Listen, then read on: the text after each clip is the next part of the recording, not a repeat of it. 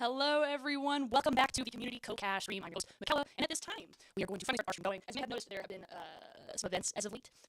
We previously did a regional Co-Cash party for Lille, which is in France, and it was a wildly successful event, mostly because it was co-produced by the Fantastic Frost Caribou, who indicated she is going to invest somewhat in the stream and help us out. So, thank you, Frosted Caribou, for that.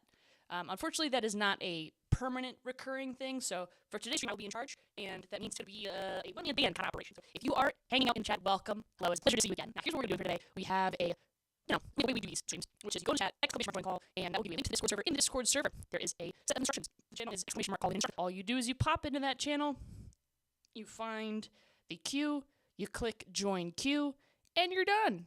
It's that easy. And at the same time, for me, I gotta figure out who's in queue if you're actually here and get them in the green room, which is gonna be a little bit tough to do if I'm a one-person operation today. So if you are interested in supporting and helping co-produce, just send me a DM. It won't be probably I'll get to it. And I think that's everything. I have a couple new features this time. As you've noticed, there's the new background, and I just re-enabled it. There is in the corner right here, I'm pointing, here it is, you can see it. There's an icon, so you'll be able to see when I'm speaking because there's a green circle, which is not super important because you can visually see me. The other thing, though, is that if you are joining the call, you will also get one of these buttons, so your profile picture and whatever Discord name that you've picked out will show up on this sidebar, so that way people know when you're talking. You will not have to get on camera, however, if you would like to be on camera. I'm going to do that right now. Last week what we did was we used this interesting kind of like side program that made it way easier, and I think, frankly, that was the smart way to do it. The problem is I do not have that particular program. It is not accessible to me. This PC is already doing its absolute most just to stream this video. So instead of having to do a whole second sidebar thing with video, we're going to just do this for today. And in future, I will continue to improve the stream. As you notice, there's literally more new things every single time you come on. For example, after stream 1, we have frame rate. After stream 2, we have actual production value. And after stream has full new array. I'm very excited by that for us to put together. I really like how she did it. So let me see what design. So I have this Windows XP Freaker Aero style background. I put the mouse in the back corner. We can actually just send for that. The mouse is behind everything, but it is it's just kind of like a DVD bounce effect, kind of like when you look at screensavers. And I thought it was funny. I thought it would be funny to have a mouse bouncing on the screen. If you would like to see something else, for example, the DVD icon, or perhaps your profile picture, just let me know. That we can do. Beautiful. Now, as you're familiar, this stream kind of starts off slowly until we actually do the promotion, so I will be going into all of our necessary servers. And for once, so I'm going to pop open display capture. We're having kind of a weird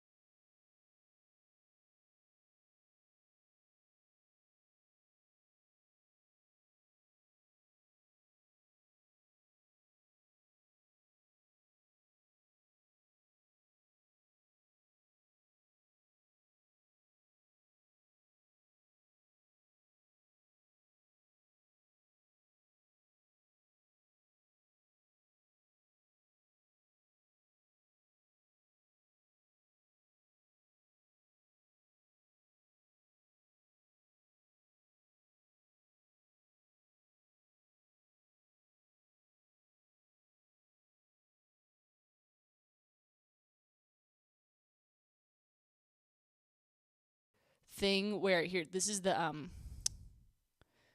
normally this window, I don't know if you can see the black screen or not, shows the video stream. We are having a weird error with OBS today where it does not want to show us YouTube. We didn't have that issue the first time with the Milwaukee cast. We didn't have that issue the second time with the other cast. I broke all of my settings before stream started today. So fortunately, I think I fixed enough of them. We started late, but better late than never. We're actually early anyway. The regionals itself does not start its broadcast until another 20 minutes, allegedly. Don't believe it until you see it. So, hello, base set Eli. It is a pleasure to have you back in chat. For those of you who don't know, base set Eli is one of our best co-casters on the entire show, and it is a pleasure to see you again, sir. Welcome. Now, if I could get... Here we are. There we are. Pop. And I'm going to go to the big Discord, big Discord, and drop in announcements that we have a stream So we're going to ping the stream pings. We're going to ping the truck freaks. And I think we just need the link. Let me get us Delinky. Where's Delinky? Give me the plant. All right, here we go. Delinky. Las Vegas stream starting has begun. We've got some fun new tricks up our sleeves. So come celebrate in style. Let's go gambling! Okay, and we'll just do a GIF.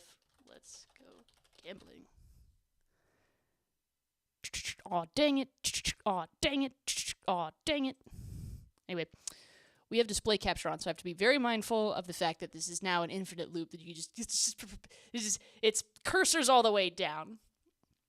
I can also, block that like this. So once the stream actually starts, the official Pokemon broadcast stream starts, we will be able to drop that in the background. And if folks don't like this Windows XP thing, or you want to get rid of the cursor, it's that easy. Just ask. I think we are going to also put an announcement on Twitter that I will be doing on my cellular mobile device. So my eyeline is going to go way off camera. And as a reminder, this is a indie stream, so if you in the audience believe in this stream and believe that we should have an access resource like this for community casting, please help promote because it's kind of it's a little bit scuffed today. So a couple more hands in the pot would help. Let's see. Where is the tweetler? Where is the tweets? Where's the link I just submitted? Maybe I could just, I could just probably drop it in chat. Here is Delinky. This is advanced. This is advanced. So what I'm going to do is I'm going to put it in my desktop. Going to put it in my desktop chat, and that should mean I can open it on my mobile phone chat, which will also mean I can just immediately drop it onto the... Oh, okay, I can't put it in the Discord chat. That's unfortunate. Which means I could just drop it onto the Twitter. That reminds me I could just copy it direct from Discord. We've saved the day already. It is a fight. It's a fight for our lives over here.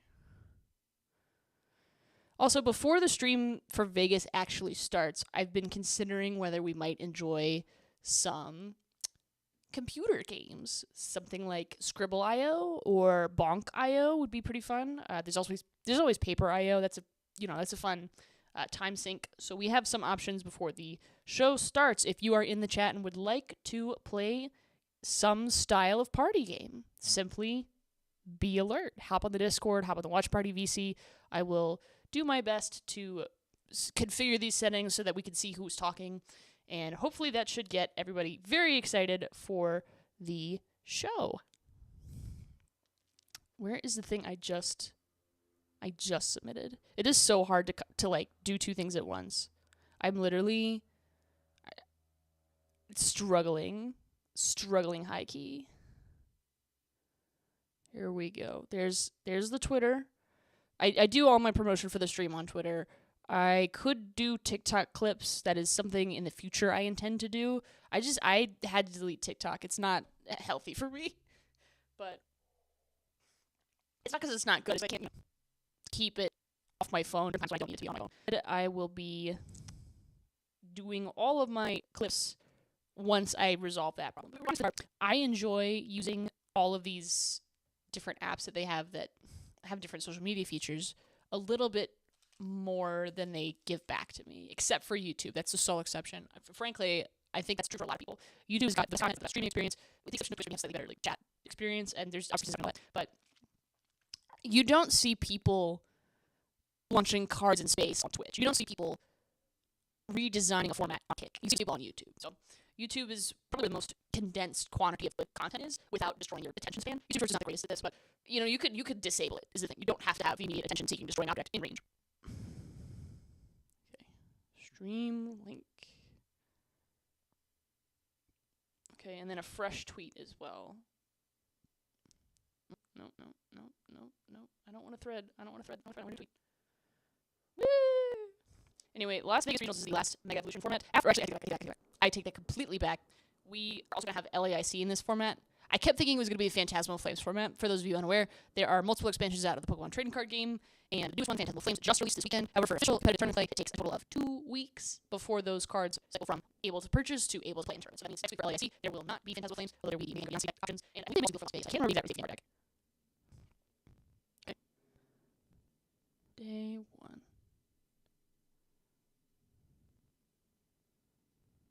There we are. Okay. The stream link has been dropped to the big Twitter, the big Discord, and I have got the chat open on my cellular device. Obviously, we need the stream to actually start before we can watch some gameplay from Las Vegas. Not me, cannot discuss Vegas. You are very encouraged to watch BBC. I can just immediately pop you into the Discord stream room if you like, or we can just converse over the chat. I see TJ Reverse JT. Hello, JT. Pleasure having you on the show. For those of you who may not have been last time, JT was one of our first speakers for the day. And frankly, I gotta start putting like a badge or something because you got up early for that. That was day 2. Very excited to have you back. And looks like we have a third chatter, although they're rapid. Call in, not spammers. Are spammers, do not spammers. Good deal. Okay. I am going to pop open Limitless TCG. We're going to discuss what we expect to see for the Las Vegas Regionals. It is finally time to actually do what we came here for. Here is the display capture. You're going to see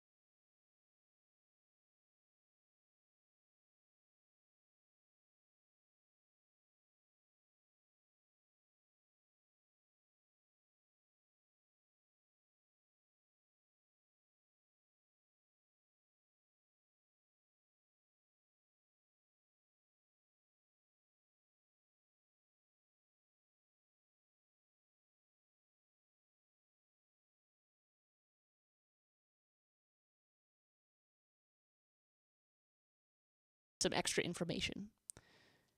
And that's the display capture. And here is Limitless TCG. Oh, Limitless TCG.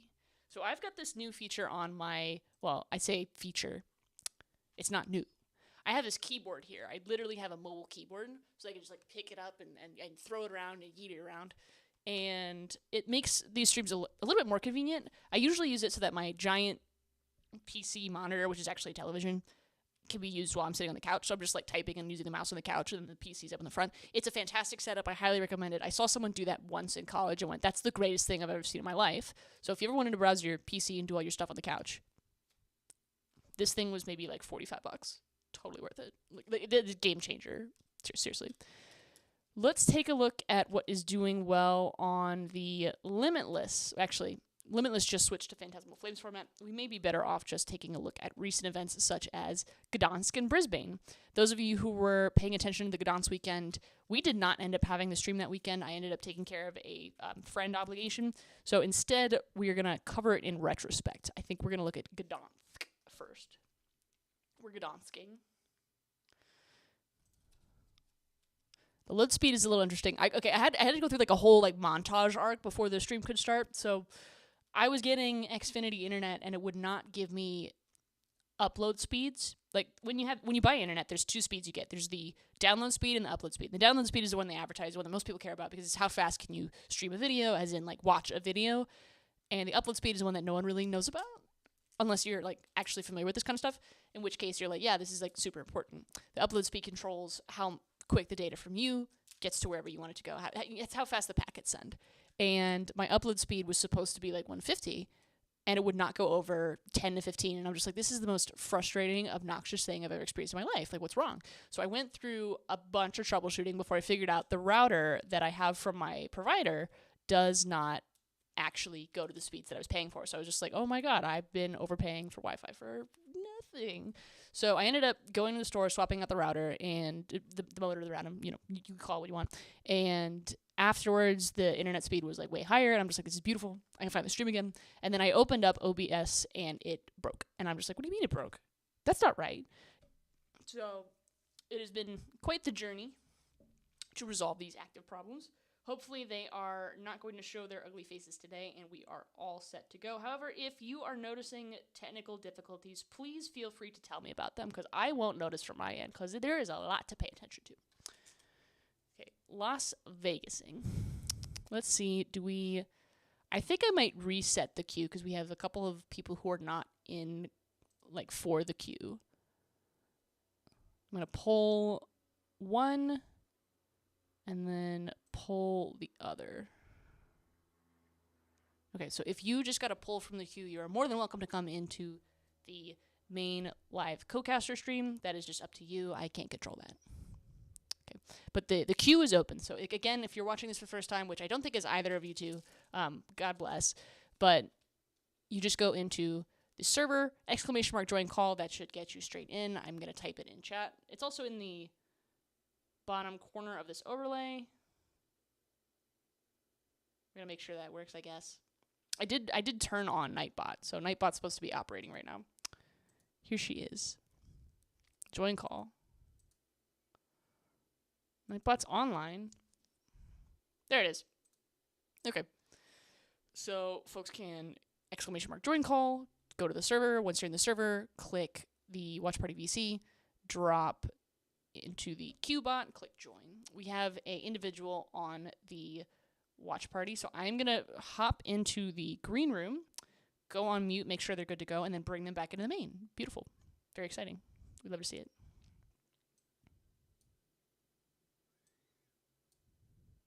Hello. Hello there. Hey, how are you doing? I'm doing all right. How you doing? You know, I'm hanging in there. Are you interested in popping into the live chat right now? Yeah, that's fine.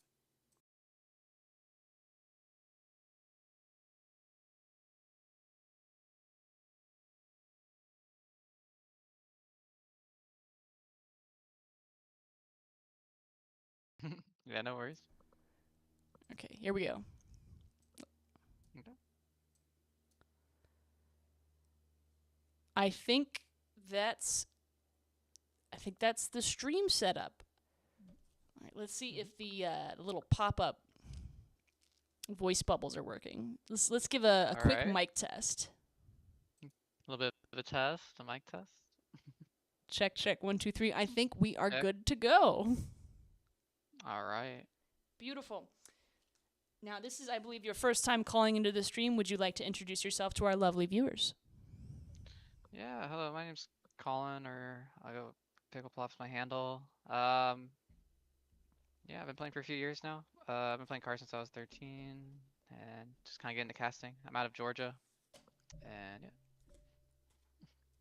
Wait, word? I'm also out of Georgia. We should hang out. Yeah, oh, right. I think I've played you before, actually. I could believe it. I could believe it. I think I might have hit you in Orlando a few years ago, or 2 years ago or so. Hey, it's a small world. Yeah, that's cool. Aw. Well, it's a pleasure to make your acquaintance again. Yeah, I mostly play North Atlanta area. Okay.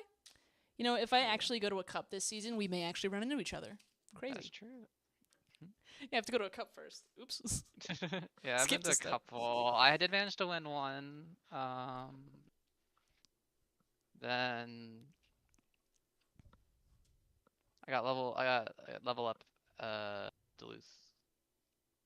Good stuff. What deck were you on? Terrabox. Terrabox. I think that's where we should be starting our discussion for Vegas. What do you think? Oh, sure. Okay. Tell us a bit about Terrabox. You know, what makes it a good deck? What makes it a strong deck? Some folks here may be very familiar, but the folks watching on the VOD, hours later, days later, years later, may not know. So Terravox strength is mostly from well, it's got a wide variety of attackers it can use to answer whatever's on the opponent's board.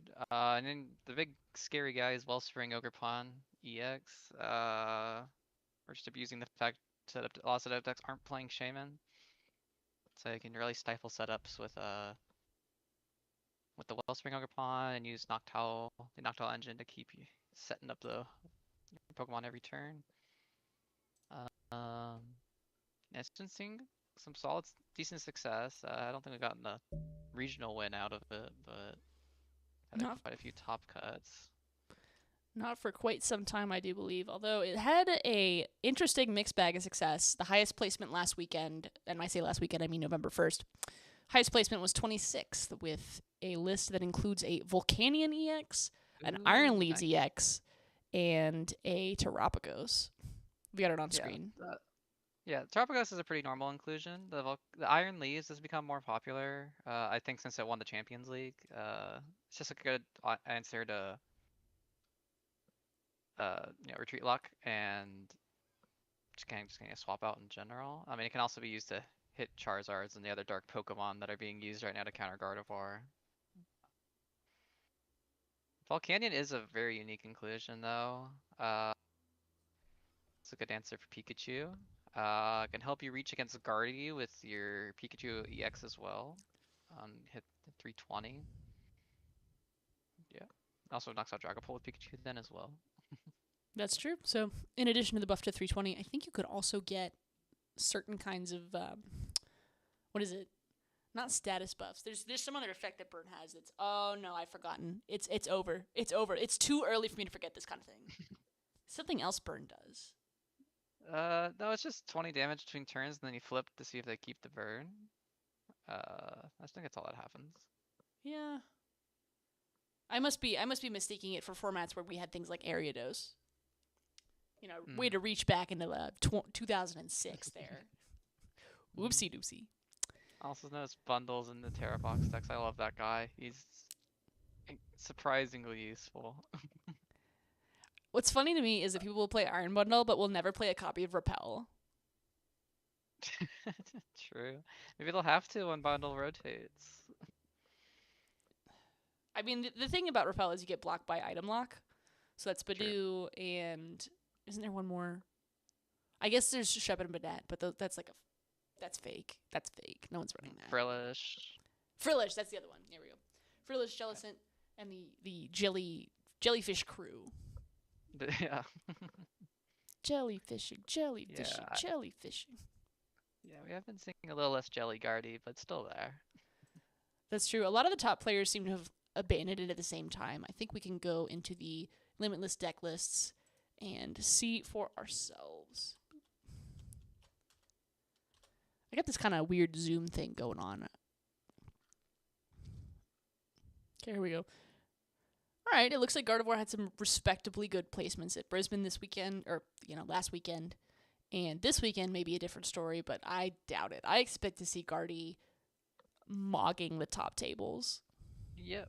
I do think it's underperformed, but we're back in NA this time for this regional, and we got some really good Guardy players over here. So I'd expect to see it do well again. See if a Bond can get another finals finish or going for the Henry fourth. Chow. Oh yeah, the Guardy king of all time. Oh, apparently won in juniors. Good for them. Okay, it's weird that Limitless tracks seniors and juniors now. I'm just like, how do you get this information? Who's reporting this? Yeah. I guess if you're just on the floor. I think they're just pulling it from Arcanine directly. See, that's what you think, but then they've limited it to clearly the top 8 total. So I guess they still get it from Arcanine.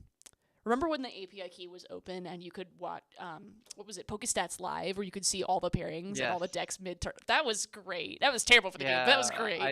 When I did teach Charlotte a few years ago, you just pull up your opponent on Pokestats to try to figure out what deck they're on before you even sit down in day 2 and stuff. On LTE, totally unable to get anything going. Fantastic. Okay. So they've got the official stream on, but there's a 15-minute waiting period. This is not a surprise. So they should be starting at 3. Thank goodness we started our stream early because it was a hot mess for at least 15 of those minutes. Beautiful. Now let me ask you this, Colin. Are you interested in casting our first match or just kind of riffing for a bit? What are you feeling? I'd be good to do the match as well. Yeah. Okay. If that's all right. I'm just vibing today. Don't got anything planned, so I can do a match. Can riff a little bit about the meta and see if Dragapult can keep performing. Big Polt. Who are the winners from last week's? I literally watched both these. I watched Daniel win, and I was just like, who won Gdansk? Okay, Goldango Lunatone. He was playing Goldango, and Yes. Brisbane Mega Kanga. Okay. So Ryuki Okada's Mega Kangaskhan added something actually new to this format. The inclusion of a copy of Airy and Xerosix Machinations as an answer to Goldango Rocks. What are your thoughts? I think it's a good idea. You can use Airy to try to snipe some of those superior energy retrievals from their hand, and then you also have Resource-6 to make their hand small, and then pick whatever you want out of that 3-card hand with your Absol. So I think it's a good idea. It's a very disruptive card. That's kind of what this deck's trying to do. Busted. And I'd consider myself to be some kind of Absol Kangaskhan enjoyer. I actually disagree with the inclusion of Lively Stadium. I've enjoyed Town Store a lot more, but that extra 30 is relevant on occasion. So I'm just like, okay, I guess if you're gonna just have 800 HP. Yeah, 380 is tough to deal with. My solution with my Terravox list to try to deal with that was just play a jamming tower and hope it's like just Pikachu. But yeah, then that's still hard. Not the ideal answer, man. It's another piece people have to find to be able to answer that.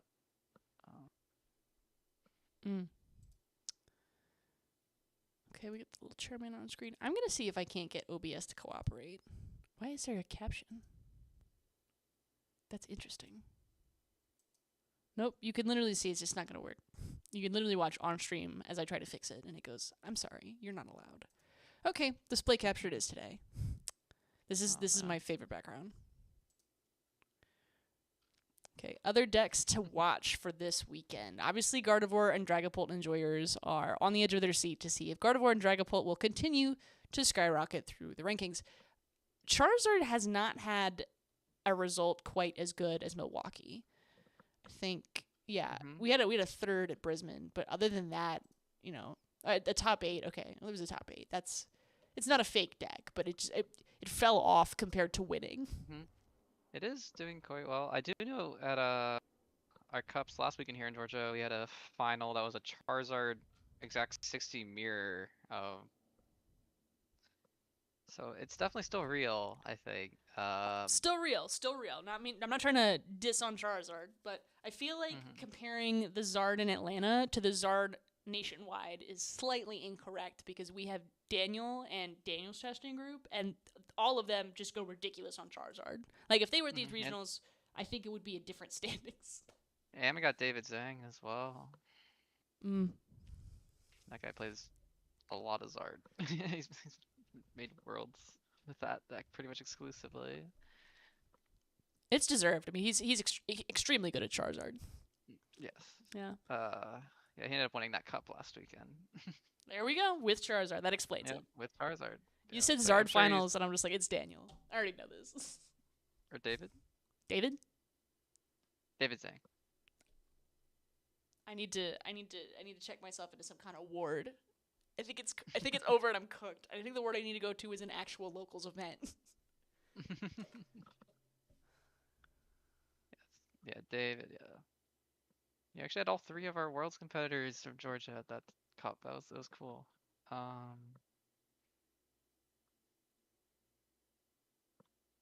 Wait, Tim Dinklin's playing the Blood Moon? The little baby moon deck? Yeah, let's see if we can get this on camera, because this is...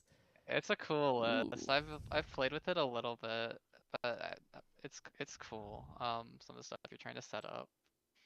And it's pretty crazy how quickly the damage will ramp up from the Blood Moon or Seluna. You don't need that many counters.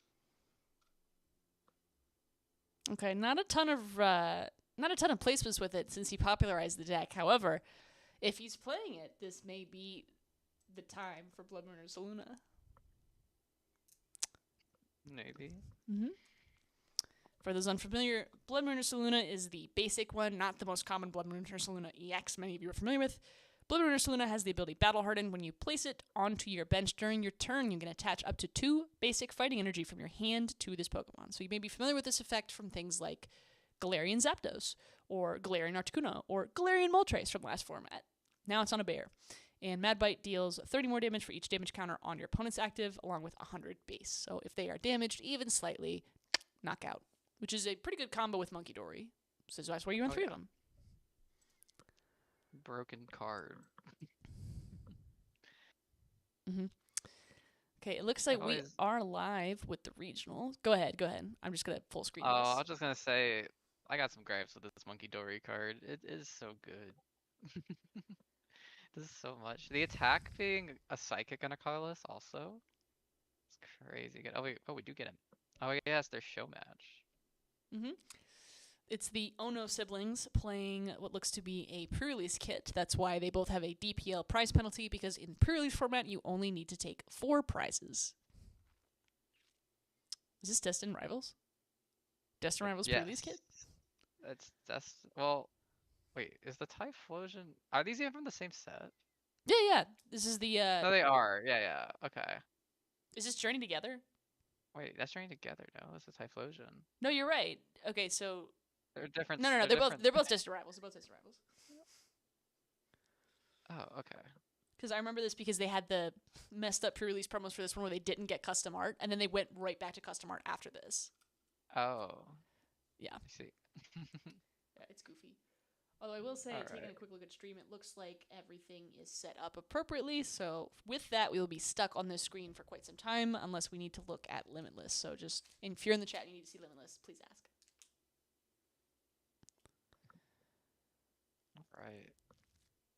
Well, I think I am favoring the Ethan's Typhlosion deck here. Yeah, Proton for triple coughing is interesting. Wait, he's got a Kenji's got a Dondozo on the bench there. Ooh. I was looking at the big Gyarados, but yeah, that is a big Dondozo. Dondozo EX deals 30 plus and 120 plus, and I can't remember what the effect of either attack is because it's not meta. Yeah, I don't know. But there's also Misty's Pokemon in this deck. That's true. Misty's Psyduck is such a fun card that I'm so upset. I took it to a cup, the first cup of the season. I kind of took it as a joke. It was like this elaborate Roaring Moon Misty Psyduck nonsense. Of course I lost, but that wasn't the point. I went to that cup to have fun, and I'm so upset Misty Psyduck is not a viable card because the gameplay of just immediately reattaching and rediscarding it for the bench is super funny.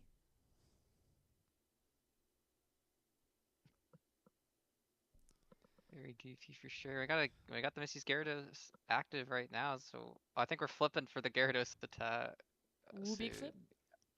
Wait, am I looking? Which feed should I look at? Okay, Dondozo does 30 plus 10 more damage for each counter on this Pokemon. So once you're damaged, it deals more damage. Basically like Zoroark EX, ends Zoroark EX to be specific. And its second attack, Dynamic Dive, can do up to 240. If you do, it damages itself for 50. So it fuels its first attack using its second one, but both attacks are extremely resource intensive. Misty's Gyarados, on the other hand. Misty's Gyarados. See, I'm typing it in, so I'm going to say it out quietly. Should I just be looking at the actual stream? I think that'll be close to live with you. Yeah, that will maybe be better. I am currently marked that the show will start in 6 minutes and 36 seconds. Okay, I'm a little ahead. All right. Okay. Maybe I'm behind. No, that's as far as Google Chrome will take us. Okay. Fortunately, they have the timer on screen specifically for this Codecast stream, just so that we can coordinate. That's the important part. Mm-hmm. All right, I'm looking at Misty's Gyarados. Oh, go ahead. I'm at 6 minutes. About 6 minutes. Okay, I'm at 6'7", 6'6", 6'5", Okay. 6'4", 6'3", 6'2", 6'1", 6. Sorry, I didn't realize that I was making a brain rot joke there. That was unintentional. Okay, it should be close now. All right. Okay. So we're on Annabelle's turn. He's got the backpack on in the chair. He's committed. Dripped up. The two of them in their little Tatsugiri outfits. That's so cute that they match. Alright, Typhlosion coming in for how much? 160? Oh, Scared's got 180. Oh shoot. Big guy. Big Gyarados.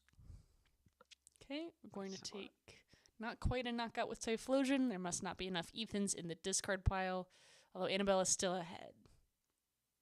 Wait, they both have the coughings as well and the wheezings. Wait. Ooh, wait. Oh, it did knock out. Okay. Okay. 160? Down to one prize. I don't know what happened there. I guess they just didn't count the right number of Ethans. Maybe. Alright, got the Avenging Billow. So that sounds like a revenge attack to me. Oh, here it is. Yes, Alright. it is. 10 more damage, reach damage counter on this, but oh, well. Yep. Does he have None on it right? currently. But he still knock out the Typhlosion with the 30 plus times 2 for weakness, so 60 will be enough.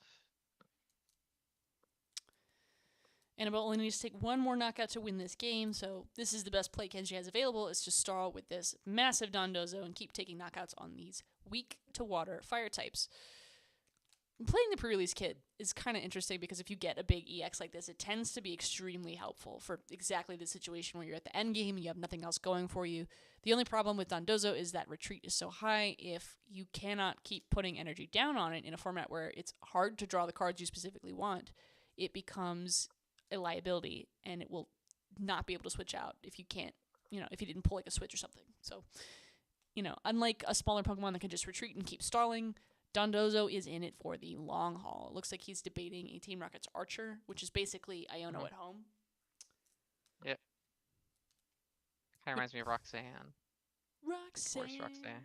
Shuffle the deck, Roxanne.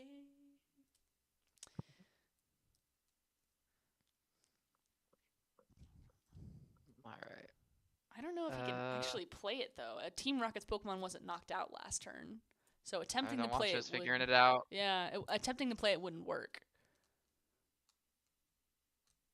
Remember how people thought this card would actually be good? Which one? Before Destined Rivals came out, people were like, oh yeah, it's a real deck, and then we looked at the City League results, and then it wasn't. Yeah. Fake deck alert. Unlucky. Muy desfortunadamente. Okay, they're taking a look through. Wancho is telling Kenji the unfortunate news. The backpack will not allow him to carry this matchup. No. Alright.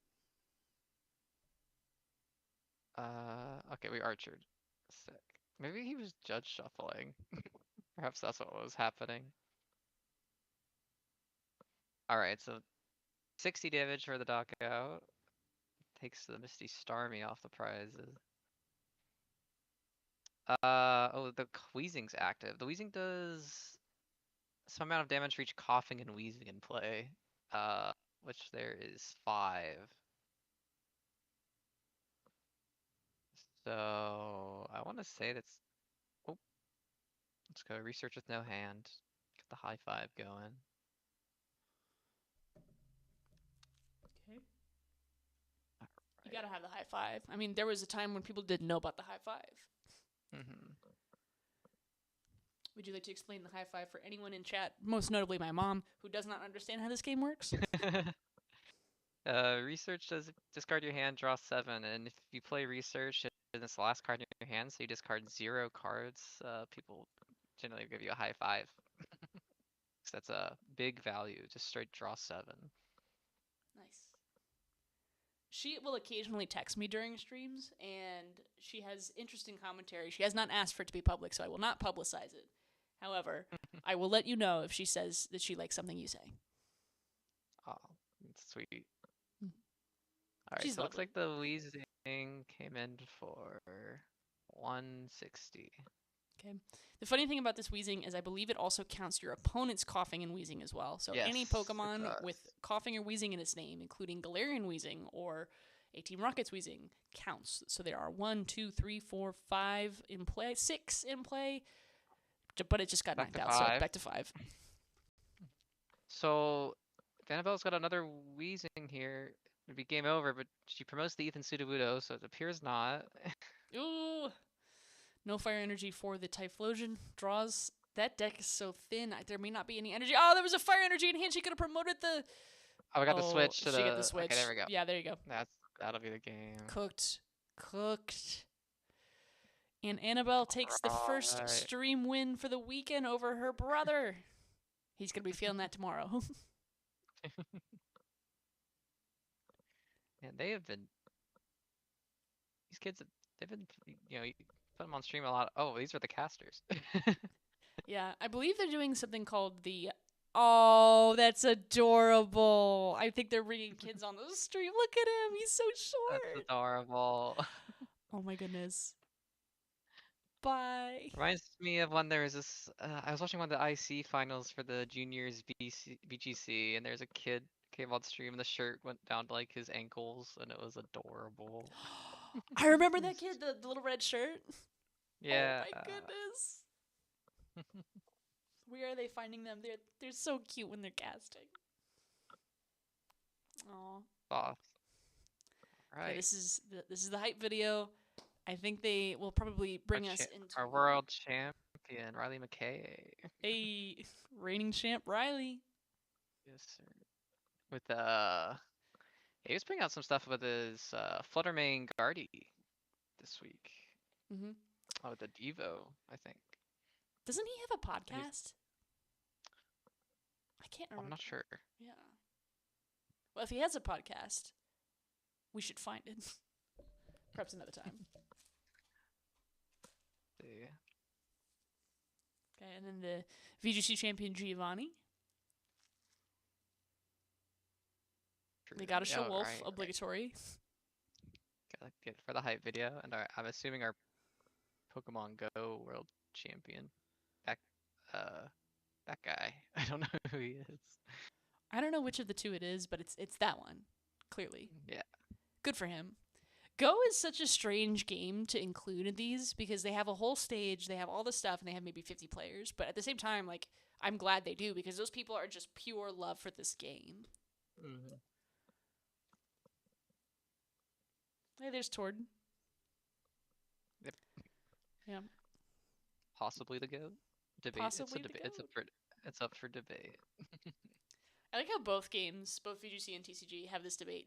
Go is just new enough that I don't think they have a GOAT debate right now, but the two debates mirror each other. It's the floor. There we are. Woo! Okay, vendors today include Full Grip and the side deck, apparently. Interesting choices. Some of the casters we got this weekend. They have 6 this week, and I have so many. That's true. Here are 4 of them. Mm-hmm. Okay, Wancho is hosting. It looks like he's followed by Ethan Heggie, Kyle Sablehouse, and Chip Ritchie, who I will unmute slightly, but only slightly. Yeah, all these guys have been doing this for a while. This is one of the biggest regional championships we've ever seen. And Okay. Good at what they do. That Chimchar looks awfully skinny behind them, I would say. This is the tiniest little Chimchar with the biggest head.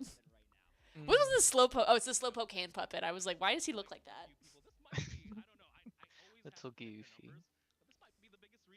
That green suit is drip. Last time I checked was like 2,900 when I was checking the statistics, and the one before this was what, Pittsburgh at 2,000. Okay, they're saying 2,900 players.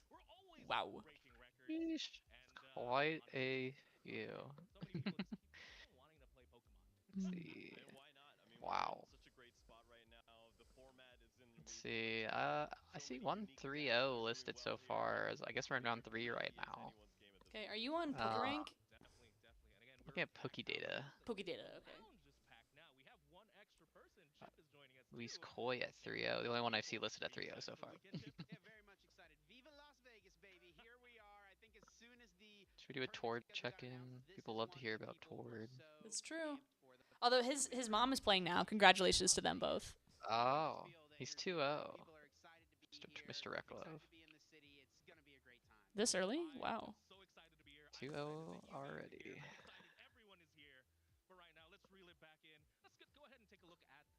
Oh, for anyone googling at home, it's Pokedata OVH, not just Pokedata. OVH is the one that has the standings. Mm-hmm. Checking some Georgia players now, just for fun. Okay. They're showing Axel's us the 2-0. schedule. Ooh, Oh, good for Axel. Axel is a well-known Georgia player who has kicked me a lot in locals, but that's something that happens when you're a good player. I'm his bracket demon. Bracket demon? Yeah. That might be more of a Smash term. For some reason, I just seem to win when I hit him. Nice. It's just I don't know. But anyway, so let's see what we got going on. The only one I'm planning to go on so far on this list is Orlando. Okay. Not many southeastern ones labeled yet, but we got No. Sao Paulo next week. That's true. That is LAIC. Oof. Yeah. It's still in this format. It's so wacky. There's like one tournament in NA between LAIC and EUIC. Like that's. I was noticing that as well. That's not a lot of opportunities to get your coveted championship points for Worlds. Not without a flight or not without multiple flights. Yes. Okay, so they are. This is weird. Someone is 3-0. I guess they got a buy? How do you get a buy at 3-0? I guess your opponent gets maybe the round is just opponent no showed, or they just won really quickly. That's true. It does actually happen that you get a 3-0. I was sitting at a gosh, it was 24. I don't remember which tournament, but I was 3-0 and my opponent was late, and I was like, "What? Why are you late at 3-0? This is round 4. Like you need to win like 3 more to go to Swiss. Like where did you go?" He comes in about 5 minutes late. He ends up winning anyway, but it was Lugia versus Maridon. I got cooked. Oh, so a quick matchup, I got cooked. It was close, but I got cooked. So that's what you can get with an auto loss like that. But his point, I think, was that he went to the bathroom and didn't hear the PA. And then like a couple regionals later, it happened again. I was 3-0, 4th round. The guy was late. I'm just like, what? Again? Anyway, I actually won that one.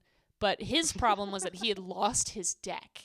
So he's running around the venue trying to find it when the PA goes off. And I'm like, that's the worst thing I've ever heard of. When he sits down, he has it. And he goes, I had to use up all my luck. Someone turned it into Lost and Found. And it had like nice Charizards in there too. Wow, so, that's very lucky. Yeah. Some other Georgia player checks. Nathan Brower and Forrest Burks are both 2-0. Hey. There's someone here also in the tournament. Their name is Forrest Friend. It's a very interesting name. I like that. Okay, other notable names I see. Israel Sosa is back in the game after I don't know how long.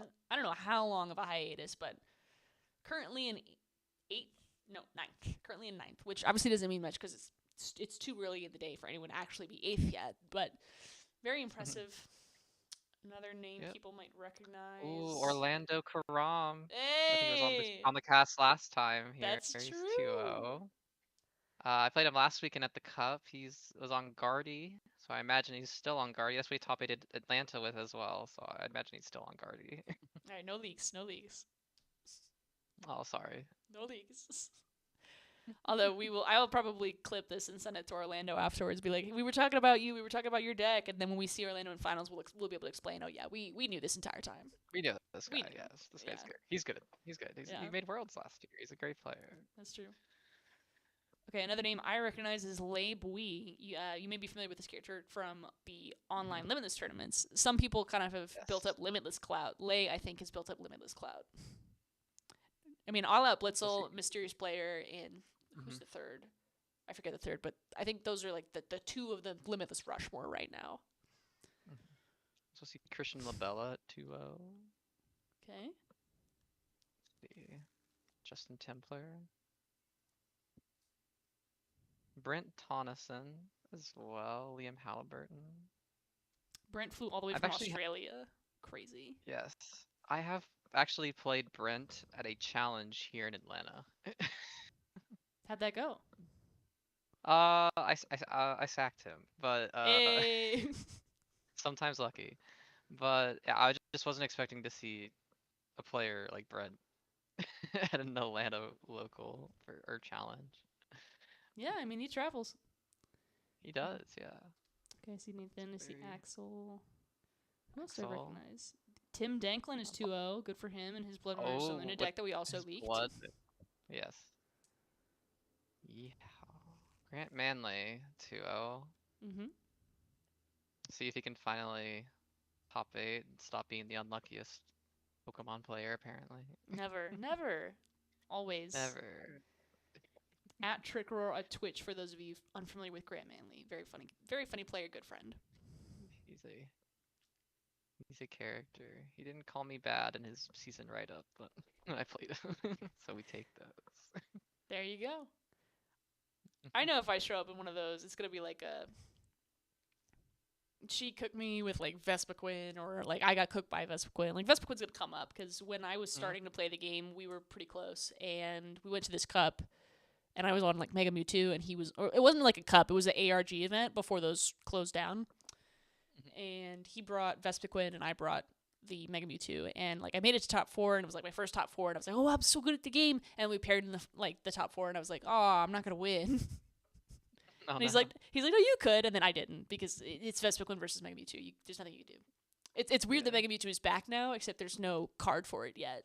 The minute one drops and it's good, I'll be playing that. For sure. Looks like we got our top 16 here in NA and championship points. A lot of recognizable names here. We got a Terravox Demon, Carter Malnayak. I don't know how to pronounce his last name. Carter Carter. Malnayak. Malnayak. Yep. I'm also joined by our third co-caster, my cat, the co-catster. Oh. She's hanging out Hello. right on screen. Here she is. Say hi, sweetie. Oh. Just get right directly into where all my stuff is. Thanks. Do you have any Love pets, Colin? cats. No, I don't, unfortunately.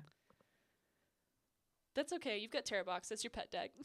That's my pet deck. I've been playing that for a while. I actually did play that also to the last full grip event. I went up to full grip for that. Got cooked by Emma Hagen on stream, and it was a fun time. Roasted. Oh, yeah, I actually picked up her EV box after that, and have some fun playing that deck as well. I like my Noctowl decks, it seems. For those curious, this is Phoebe, the cat. Phoebe is eating my laptop right now. Hello, Phoebe. That's not for eating, sweetheart.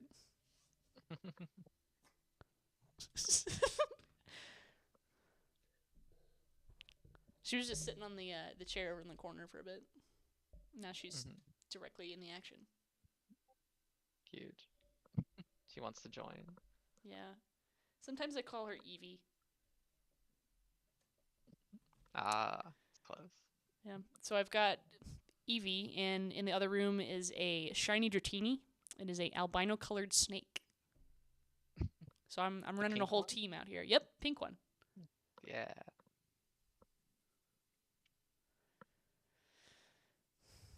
One step closer to a real team, except they're not going to fight because they're sweethearts. Speaking of games where you don't fight, have you seen the trailer for Pokopia yet? No, I haven't. They've got this wacky-looking Tangrowth on it, and I'm looking at it, and I'm not really sure what to call it. It's not really a shiny. It's like some kind of like variant. And then they have that Moss Snorlax that was on Twitter, too. So I don't know what they're doing in that game. But I will be there. Oh, they're showing the Phase 2 Gdansk. Okay. Dex. Ooh, Phase 2 analysis of Gdansk. I can't wait until they show the Phase 1 analysis of Vegas. Yeah, me too. That's a lot of Golden Go. Yep. A lot of Dragapult. Terrabox is on there. Terra Toolbox. Jeez. Interesting name choice. Yeah. I think the only tool you got actually run is Sparkling Crystal, maybe a Brave Charm. Air Balloon? Oh, Air Balloon. You're right. Air Balloon. I don't mean to malign. Looks like the Guardian decks make up 16% if we combine them. That's almost as much as Golden Go. Yeah, that's accurate. Good deck. It's reminded me of Gardevoir's reminded me of Mew VMAX of the Sword Shield block. Guardy's been that for the Scarlet Violet block, where it's just this psychic deck that's just had it too good for too long, and will be good until it rotates. That is true. The only thing it doesn't have that Mew does is ridiculous draw. Genesect True. was a mistake. Yes, I started playing some Mew a little bit before it rotated, and it's just like, you just can do almost anything you want. You just see so many cards. Mm-hmm. It's very rare that we have a deck that actually has hand advantage. Because in Pokemon, you just kind of draw 7 and move on. I guess it's now you have Lilies. You draw 8 and you move on. Yeah. Shuffle draw 8 would have blown minds in the Professor Oak's New Theory days. No, for sure. So many cards. Still can't get the boss you need for game. All right, Nick. So what is the prediction for most played deck today? Phase 1 of Vegas. Well, it won't be Saraledge. Although I do like Saraledge. I don't think it'll be the top. I think the top should be some... Well, Gardevoir's going to get split again. I think the top will be... Not Dango, not Bolt. It's not Grimmsnarl. I'm going to go with Gardevoir. Gardevoir? Yeah, I think if you combine the two, it'll be Gardevoir. I think it'll be Dango. I just think Dango's really... I mean, I think it'll still be Dango. I think it's just really well positioned. It does pretty solid in the Guardy, I think. And... Oh, well.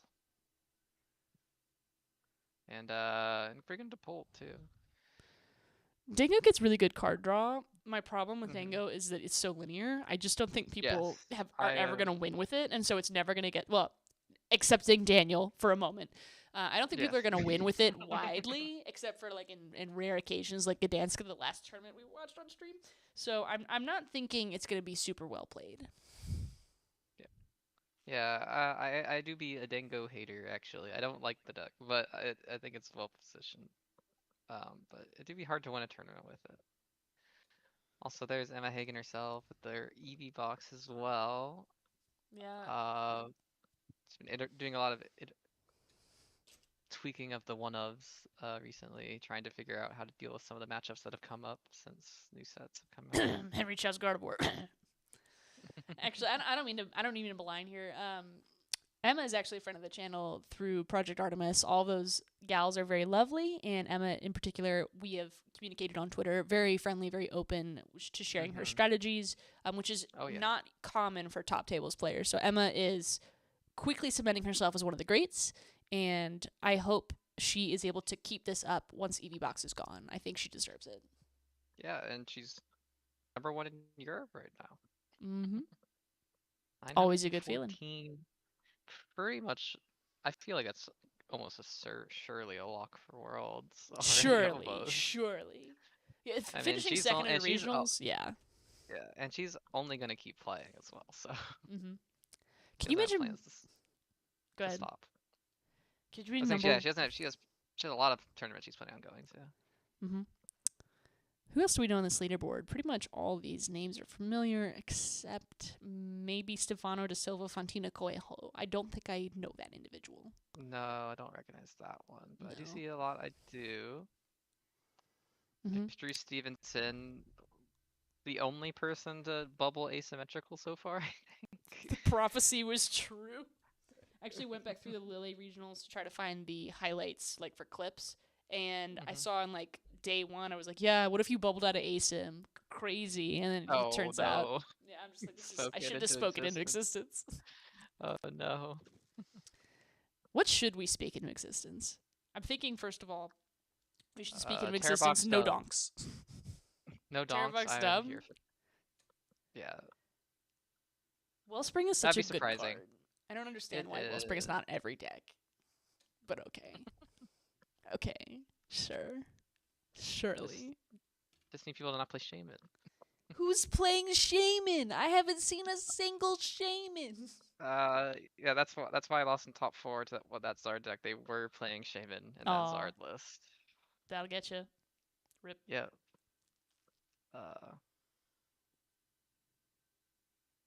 So I guess there's some shaman running around, but not a lot. It's still I was there was I mean that was the only shaman I saw all day, so not a lot of shaman running around, which is good for Terrorbox, which is why it keeps popping up around doing well here and there because it's just there's weeks where people aren't playing shaman and it can pop off.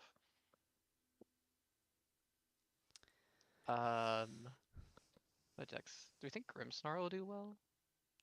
Grimothy Snarl has not really had any good finishes for a while, so people's radars are down for it. The problem is that with item lock being something people still have to respect, period, I don't think there's really going to be a good scenario to be playing it. I think there's times where it's a better choice than others. So if my Gardevoir prediction is true, I'd be like, yeah, you could totally sweep the floor with Grimothy Snarl, but it just having a deck that does not draw cards is just a problem.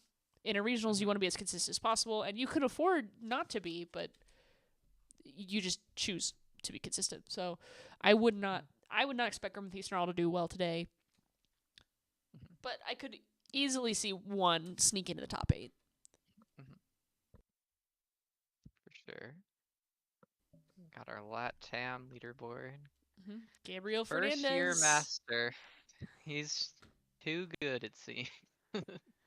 He's absolutely going to be moving for that top greatest of all time spot. I think he's starting to get gear into the season, and if he keeps up at this pace, frankly, with more championship points than some of the higher EU and NA players, he may start working his way into contention for greatest of all time.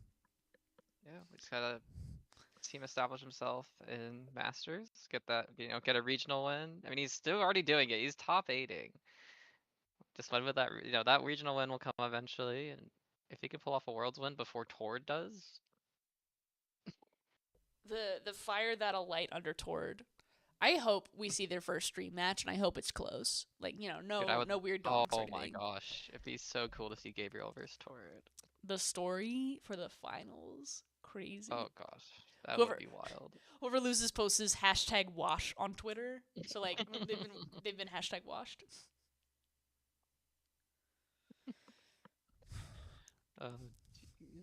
Okay, other notable names. The other thing about Gabriel, too, is that he's got his testing partner, his brother, who's 6th on this list. Yes, they're both very good. Also, Diego Casiraga on there as well, our world champion. If Diego gets a double Worlds win, that'll start to put him in GOAT contention as well. True, so a lot of LATAM players, yeah.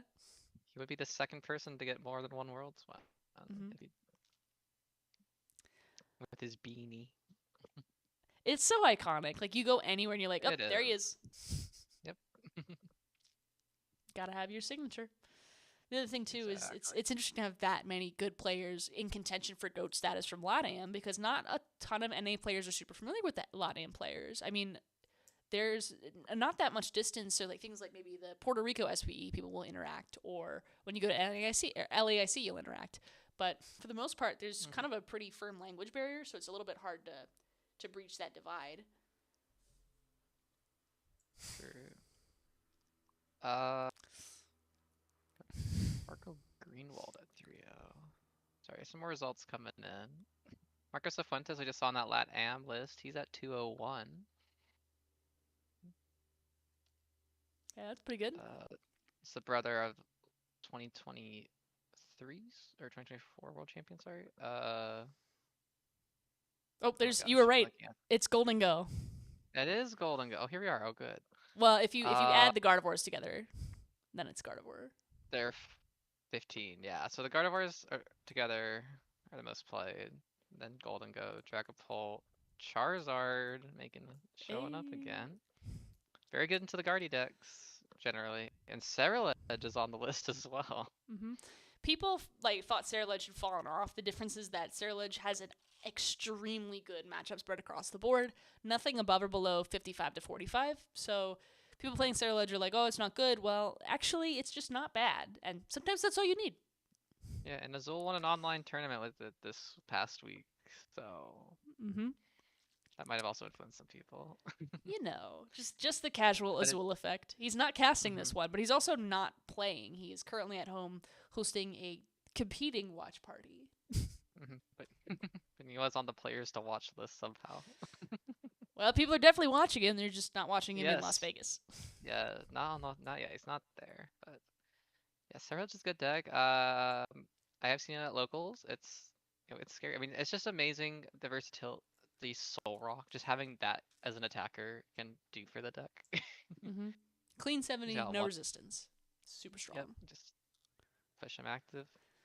Slap something. It's got the jet energies as well to get out of retreat lock. It's got a lot of them are playing legacy energy as well to throw off the prize trade and basically make their opponent take 4 knockouts to win instead of just going 2-2-2. Yeah. So Well, the other thing is that 270 HP is pretty frail for a 2-prizer. I mean, I know we have Goldango at 260, but that also draws cards and has a 1 energy attack. I mean, Cerulege has a 1 energy attack, but you still have to put a ton of stuff in the discard. So, Right. 270 to be able to chain a bunch of those, you need to be a little bit worried about something like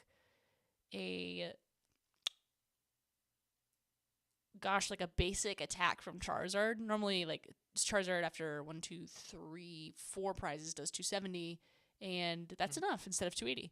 Or a single use of the Phantom Dive from Dragapult coupled with a Dust Noir or a Phantom Dive plus a Hawlucha. Actually, Dust Noir, Hawlucha, and like a Monkey would do it. But you know, it's more in range than 280, which is kind of the typical number you're trying to hit these days.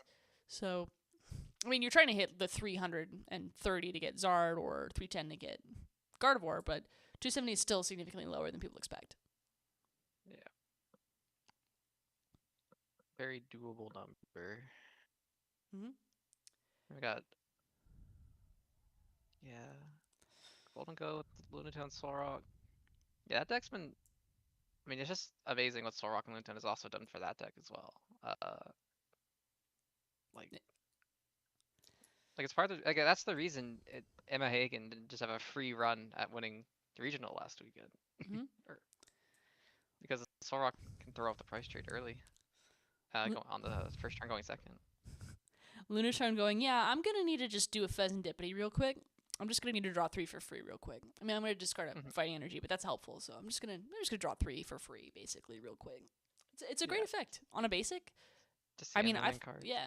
I thought Kangaskhan was good just for drawing 2 cards as a basic. To draw 3 as a basic, I mean, we have basically Radiant Greninja's back, but better. Mm-hmm. Look at Quaxley just face down on the floor of his Oh, hangout no. lounge. Like, he had a little too much fun in Las Vegas yesterday. Yeah, he had a rough night. Aw. Little hungover. They were loud in the hotel room and he couldn't get any sleep. No. Who do you think of those forecasters as having the most fun? Which caster's having the most fun? Yeah. I don't know. Kyle's got some really fun looking socks. Oh, wait. I hope they show them again because I missed them the first time. Oh, I've seen Daniel Magda's regional winning Golden Go now. Big dubs. With the Mawile. You know, I think the And the caster having the vitality most fun is us. Oh, yeah? Yeah. Just vibing. Just vibing. Just vibing. Picnic basket. I actually haven't looked at this list too closely. It's not too crazy. The Mawile is the most surprising thing, but it's obvious why it's in there. The Rocket Petrol is just funny because like people were like, "Oh yeah, I'm gonna use Cypher Maniac. I'm gonna use this," and he's just like, "No, I'm gonna use Rocket Petrol."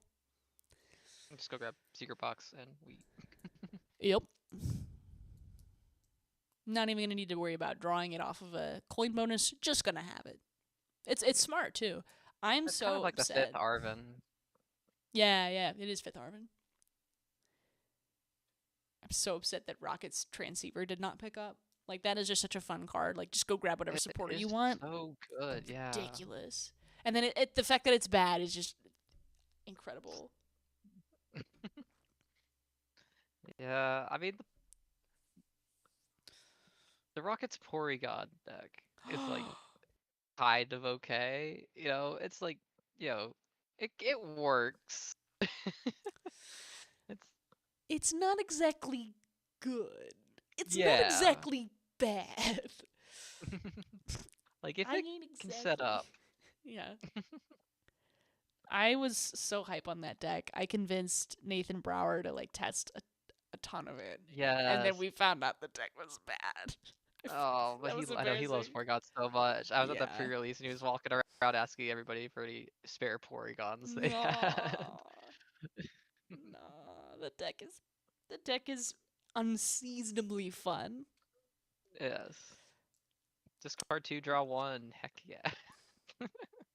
No, you don't get it. It's basically Zoroark. It's basically Face. Zoroark. You want a discard. Yeah, it's basically a stage 1, except it's a stage 2. I think if it was searchable with Rotom Fan, it might be a slightly different deck. But you can't play a non-rocket Pokemon because then you can't use any of the rocket supporters. The rocket supporters are just too limiting. Shame. Shame. I don't know. Cerulege is kind of keeping the discard strategy alive. It's a little bit strange. We haven't had a deck that really focuses on discarding and keeping things in the discard in a while. Like we have Raging Bolt, which is focused on discarding energy from your Pokemon in play, but that's closer to a deck like Ray Eels. Yeah. The last Ancient Box. Yeah, we had Ancient Box, but then Ancient Box was bad. I mean, it was good at first, but then it was bad. Yeah, I played it for a good bit as well, but I kept hitting Zards and top cuts of cups, and I dropped it. But Yeah. I I actually like played it. it to Toronto last Can't year. play it. You took it to Toronto last year? Was that Yeah, I early did or for, like- late 25? That was December Okay. 2024. Yeah. And I did a lot of tying. The Roaring Moon experience. Yeah. Yeah, I like my one prize decks. I wish they were better. I wish I could play them and feel confident, but not to be. I think when I played you at a regional, I think you were on Ancient Box actually. I believe it. That was probably regional. I did not day 2. Not for lack of trying, but the Ancient Box just did not. It was a little too ancient to box. Yeah, I almost day 2'd with it. I was 404 on the wooden end, but I lost Oh. the wit. So we were close. Oh. Back when we had Lost. 9 Swiss rounds, they won. Yeah, I lost to Cloth too. I was so sad. It was like should be such a good matchup, I think, but I just could not get enough ancient boys in the discard quick enough that game. Cloth was a good deck that didn't get play. Like I think Cloth was a real deck that was underplayed. I think it's underexplored for sure. It could do some really cool things with the poison manipulation. I can't remember if this was before or after the Amoonguss, the Brute Bonnet. I want to say after. It just wouldn't make sense without it. Yeah, I was playing the Brute Bonnet. Okay. Well, I know Cloth was around a little bit before then. Yeah. But then it was just like a meme. They were playing like the spicy curry. That's it. That's it. That was. No, that's it. The hot Galarian curry, the spicy curry. Yeah, to burn it, and then there was a way to poison it, and then it was like, you had the Hisuian Electrode V. That deck was so silly. Like it's just we're gonna have double weakness for everything, and then if we don't, I guess we lose. So yeah, what a way to run a deck, and it did truly do super effective damage to almost everything. So Mike's Grimmsnarl, is this Mike Ellis's Grimmsnarl? I don't know which Mike they're talking about, but this looks like a pretty normal Grimmsnarl to me. Grimmithy Snarl with a shaman. With a shaman, yeah. Not the shaman. No shaman admitting it. One candy. Yeah, I think a lot of Grimmsnarls have been playing one candy. I don't think it's a bad play. Yeah. Sometimes it's easier to search out than the big Grimmsnarl because you only have 2 Spike Myth, but you have 4 Arven. True. 4 Lily, 3 Iono, 1 boss. What do you think a rare candy tastes like? Oh, this is not something I thought about. Perhaps like a mint? Like minty? Ooh. I didn't think of that. I would have thought it was like a pure sugar like kind of flavorless. Because like you look at it, and it's like it's Oh. visually got that little rainbow pattern. You're like, wow, it's so cool. So you think they probably Mhm. like cheaped out on it, but it is a rare candy, so maybe not. They're rare for a reason. Surely. I hope. I guess that makes you ask, what does an experience point taste like? Because you could get the experience points from eating the candy to Oh. level up. So what does experience taste like? Alright. Defeat, deliciousness, a lot of high fructose corn syrup. Maybe. Yeah. Israel Sosa 3-0. He's back. He's back. Zach Cohen. I think he's a Florida player. Mhm. I know some of the Georgia boys play test with him. 3-0. I don't know if Maddox is in this tournament. That's the only Florida player I could say Maddox. I follow. Corcoran. He is. He's 201. Okay, so at least it was a tie. He's okay. And I know he's there with probably Parker. Hmm. And then who's the other 3-0. one? One of the other beach court members did not make it to Vegas. Eric. I That's believe it. he's on Eric Ridgway. that. He's probably on dad duties. Hmm. It's important. Somebody's got to do it, and it's gonna be Yeah. him. Someone's got to take care of that kid.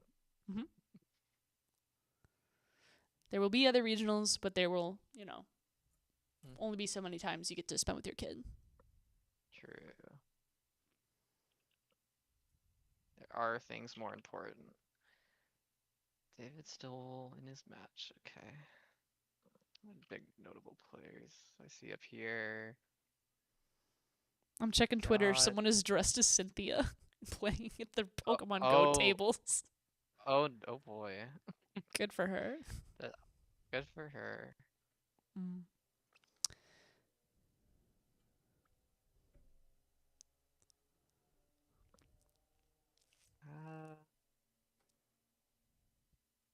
Yeah, I don't see too many names yet. Very interested what Maddox would be on. I'm not sure. Well, it's not Maridon. Probably not. If it was Maridon, we would all know. I think Eric would have spoiled it for everybody. The fall off of Maridon needs to be studied. Yeah, that was a deck I did play for a lot of 2023. Actually. I was playing that deck before we had Iron Hands, and that was a time. Trying to beat Gardevoir and Lost Box decks without Iron Hands was a time.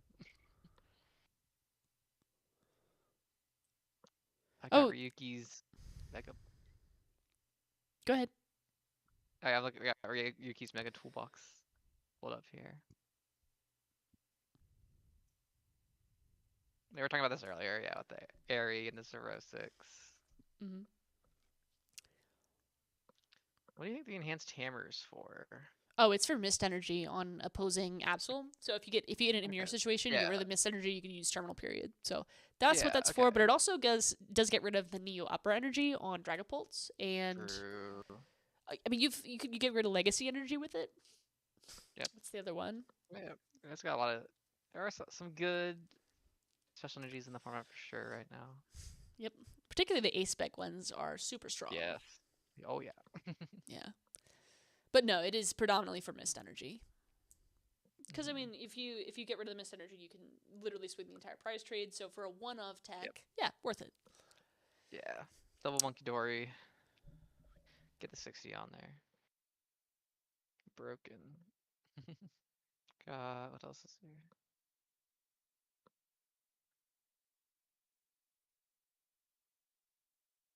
The Psyduck. I still haven't obtained one of those. They're hard to come by.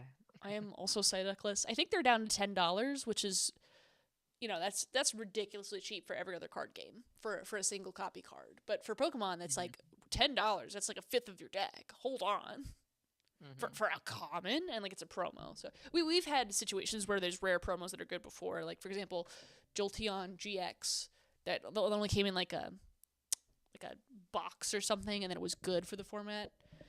And no one could buy the box because they were sold out, because it was cheaper to buy the box than to buy the single. and then they came up with like a tin for it. And the Tapu Lele promo from a while ago that wasn't like legal for every country at Worlds, I think, because some of the countries just did not get them, so they didn't have it at Worlds that year. I think it was 2018, maybe 2017. I don't think Psyduck is that bad, but it definitely it's giving. Yeah. Or rather, it's refusing to give at all. You can't get one. Yeah, they're hard to find. Sorry, just scrolling Twitter a little bit, seeing what anyone's tweeting anything. Axel tweeted a picture of the timer being 25 minutes over for the last round. So that's fun. Ian Robb tweeted Frillish ? And that was it. That's the most Ian Robb tweet of all time. It's either Yep. Gardevoir, or like the most vague post ever, or Magic the Gathering. So him just going Yeah. Frillish, like it's his agenda. Yes, I imagine there's a Frillish in his deck this weekend. Actually, is he there? I actually don't know. Probably. I think he is. I think I saw him earlier. He is. He is still in his round 3 match. So he's 2-0 though so far.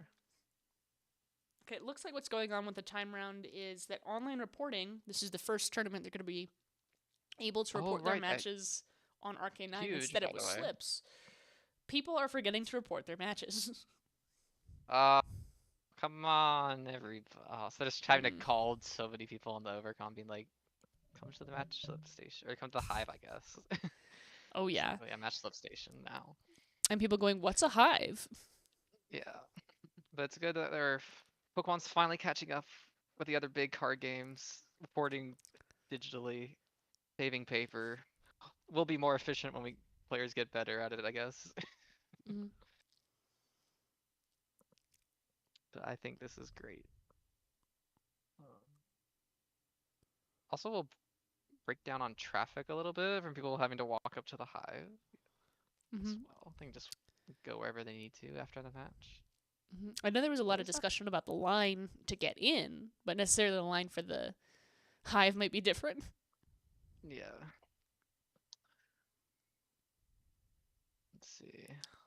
Oh no, All Out Blitzel has started 0-2. No.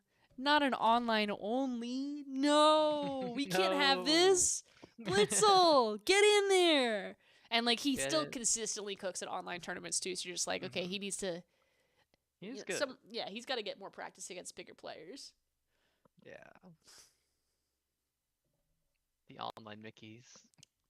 The online wikis. For those of you unfamiliar, specifically my mom, when you play a tournament in Pokemon, you can play at a physical card store. Those are events like League Cups or Challenges. You can play at an event like this one, the one on screen, which is a regionals or perhaps an international or the World Championships. And you can also play in a third location, your house, with a computer and a piece of software called Pokemon TCG Live on a website called Limitless TCG that is not run by Pokemon. And they've swapped out the players to watch for a bond instead of a Zool. That's great. Makes sense. Yeah. Yeah. Everyone can agree a bond is definitely a player to watch. I like how there's 2 Snorlax and one, I think that's Grimer. That does look awfully like Grimer. I got my plushes here at my desk with me. I got a Doug Trio. Trio. Yes. I've got like a bookshelf in my apartment that just came with the apartment. Like it's set into the wall. You can't move it. And it's covered with plushies. Fair. But no Doug Trio. Yeah, I found the Trio plush for the first time. I'd ever seen one at a regional a few years ago. I think it might have been Charlotte in 2023, and I was like, oh my gosh, finally, a Doug Trio plush. And now I have 2 because someone gifted me one, so I have 2 Doug Trio plushes. Big dub. And I got my Raichu here, because Raichu V was my boy in the Miraidon deck.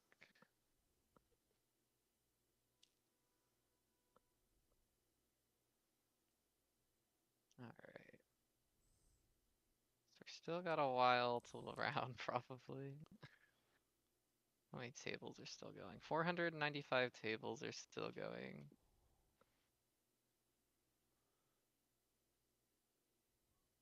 Okay, I can't figure out what Israel is playing, but They are 3-0 and asking to get on stream. So I suspect we're going to see Israel, maybe not round 1, but surely on stream today. Hopefully, that'd be cool. Like if you're asking put me on stream, usually you have something. Something cool. Yeah. I guess for Israel it's just a history. Although the Twitter is still locked, so like you can't just go follow. I got some more finishes here. Got Lebui is at 3-0. Yay! Rowan Stavanaugh. Caleb Gedimer. Fernando Cifuentes, world champion. Grant Manley. Aiden Coos. Someone named Christian Manley. I don't know if there's any relation to Grant Manley, but Unknown. Maybe they've shared a buddy poffin. Cole Rosario. I feel like I've heard I see that name a lot. Yeah. I see that name a lot doing well at regionals, but I don't know much about him. All right, Cole is coming up then. That's 2 people going, yeah, I don't know who this is, but I know their name. Yeah. Chad, if you happen to be aware of Cole Rosario, please shout out. Tell us what we don't know.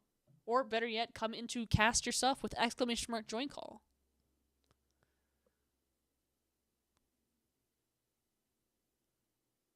Oh, they're doing caster predictions right now.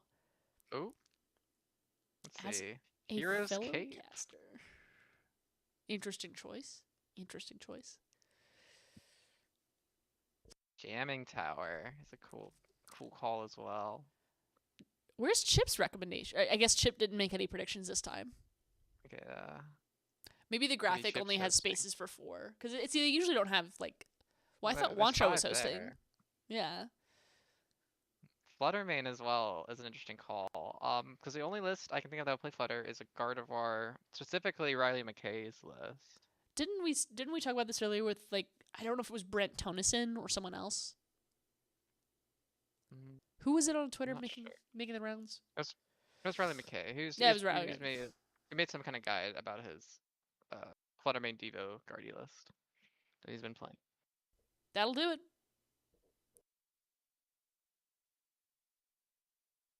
Robin Schulz is 3-0. Shoutouts Robin.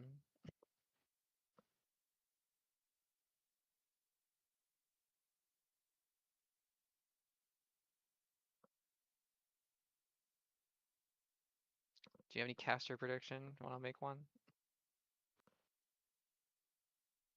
All right, thinking clearly. I already predicted Gardevoir, but still have like 3 other people, so I'm gonna predict that a Ceruledge does surprisingly well. So Ceruledge EX, number 2 most likely to succeed. I mean, they're picking individual cards, so I'm gonna pick Ceruledge EX, and then the card that goes underneath that. I feel like it's cheating to put Monkey Dory. It's just a default. Someone's gonna run a Monkey Dory. Like you're gonna put a Monkey Dory in literally every deck, so you'll move on. So that was not to diss Jeremy. I think Jeremy is allowed to make that call because Turbo Energize is a spicy second choice. So I mean, like, it's played, but it's only really played in like Kangaskhan Absol. So like, interesting cook. But I'm gonna go with Ceruledge EX, and then second spot, Lunatone. Fair. Gotta go for the synergy. Yourself? Nice. Let's think here. Shoot. I do want to say, I like Lyrics Call of Enzorg. So I could just say Zorua to be a little different. Enzorua. You could always pick En's Reshiram. I'm also gonna go En's Reshiram, and I'm gonna go Dust Noir as well. Astonishing lack of Charizard. Dust Noir. Yeah. Yeah, Ooh, Charizard right. and Dragapult both running that right now, so. Yeah, You think they're gonna do Dust Noir. LAIC fantasy teams this year or no? Because they did that for Worlds. I thought they did that for NAIC. I don't know if LAIC will. I feel like they should.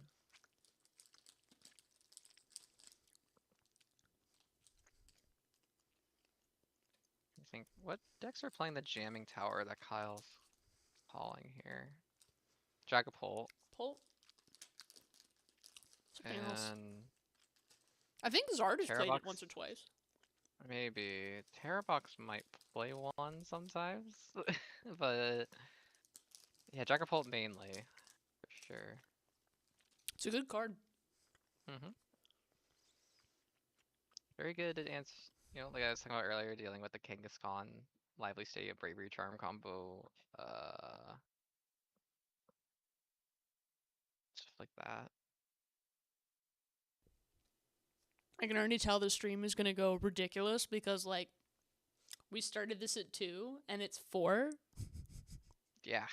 Like I don't know. I know they were complaining about time between rounds taking a while, but goodness gravy. Yeah, when's round 4? It's already almost 1 p.m. in Las Vegas, and they're still in round 3. Not ideal for them. Wait, that's crazy, no? Because it would have started at like 9. Well, Right? allegedly.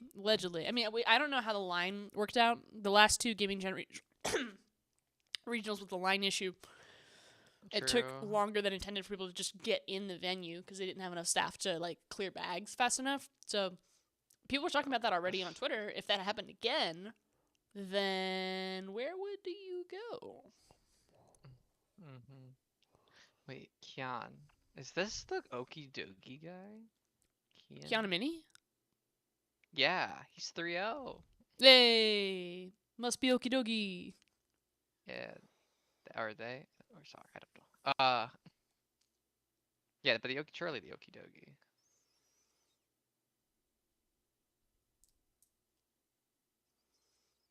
I dig it. Oh. I dig it. Nice. I appreciate their commitment. It's not a bad deck. I think there's some interesting choices you get to make when you get to run a one prize only deck that you don't always get. You know, and also being able to knock out Kangaskhan is helpful. True.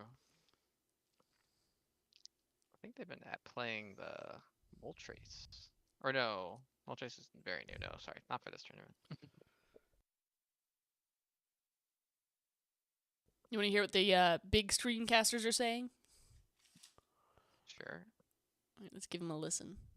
I'm more afraid of ghosts. I think the only decks that really can justify Shaman right now are Grimmsnarl and Oh, they're talking about Shaman. They're the only decks that need to make sure that they have that Oh, no. really clean split on their bench Not of Shaman. specific Pokemon and have Well, they're saying only Grimmsnarl and Charizard should be running Shaman. I think we should amend Yeah. that to nobody should be running Shaman so that Wellspring Hookerpod can't exist.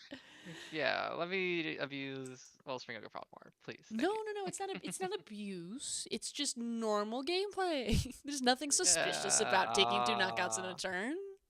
No, you want to go 2-2-2, right? Yep. Although I will say this. Saris Jones is 3-0. Yes, I played Saris at Pittsburgh, and unfortunately, Saris got donked twice, which was completely out of her control. But then she still made day 2 anyway, and I was like, thank goodness, because like I felt so bad both games. I was like, can we just start over just for your sake? But Right. there's nothing you can do in a scenario like that. Sometimes you just get donked twice. It's just regionals. It happens, unfortunately.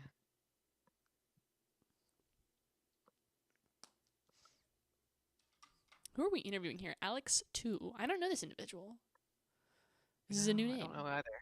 Good for them. You're on stream. Talking about the Sisterhood event. Oh, that's base. I'm split on the Sisterhood events. I feel like I'm qualified to talk about this. I enjoyed it immensely when I went. My problem was there were only 3 rounds and there was no winner. Like I want to go to a tournament and win. I don't want to go to a tournament and like just play and like move on. I want to win. Fair. So I'm like, there's no way to win. You just have like 80 people going 3-0. Other than that, though, it was a fantastically run side event. The folks who are in charge of doing the Sisterhood event really care, and it shows because every time they're tasked with way more than someone should have to handle, they totally nail it. So the Sisterhood events are fantastic. They're totally worth going to if you've never been to one. The only problem is there's no like Sisterhood event that you can win. I mean, you can win games. You just can't win the whole tournament, like definitively. And maybe that's by design, you know, like maybe it's a good thing to have an option like that where you can play the game and don't have to think about winning, because like that's not the end all and be all of this community. But I happen to like winning, so that's my take. Fair. I don't. I think it's a good thing that it exists. Yeah, yeah. And that's about all I think I could say on it. Well, I mean, I think you're allowed to talk about it even if you're not like physically going to one. It's important to, you know, make it clear that wherever you are, wherever you come, you know, wherever you come from, whoever you are, you're entitled to have an opinion. You're entitled to share that opinion. You're not entitled to, you know, force other people to believe it, but you know, I don't think anyone should be excluded from any of these conversations, because like if they had like a boys club tournament, I'd be like, that's fantastic, go for you. Like, wish I could be there, but whatever. Or like if it was specifically exclusive, I'd be like, okay, that's weird, but okay, do your thing. I don't know. I mean, I'd have opinions about it. You know, I wouldn't shut up about them. So like, I feel like in the inverse is fair. Maybe it's not like a widespread opinion. That's a personal opinion. Gotcha. Yeah, they're talking about it. Making friends at regionals. That's what it's all about. That is what it's about. Like, the friends at regionals are unmatched. Yeah, I love getting to go travel with my boys, my friends. Do you got a and just hotel get crew? Yeah, Yeah. got some guys I'll travel with sometimes. Sometimes I know people where I'm going, and I just get to stay with them, and that's always fun to go visit people as well. Mm-hmm. You get to meet all your opponents, and I have run into some opponents a few times. And so it's cool to see them again across like even just GLC events at Worlds or not Worlds at regionals or at or an actual event itself. Yeah. I think our first caster duo, since this is the couch, is going to be Jeremy and Lyric. So they're probably backstage, like getting ready. But I don't know. I don't know when we're realistically going to see this first round. Yeah, they're still in round 3 according to Poke2. There's still 113 tables. Tie rate is 18% right now. That's unusually Ugh. high. Yeah, that is quite high. Ooh. I will say at the full group event, we did 60 minutes +1, best of 3, and that felt amazing. Yeah. Yeah. Because you can make a game last 50 minutes. You can't make a game last 60 minutes. It's just not It's happening. harder, much Yeah. harder. I only went to time once, and that game still finished. So, yeah, it was fun. I really enjoyed that setup. I don't know how that would work at a regional though, because it was only like 130 players or something like that. But Yeah, I mean, I've never been to a full group event because they're in Ohio. So, yeah, anything you could tell us about them for folks in chat who are in the similar shoes? What is it like inside the full group studio? I say studio like it's not a card shop. yeah, the local card shop. Yeah, Yeah. it's like most other local card shops really. In Akron, Ohio. Notably, Andrew Mahone works out of there. He runs those tournaments. It was yeah, they were well run. His wife Natalie did a great job TOing, and they were run very smoothly. And the stream, they have the stream too, which is really cool. Yeah, they've been running those events for the release weekends, and I went to their most recent one. So that's just kind of why we want to go play GLC up there and play the standard event as well. So it was cool. It was a fun weekend. If you do get an opportunity to go. Okay. What brought you in town? Were you in town just for full group? Because I know some people will fly out to those full group events because they tend to pick really good times for them. Yeah, so I just flew up. I was there. I went there by myself actually. I flew up there by myself and stayed up there by myself. Went just for that, and I still had a good time. Sensible. Met some cool players, and played some really good players like Emma Hagen and Austin Charles, and some of the other locals who are very good from that area, like Ben Morris.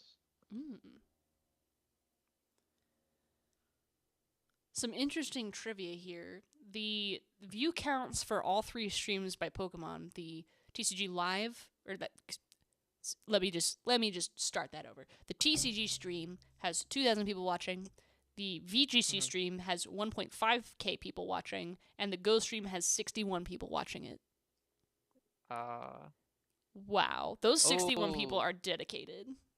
Yeah. Also, I have a fun Twitter update from Kevin Kruger, who I believe is part of Artemis. Okay. He hit Tim Danklin this round. Are we leaking the play? No. We're not okay. leaking. We're just talking. They just hit each other, and unfortunately, it was just a tie. But it's kind of fun that they hit each other. You said Tim Danklin with the sauce, or they said Tim Danklin with the sauce. So very cool. I did briefly meet Kevin at that full grip event, actually. Oh, I forgot there's also the Buenos Aires event today. I think it's an SPE. Zach Lesage is at that one. True. Zach lost round 4 at Buenos Aires to Sarah Ledge because they played Salvatore and knocked out my Pokemon turn 1. Oh, that's Absolutely spicy. cooked. That's spicy. Living off the squawkabilly for real on that. I wonder how many Salvatore they play. It can't be more than 1. I mean, really, like more. That'd be kind of crazy. Oh my God, Buenos Aires is in round 7. Please. They're in round 7. Well, Please. they're in a different time zone. They're a few hours Yeah. ahead, I think. Yeah. But still, that is 4 rounds ahead of Vegas. Oh gosh. And they did not start at 8:30 apparently. So. Oh, they started late. Aw. I mean, that tracks for how far behind they are. The tie rate is now up to 19% according to Pokédata. Oh, jeez, that is so high. Yeah, let's see how many. Yeah, as of now, there's still some tables playing. In this almost 3,000 person tournament, there are only 178 3-0s so far. At round 3. Okay, they're back to the caster couch again. You could really see the joy in their eyes as they go. Where's round 4? Where's round 4? Where's round 4? Where's round 4? Yeah, the way Chip was sitting there for a second, I was like, he's. No, they're pretty good professionals though. I have to say. I think if you're gonna be anywhere in a room of people waiting for the round to start, you'd rather be hanging out with those guys on the couch. Yeah. It's a nice ambiance with all the plushes. That's true. It looks like that's the regional mat on the table there that they're like selling at like the regional store thing they're doing now. Pretty sharp. They did change the wristbands though. So they used to, for the last 2, they did the cloth wristbands, and then when you snip the badge off, then they would fray. Now they're back to plastic. Oh, okay. Ooh, Jalen Jones. I forgot he was there. Oh, is he doing good? I think, did he make Worlds last year? I think he did. Yes. Yeah, he made Worlds last year. He finished like 93rd or something at Worlds. Nice. Pretty solid. He's 201 right now. And I have a suspect I know what he's on, but I guess you do not need to spoil. Oh, no leaks. You could tell me though. You could tell me though.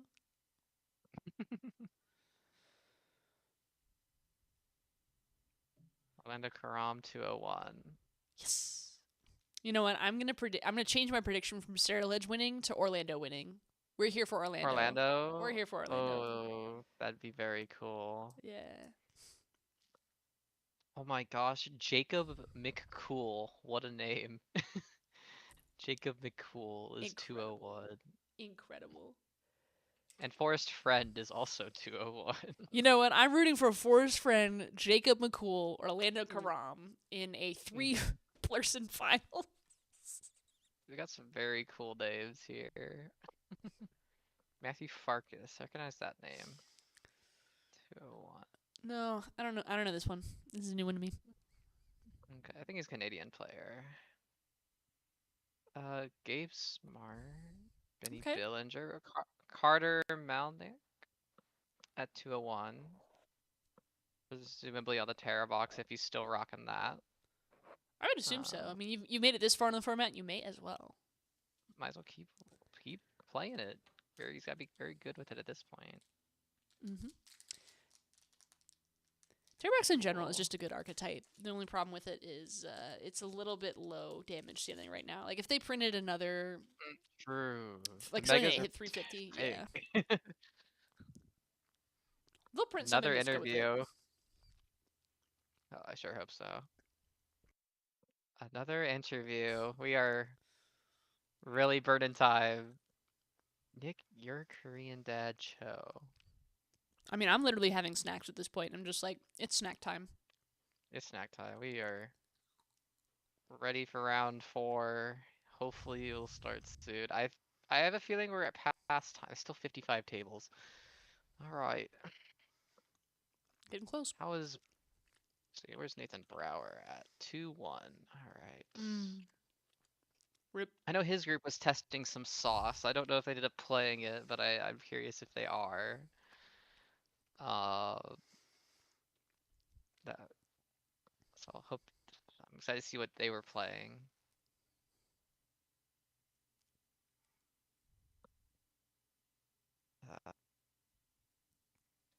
Okay, this is Nick Brent- Cho.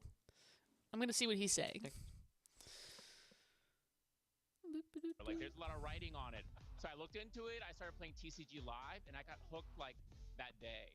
And I've been playing nonstop ever since. Yeah, so well, thank your son that you were here, because we're very happy you're here, Nick. But yeah, so you started playing around Prismatic Evolution, you mentioned, and you're playing a lot of Pokemon Live into this regional championship. You played like what? It's been 1 or 2 rounds now. What's the experience been like? It's been really fun. I mean, you know, being an older Pokemon player, being 51 years old, Gen X, you know, Pokemon doesn't have nostalgia necessarily for me. It's more about watching like cousins and little brothers and, you know, folks sort of get excited about it and then trying to support them. So to be here as a competitor is kind of weird. I like winning the matches. I don't like that it means someone else has to lose, if that makes sense, because I don't like seeing I don't like seeing anyone disappointed. And so, you know, that's like a necessary sort of part of it. But it's just really works a lot of your brain. There's so many different ways to approach it.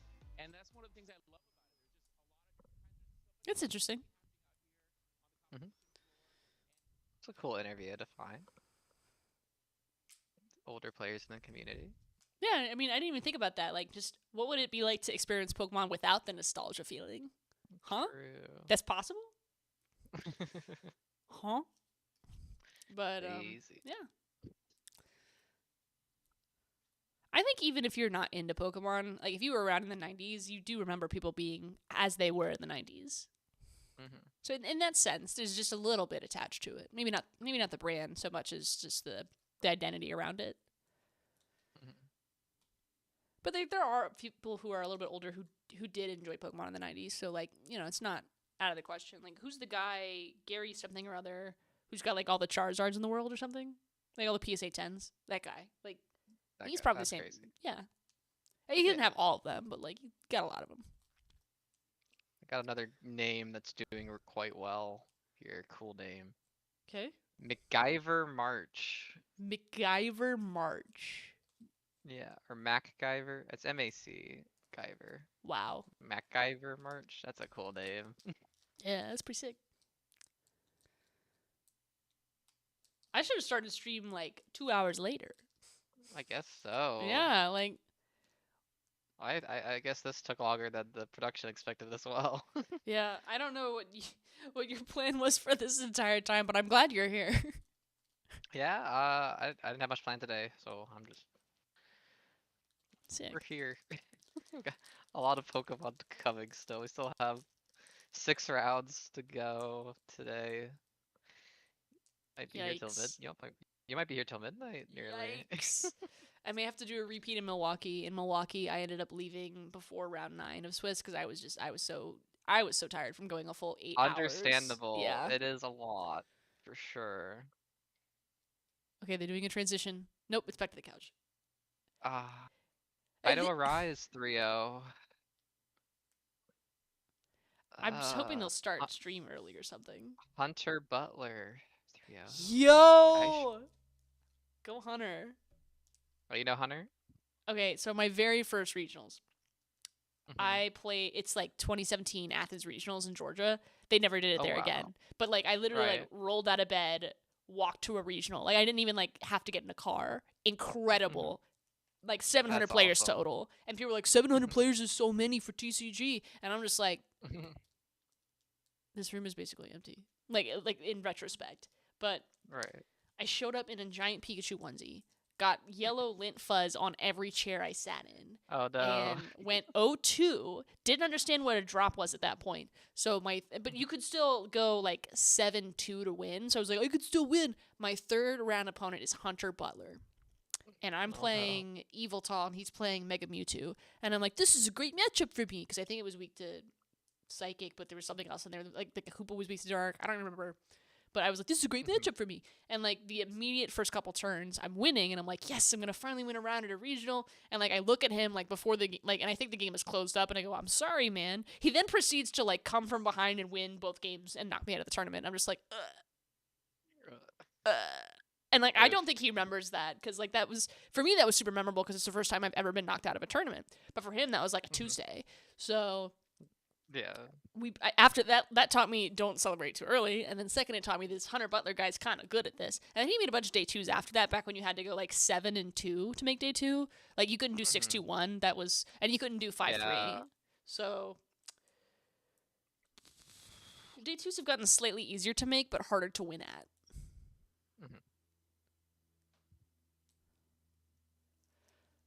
Got a Piper's deck here. Okie dokie. The one ends restroom. Little spooky. I mean, yeah, but it's no one worked gusts out. it. So yeah, because if you just gust it, you could just night stretcher it. So no one messes with it. One Team Rockets Watchtower. That stadium is. It comes up. You know, turns off Pidgeot, Blood Moon, Noctowl, Fan Rotom. Sometimes it's quite the silver bullet.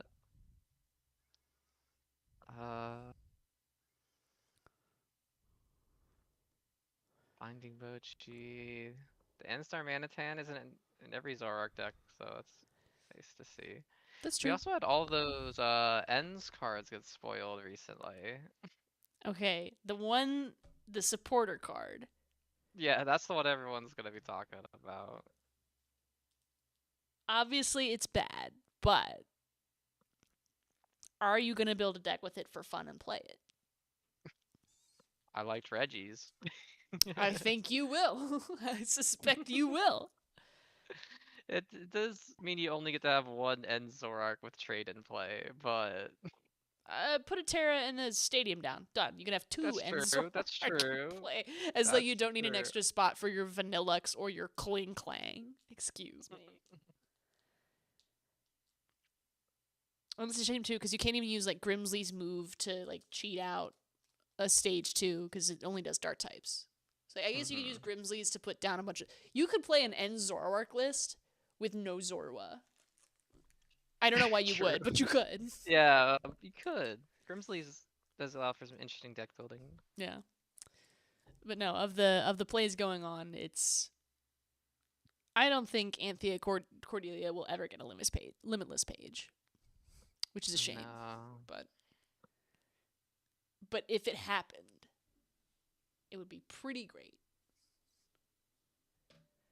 That's the other thing too, is some people play these regionals for something other than to try to make the top table. Some people purely play to get cards a limitless page, and I thought that was crazy. Like, why would you go to pay $80 to put a card on a limitless page? Well, it's Dan, or maybe it's like Okie Dokie. You know, like sometimes you play the game for more than just this traditional victory points.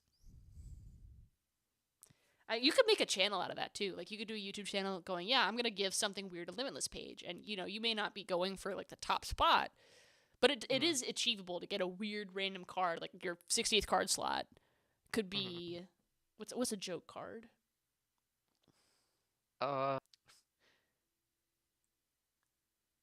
Lieutenant Surge's strategy. Oh, that's yeah. You could get Lieutenant Surge's strategy a limitless page.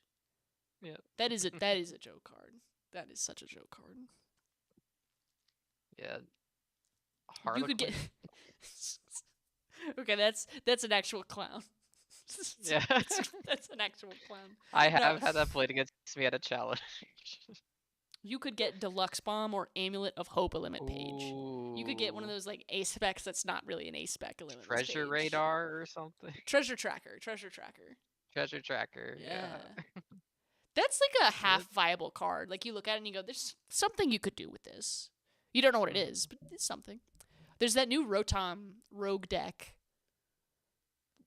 The Gadget Show Rotoms that are like one prizers for like 2 colorless, and then there's the Rotom EX that lets you attach 2 tools to them. That is a silly card. It is a silly deck. I thought it would be good because you could use the Reverb Room that lets you attach 4 tools to it. I was wrong. It wasn't even good when you could do that. So, cope.jpg. All right, we're down to 4 table. When that round 4 comes on, thank you for carrying the entire pre-show on your shoulders. I don't think you had signed up for quite this lengthy of a commitment, but it is greatly appreciated. Though. I mean, it's just learn to burn time, figure out how to do it. Just remember, did you sign up for WinCon? Oh, okay. So commentate? I did put in an application. Fingers crossed. I think it's the December 6th. And then I messaged a friend who's like an Alabama local, and I was like, "Hey, are you gonna come to this tournament?" And they were like, "Yeah." And I'm like, "Sick." So whether or not I commentate, I will be going to the December 6th WinCon tournament. Yeah, same. I did also apply, but if I don't get in, I'll play. Like, okay, we have to lock in. If you're going in, we gotta lock in and like. Why do I have a Chrome extension pop up? Get out of here. We have to lock in and get your caster reel up. What do you wanna put on your hype reel? I didn't send. Oh, I did apply already, but I didn't send a cast. I didn't really have a caster reel, but I have done some like pretty casual commentary for speedrun tournaments. But what's your favorite game to watch speedruns of? Probably Pokemon Red. Oh, those are so fun. Well, are you a Nidoking enjoyer or are you a Blastoise enjoyer? Nidoking. Oh, I mean, Nidoking's just been the best for a long time now for that run. True.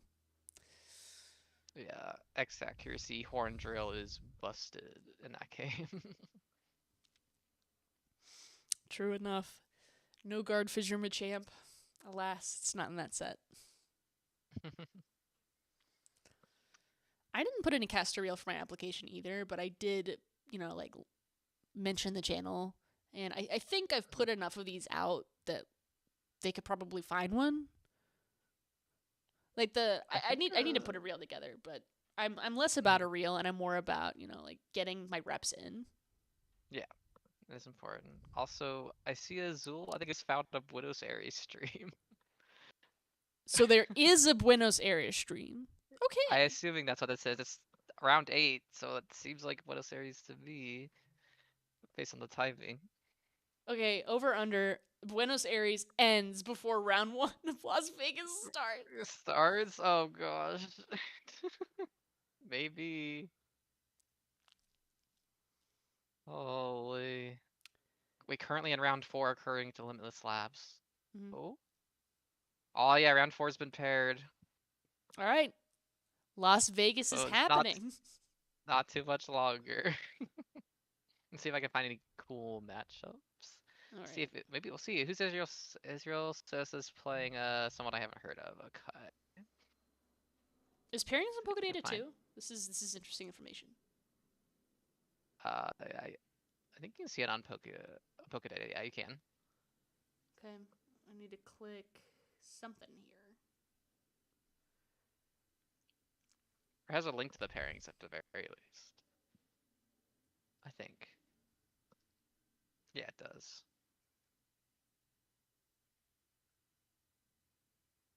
deck.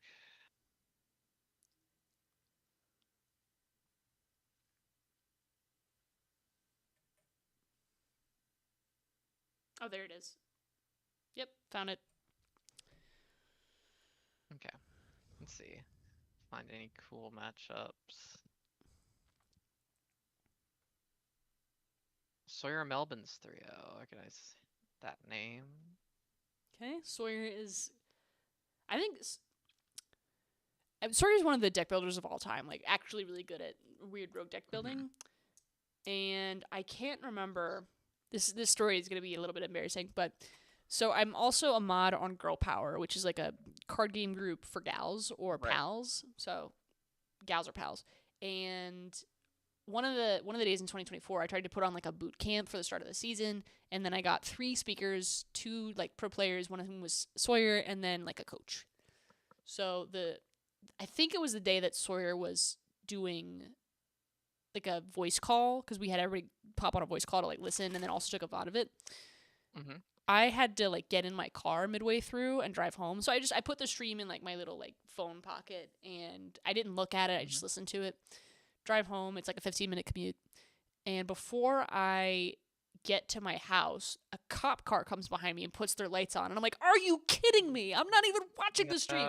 So the cop pulls me over and he goes, "Yeah, your registration's out of date in your car." I'm like, "What do you mean it's out of date on my car?" And it turns out I had thought it went until May because of like a weird like car thing, but it didn't cover that length of time appropriately. So he's like, "Yeah, it expired in March," and I'm just like, "Well, I didn't know that." But I'm getting arrested on the Discord VC. Like, what's happening? Like, I didn't get arrested, but at the same time, I got pulled over. So and the call is still going on. So like Sawyer is talking, and like I'm on mute because I don't want to interrupt this with like, yeah, the cops are behind me. I wanted the VOD to keep going. So I'm just sitting there like embarrassed as anything because like like what are you supposed to do in that scenario? And Sawyer's just like, yeah, you're playing like the Lugia matchup, and I'm just like, I don't want to play a Lugia matchup. I want to play the get out of my car matchup. So that's my sidebar for the day. Sawyer was afterwards like when I talked about it, I was like, yeah, this is embarrassing. And he's like, it's fine, like it's cool. We did a whole thing. Like he was a very poised guy about it, but nice. Don't get arrested over the Discord VC, kids.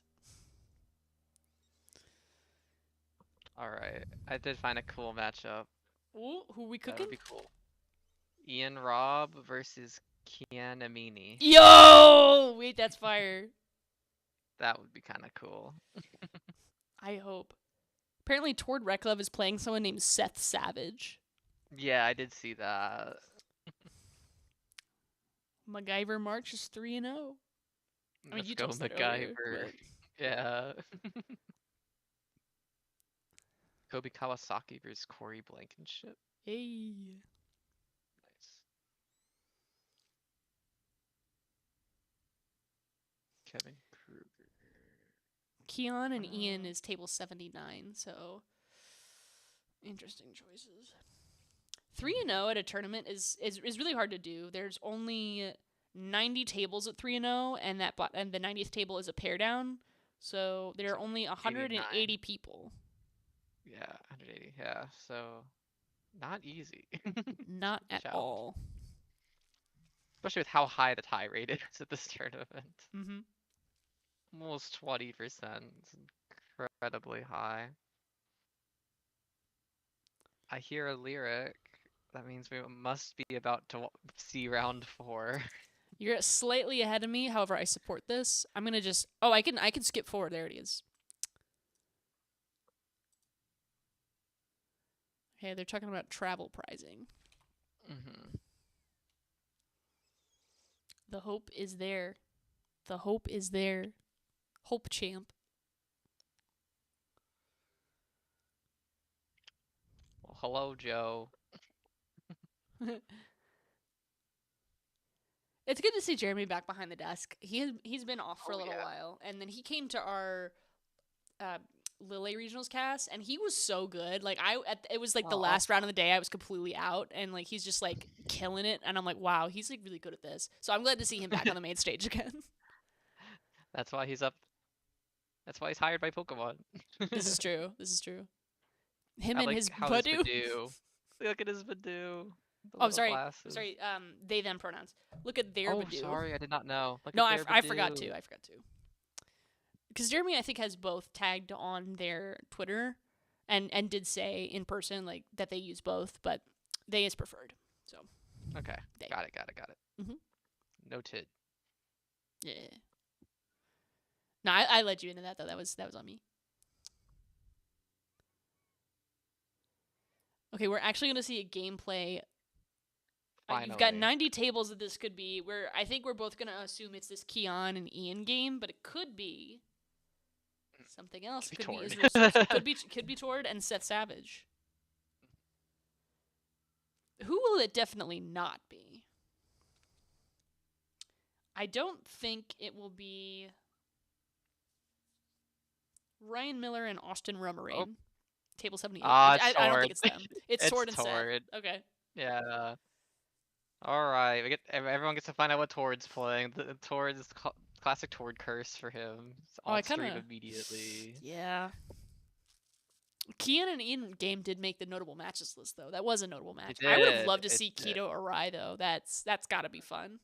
That would have been cool as well. Yeah. Or Fernando, our 2024 world champion. Liam Halliburton, 50 championship point king himself. You know, he talks to people on Twitter. Like I DM'd him and had like a whole conversation. Like he's just a cool Oh, guy. wow. Yeah. Awesome. Yeah. Yeah, I'm on Twitter, but I don't message or talk at all. I just kind of read what's going on. That's how they get you. Yeah. That's how they But get I have been DMing Emma Hagen about a little bit about what's her thoughts on the deck as it evolves, the EV deck. I got my stack of cards I switch out, but for between Terra Box and EV Box right here with me. you. Terrabugs and EB box. EP? As Yeah, in I'll switch sleepy? out between which one I'm playing. Oh, okay. Makes sense. Big Charizard, Seth and Tord, Ho-Oh Box versus Kangaskhan Absol. Hold on, this is kind of fire. Oh. Ho-Oh Box on stream?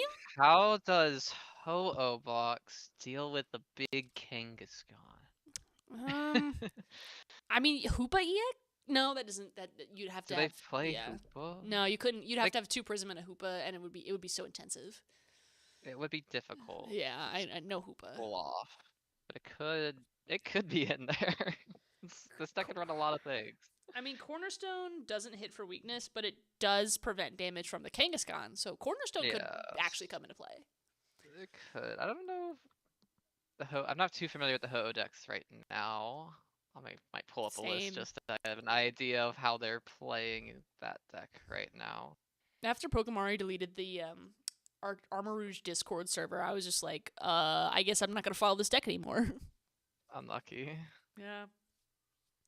Online. I'm glad this is getting streamed. This is gonna be like This is cool. really good. All right, let's see. Let's see this 10-1 Ho Armor Rouge deck. Let's take a look. We have attackers such as Roaring Moon, Iron Hands, Petron EX could attack, Wellspring, Reshiram EX, Mew EX, Lily's Clefairy, Little Chi-Yu, Terapagos, Durant, and this one had a Mega Kangaskhan in it as well. Okay, Mega Kangaskhan Mirror hit 2 good coin flips.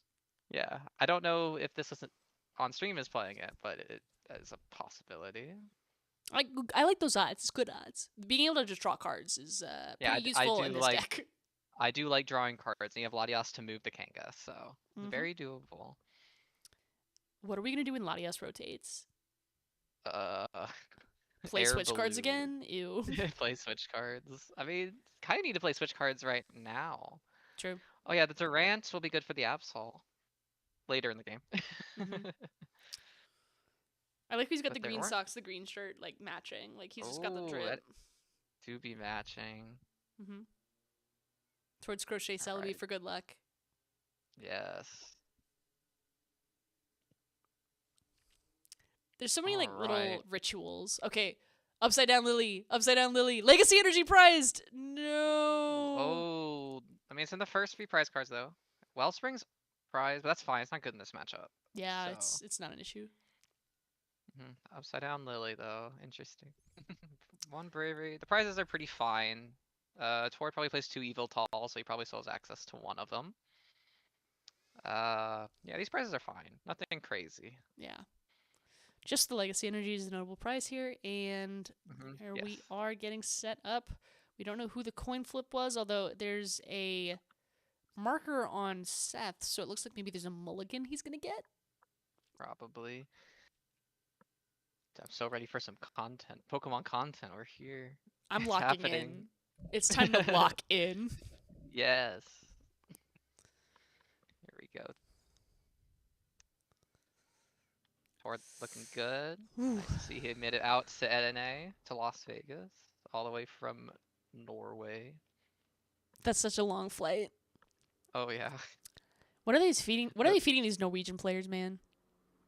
There's a lot of good Norwegian players. Okay, Mew EX, that could be pretty good. Oh my gosh, he's got the SIR Kanga.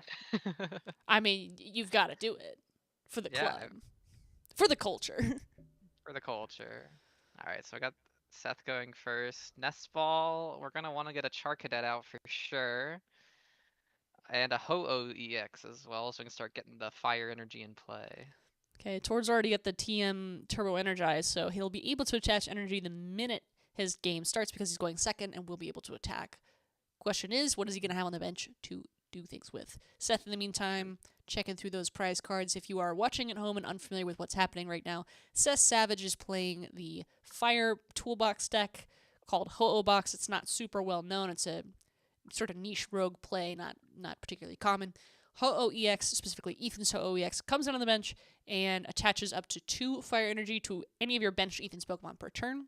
The Armarouge, once it evolves from Charcadet, is able to move fire energy from anywhere on the board to your active as many times as you like per turn. So you can put down a card like Mew that takes 3 energy to charge up, or a card like what's the Entei that's ancient?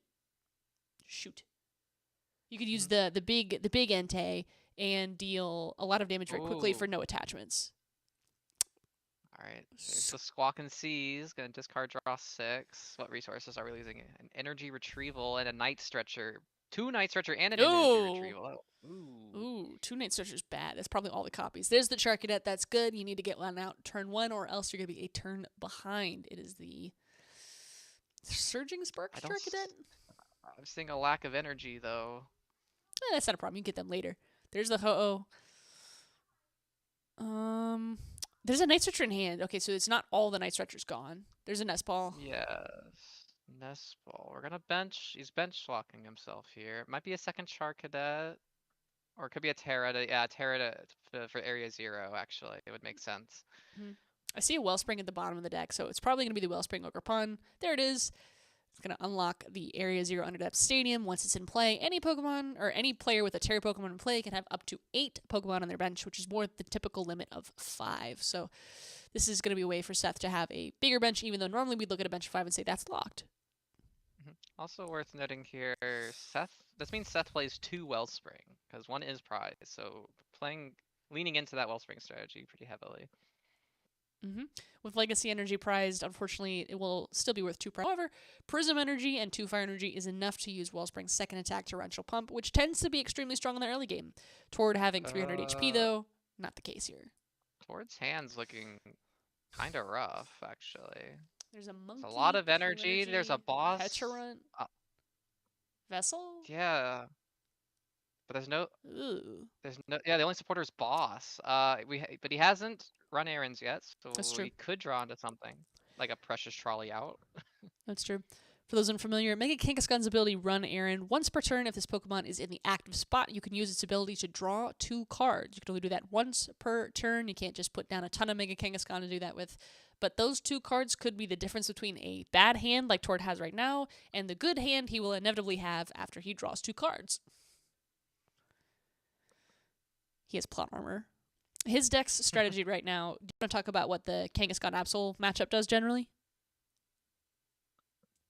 Yeah, so it's a little bit slower of a deck than people I think will initially think it is. You're trying to kind of slowly set up you're kind of more of a control deck than your deck appears to be. You really use Yveltal to kind of control the board for a little while you set up your bench, get some energy on your Mega Pokemon like your Absol and your Kangaskhan, and start moving damage with Monkey Dory, and kind of try to control the board that way into a point where you can start using Mega Absol to really pick apart their hand and take control of the game. There's a lot of different strategies for this Kangaskhan Absol list. Tord is particularly well known for popularizing it, but the version that's popping around, at least from the last couple of regionals, uses a lot more control cards and control supporters like Aeriers or Rosix Machinations to run your opponent out of options throughout the entirety of the game. We're not entirely sure if that's what Tord's going to do this time as well. He may have a totally new variant cooked up for Las Vegas Regionals. We'll find out. Yeah. I didn't see any Aries or Rosix when he's slipping through there. I did see a lot of the more expected supporters like Arvins and Pennies and Boss and Lily. Okay. Absol has hit the field, so that's going to give some options. There's the attachment using the Fire Energy, so that means Tord does run a copy of Cornerstone Ogerpon in this deck. That's not always the case. People have started to try to cut those. It is one of your best answers to Goldango, and since this isn't a Goldango list, we may not even see one. Drew a Lilies off the run errands there. Of course he did. It's kind of huge. Of course he did. He's Tord. Did you think he wasn't gonna? No slight to Tord Very whatsoever nice draw. intended. He's Eight a good cards player. incoming. Yes. There's even a chance there's a good chance we'll only see one energy go to the Absol here. We might see a Dark go to the Monkey, possibly. Entirely possible. And with a copy of Energy Switch in most of these decks, you'll be able to either threaten an attack or hold it in reserve and keep attaching. So there's lots of options for decks like this. Speaking of Cornerstone, they're both in his hand now. Oops. Both going to Absol. All right. Well, he's not cornered. He's got lots of options. Speaking of options, the Yes. cat is now sitting directly in front of me on camera. Hi, Phoebe. I know her name is Phoebe, but So- I call her the cat. The cat. Technically, her full name is Phoebe Minecraft. Ultra Ball down to 0 here to get the Armor Rouge. We're gonna be able to restart for 3 new cards here. Ho-Oh's ability has also been used now, so we only have the attachment for turn and the fire and the 2 energy in play now to work with for this turn. The 3 energy is still plenty to make the attack. Might see the Mew attack, try to flip 2 heads. Genome hacking, copying the Kangaskhan's rapid fire combo. See if you can flip 2 heads to hit 300. Given this board state, you might as well. Any attack from the Absol will knock out that Mew EX, so get the value out of it while you can, or if you have a Durant and a Prism, maybe, but I don't see it. Yeah, there's an energy and Carmine for 5 new cards. That's Discarding good. a Char Cadet. No area 0. Still bench locked. Okay, there is the Carmine for 5. Here we go. It's time to flip some coins. Is it? I mean, there's only one energy. There's an attachment and 1 energy on the bench. Ho-Oh, you're going to need a second Ho-Oh to come down along with an area 0. I might be a little ahead of you. Oh my. What is he doing? Declaring Genome with... Oh, no. Wait, why is he rolling? Maybe there's a third energy we just can't see. That would make a lot more sense. Was that... Oh, my goodness. 2 heads. That's going to be enough to knock out Mega Kangaskhan. Yeah. You have to keep flipping. That's 4 heads total. Yeah, 4 heads. Oh my goodness. 5. That's 3. ridiculous. Oh my Okay, there it goodness. is. 5 heads for a total of 300. Hold on. 5. Doing math. 450. Fold. 450. That's quite a lot. Lost 3 prize cards. That also means the legacy energy will come up with prizes. But what did they use to attack? What was the third energy? I think it's a prism into fire on that Mew. Oh, I thought that was a tool card. You are wise. Oh, they're even showing it on stream. You are wise. Now, notably, this Absol can very easily respond to this Mew and pick a card out of Seth's hand. And then that'll leave Seth with no energy in play and 1 card less from his hand. If Tord manages to Iono here as well. Be quite brutal. It's so rough. I guess the other option Seth had that turn was to retreat and to use Sob on the Wellspring Ogre Pawn and prevent a retreat. But then Tord Which could we've have seen just used Penny to lift it back up, so it wouldn't have Yeah. mattered. Also, we've seen an Arvin, so the Iono is out of the question now. Okay. Only for now, not for long. That Iono will return.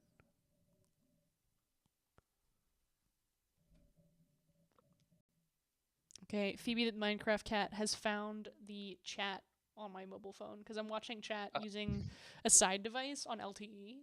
She's literally just nosing through the chat. I'm waiting for her to like send a message. Hello, it's me, your cat. What is she?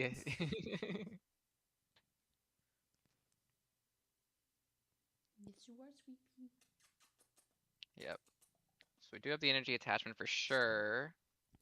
The attack can happen from this Absol. Is there any other win condition other than just immediately? I get legacy energy off the prizes. That's rough. Also, missed energy huge as well. That means Roaring Moon EX is not an option to win the game here. Darn. I mean, it wasn't already, but he can't get double dark in play.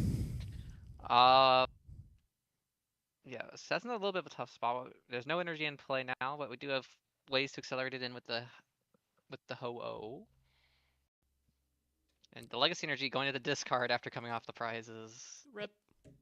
It was not to be this game. Okay, maybe Seth could. There's a Durant. Wait, there's a Durant in hand. Is Wait, it how in much hand? damage is this thing? It's right there. It is. It's coming Oh. down. I might be a little ahead of you. Okay, Build a Lilies. that's good.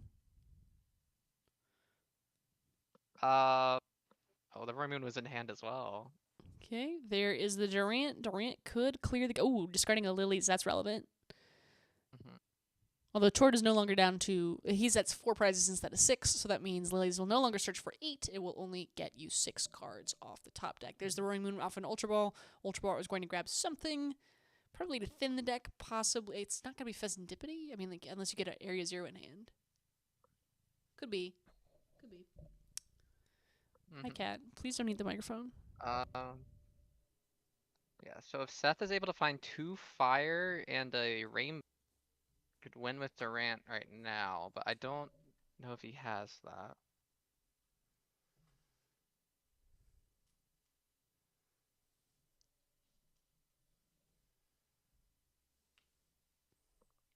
He's also down in energy retrieval and I believe 3 Night Stretcher. So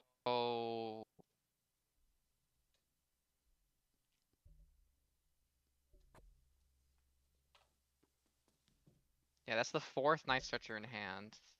So okay, no energy out of Night Stretchers for sure. Energy retrieval also gone.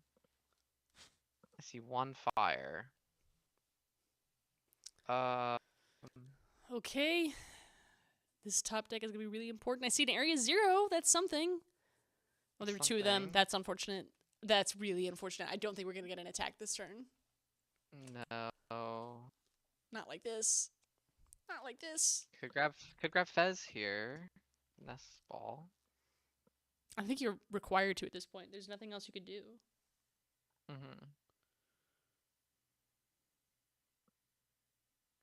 Alright, we need to draw the fires.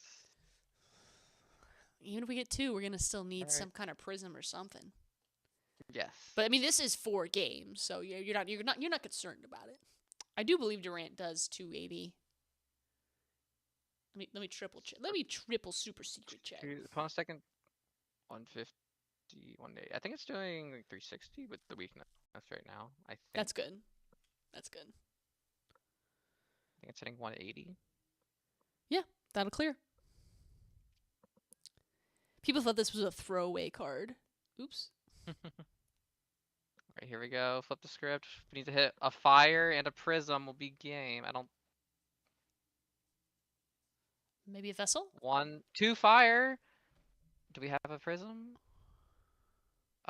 It's not a prism. That's not it. Wellspring to the active. And retreat lock the Well, now a dark energy on the monkey will mean this is a knockout on the wellspring as well. Yeah, but that still gives Seth plenty of options to clean the game back up. Yes, it does mean that. Yeah, the worst. I think the thing Seth really doesn't want to see here is boss knock out the Durant.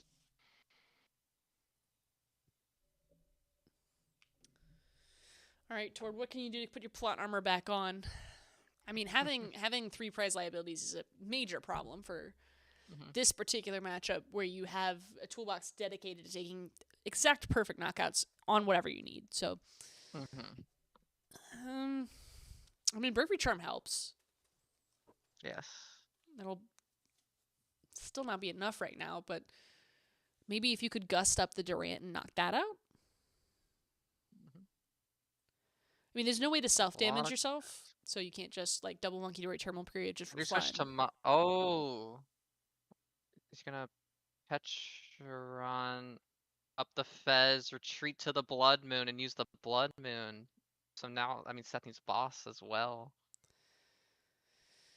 Yep, there's the double attach. There's the Fez. Oh, and taking out the Fez as well. Okay. Boss. Yep, that took a lot of resources. Seth's gonna need a lot here to take 3 prizes. But it can be done. It is possible. It's gonna require boss now. Boss, fire, and a rainbow energy is needed. Anything for a fresh hand of cards.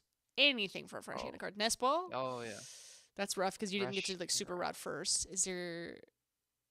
Okay, I'm listening. So it's doing 330 right now, and the Reshiram. Presumably considering more energy get played, but you still need to draw cards. He's moving. He's moving very quickly. Oh, it's Carmine. Okay. There's a prism. There's a fire. Promote the Reshiram. Knock out the Blood Moon. 1 prize remains. Okay, this is when Tord plays the Iono, and actually, is there any way to do 30 more damage? There's Monkey Dory, but there's only 20 on the field to deal with, I think. Yeah, it's not enough. But another boss would do it because of that squawk ability right there. There's gear. There's 2 Poke Gear in hand. I think it's good odds that Tord's able to find one. Uh-oh. Some kind of judge call being made here. I'm not quite sure what it is. What do you think they're checking out? Yeah, just stopped us. Oh, we're good. Picking up their hands. Nope. No, I got a judge review. Okay. Alrighty. Well, we couldn't have this round end at a reasonable time. That wouldn't work. That'd be silly.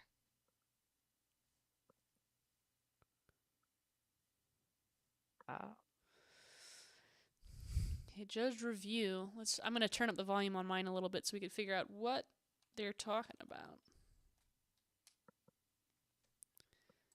Being the first stream match of the weekend. Very, very true. And once again, there's so much on the line for all these players, right? But they're trying to make sure Seth didn't double attach, maybe. Especially, good way to start our day. I don't think there's a double attach because it would have been there was one previously on the ho from the sob turn. Yeah, it would have been a ho-oh. I think there was a weird timeline on that Carmine. Maybe the Carmine was played in a way that the judges are uncertain about. Yeah. Seth did start going pretty fast.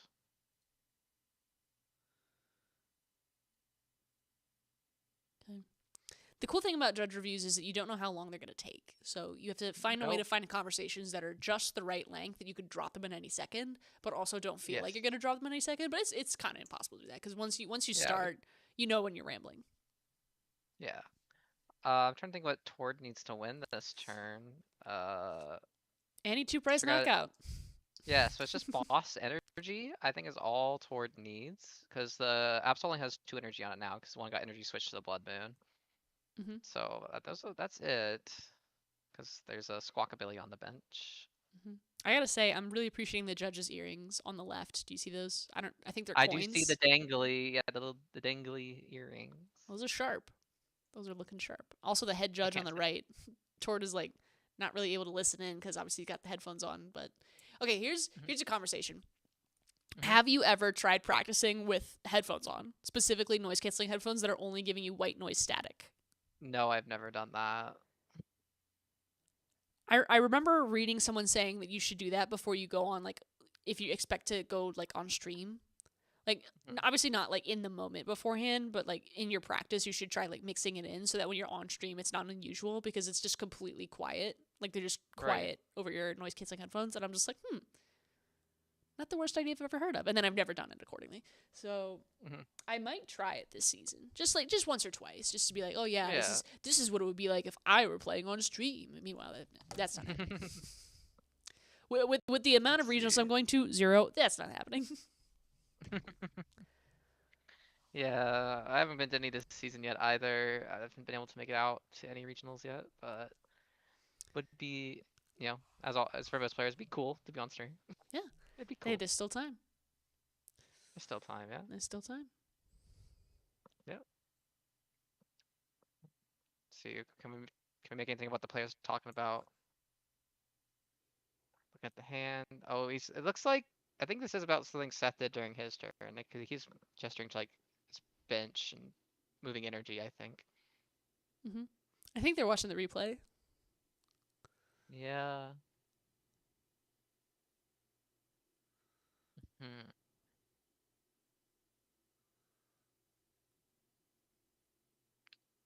Let's see.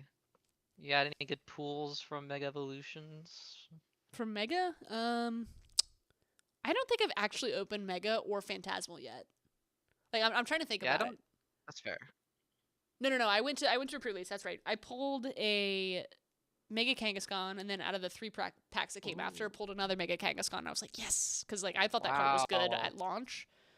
Like that was all I talked about during Milwaukee. So I was just like, yay. I also got a Lucario and an Absol, but I traded the Lucario because I knew the card wasn't good yet.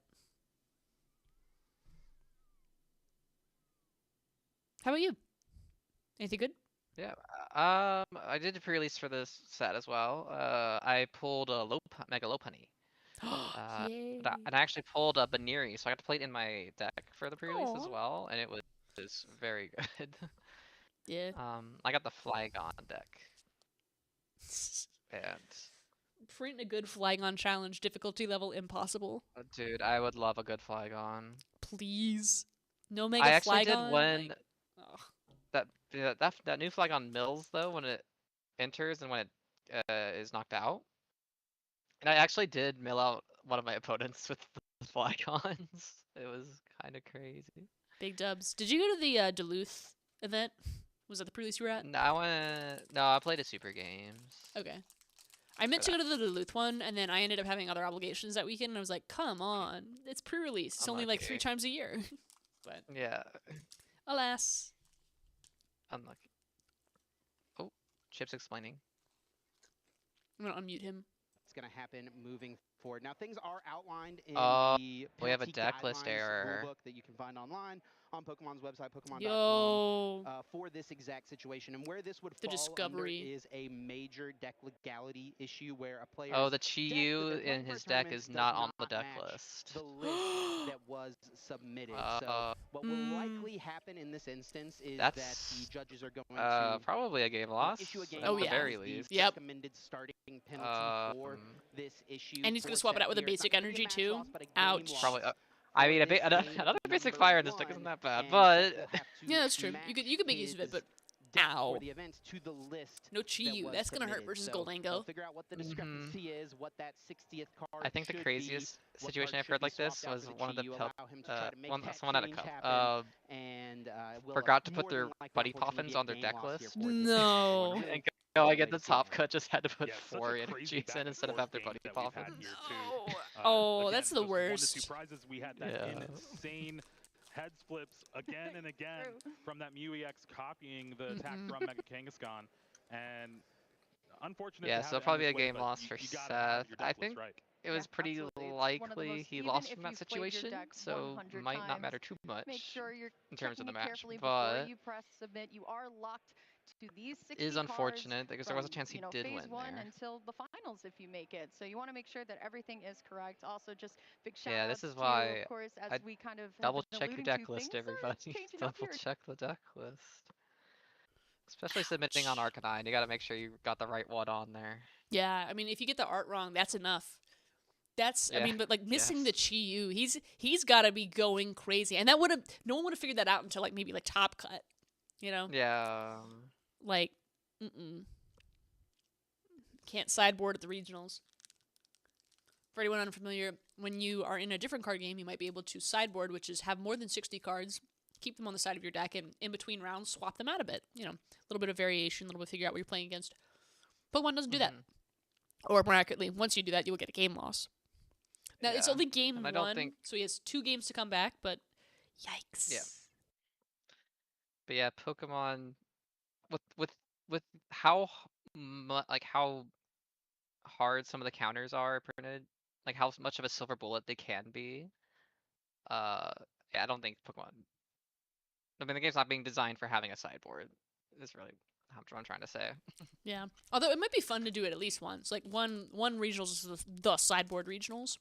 Just to try it, have like 8, probably 8 cards on the sideboard.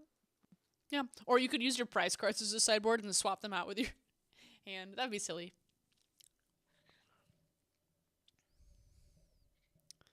So we're still resolving this ruling.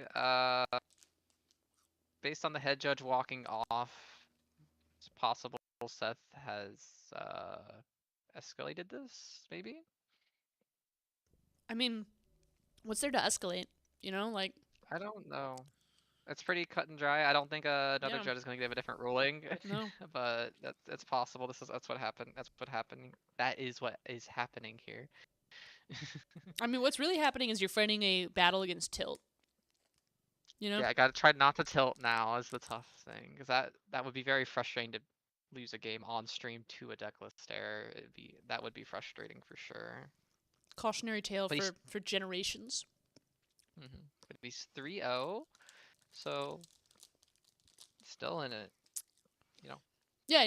Gotta try to shake it off and try to keep winning with this very cool Ho-Oh EX Armor Rouge box deck. He's got 2 more games. He could still take the set. Not even out of the set, yeah. Yeah. As long as this isn't a match loss, which I hope it isn't. No. I don't think it will be. Sure. I mean, they were talking probably about it just too. be a game loss. Yeah. It'd probably just be a game loss. That's what I would expect the ruling to be. Although they're doing an awful lot of thinking for just a match loss, you know? Yeah, I feel like it could have been resolved by now.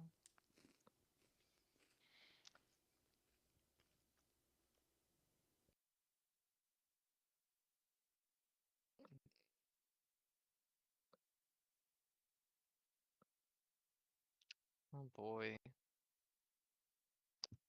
Big yikes. Struggle. Big yikes. Unfortunate. Check your deck list, everybody. Gotta make sure that 59th, 60th card is the right one in the list and everything. Check that deck list like you check your Halloween candy. For real. For real. So you got yeah, no, his expects Precious Trolley. Do you think this Taurus deck can win a tournament? We saw it win Brisbane, right? But it was a slightly different version by Riki Okada. Yep. With the Aries and the Zero 6 no cornerstones, which Tord does have the cornerstones in, as we know, which is as his tech for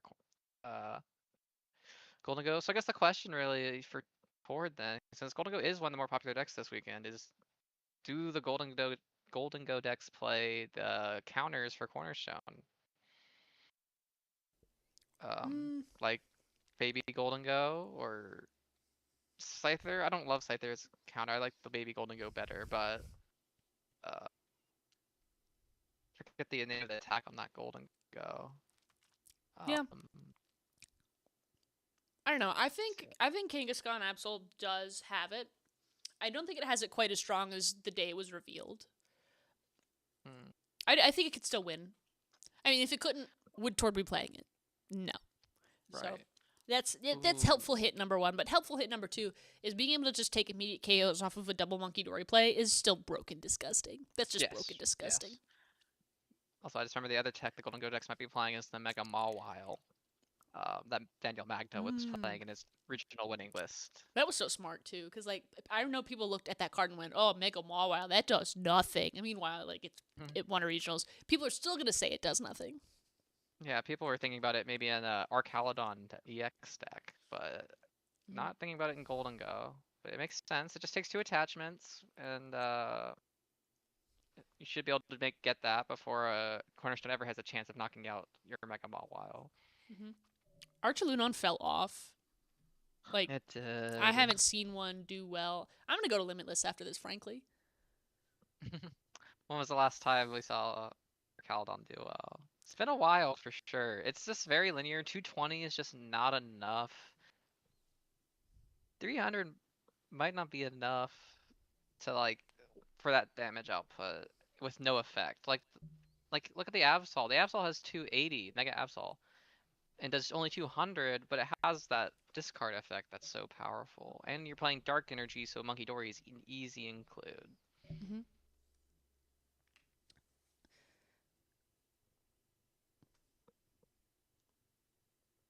Why are you eating my hand? Why are you eating my sweater? What are you doing? That's not food. The cat. I know your food cat bowl is is exploring. full. Honey, stop mugging me. Absolutely getting roasted over here. I'm losing my matchup. Oh no. I'm weak to Cat's too good. Masquerada. You said Masquerada. Yeah, we've upgraded. CJ's coming over. Oh my god. CJ's at Vegas and still said she would tune in. Bless for CJ completely. Oh, very nice. Yeah. I have not many. I don't know if I've really met CJ, but I am familiar with being from the region. Yeah, CJ goes to so many cups. It's just very impressive. Like I look at CJ's play record, I'm like, gosh, I wish I had this much dedication. Which is not true. I do have that much dedication. I don't have that much dedication to go to cups on weekends because I always have to like do 50 things on weekends. Exactly. I'm working all week. It's hard to make time. Yeah. On the weekends, got other obligations. I've only been to 3 cups so far this season. But I have 2 top 8s, and one of them was a win, so we're doing pretty good. Just need to go to more. One of the bad things about this stream series is that it means I have less cup weekends eligible. So like the weekends I'm doing this are out. The weekends I have to do like chores and stuff are out. So like there's like barely any weekends for cups. So Yeah. I don't know. I may change the format of these so that I can like go to cups in the future. All right. But for now, I'm fully locked in. Well, they've taken Seth off stage now. Big Pikachu. Big Pikachu's taking him to jail. No. They're probably going to fix his deck right now. Is probably what's happening. They didn't take the deck.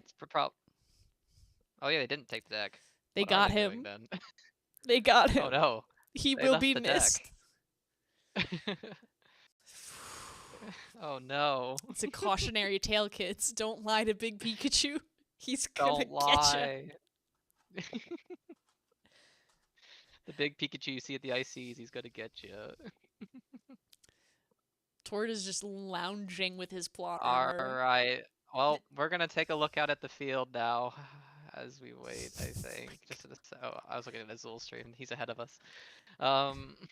It is 5 p.m. Eastern Time, 2 p.m. Nevada time. We still have not seen a full game of Pokemon. No, we still have not seen a full game of Pokemon yet. This is quite brutal. Oh, let's go gambling. Here we go. Look at all of the. Hey, look, they have gender-neutral bathrooms. Yeah, that's pretty nice. Yeah, look at that.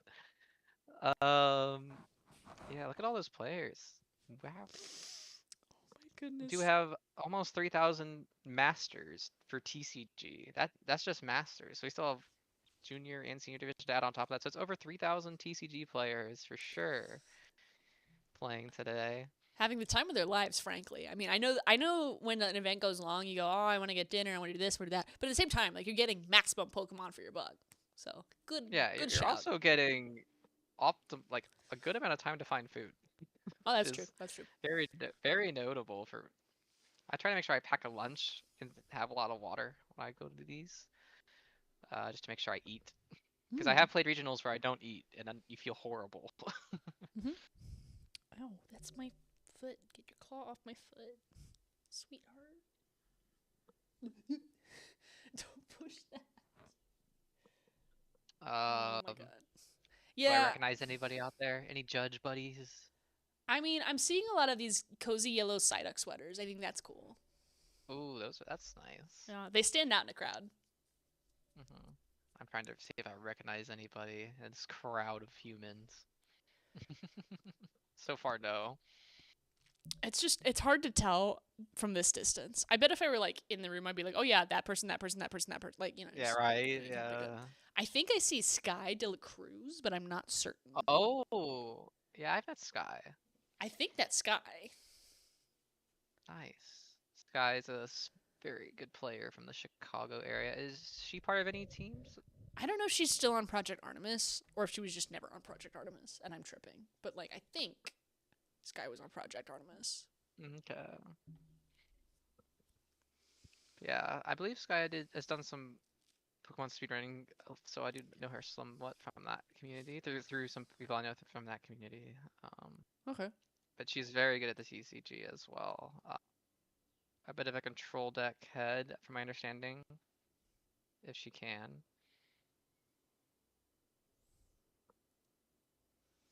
She likes to play some goofy decks, from what I've seen as well. Well, goofy, by that I mean like interesting. Yeah.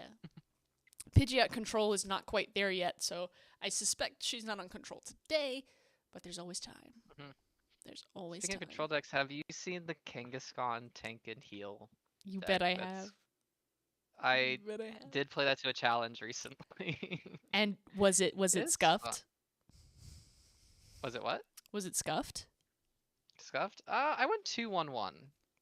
That's respectable for a control deck. Yeah, not bad. The players who knew how to play against control were my loss and tie. So it's kind of how it goes. yeah. You gotta give with the take. All right, Kitty, you've spent a little too long on this table for me to encourage it further. Go explore. Be free. Let's see. What else we got going on? There's a good amount of walking space there. That's nice. Yeah, it's kind of hard to find a chunk of open space in these regionals as they continue to expand. I mean, if you'd seen a picture of this in like 2014, you would have been like, no, never. I've never seen a regionals this big. This must be like finals of the world, surely. Surely. And we're like, no, it's just a Vegas Saturday. Yep. I like the Pikachu hat there that Judge has. VGC here we're looking at now. The red tables. And what are they up to? Ooh, there's food in the venue. Love to see it. The lights on that's funny. Yeah, because it's Vegas. Yeah, it makes sense. Something has shifted my microphone, so I'm just gonna rotate it slightly. See what I can't put back together here.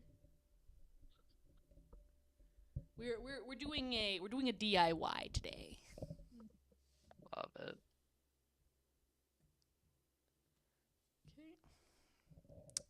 Okay. VGC team check. I guess Seth got VGC team checked. Go ahead. I was gonna say over under. Do we see over under 0.5 games this round? Ooh. Will we see any more another gameplay? game? Yes.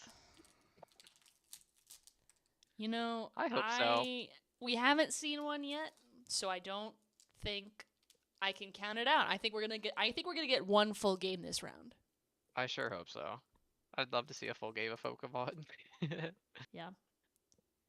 Hey, where's those pre-release decks again? You know, we did see that.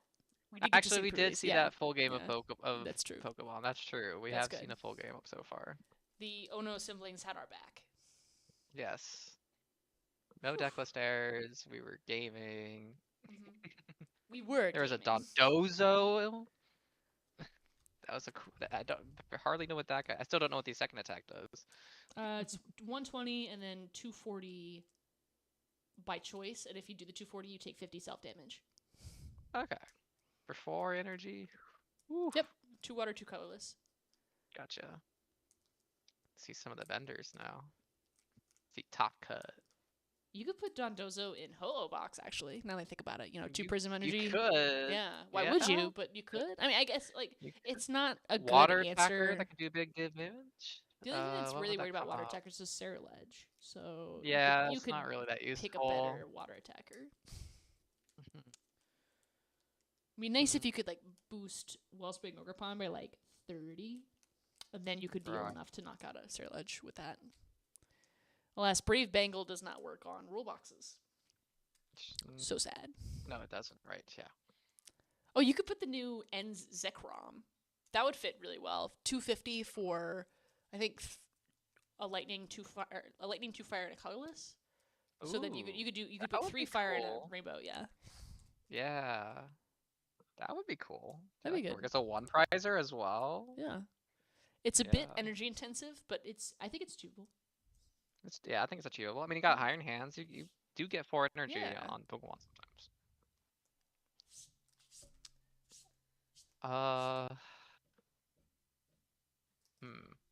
Do you remember when Jake Gearhart was all over Twitter about Iron Hands? Yes. I feel like he's been quiet since then. He's waiting for his new lore to drop. I think so. He has not been Twitter posting nearly as much. I actually have stayed with Jake Gearhart in Toronto before. Oh, that's sick. He's nice. Yeah, I was playing Miraidon that year in Toronto. So it was 2 Torontos ago. Where I met Jake. And yeah, he taught me some good lessons on how to play against Guardy when I was newer. So that was nice. It was cool. He's sharp. I played not against him, but at a table adjacent to him during a cube event. And it was one of Xander's cubes. Xander Bennett, a friend of the show who's frequently just, I think he's made at least for 30 minutes for both of the 2 last shows and managed to get on stream and was in the best caster, better than me at least. So I hope he comes back to keep his streak up. But either way, Jake Gearhart was at that cube. I think Jake either won or was in finals and was just shredding through everyone else. And I'm just like, okay, got it. So don't need to rub it in. You're really good at Pokemon. Yeah, he's very good. Yeah, I think I lost that same cube to Orlando. Almost. I think I made top 8 of the cube, but it's a cube, so it doesn't matter. And then he proceeded. We talked about this yesterday. He proceeded to play the rules of this cube, for anyone not aware. You can play any Pokemon on top of any other Pokemon as long as they share the same type. Right. So an Eevee could evolve into a Chinchino. And there's an Eevee from Neo Destiny, Neo Genesis, couldn't tell you which Neo set, that has it's 30 HP, and the ability triggers whenever any other Pokemon evolves. Now, I read that as, it evolves whenever it's Orlando's turn. Orlando correctly read that effect to say it's whenever anything evolves. So what happened was I evolved something, he proceeded to evolve, into a Pokemon that could evolve into a Dusknoir, and then, cleared out my board, and I was like, this is garbage, this is not right, and I just got knocked out on my own turn by evolving. Funny combo, but anyway, that's how we became friends. Nice.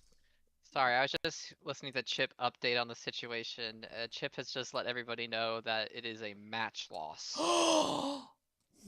So we are hitting the under on the 0.5 games this round. Oh my God. Unfortunate. Well. What a way to start. What a start to the Vegas regionals. Let's see how long until next round. Another 30 minutes at least. Probably. There's still 865 tables going, so hey, buoys 4-0. That's The pretty good. mysterious Cole Rosario is 4-0. We have to start saying that. The mysterious Cole Rosario. Like, the entire rest of the tournament. Who is this guy? The All I mysterious remember is when Cole. I was tracking last tournament, I remember seeing 2 Georgia players lose to him. And I'm like, who is this guy? Forest Friend is 4-0. Oh, no, he's 3-0-1. I lied. Aw. Misinformation. Still at it, though. Me when I spread misinformation. Dude, I wish we got Kian on stream because he won. They won. Kian beat Ian Robb. Terrabox? Do you think? Who? Do you think it was Terrabox? That Ian Robb lost to? Yeah. I don't know. I thought this was the Okie Dokie. Oh, you're right. I'm sorry. I'm fooling. Misinformation. Oh. Okay, you're right. That would have been cool. That would have been so sick. We should have seen that. Kian versus Ian. Kian versus Ian. Grant is 4-0. That's good for him. Yeah. Yeah. Well.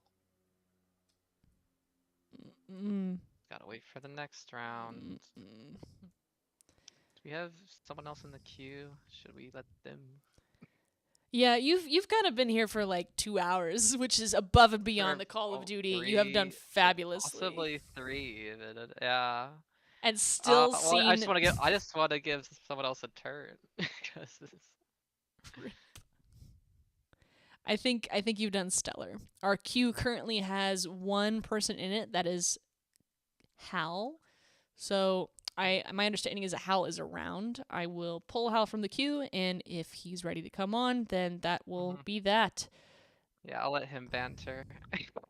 All right, I leave your closing in your hands. How would you like to play out?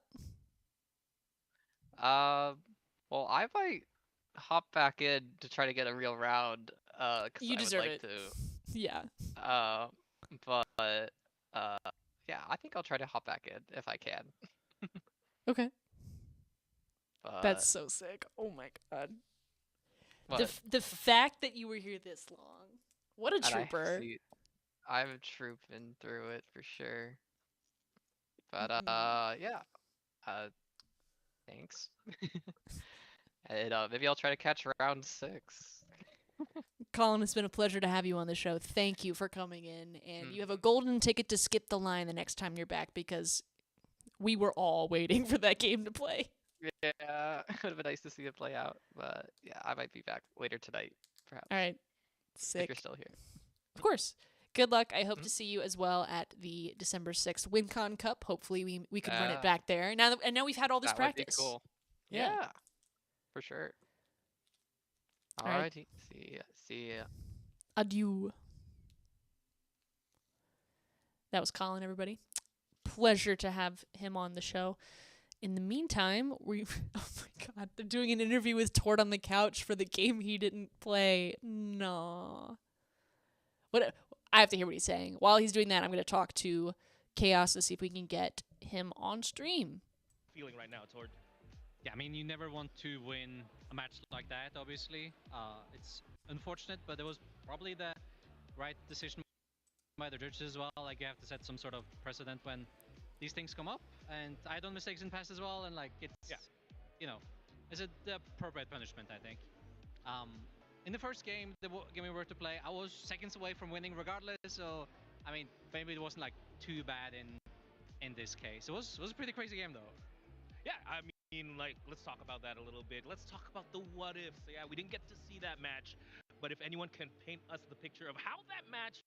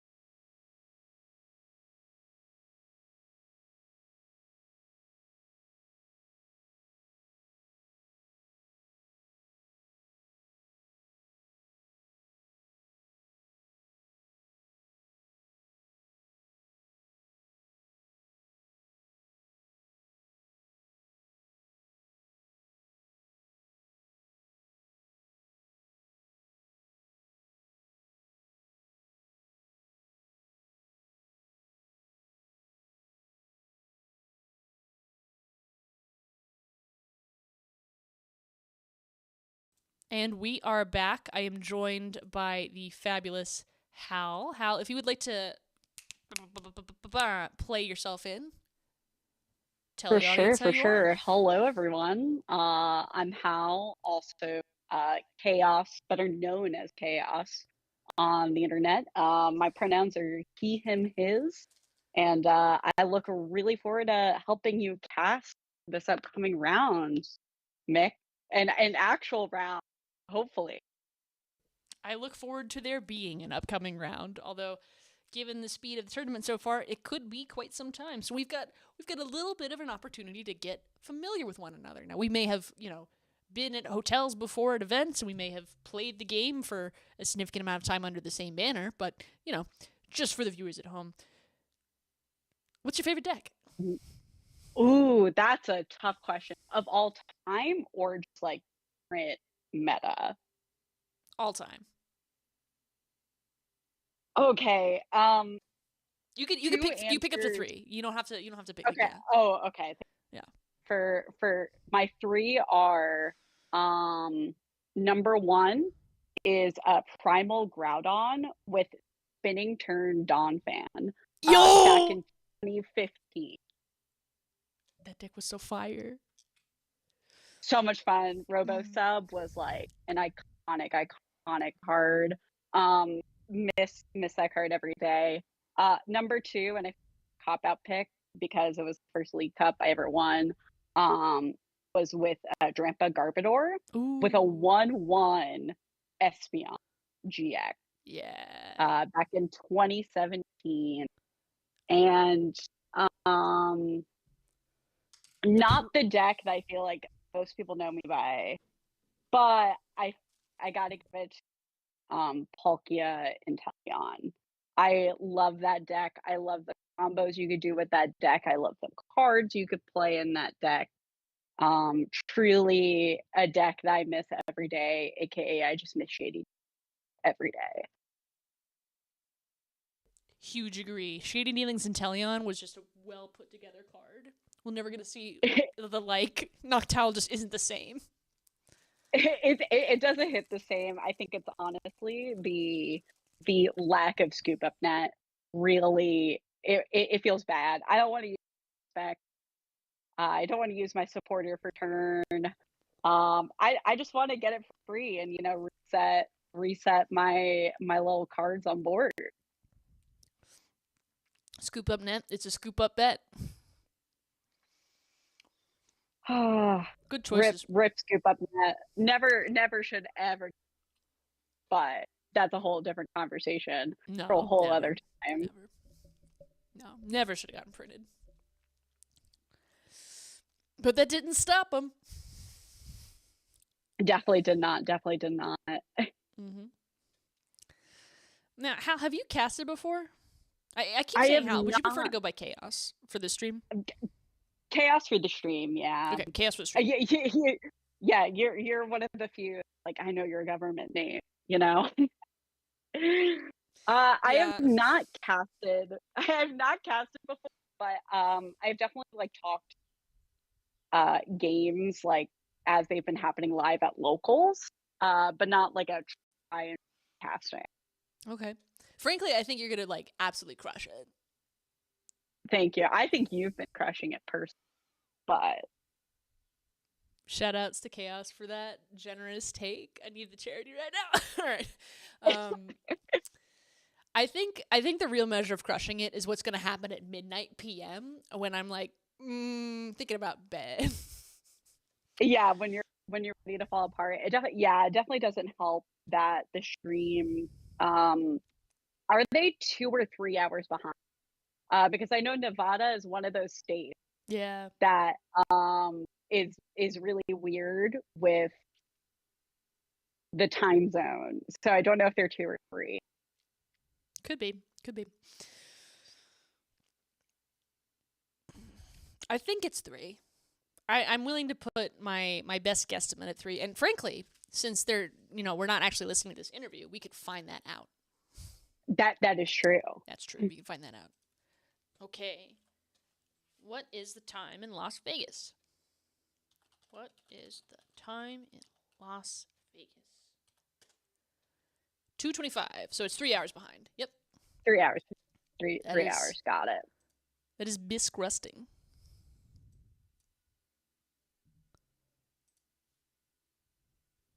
But yeah, no, I am quite excited.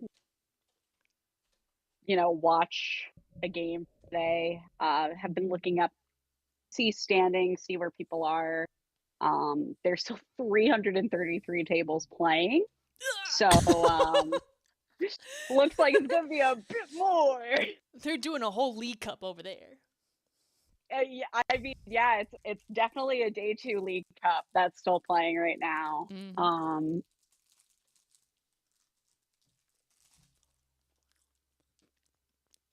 I wonder what you would have brought to this tournament had you went. I think if I went, I'd have been playing Charizard, but it would have been close.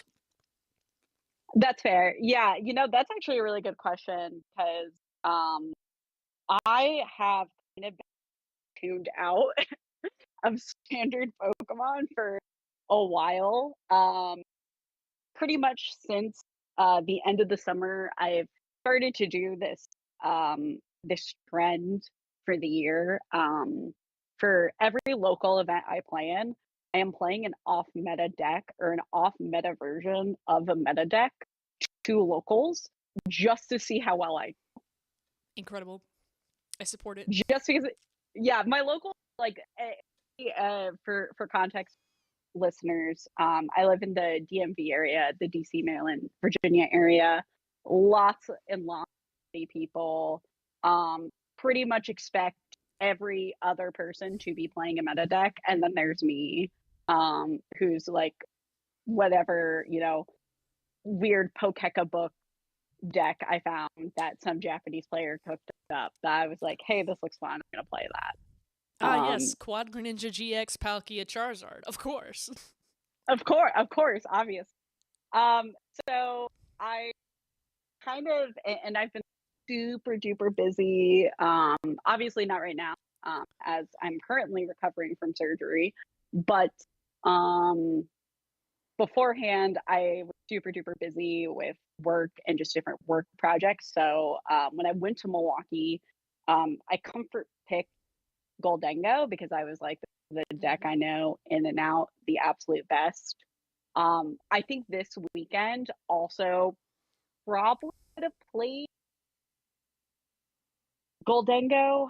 I don't know if I would have gone Secret Box version or Prime Catcher, as I think that those are the two best A specs currently for that archetype.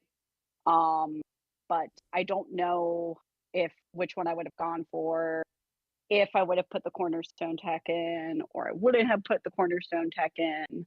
I feel like if I had more time to practice, I probably would have played like Turbo Gardevoir. I am a really, really big fan of Turbo Gardevoir. To the Gardevoir players, please don't listen to this sentence I'm about to speak, because I feel like I will get a lot of hate for it. But Turbo Gardevoir modern, I think, is just Qian Pao Purple Edition. That is the most incorrect take I've ever heard. Let's one more time. Say that with your whole chest again, real quick. I want to make sure I didn't mishear. Because it could have been my headphones. Current Turbo Gardevoir is modern day Qian Pao. Why are you like this? Here is my reasoning. Okay. Here's my reasoning. You have a stadium that lets you discard cards to hopefully accelerate your board state. Mystery Garden? In Mystery Garden, yep. You can accelerate more psychic energy to the discard pile. You're building deck turbo anyway to hopefully be able to get a turn to Rare Candy Gardevoir and start either aggressing the board state with powerful Screamtail knockouts, or Monkey Dory mind bending.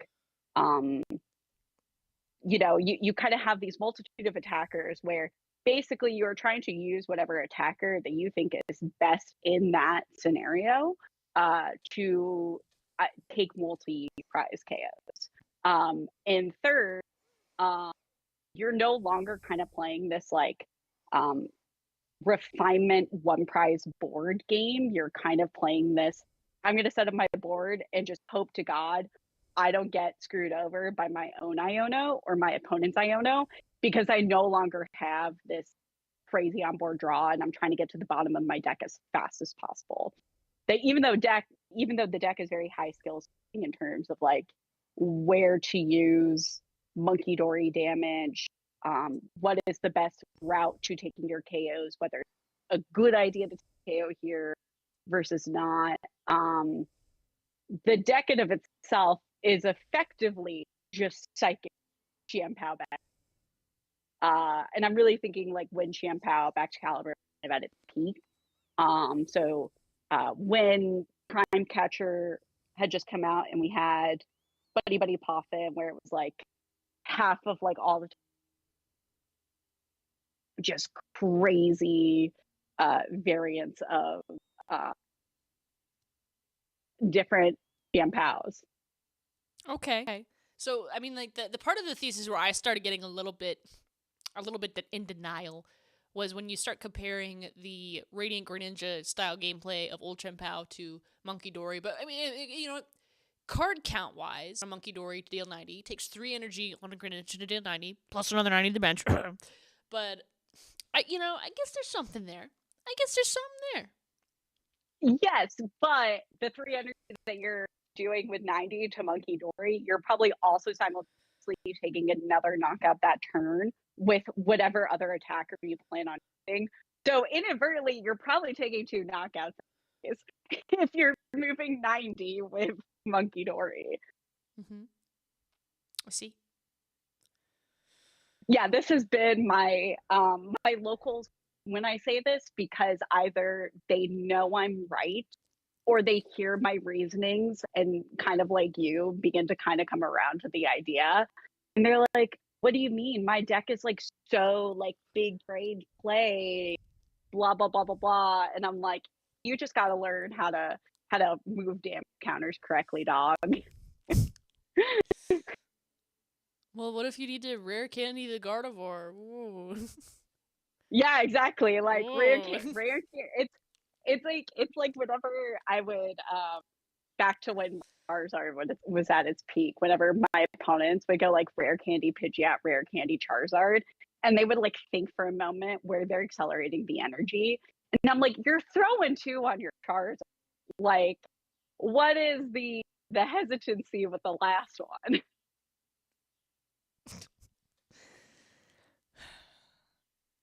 I have to say that is just in general, I'm not ready to co-sign this argument. But you don't have to co-sign anything. The fact that you took me down from where I was to almost considering co-signing is a testament to your argumentative skills. This is specifically what I for like Turbo Gardevoir. I think Jellicent Gardevoir is like a completely different beast. Yeah. Like this is like Jellicent Gardevoir is a whole. I have whole different opinions on that, but that's a whole different thing. Mm-hmm. You are also being asked by chat, Chaos, what are your thoughts on Grimmy? Ooh, I am like, and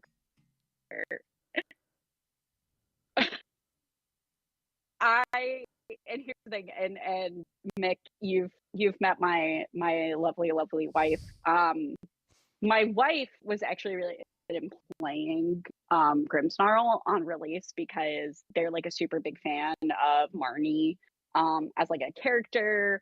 So I was like, well, I'm gonna get the cards to build it, and obviously intense hype with the deck.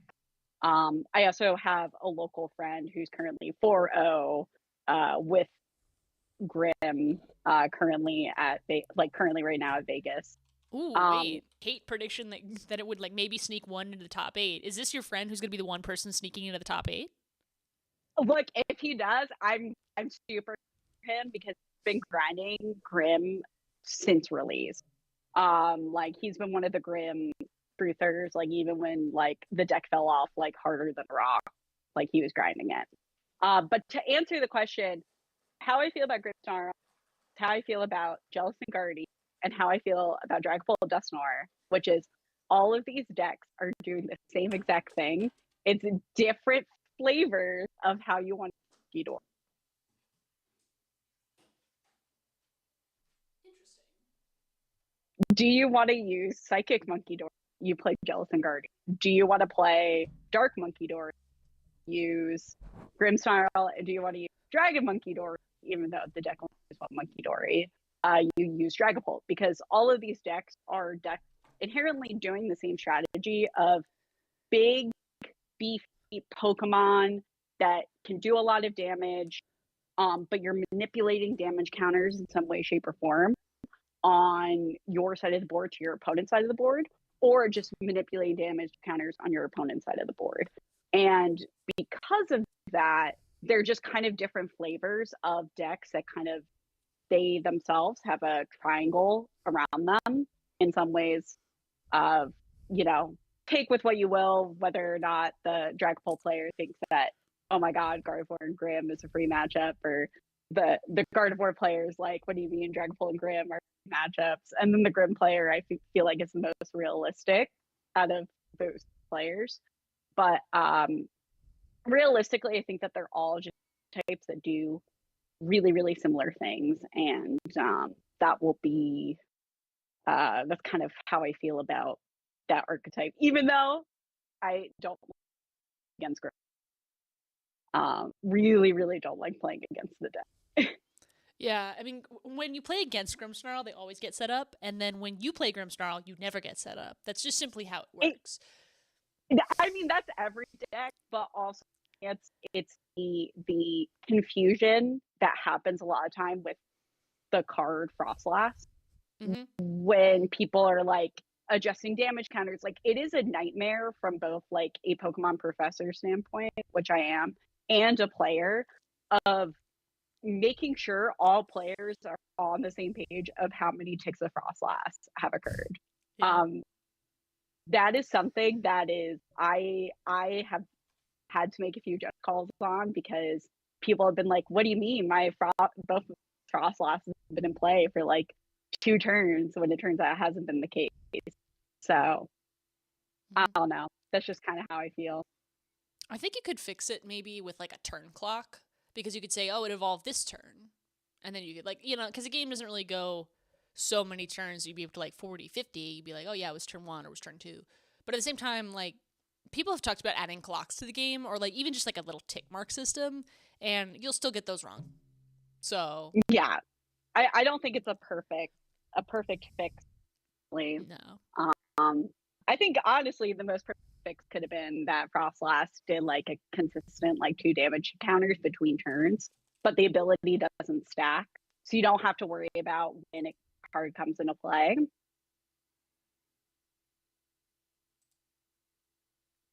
But you know, I'm not a card designer. I mean, you could be. True. All right, I'm trying to tweak your audio a little bit. There was a, I wondered if it was like spiking on my end, so hopefully that fixed it. Yeah. Ooh, this is, I saw the deck consensus, but I don't know. I just can't believe 12% of people were like, yep, I'm shipping Dragon Dusknoir. I mean, it's a real deck.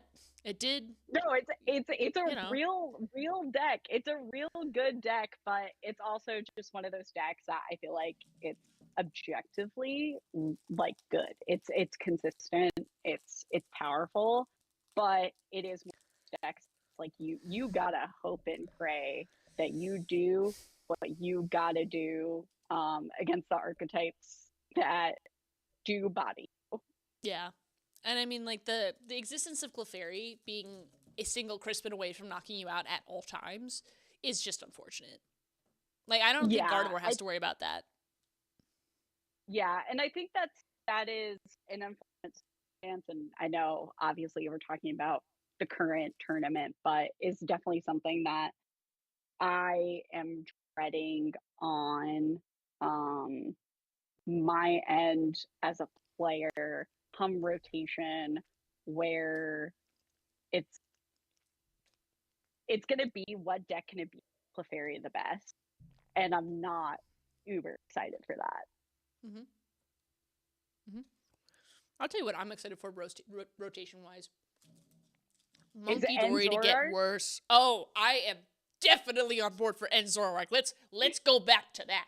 I was talking about the Anthea and Concordia supporter earlier, but honestly, I think people are sleeping on End's Vanillux in a weird way. Because End's Vanillux, like, the attack is, like, whatever. The Vanillish has, like, there's, between the Vanillite, the Vanillish, and the Vanillux, there's, like, 6 different attacks. So if you're just going for a regular or a regular Zoroark deck, I think the fact that there's new Ends Pokemon coming out means that you could actually build a bench of more than just Zoroarks. Not that you would, but you could.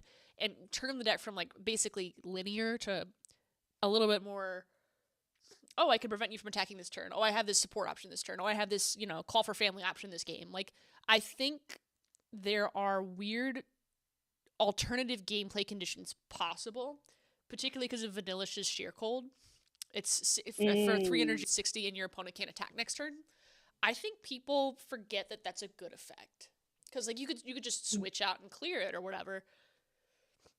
But you still have to force a switch. That's your Lanias consume for the turn, or it's your switch card consume for the turn. I think there's a weird stall variant of Zoroark that's going to come out of this that people aren't expecting.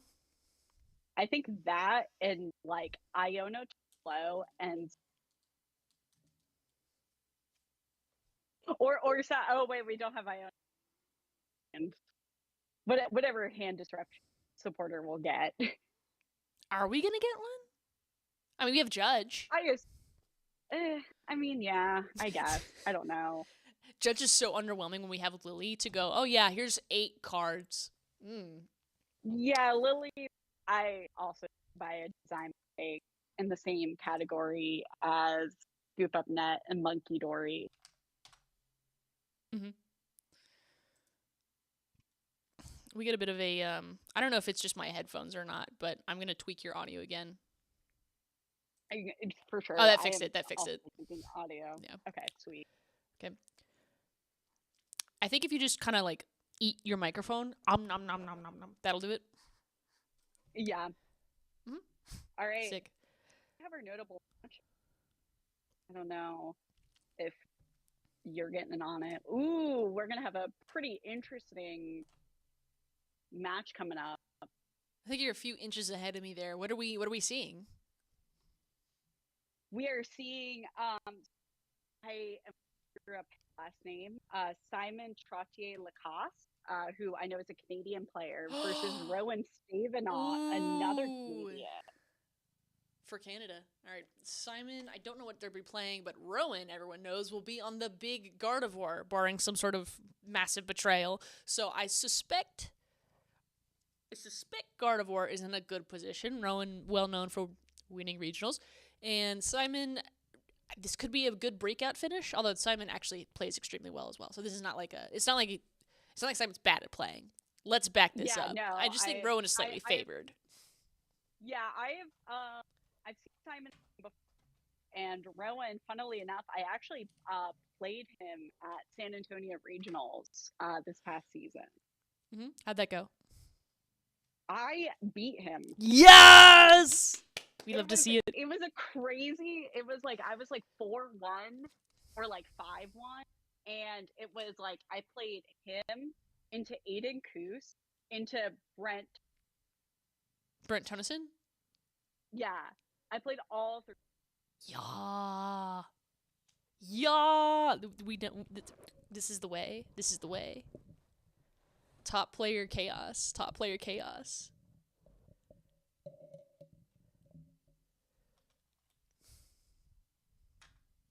All right. Well, I know I'm slightly ahead of you, but it looks like they're getting situated to get ready to play. Okay. I can't scoot any farther forward in my timeline, so you're going to have to hold yourself back on my account. No. Totally. Totally got you. All right. They're just sitting, getting ready to set up, fixing some stuff on stream, it looks like. So. Okay, I just saw the stream show up. Here are 2 judges. Here are 2 players. Here are 2 casters. That blue Play Pokemon shirt is very clean. I have one of those. Honestly, all the play Pokemon are pretty clean. Yeah. I mean, they did a good job with the design. The Pikachu running on the sleeve is just so silly to me. Yeah, it is. It's one of those moments where I've done well enough at events where like to be in the running to be on stream, and I'm like, all I want is the shirt. Ooh, okay. It is Jelly Guardy versus Goldango, Lunatone Soul Rock. Oh, I'm so glad you're here for this because you could talk coherently about Goldango. Meanwhile, I'm going to be like, Gordy for like 50 minutes. Beautiful. We are actually going to get a game of Pokemon in Las Vegas. It only took 4 hours. It's beautiful. Yeah, it did only take 4 hours. Again, barring any misplaced situations, you know, or any difficulties, any weird judge calls, you know, hopefully it'll be a good, clean set of Pokemon.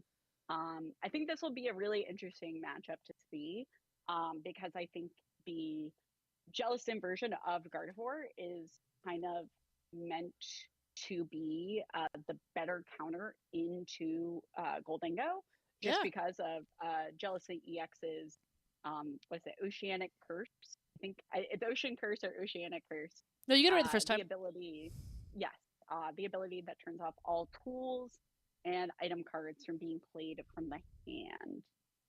And Goldango EX's entire strategy is to make it rain and discard energy cards from hand to the discard pile, and you can recycle those energy cards back by playing Superior Energy Retrieval, which lets you get 4 energy cards from your discard pile back into your. Did you see where the stream like briefly swapped the Jellicent with like Axew or it was a fracture? Fracture, that's right. There's a space distortion on stream. Legends Arceus is back. I know it's Legends EA right now, but Legends Arceus is back. It'd be funny if it was a Haxorus. You could say the stream got hacked. I was gonna say it could also, then we said it could have been Slowking on screen if it was the Haxorus. Hey, Slowking on stream. Ooh, okay. It is this version of Goldango. So it's running the Lucario, the Mega Lucario, as the answer. So Simon is still teching for Cornerstone. And it's the good. Riolu's, the Riolu's in the prize card, which shouldn't be that needed in this matchup. However, I have found as Goldango player, specifically into Jelly Guardy, Mega Lucario is actually really good to close out the end of the game with a Jellicent in the active, because with 2 energies, the Jellicent would have to have all damage moved off of it. So looks like we're about to start here. Okay, probably not, it's the 80 HP Riolu, not the 70 HP, sad. But it's interesting that we're going to start with the Iron Bundle and the prizes. That's something that I like to see early game. But I don't think that's too bad of a prizing for Rowan. 1 Curly in the prizes. Other than that, I mean, as long as there's no TM Evo, no issues there. So we should get a full, decent game in. And it's kind of interesting that you're bringing up that the Mega Lucario is good into this Gardevoir, because normally you'd be like, oh, yep, get the fighting type as far away from this as possible. That's the reason, I mean, that's half the reason that Mega Lucario isn't being played as its own archetype, despite that card being extraordinarily powerful. I mean, a single energy for 130 and attach up to 3 is just, like, it's peak Aram for a single energy. Like, that was one of the decks of all time for a reason. And over here we've got I just saw the game start. I don't know if you've seen any turns yet. Simon is just searching with a Genesect. Yeah, just searching with Genesect, grabbing 2 goes straightforward. Looking like just doing a simple prize check, and we have an Artisan hitting the board. So a good card for both players. Seeing Simon go for the Gimmighoul makes me think that there's probably not a buddy in hand. A lot of these Goldango Rocks decks, if they are pretty much in general speak, have kind of cut down on the amount of buddies they're using. That's mostly because with the Lunatone and Soul Rock, get to see an aggressive extra cards. And as long as you really have one gimme ghoul down, and in most matchups, that gimme ghoul really isn't threatened. So seeing Simon go for it really points to not having a gimme ghoul in hand, and that we're going to see prize checking on Rowan's end. I think the biggest thing to call out from Rowan prize cards is one Monkey Dory being prized. That isn't 100% ideal, especially for this matchup. Granted, we don't know if Rowan is running a TM Devo or not, but realistically, that is one of the win conditions that the Jellicent Guard Fort deck has against Golden Go is Technical Machine Devolution to spread damage across multiple Golden Go and then de-evolve them to where basically the Golden Go player now has no more attackers to use. But mostly would expect Rowan probably aggressively get out a Frillish, even if he doesn't go for the gloom attack, oceanic gloom to item lock. Still getting that Pokemon out a threat, and especially with a raw secret box in hand. Just casually. I have a feeling that we are probably going to be seeing a technical machine evolution to get this Jellicent up and going, because really, moment Jellicent hits the active, Golden Go really has to play the game a lot differently. So that will definitely be interesting to see. Or this could be that weird version of the Jellicent archetype, Jellicent Guardian archetype that Henry Chow was playtesting for a while with the Latios EX to basically aggressively get the turn 1 item lock going. Don't know if that's a thing. I expect it to be kind of similar to the version that he ran in Milwaukee. But I don't know about you, Nick, but I feel like my opponents, every time I play them, in almost every single game, they just raw open the secret box. You know, I think on stream too, that's been the reigning event, is that there's all the precious trolleys and all the secret boxes immediately on turn 1. You start to raise your eyebrows a little bit. But it does happen. Yeah, and especially, I mean, this is a shout. This version running the air balloon. The air balloon plus bravery charm is going to be really, really powerful, because that means that this Waltz will be able to pivot, and we're going to see a turn 1 item lock against Golden Go, which is always a horrible thing to play against. But what's really important about this is the bravery charm hitting the Frillish. So that means that a vitality band will not be enough to knock out. The only way you can knock out this this Frillish is by going for a Make It Rain. Now, granted, we don't really know. I can't really tell what's in Simon's hand besides the 2 Golden Goes. But I have a feeling that if Simon is able to aggress enough and get those out and be able to take the knockout, I think that's a really decent spot for Simon to be in, because the Artisan stuck around and play. So that means that we're probably going to be able to see a second Gimme Ghoul at least hit the bench. So hopefully, you know, Simon isn't in an unfortunate position.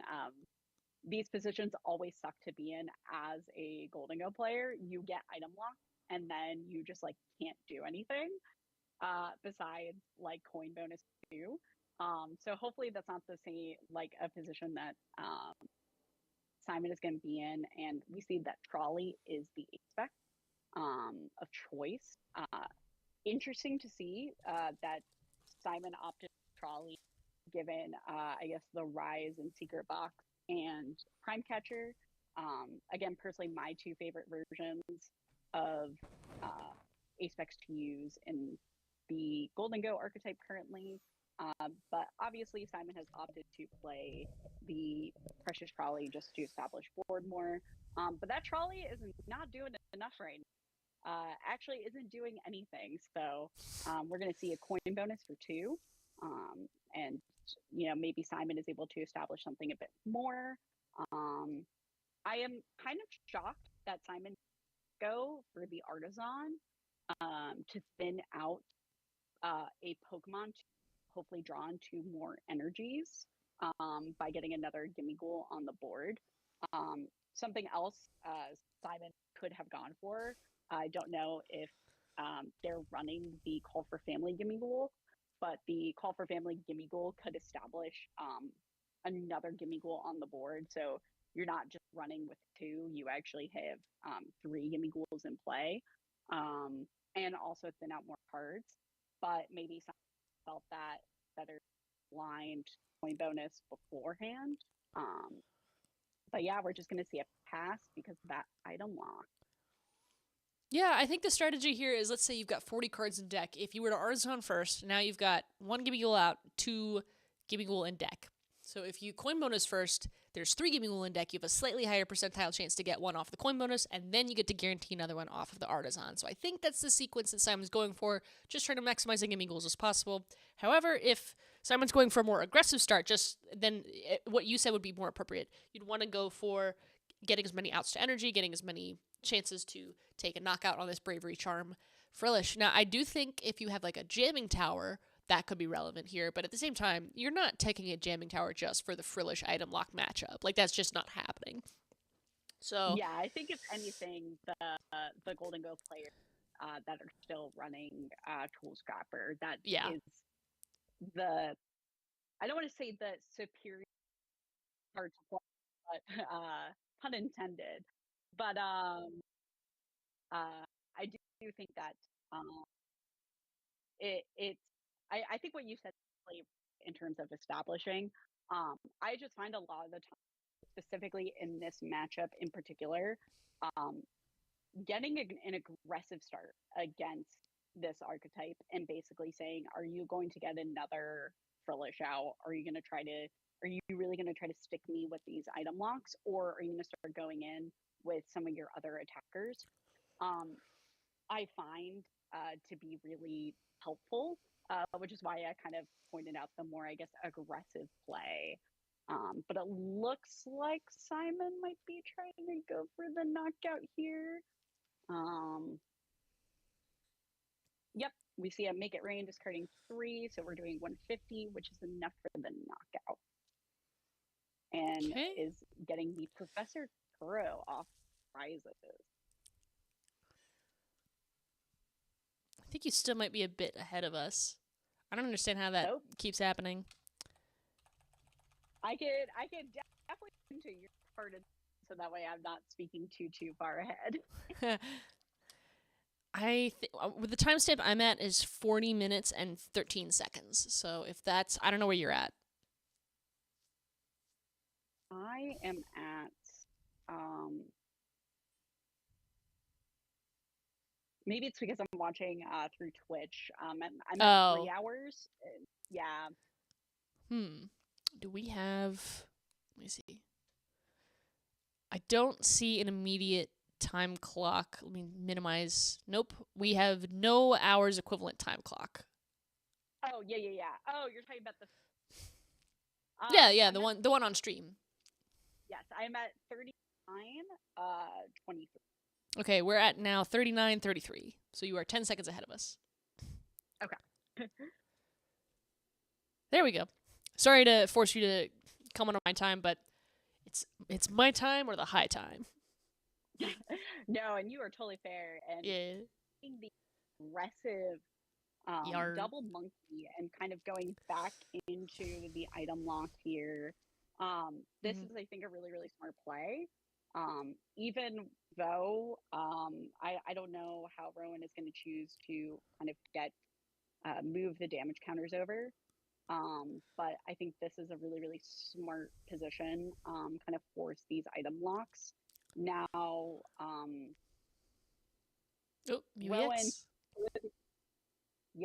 Rowan putting the Mew down means that there is not a backup Jellicent. or a backup Frillish. So that's really important as the Golden Go player to recognize and see right now, because that means that you may not have items this upcoming turn, but now you force Rowan to find either another Night Stretcher or Super Rod Recovery to get another Frillish into play.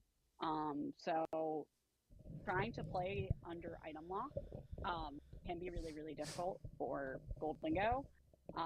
So I think seeing Rowan prioritizing the Mew EX draw here, really, really important. Absolutely. And the other cool thing, too, is with Gardevoir setup, now you have another option where, let's say, you could use the Air Balloon Ralts Night Stretcher, put that same one back down, immediately reattach to it, retreat, and go. So that's an option that's on the board. And the other cool thing, if you're not familiar with this deck or this matchup, the reason that you don't immediately just go into Jellicent is because Jellicent can be, the item block of Oceanic Curse can be defeated by gusting it out. But the item lock of the Frillish cannot. Even if you switch it out, even if you knock it out, if you knock it out with something like Dusknoir, for example, it'll still be in effect for the remainder of that turn. So it's a harsher item lock on the Frillish than it is on the Jellicent, but the Jellicent trades that off by also giving you access to the ability to block out tools for the turn. So generally, you keep the effect, but it prevents you from attaching them. So that could be pretty useful, generally speaking. And it looks like Simon so far has just done some coin bonuses, and I would say, based on the Monkey Dory attachment patterns, that this is a setup for a potential TM Devo play. So as long as you put 70 down, in some cases 50, that's enough to take the knockout on all of the Goldango at once. And as soon as you run out of Gimme Ghouls, you have no more Goldangos. You pretty much lose the game in the next couple turns. Yeah, interesting to hear that Simon haven't seen the 50 HP Gimme Ghoul come out. Now, granted, that is not a card that you want to put down in this matchup, unless it is never. Unless it is the first Gimme Ghoul that you start with. But it'll be interesting to see if he does evolve this final Gimme Ghoul. Now we know for a fact that one of the Monkey Dories is prized. So trying to get up to 90 damage is going to be very difficult. And we do see the Golden Go get evolved here. I don't know if that's a play I personally would make, knowing that my opponent is lining up the Devo play.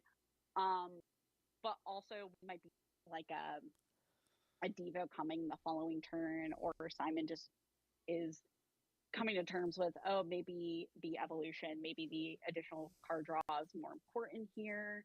Kind of hard to see by the hand, but it does look like we do have enough energy to take the knockout here. What's interesting a lot about the Goldango Soul Rock decks that they're kind of seeing more popularity. Goldango used to actually be able to play Monkey Dory. So the Devo line was a bit hard for the Gardevoir player to rely on. Yeah. So just because then you can move that 3 damage counters back over and then take a knockout and kind of have a way to protect at least 1 to 2 of your Gimme Ghouls out of that Devo range. We're seeing Simon here go for the Soul Rock. So could be a Vitality Band knockout, which I think is an interesting decision. Ooh, Air Balloon instead of the Vitality Band. Yes. So either must have it in hand, or is saying, like, I am going to put damage on you. Maybe not. I think that would be an interesting decision. My guess is the Vitality Band is in play. Oh, it's just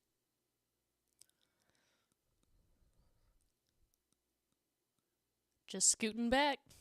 There's the Soul Rock. Yeah. No Lunatone kind of showing here and kind of just giving Rowan more time to again build up this Devo play. It's not looking good.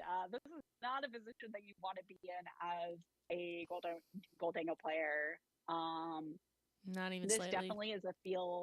This is definitely a feel bad position. So feels bad, man. I wonder I wonder if Simon was thinking not wanting to give a bench space open for another attacker. Is my guess of what could have been happening here. A hand.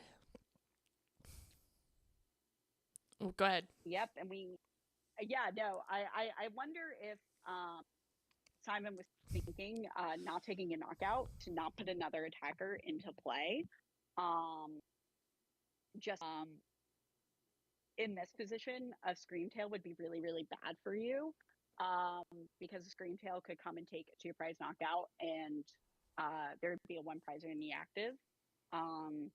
So I wonder if Simon was like, hey, my opponent's bench locked, maybe I just pass here, stick a Soul Rock in the active, force them to either swing, item lock into me or do something else. But we see that Rowan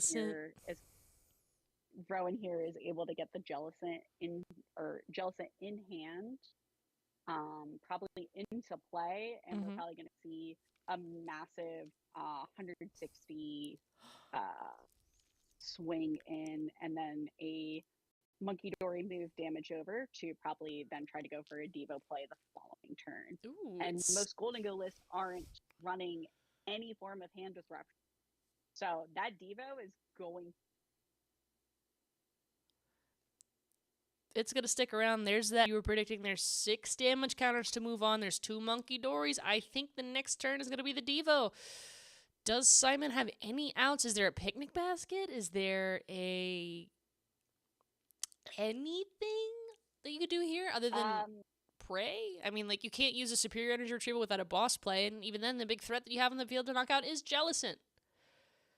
This is rough. I think here, Bro, be a really, really good decision here, which is what Simon could be digging for. We know that Simon was able to get 1 off of the prize cards, but that Iron Bundle prize here is definitely a really, really big deal currently. I also think that so he did have the Vitality hand, but just did not have an out to Lunatone, is what it seems like.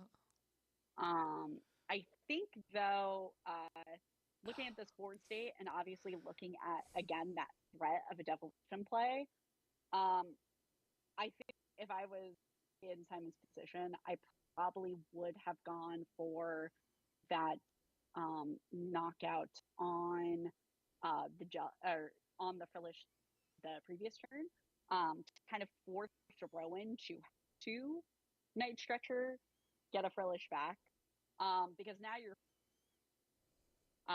you've allowed them to establish the Jellicent. Now you've allowed them to kind of like continuous put a pressure of an item lock, and until you get the Iron Bundle of prize cards, or until you are able to deal with the Jellicent in some way, shape, or form, that card is sticking around for the whole game. It's a lot harder to take the 2-prize knockout on the Jellicent with superior energy retrievals being turned off. I think the picnic basket is going to be the best help that Simon could hope for here, because all psychic are now in play. So that means that Rowan is able to draw into discarding cards in order to discard some psychic energies to be able to move damage over with Monkey Dory. So hopefully Simon is playing Picnic Basket. Hey, they're showing it on screen.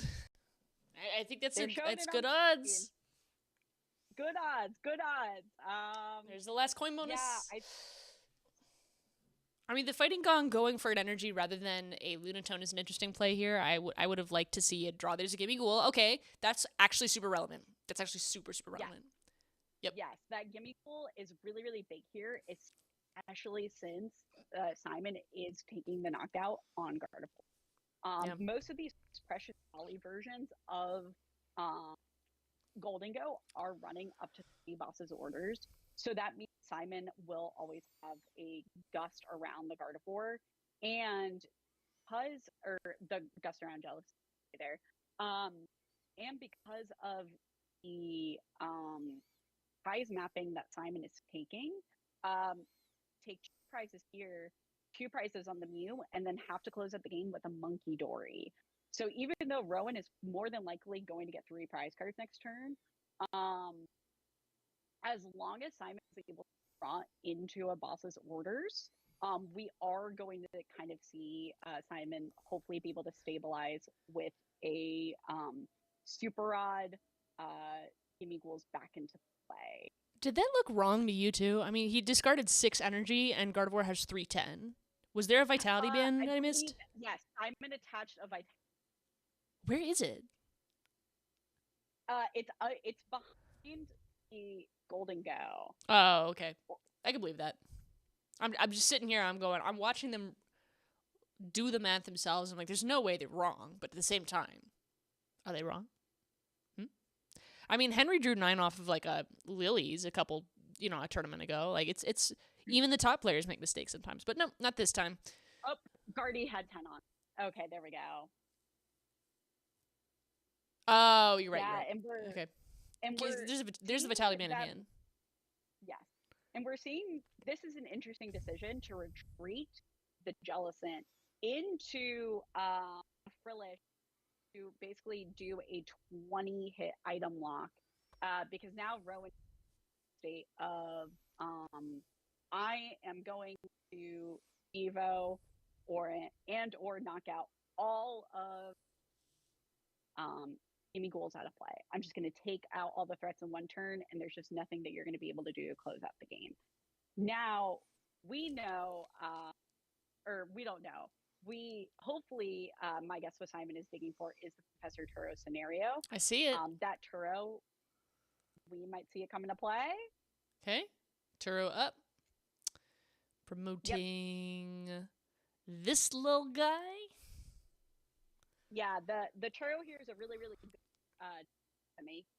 You're effectively removing the work of the Frillish. Hopefully, we see a rebench because we know because of the prize mapping and also by Rowan's decision, I think Simon kind of put together. More than likely, Rowan does not have access to that 3rd Monkey Dory. So are going that 70 HP Gimme Ghoul be able to survive, so a Devo play will not close out the game. By Rowan choosing not go for the Devo play the last turn, basically was banking on Simon not drawing into the Professor Turo. And I think even though there's a lot of damage on Simon's board and there's a Jellicent just like ready to go there, I think he's in a really, really good spot. Because the Devo can only take 3 prize cards, and Simon just needs a boss's orders on the Mew EX to be able to get the last prize cards for a game. Mm-hmm.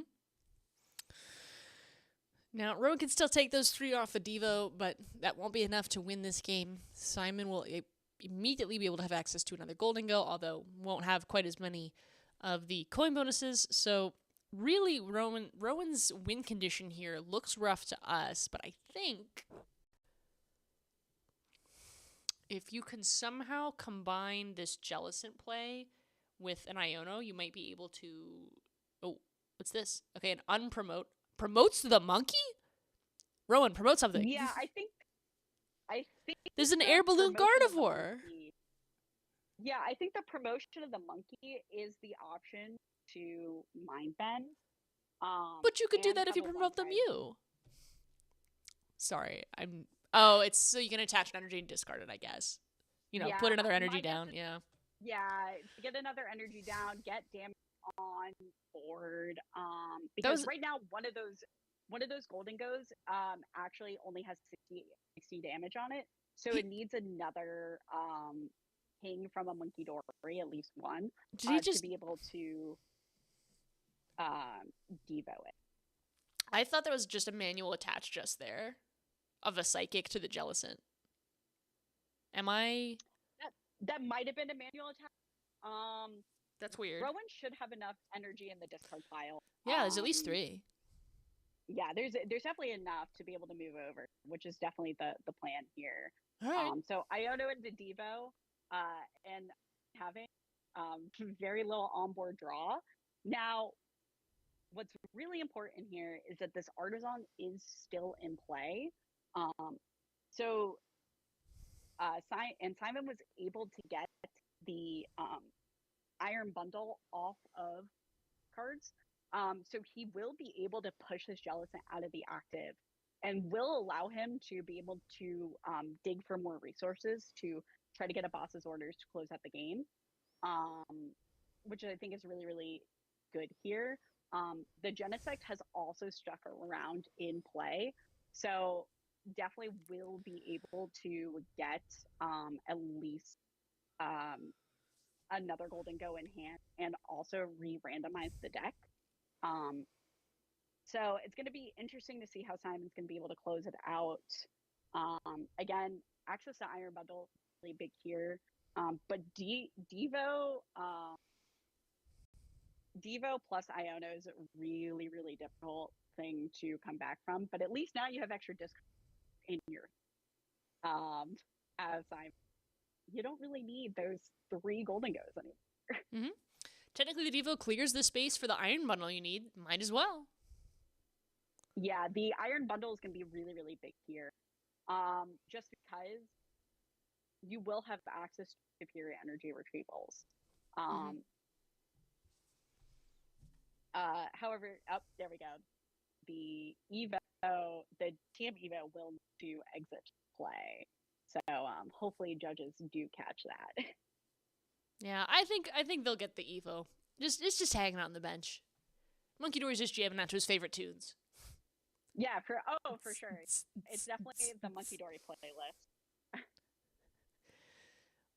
What is I feel like there's a joke to be made here, and I'm gonna struggle to make it. Like Spotify, but Adrenabrain. Yeah, I was gonna say Monkey Dory is 1,000% playing like Peanut Butter Jelly Time. Would have been my guess. I think Monkey Dory listens to some mind-bending music, I gotta say. Ooh, okay. I see what you mean here. Mm-hmm. Sorry, I didn't want to confuse anybody.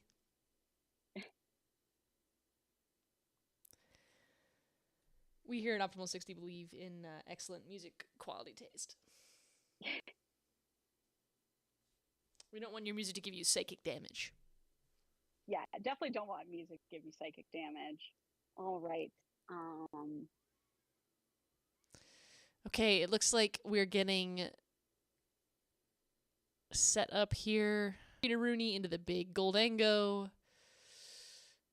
The only thing that they have going for... Where's that bundle?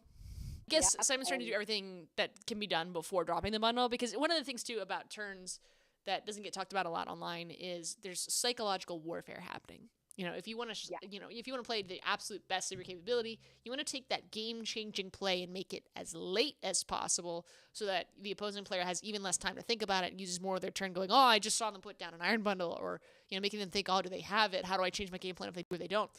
The more you delay that play, the more your opponent has to use their mental resources towards a game plan that may not even come to fruition. So, good way to run out their brains for a 9-hour Swiss day. Yeah, I think that is a decision to make. Just because, even though it's nice to want to pop that bundle immediately, the psychological warfare definitely can help. Simon would also need at least 1 superior energy retrieval, plus another access to an energy to take a knockout on this Mew EX to close out the game. Instead of needing like multiple superior energy retrievals. But even here, a knockout on Monkey is not necessarily a bad decision, because then that boss's orders could just be used to close out 1 prize. Exactly. So even if Simon does not take a 2-prize knockout here to close the game, he's still in a really, really good. He basically has forced Rowan to be like, "Hey, are you going to deal with my only golden go this turn or not?"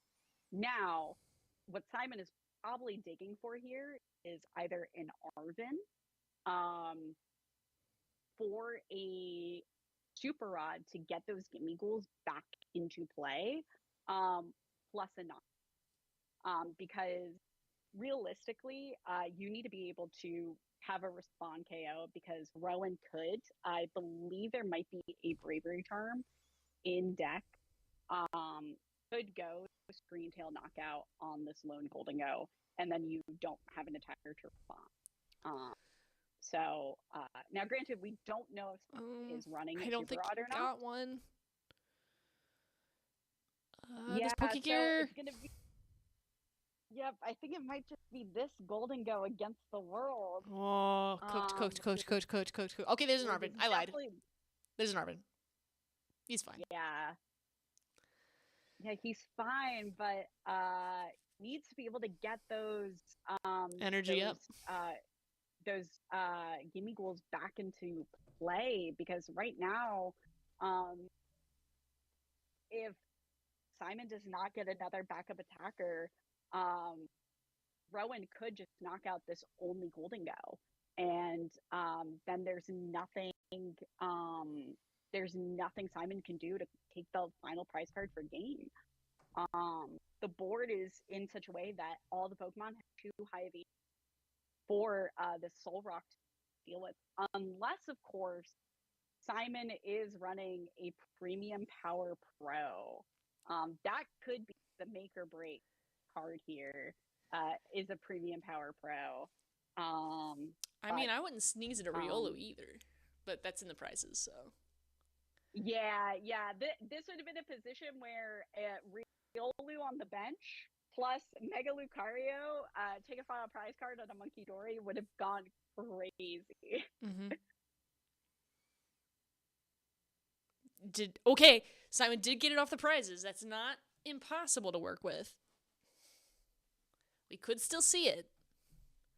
It's just unlikely. Yeah, I think Simon is in a really, really rough spot if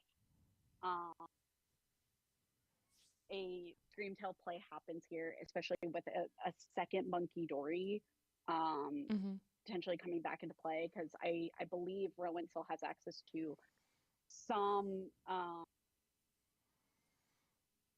Somebody once told me the world is going to roll me. I ain't the sharpest tool in the shed. Yeah. Ooh, something. Ooh. Okay, Super Rod. Yeah, Super Rod Monkey. So actually, doesn't even need the Screamtail. 190 plus the 10 that's already there from the Golden Go, is enough with 2 Monkey Dory swap. How do you use the? Is it in hand? You had to use the Artisan for the monkey. So okay, Mew. Is it? Okay, there's an attachment.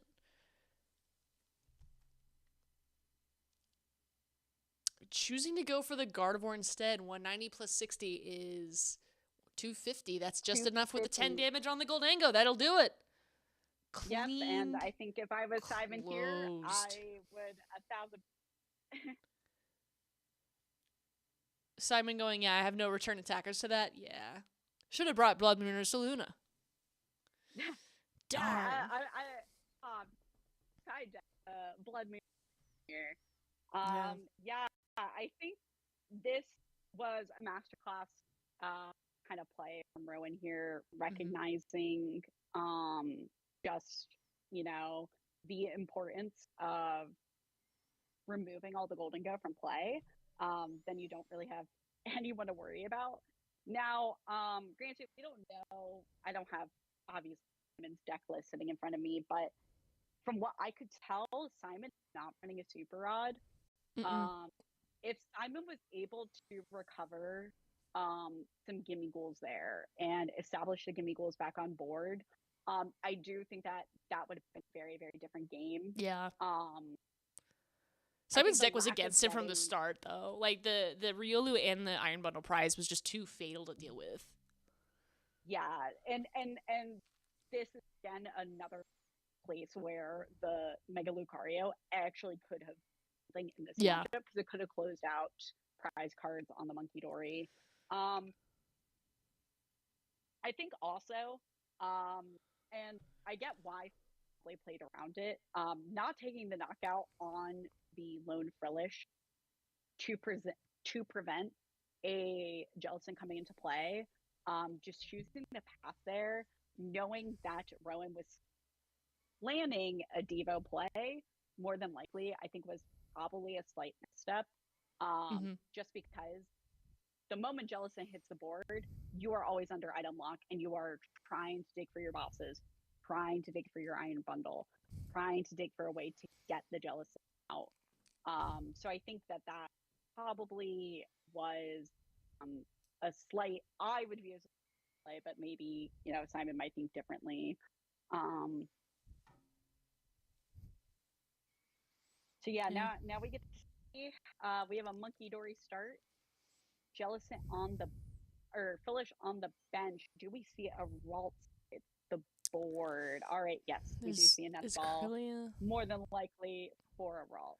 Yeah, those prizes are rough. A Frillish and a Screamtail prize? Like, I guess you just don't get attackers today. And a Curlia. I mean, like, did you put a magnet in there? Like, get them out of your prizes, man.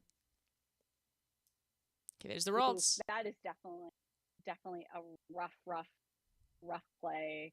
Rough position to be in. Having access to only one. Yeah, having access to only one Frillish is a really, really big. Won't be able to Oceanic Loom back to back. You also won't be able to go Frillish, Oceanic Loom into a potential Jellicent. I think it's Power Press is the attack to keep it lock up. With having to establish Frillishes on play. But more than likely, this Frillish is at least going to be able to stick around for a turn, as we know that Simon is playing the Precious Trolley as the effect. And we do see an Arven hitting the board. So we know the Precious Trolley isn't prized, so we're going to see the whole squad hit the bench here. Okay, there's Artisan. Imagine prizing 3 Gimme Ghouls. Imagine pricing 3 Goldango. Oh, it's nothing. He's fine. I will say I have prized 3 Goldango before. No. You gotta shuffle. I have prized 3 Goldango, and thankfully it was when Palkia. This is back when you would play Goldango with Palkia.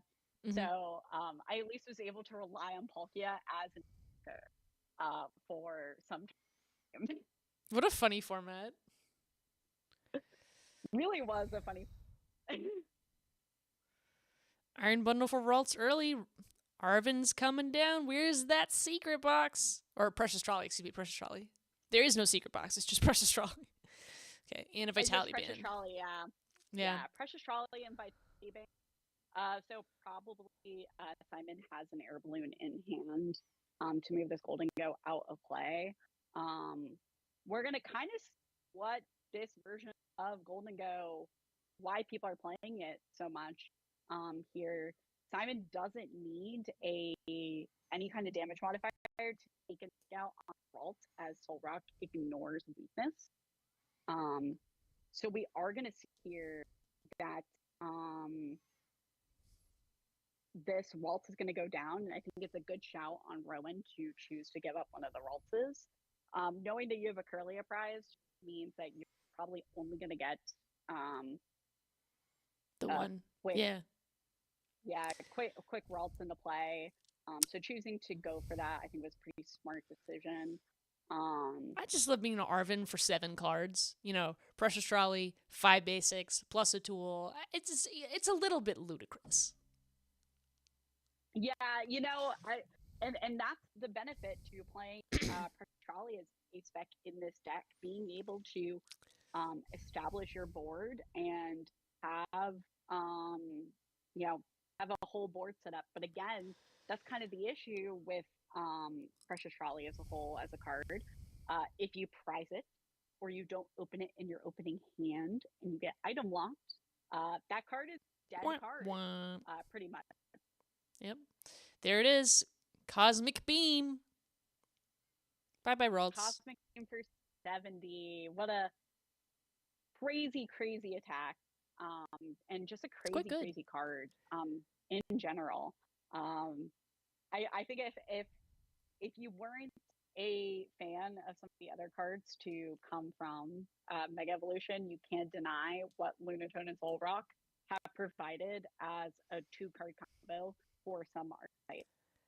I actually just really love the fact that 70 damage is so relevant. Like, Buddy Buddy Poffin has done incredible work to keep the format power creep a little bit lower, because otherwise 70 HP would be like nothing. Like, that's not even like a 4-hit KO on some of these huge stage 2s. But on these little ones, the ones that, you know, you'd think resist fighting types, turns out that doesn't matter if your name is Solrock. Bam. That's a whole prize ahead. That's the whole game tempo reshifted. You know, that a single Gardevoir is now extremely vulnerable to some kind of early game KO where Rowan has no Ralts to follow up with. So, yeah, and a lot of momentous move for just one energy. Yeah, and, you know, Rowan was able to establish, you know, Rare Candy turn 2 Gardevoir. Like, that is extremely powerful. And also vulnerable. And vulnerable. Yeah, it is vulnerable, but again, if you ignore the Frillish here, you kind of do open yourself up to, again, that state of, am I going to be item locked? How long am I going to be item locked if a Jellicent hits the board? Because then Rowan can basically play a 1-prize board game and just keep this Jellicent in play, and just have it soak up and move damage over with Monkey Dory, with Simon only really able to take 1 prize card at a time, especially with 2 energy cards being prized. Like, that is not the position that you want to be in as a Goldengo player. Okay, we're going to see, there's 3 Goldango down. That's always a nice start when you're the Goldango player. Now, granted, the item lock is going to make this a little challenging, but Simon knows exactly what needs to happen in the next 6 minutes and 53 seconds in order to try to take a game out of this set. Here's the problem. At 4-0, a single win will take him to 4-1, or a single win in this game of the best of 3 series will take him to a 4-0-1. That's not enough to make day 2. You're going to need 2 more wins in the next remaining 3 rounds of Swiss. But if you lose here, 4-1-0, that's have to get 2 wins and an ID. You can't afford to lose any more games. So Simon is playing for the right to lose one of these 3 upcoming games, basically. Rowan, meanwhile, is playing to just close out this aggressive lead by taking such a long game 1. It's got those last key crucial turns to clutch up. If Rowan can take the win here and go to 5-0 and almost win it into day 2, or whether Rowan is going to need to fight a little bit harder for the rest of the tournament. Now, it's still early in Las Vegas, but it is certainly doesn't feel that way over here on our end on the East Coast time zone. So hopefully Rowan can get those last minutes of the twilight of this round out, and we'll be able to see a pretty clear and convincing win.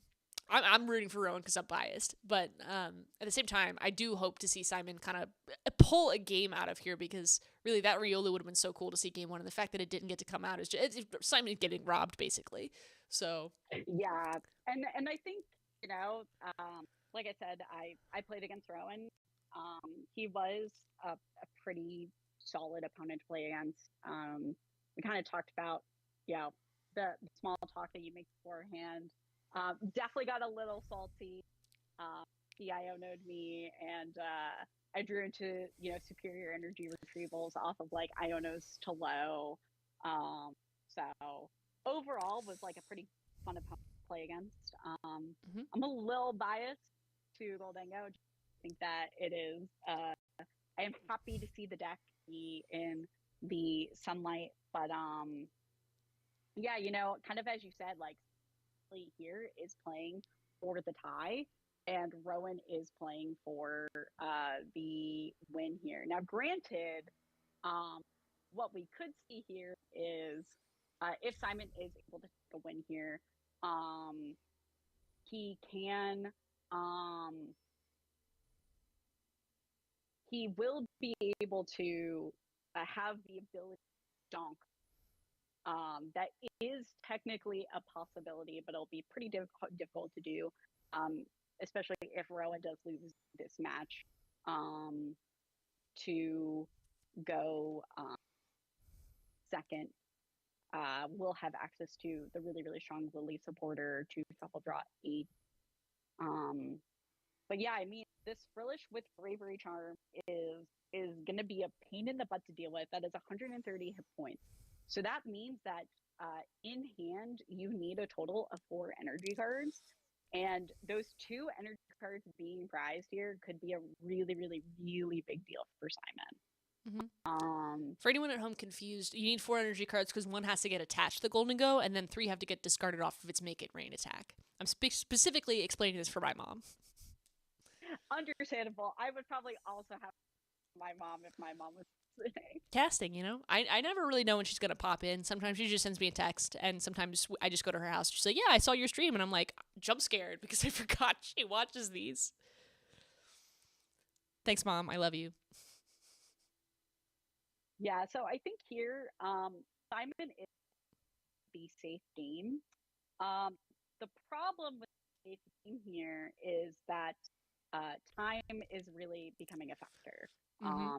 We are getting to the point where game is winding down. It'll be very, very difficult for Simon to close out this game if he has the ability to do so. Because Rowan technically can just push up a bunch of 1 prizer.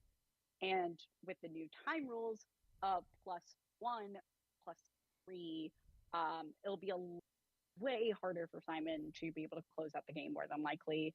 Obviously, we don't know if these 2 players have an agreement set aside, given that the game 1 went on super duper long. Pace of play. It's not like they were trying to make it go forever. It was just a legitimately complicated game to get through.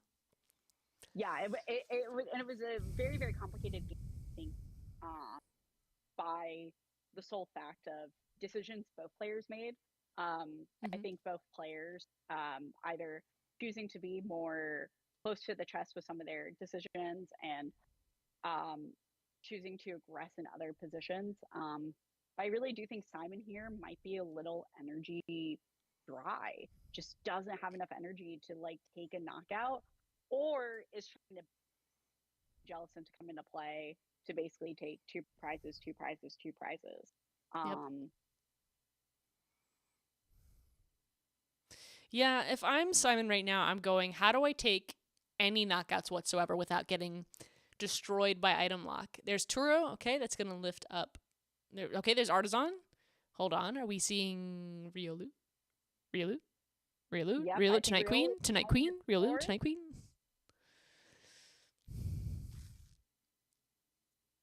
I think Riolu might hit the board, and if Riolu hits the board, that opens up the opportunity for a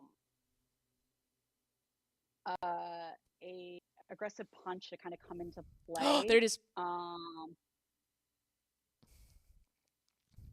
But I think it might be a little too late. I think Simon has been kind of playing under this clock for too long. I think him being just short of energy for most of this game and being under item lock for most of this game is really going to be a big, big detriment to him. And is really going to prevent him from closing out this game. That's kind of the issue of item lock, and it's why a lot of Golden Go players have been testing the Lana's aid as a supporter of choice to basically be able to play under item lock. I gotta say, I'm staring this down, and I don't know what you can get done in 15 seconds other than make sure you get turn 0. Yeah, I think that's kind of all you can get, and even if it's 0, the game is just not really close enough. I really do think that Simon made a couple of missteps, like went from a really aggressive turn 1 into not having any kind of response. There it is. Whatsoever. There's a scoop.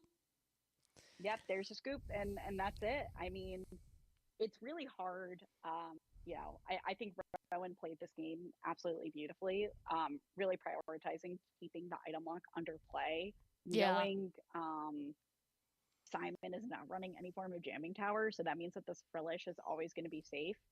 I think it's a unfortunate circumstance that Simon probably was energy dry for a good chunk of that game, where knockouts on that Frillish probably could have happened, but just didn't have the energies at the right point in time.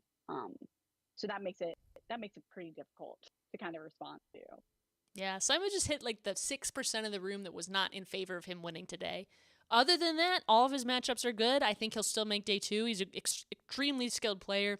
He managed to play that well with that many, weights tied to his ankles. It just was unfortunate he wasn't able to get the Rio Lutek until it was just a little too late. Yeah, and I was saying the Mega Lucario I went out on my surgery leave, and I always felt that it was like a powerful card, like just being able to be a cornerstone answer. Mm-hmm. It's just, again, unfortunate, was not the games that I think Simon wanted, which is unfortunate. As a Golden Go fan, there's a couple of plays I think I would have made slightly differently, but again, just circumstances came, didn't have the super rod as the tech, or just didn't really have anything to be able to take the knockout, close it out. Mm-hmm. I mean, Rowan had one Frillish tied behind his back too. Like that speaks to how strong that card is against Goldango. It's such an item-driven deck, and not having access to items, even though Badu counts are down, generally speaking, it's not enough. You need an answer to Frillish and Jellicent. Unfortunately, it just was not in the hand. Yeah. Definitely fortunate circumstance. And, there are ways that you can play around it as Golden Go player. It just really depends on how much you want to respect item lock, and how much you think item lock matters. Matters a great deal, I'd say. Particularly in this deck. I mean, people have been moving away from Guardy Jellicent. This is a strong reason not to. This is exactly what you want to see as a Guardy Jellicent player. This is if Jellicent and Frillish weren't there, I think this could have been a complete beatdown. Yeah. I mean, it really would come down to if it was like the more, I guess, turbo version of Gardevoir, whether or not running any kind of tool disruption. I mentioned Tool Scrapper earlier. That card is really, really good into Turbo Gardevoir. It allows you to take multi-prizes, because the only way they can really deal with you is by attaching Bravery Charms. I think Jellicent Gardevoir is a really, really, really powerful deck, but I think your matchups are ever so slightly narrowed. Golden Go is one of those decks you more like, assuming the Golden Go players like not playing an answer to Jellicent, isn't playing the Lana's Aid, isn't playing like Iron Bundle Super Rod to get Iron Bundle back, like isn't playing these cards to be able to onto you. But otherwise, I do agree with you. Jellicent Gardevoir, super duper powerful. I mean, just Jellicent as a whole, super powerful card. I think it will be a card even without Gardevoir, when Gardevoir inevitably rotates. Rest in peace, Queen. Rest in peace, Queen. I think that card will still continue to see play. I mean, it's just an objectively, Quad Trevenant was a deck that was played back in 2016, and kind of had a very similar ability to Jellicent. Now, granted, at the time, tools and items were the same card, but it read with kind of, your opponent can't play items from the active. So we could see like a Jellicent archetype.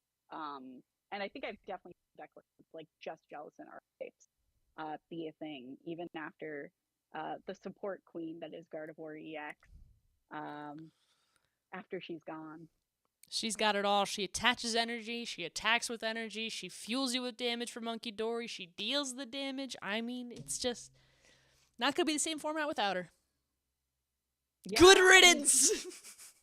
Yeah, and hey, I know some people are really, really excited. I am kind of camp of Gardevoir is not the problem. No, it's not. Monkey Dory, Monkey Dory, I think, is more of the problem. Being able to just put constant... I feel like I'm a little coming out. It's not the same by any stretch, but the fact that it does also place the damage counters, I looked at it and I'm like, come on. Come on. Yeah, I think you know, and this is where playing other TCGs really puts some stuff into like my frame of mind. As I do play competitively some other trading card games. Basically, every other trading card game I play has ban list, ban or restricted list. These are the moments I really, really would want Pokemon to evaluate Monkey Dory as a card. I think they're trying to kind of like one card counters or Battle Stadium, new stadium card that comes out in Phantasmal Flames. I wouldn't be surprised if we see some type of like a silent lab go crazy in this format. But I really do think that as a player, and in terms of the health of the competitive game, when I look at a card like Monkey Dory that I know is going to be in our rotation at least through the 2026 competitive, like halfway through the 2026 competitive season, or 2027 competitive season, it doesn't make me really excited to play. Like I show up to local, kind of alluded to this before, like part of my decision to play like more off meta decks because I was so sick and tired of like, I guess I gotta, play Dragapult Dusknoir or play Gardevoir or like play these like Monkey Dory kind of style decks where I really just kind of want to play other stuff. And but in doing kind of off meta decks, I've come to realize just how hard it is to play against Monkey Dory.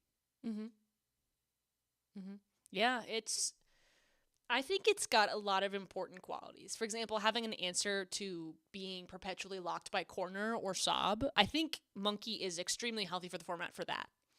The problem is that when you have 10 of them on all sides of the field at all times, it's just a little bit stale. Yeah, and so I can kind of say the same thing about corner and sob as a whole. We have so many different pre-locking Pokemon standard legal that with not very many interesting like switching cards.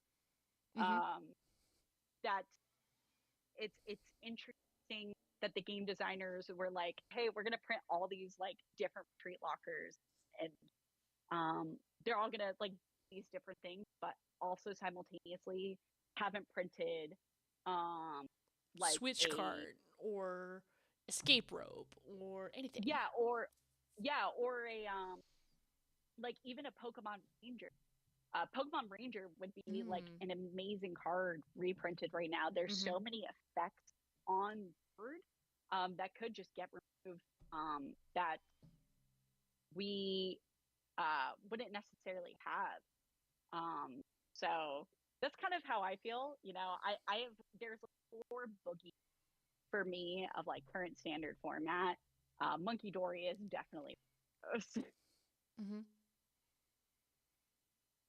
Now I'm curious. This is like a Mount Rushmore of like ban prospects. It sounds like maybe not bans, but at least like suspect tested. Yeah, for sure. I'm trying to think who the other 3 might be. I want to see if I can make a coherent guess here. I want to say Dusknoir. I feel like Dusknoir. Dusknoir is definitely one of them. Yeah. Who are the other 2? Let me think. Monkey's what's broken about Guardy. Dusknoir was what's broken about at least 2 different archetypes. Golden Ghost Solrock is not toxic. Like, there's nothing toxic about that deck. So I'm not saying any of the 10 are in there. Can I say the lack of Quick Ball?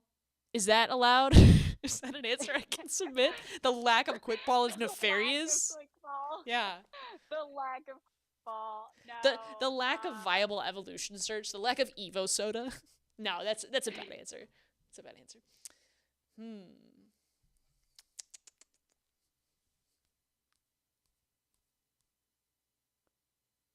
Yeah, no, I'm a little bit stumped who the other 2 could be of the 4 boogeymen.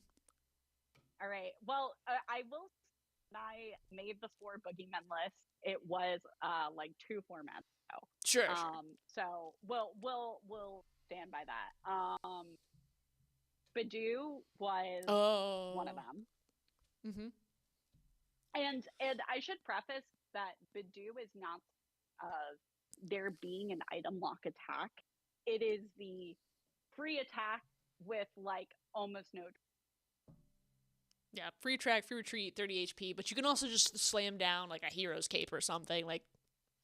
Yeah, that would be like I don't think you play test card enough. No. And then the final.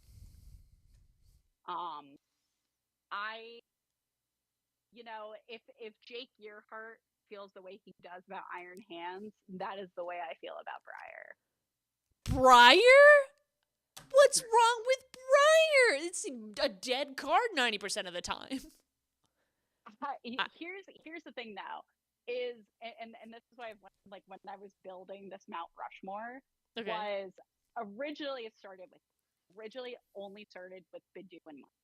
Okay. Then I was like, well, if those two cards are removed, Justin Briar crazy. Is this weird to you two? We're watching Rowan get interviewed, but he's not on the couch. Yeah. He's just not allowed to sit down. Like, Rowan, stand up. With a real Rowan Stavenhow, please stand up. Yeah. No, but those Maybe are it's like his twin. Those are like my 4 cards. I'm like, man, Pokemon, you should have thought about this a little bit more. Yeah. I also have like a whole like constructed list I've written out of like if we were to have like a limited or like a choice restriction kind of format, like if the game be built that way. Yeah. I have like a whole list out about it. I put in a lot of thought to, I guess, tip the balance a bit more, because I think right now Pokemon is, and I appreciate it, like as someone who I know we've talked about it for I have been playing on and off since like 2010. I left like fully in 2018, sold all my cards, biggest regret of my life. You don't have to tell me twice. Back in 2022 at the start of Brilliant Stars, I was definitely the big basics were just like way too dominant, and like same with like VMAXs and V stars. They were, in my opinion, just big basics. So I was really excited to kind of see the stage 2s, the stage 1s, like these kind of evolving cards take flight. It brings me back to kind of like Sun and Moon era, which is like one of my favorite eras of cards to play. But I think the pendulum has swung far in the stage 2 favor. And I kind of need it to be in a nice middle ground. Yeah. I think the Mega Evolutions do have a pretty good potential to make that happen, because those big basics like Mega Kangaskhan and Absol are pretty evenly split or comparable to the stage 2 megas, except for maybe Mega Gardevoir. That just was destined never to be good. Yeah. And it's not because it's Gardevoir, it's just because dealing 50 on Psychics is nothing. Like 50 per energy attached is nothing on Psychic. Like you don't, like, you could get better value from 3 energy than you can from 3 on a Gardevoir attack. Like, you don't need to do it. If they had put that as like a water type attack, now we're talking about something interesting. But yeah, no, I agree with you. And obviously we're gonna see kind of like how the format develops, but definitely kind of feel you on that. Is like the Mega Evolution, like, say what you will about surprise during the game again. I think with instead of it being like this weird like just 2 prizers, just prizers format, we're kind of existing in this like you can play 1 prizer or you play up to 3 prizers. It's like there's a lot of flexibility. I just really want, and maybe it's just because we've kind of been in like stage 2 like powerhouse, and part of that is because of Gardevoir, and part of it is because of Dragapult. Like these 2 just like insanely good archetypes. that I just really, really would love to see more. I want to be able to like play my fun silly deck that might not be every room, but could be competitively viable and not get shut down by my like 4 prize cards on all my little 1 prizers because they can. Yep. The aspect of Monkey Dory that's nice is that it makes for some interesting competitive skill difference matches. The bad thing about Monkey Dory is it just deals too much to all your basics. It's a little too strong for what it is. I think if Monkey did like 20, that would be healthy. 30 was just one ping too far. I can agree with 20. I think having these in play and only being able to do a max of like 60 is, I think, the right amount. It's kind of like how we talked before the round started about Frostlass. Yeah. Where it's like I kind of wish that they just gave Frostlass like 2 pings or in between ability of Frostlasses don't stack to basically make it a bit easier for players to track. I also feel Frostlass should have been for all rule box Pokemon, kind of like trying a punishment and not do abilities, just to kind of give some more kind of give those evolving basic evolving non-rule box Pokemon able to shine a light, because Frostlass putting damage, imagine if Frostlass to rule box Pokemon, there would not be Frostlass story like competition. Absolutely.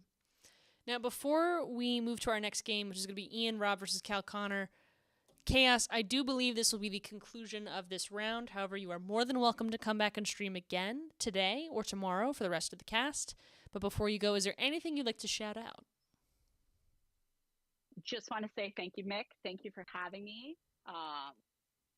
Very happy to be able to provide my insight and appreciate everything. And maybe I'll be able to come and do it again. Please do. You are an extraordinarily talented caster, and it was a pleasure to cast alongside you. Yes, pleasure to cast alongside you. Based King, stay strong, and get well soon. Yes, thank you.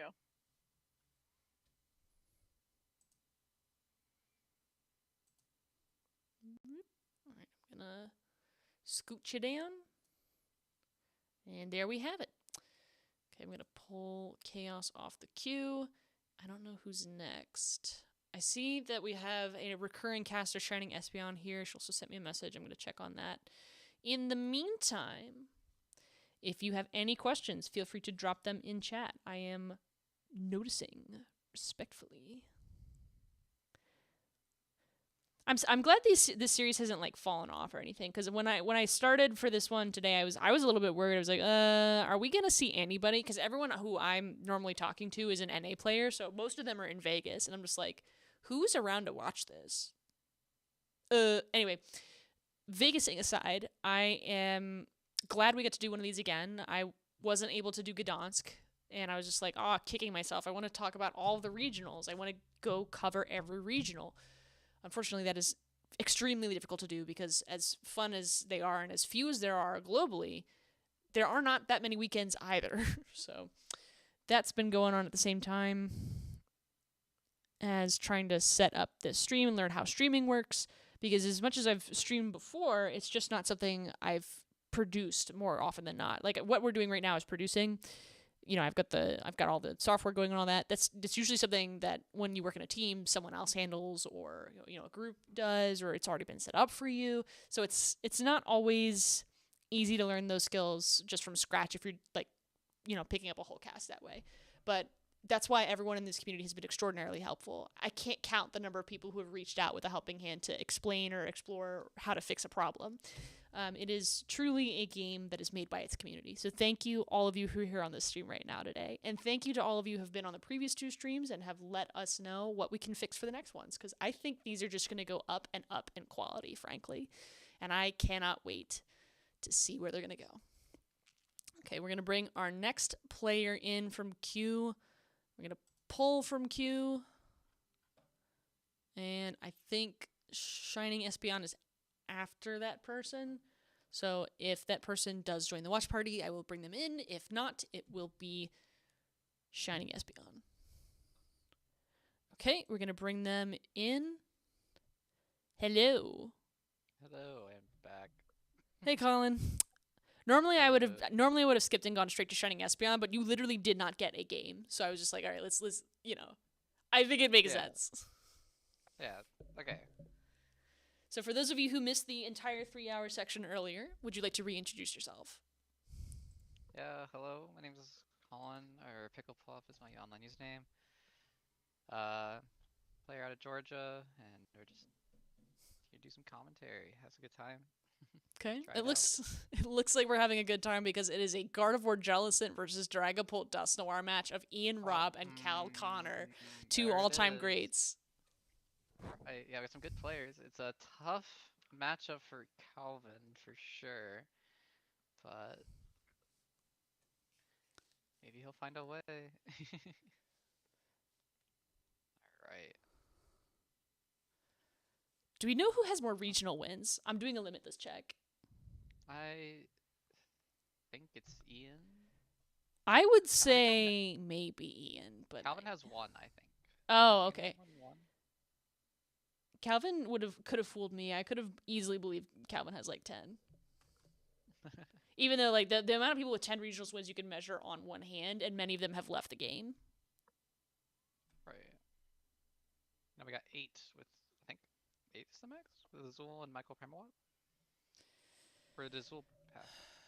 Something like that. No, I think Azul's at 6. Okay. Limitless check and solve this, though. He may have one more while I wasn't looking.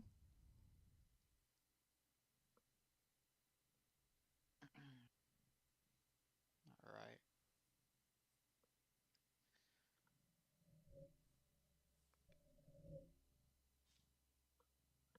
Trying to match my stream up with you. Okay, we're at 49 minutes and 45 seconds. For those of you unaware, the Dragapult playstyle, we just watched some Gardevoirs do some Gardevoir things.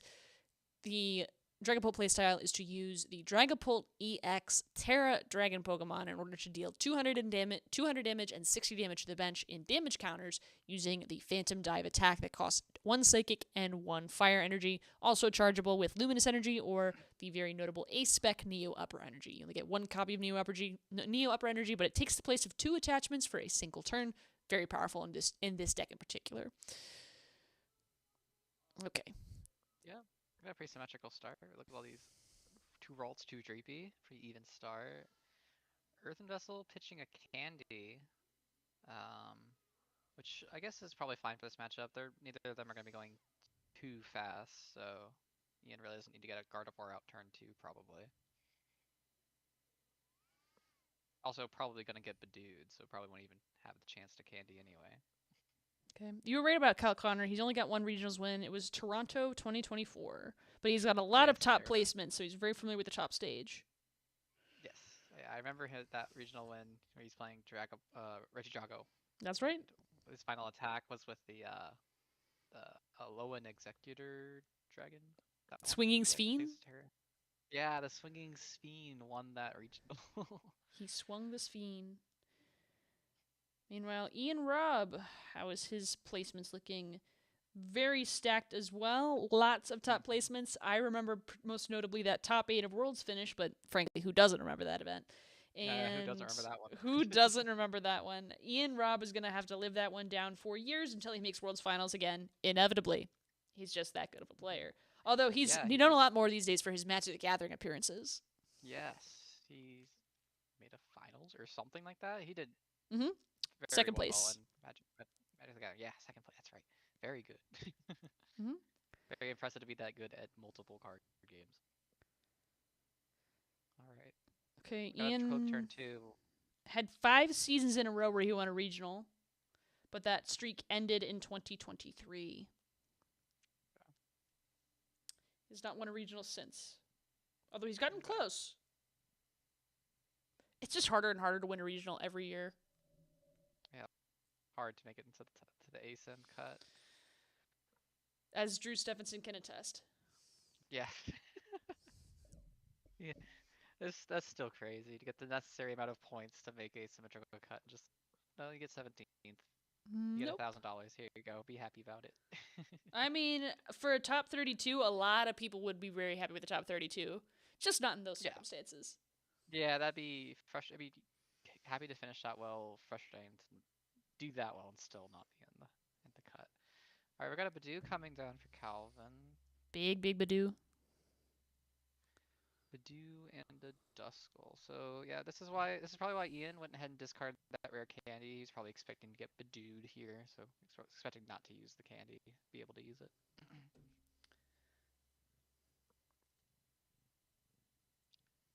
But we got one cloak in play, so that's start. The problem.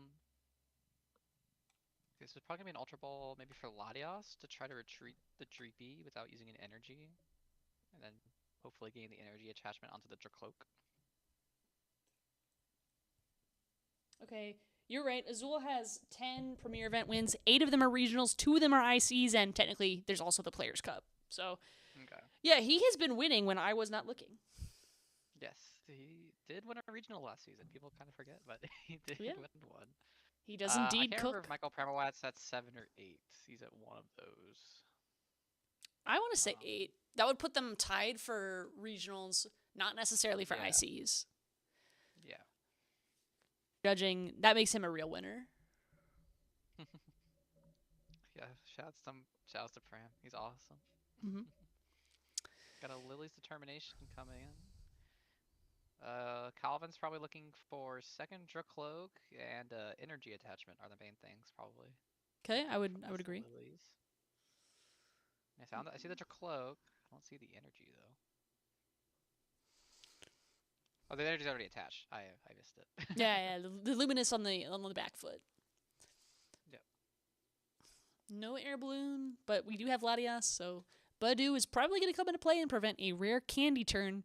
Ian will have to manually evolve through Curlia. Yep. Cal Connor has been playing a lot of different decks across the field. I don't know if he's been a Dragapult main for particularly long. Doesn't matter. Very great player, very skilled at different decks, and as you noted, particularly Dragon-type decks. So this should be a good test of his skills. Ichipon coming in. We might see Ian go for the Curlia here. Oh, there's also a Frillish. Could be an item lock as well. But we'll see. I was wondering if you might go for the Curlia attack, though, or you search your deck for 3 Pokemon and put them in your hand. Could be. Call sign. That's rough, though, considering the item lock. I don't know if I'd want to do that in his shoes. All it takes is an Iono to wipe all that progress away, and if you get knocked out, now you're completely tied to the board state of getting a rare candy.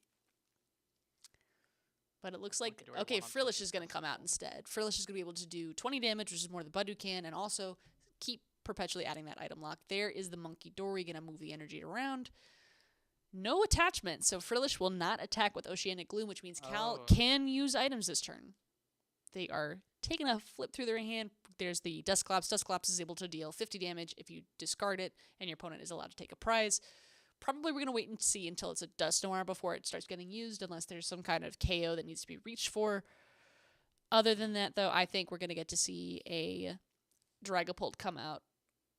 Yeah, I think Cal Connor's ideal turn here is Boss, Curlia, and Dusclops the Geralts and take out both of them. Absolutely. Which is why Ian retreated to force Cal to have Boss to make that play.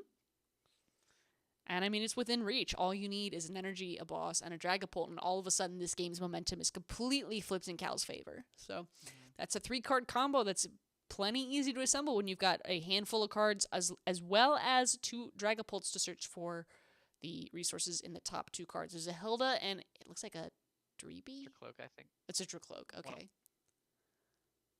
It does look a little weird. I think he took the Dracloak. Or I took the Hilda. Okay.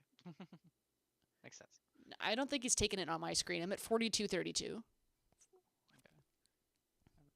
Oh, he took the Hilda. He took the Hilda. Yeah. So, okay, there's the Pult.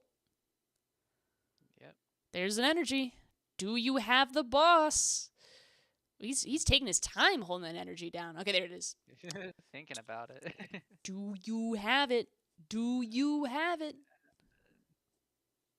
Yeah, I'm not sure. Except are they doing like a 3/3 boss countercatcher in these Bolt lists now? It's something like that.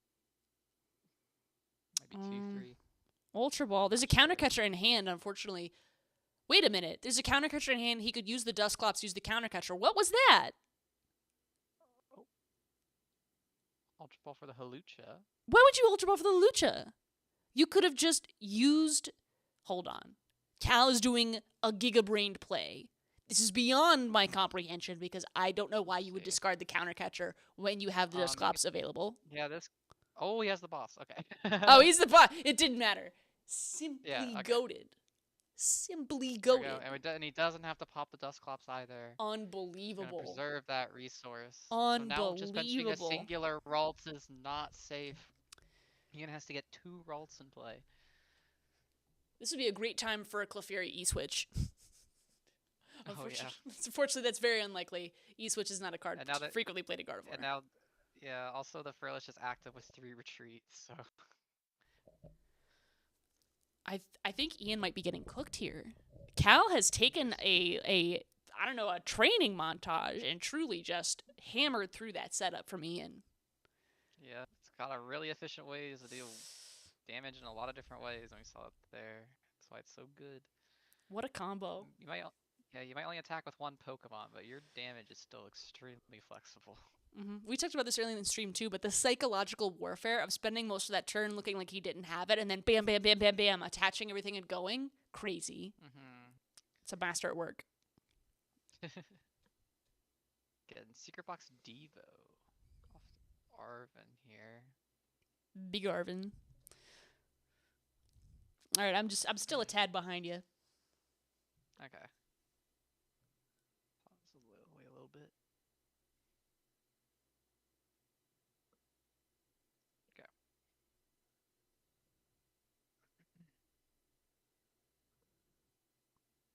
Let's see.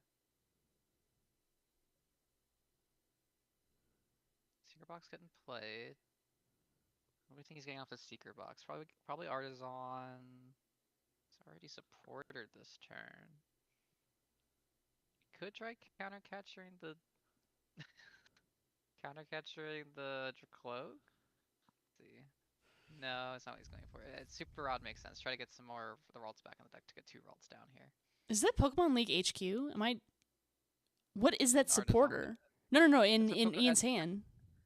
Oh, wait, in his hand or off the Secret Box? In his hand. Is that a Professor's Research, but it's Professor Elm?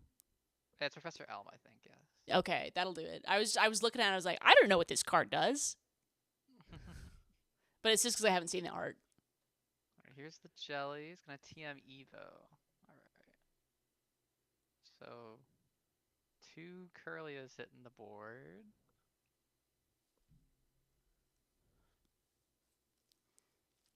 Okay. Curlia. They're just striking the cutest pose, like bam. Cal with the green Play Pokemon shirt. Okay, which Play Pokemon shirt color would you get? Ooh. I mean, I might go for the green actually. Yeah, it's a nice green. Favorite color. Okay. Matches the pickles. I have a blue one. Nice. Yeah.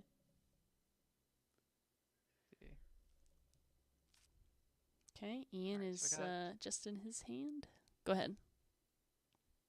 I was probably gonna try to do this turn. I mean, if he has boss again, I think it's just GG, right? Okay, so it's no boss though. We're playing Hilda. Okay.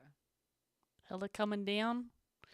Gonna grab an energy of any kind and a evolution Pokemon, which is pretty strong when you're able to grab out the Neo Upper Energy directly along with the Dragapult. That's just 2 pieces of your combo right there straight away off of a pretty good supported card that also lets you grab a Dracolac. So no matter what stage of the game you are at, Hilda tends to have something available for you to get. You can grab Dusknoir. But it's not gonna be that though. It's gonna be another Dragapult and a Psychic coming in. Okay. Dragapult and a Psychic. With 2 Dragapult in play and the ability to threaten a Dusknoir at any time, there is very little that Ian can do that Calvin cannot immediately respond with a 2-prize knockout on. I mean, Ian found it, though. Being able to evolve directly into Jellicent and prevent items is literally the most he could have done that turn. So he did it. Yeah, they had Neo Upper in hand. There we go.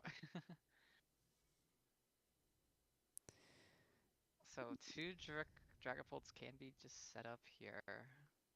I think Cal could even try to set up a 4-prize turn.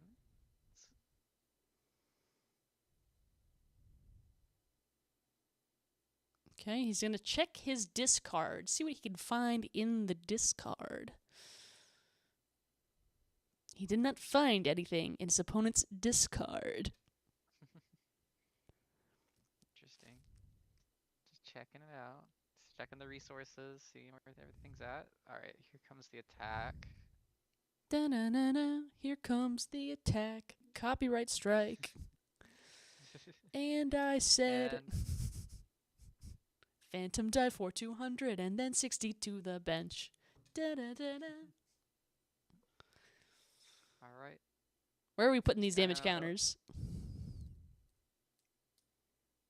Thinking. Oh, all 6 on Pheasantipity. That's unusual. Although considering the Monkey Dory, it's a pretty good strategy for making sure that you can't fully heal up that Pheasantipity. It's going to make something available for a Gust, Phantom Dive, Knockout, triple KO turn. Looking for the 4-prize turn. It looks like Ian, though, is going to... I'll be a little ahead of you. Ian with the Iodo, for sure. I know you probably... I just saw him do the counter catcher Dusknoir play. Yeah, so bring up the Dusclops. So this, Ian's trying to take away the 4-prize turn next turn, probably, by getting rid of this Dusclops. So it'll make it much more difficult to reach on that. Yep. You might be thinking, why would you take a 1-prize knockout when you could just, put down a Clefairy and knock something else out, or get rid of all the energy attached, or maybe gust up the Draculac. And the reason for that is specifically the 4-prize turn is the problem here. Being able to at least have another couple turns is a better win out for Ian. 2 Monkey Dory in the prizes. That's brutal for Ian. Sure. But it looks like Ian's going to take 2 prizes anyway, with taking out the Badoo. The big Badoo. The big Badoo. There we go.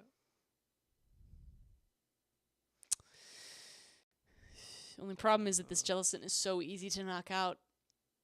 Fortunately, 2 more damage counters on the Jellicent, right? Or did he attach from hand? He might have attached from hand. Yeah. Okay. Oh, boss in hand. Uh-oh. Uh-oh. Well, it won't be the end of the game for Ian. That's good news. Considering that start, like the fact that Ian is in this at all is already impressive. Like, if you were playing Calcana right now, you'd be like, what am I doing? What am I doing? What am I doing? Well, I'm not to malign you. I think you'd actually handle it very well. If I were playing Calcana right now, I'd be panicking. Let's see, so there's a Fez in Cal's hand. There's an Ultra Ball and a boss. There's the Artisan. A lot there. Okay, setting up this turn here. Probably the strategy is to go for some kind of Dragapult play. Although I don't see where you get your extra prize cards from. Let's say you gust up Pheasantipity, you knock out Pheasantipity, maybe you put the remaining 6 onto the Jellicent, and then the Jellicent is now all of a sudden this massive liability that your opponent has to Turo up, or at least you could boss up again. I think that's the prize map for Cal.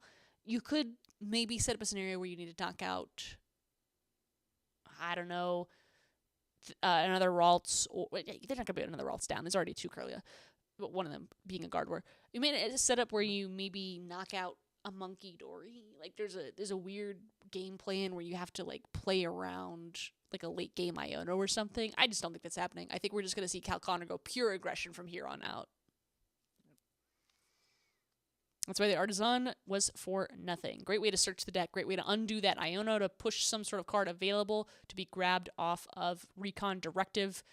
Don't know what Cal grabbed off the Recon Directive, but it was an instant pull. It's probably good. Let's see. All right, there's Fez. The very beautiful SIR. Gonna draw him 3 cards. I think I would do a Dreepy at a Ludus, I think, off of that. Okay. Alright, so nothing incredibly helpful, but there's a Dragapult in hand, so there's 2 Dragapult in play now, making it very difficult for Ian to come back at this point. But not impossible. Never impossible when Clefairy is concerned. There's definitely room for some kind of triple prize turn from Ian where he knocks out using Clefairy or Clefairy Mew genome hacking to take a total of 2 prizes against the active Dragapult, and then maybe put 6 onto Pheasantipity, or put 6 onto the Hawlucha, or 6 onto a Dreepy, or 6 onto a Duskull. Doesn't matter what. Genome hacking is an option available at this time. Yeah, but instead we're going to see a Jet Headbutt from Cal.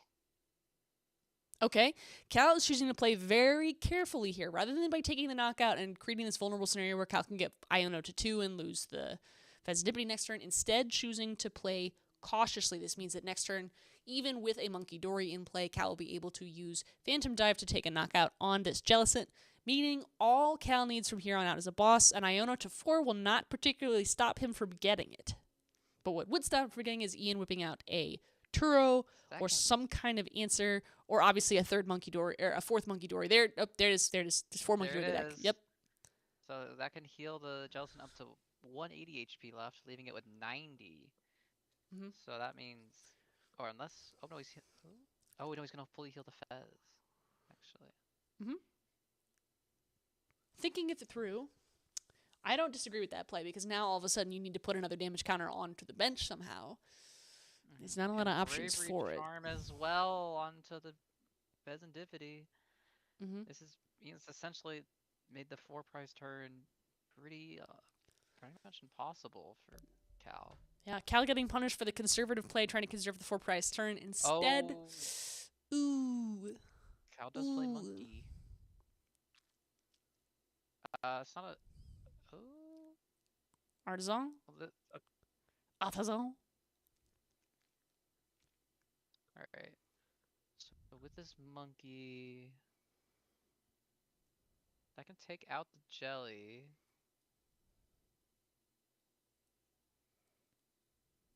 Jelly's only got 30 HP left, so... But then how does he take the last 2?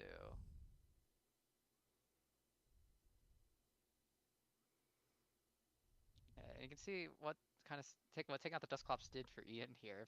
Made Calvin have to really work hard to try to find his 4 prize turn. It made it a lot more difficult. Okay, Cal is shuffling up here, figuring out what to do with the rest, trying to analyze the discard pile. I'm not sure what Cal is checking for. Maybe energy count, Screamtail. There it is, energy count. Okay, so Cal assembling a turn here, knows that Devo TM is not going to happen. At least that's encouraging. I mean, unless there's 2 copies in Ian's list, but that's unusual, I think.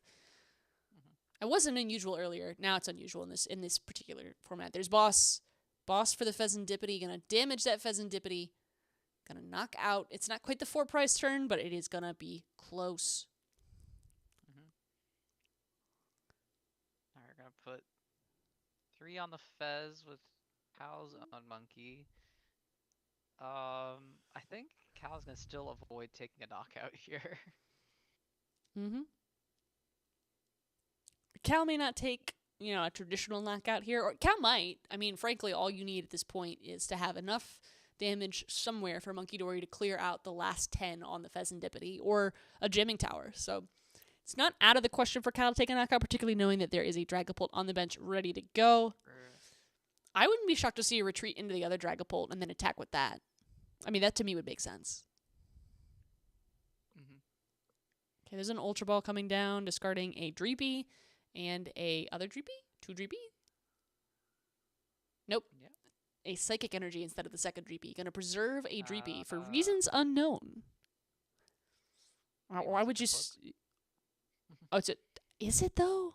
Why would you preserve it your cloak? You've already got all of your... I mean, you just discarded a Dreepy. What are you gonna evolve? No. Maybe he wants a cloak. I mean... No, but like even if he had Cloak, like you can't draw with it unless there's a Dreepy down. There's no Dreepy going down because you just discarded one. I don't know if I agree with that.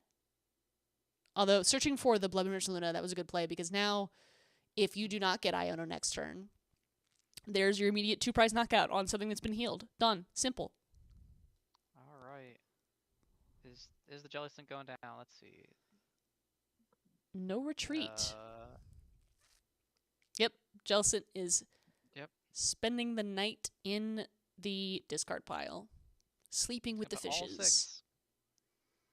All 6 on the Jellicent to give less damage for you to work with. Mm-hmm. Oh. Not so. Yep, no, still gonna do it. Yep. All 6 right on the Jellicent means there's going to be no Monkey Dory return plays without whatever damage you are able to pull off of the Gardevoir. Cal Connor is ridiculously close to taking this game. Ian just needs to find some sort of answer. What is on the table? Let's see. So that Fez got 230 on it, so it's got 40 HP left right now. You can get up to 100 HP left with the Monkey Dories. But that... He also needs a way to retreat it, which he does. Have energy for that. Okay, there's an attachment from hand that was necessary in order to retreat. I would have loved to see a Turo, but there's Iono instead. That's the only other good option you have. It's Turo, Iono, but unfortunately there's not a pin set up, so it can't be both. When I say pin, I'm thinking like a chess pin. Yeah. Promoting Gardevoir. Thank you for laughing at the pun. Knockout. You're welcome. So the Gardevoir can take the knockout here, sending Ian to 2. Oh, he's gonna take out the Fez. Okay. Mm-hmm. All right. That's pretty good. That's gonna prevent Cal doing much because there were a lot of bosses early in this game. If you do not have the catcher of the boss in hand, you are not gonna clear this game out. Although that is gonna preserve enough damage on Monkey Dory to put Gardevoir very, very close to knockout range. So I would definitely be a little bit concerned about that from Ian's perspective. Let's say maybe another Monkey Dory comes down. Not that that's likely, frankly. But, you know, it's... Would do it. Let's see. I saw an Ultra Ball in Cal's hand. Bonk. Knocked out. 3 cards for Cal. There's a Lily's Psychic and an Ultra Ball. So we can see a new 6. Monkey Dory. So that'll put... Oh, he's 1 off. He needs... Turo would do it. Or Jamming Tower. You're right. Turo would do it. Cal can't use Counter Catcher. No, there's still 2 Jamming Tower in the deck, I think. So he could just try to Lilies and hit it. Okay, Artisan to check that deck. It's a pretty thick deck. There's a lot of cards in there. There's a Counter Catcher. He's just looking at it like, oh, I wish I could use this. Is there... There's a Luminous. There's a... I mean, Blood Moon Luna could get you there. Blood Moon Luna would do it. Oh, that's true. So Blood Moon or Jamming Tower here off of the Lily. It needs energy as well for the Blood Moon. Mm-hmm. Jamming Tower would also do it, though. Mm-hmm. There's Lilies. Can't use the Ultra Ball to thin your deck when you only have 3 cards in hand, unfortunately. Shuffling up. This is important. The look up, like, come on, Pokemon. Got it. There we go. Jamming Tower for game. That'll leave the Fez with only 40 HP left, so or something like that. Yeah, that'll do it. Game 1 to Cal Connor, and this probably unfavorable matchup for Dragapult, but he was able to stifle Ian's setup quite effectively by taking out both the Curlia and Ralts early. Yep. But even with that, it came down to the very wire. Cal Connor takes game 1 of this 3-game set. We move on to game 2. Game 2 is to play for all the marbles for Cal or for a chance to get back in for Ian. Ian is just cool as a cucumber. He's going, shucks. Didn't win game 1. Time for game 2. He's thinking. He's looking at the ceiling. Maybe the ceiling is like it's like a Queen's Gambit chess play. Cal's just completely like, yep, game 1. Now we go to game 2. Just no reaction whatsoever. And that's frankly the most professional way to do it, because if you celebrate a little too early, oops, sometimes you'll Might lose. steal a monkey dory. Sorry. Oh no, not the Abon slander. No, it was so unfortunate. Abon's entire legacy is down to that monkey dory now. All right. I assume Ian would have picked second, probably. Mm-hmm. I want to figure out what happened to Seth Savage after game 1, frankly. Ooh, look up.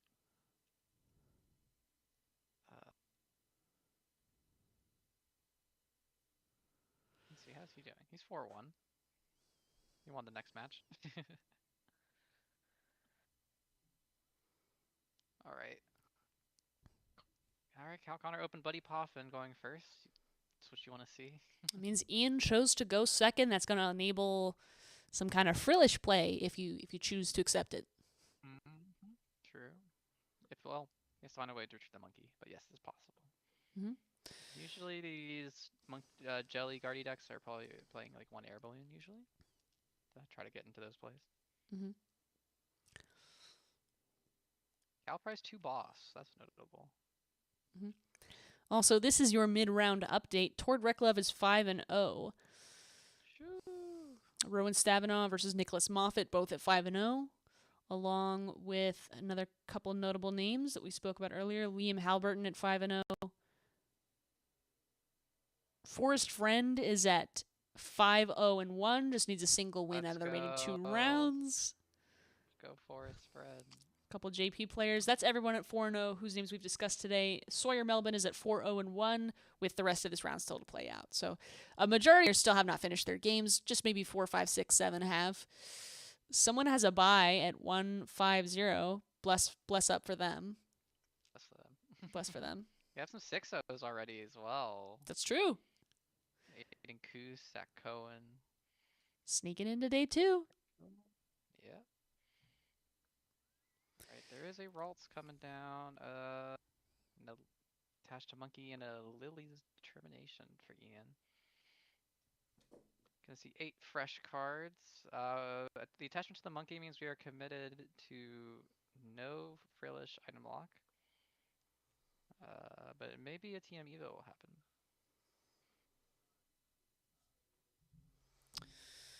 Just gonna see what you've got in the back of your mind as you mind bend. Well, perhaps Second not Ralts. attack this early, yeah. Wait, there's 2 Bravery Charm in Ian's hand. It's not quite when you want them, but... Okay, gonna shuffle through that hand real quick, see what's in there. There's a Ralts.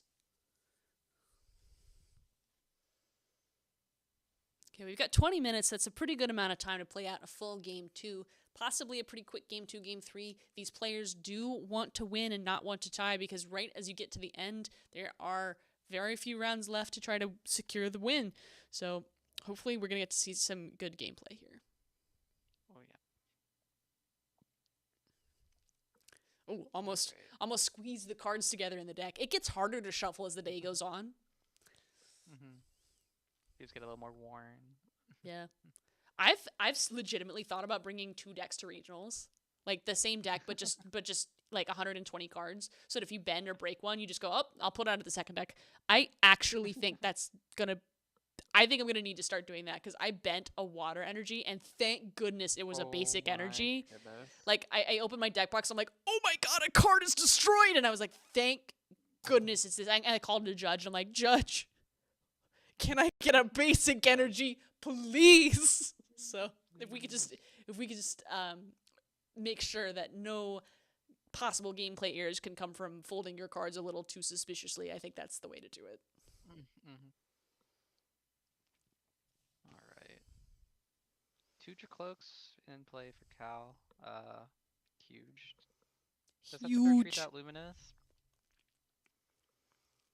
Itchy Pollen. But has another one, so it's all good. Still ends it with an energy in play. Oh boy. Is it Mind Bend time? It could be. It could be. Be a prize card. But it's a little scary. I think ideally needs to get TM Evo and like a Curlia that gets TM Evo and Nagardi because that's a way stronger. Into you're in Badoo. danger of losing both Ralts. Okay, there's the 8th card off of the Lilies. Do you have it? There's a 3rd Ralts. This is not ideal. I see a secret box, but you can't play it. Play it. There's Artisan. Pollen is too itchy to be playing secret box. Scratch, scratch, scratch. There's a monkey. I think there might actually be a Mind Bend. That's ridiculous. That's funny. I think that's what might happen here. I also got mismatching monkeys in play. Got reverse hollow and non-hollow play stamp. Okay, there it is. Yep. Moving the Adrenabrain to put the remaining damage counter back onto the Badoo before knocking it out. That's pretty clever. Gives you just a little bit more staying power for this lone monkey during the active, which, considering it's holding all of your energy right now, you'd like that. Yep. Well, Cal had Fez in hand, so it happens. It happens. Unlucky. There was nothing else Ian could do other than pass. And what was that going to accomplish? The same thing. There's another Badoo. Interesting. Another Badoo. Another Badoo. Big bad Badoo. Scary guy. Scary little guy. He's just a little guy. It's sad he can't evolve. He's just always going to be stuck that way. Fortunately, he's meta relevant, so not a problem for him. Nope. Here comes the Fez. It's a lot of cards in his hand. He still has. Oh, there's a Dragapult. Okay, checking the hand, figuring out the last steps. The problem is if you retreat, you lose that Luminous energy. But the problem is if you attack, you're still not taking a knockout. Okay, there's another Recon Directive. I think I see a Buddy Poffin. I think that's what Cal just took. Can't use it right now. Just Ultra Ball. Discarding a Psychic. Oh, it could have been an Ultra Ball instead of a Buddy Poffin. Just exquee. Okay, discarding the Blood Moon or Saluna and a Psychic Energy is going to likely drag out a Dragapult. Clops. I think he got a Dragapult off. Oh, he got the Clops. Already. Oh, okay. If you got the, I thought the Ultra Ball was the Dragapult. Let me mind my business. Yeah, we'll see what play he goes for here. Well, he's not knocking out all 3. I think there is a line to do it, but needs a very specific combination of cards. I don't think, actually, I think at this point now it's not possible. I think we do it at Candy Dust somewhere. He's gonna retreat to the Badoo. All right. Okay, he had an energy Pollen. Monkey Dory's gonna sneeze at that because there's not gonna be any item cards played from Ian Robb this turn. Yeah, maybe Cal's just trying to take it a little slow and is just gonna try to take out all 3 Ralts, maybe. I think by the time he gets there, it won't happen. But hey, stranger things. We'll see. I mean, the most that'll be in play is 2 Curlias and a Ralts. True. Big if true. Because of true. You could just go for an item lock here. An Oceanic Gloom could be in the works here to item lock Cal. Problem is, what is that really going to accomplish? Cal just used the Night Stretcher he needs and has everything else sitting in hand ready to go. True. Yep, Ian's going for it. Look, saying you're going to slow down the game. I'm going to slow down the game. Now your game is slow. Meanwhile, there's Lily. Okay, Lily's going to... Lily, after the Badoo knockout, Lily's only going to get 6 cards instead of the... hopefully 8 that you might want. That's right. Yeah, that's a trade-off. See, you don't need unfair stamp. They just unfair stamp themselves. Easy. By limiting their draw to 6 instead of 2. gonna be an Oceanic Gloom for 'Kay. knockout. Oh, we're gonna knock out with the Monkey Dory as well. Yep. Close out with the Monkey Dory and a clean 20 to the active pulse. That is relevant. Alright, so if Cal can somehow pull off Dust Noir, Halucha, and Boss and put a Dragapult in play, hitting the board. So Ian's doing what's available in a situation where there's literally no outs to evolving to Gardevoir, so you might as well. Cal is going to have access to 2 Dragon, or excuse me, I literally said Recon Directive. He's going to have access to 2 Recon Directive this turn. He's going to be able to look at 4 cards, pick 2 of them, although not all at the same time. We have Colress at home. Yeah. Alright. There it is. There it is. Another Dragapult going to hand, or going to the bottom. Ultra Ball to hand. Can't play at this turn because of the Oceanic Gloom from the Frillish. But let's see. Could pop the Clops and take out a Rawls. I don't think that's worth it though. Probably just be an attack and spread the damage out. Okay, there's the attachment. Halucha would just be lovely right now. Oh yeah. Unfortunately, Oceanic Gloom. Yeah. Item lock be item locking. Look at that hand size. Do you think that's enough cards? Does Cal need maybe 10 more? It sure looks like it. Alright, here comes the attack. It's just gonna jet headbutt and put the Frillish down to 10 HP. No. Absolutely. No way. No way. For real? Line? That's an interesting line, because now there's 2 monkeys that could just heal it back up to 70. I mean, I guess 70 is enough to just knock it out again with Jet Head, but why wouldn't you just take the free damage? It's free real estate. I'm not sure. I guess the thought is that you don't want to put too much damage counters around so that Monkey Dory can start using them to start doing combo plays. You know, maybe there's some kind of like thing you're worried about. Because if you knock out the Frillish, it could turn into a Lili's Clefairy. And with this board state, it's a little bit awkward because Ian has to retreat this thing that has all this, you know, retreat cost, but there's still a ton of damage on it. So you have to Monkey Dory it in order to retreat, and then you have to have something else to do. It's complicated. And Ian is bench locked right now, so. Alright, all going on to the Dreepy and another Oceanic Gloom. Okay.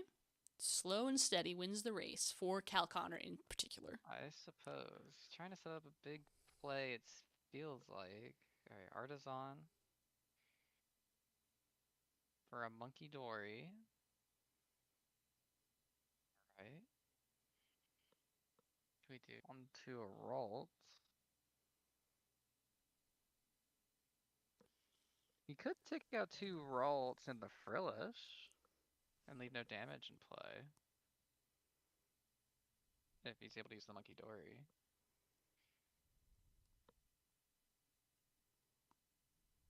Or, wait. He has Boss. Could he? I'm not seeing it. I'm not seeing it. He does Clops 1 down to 20 HP, Monkey Dory 1 down to 40 HP, and then Boss the other alts and take out all 3? 40 and 30 would do it. There's also just a Dust Noir hitting you play here. Okay, yep. I was trying to do it with the Clops math, but yeah. I mean, I trust Cal to know exactly how to clean this match out. Yep, and I think we might see all the Ralts disappear from play here. Okay.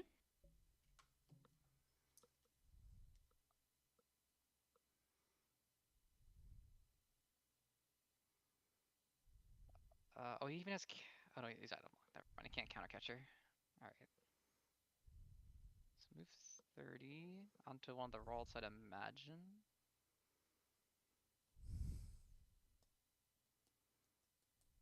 Thinking about it.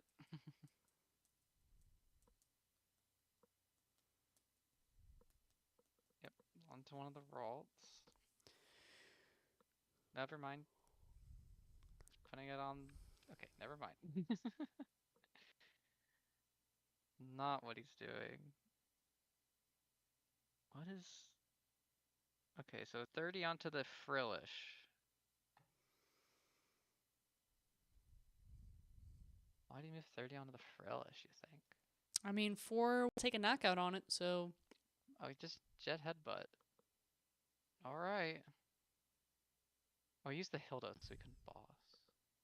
Oh, you're right. Can't countercatch her. Well, he could countercatch her, but he's choosing not to. Oh, no, he couldn't because of Oceanic Gloom. Yeah. Foolishness. I think he could have wiped all the Ralts with just the Clops, I think. I would have... I don't know. I mean, you would have 50 off the Clops, 60 off the Phantom Dive. That's 11, but 2 Ralts is 14, so you would need 3 more. 3 more off the Monkey, sure. And now the last one you have left, you have to boss. Okay. Well, he could do it with the boss in Clops. hand. He could do it with the Clops. Yeah, he just chose not to. Or it seems. Alright, and then Ian finds Candy Guardy, so and a Curlia. To both. Wow, both. Okay, everyone's evolving. Alright, well, it's gonna be hard to wipe Gardevoirs out of play now. Yeah, unfortunate. I don't think it was a misplay though. I think Cal has a different strategy in mind. Yeah, he might be going for a different line that I'm not aware of. I mean, I'm not a master of Dragapult by any means. But this game's getting interesting now. Oh yeah. Are we mind bending? What's the plan now? We're bench locked. We have to either attack with Guardy. Okay, it's gonna looks like a Guardy attack coming in here. It is notable that Dusknoir is still in play, so this Guardy can just go down to the Dusknoir. Okay, gonna retreat attach. Gonna start loading up those energy. Don't forget the one on the Monkey Dory, unless that was a manual. That could have been manual. Okay, dropping 6 onto the Dragapult. 190 onto the Dragapult. It is 50 HP remaining. Just enough for 2 monkeys. True. Yeah. Now this Gardevoir can get knocked out this turn by Dusknoir. But that puts you in an awkward position.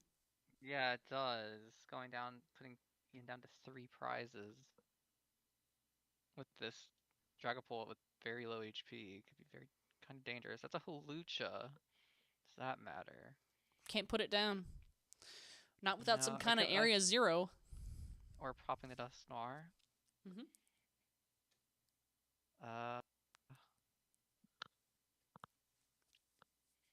Maybe you pop the Dusknoir on a... I don't know if you want to pop it on a Monkey. How much HP? Fez 1.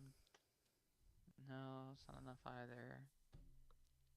I don't hate it as a play, but you'd have to Neo Upper the remaining Dragapult, retreat into it, and attack with it. Otherwise, you've created this situation where you just took a knockout on the Monkey to prevent your active from getting monkeyed, and also at the same time, it's still easy enough to knock out with literally just Mind Bend. So, all right.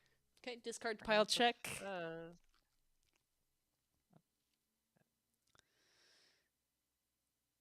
I mean, you could definitely knock out the Pheasantipity this turn, I'll tell you that. Sure can.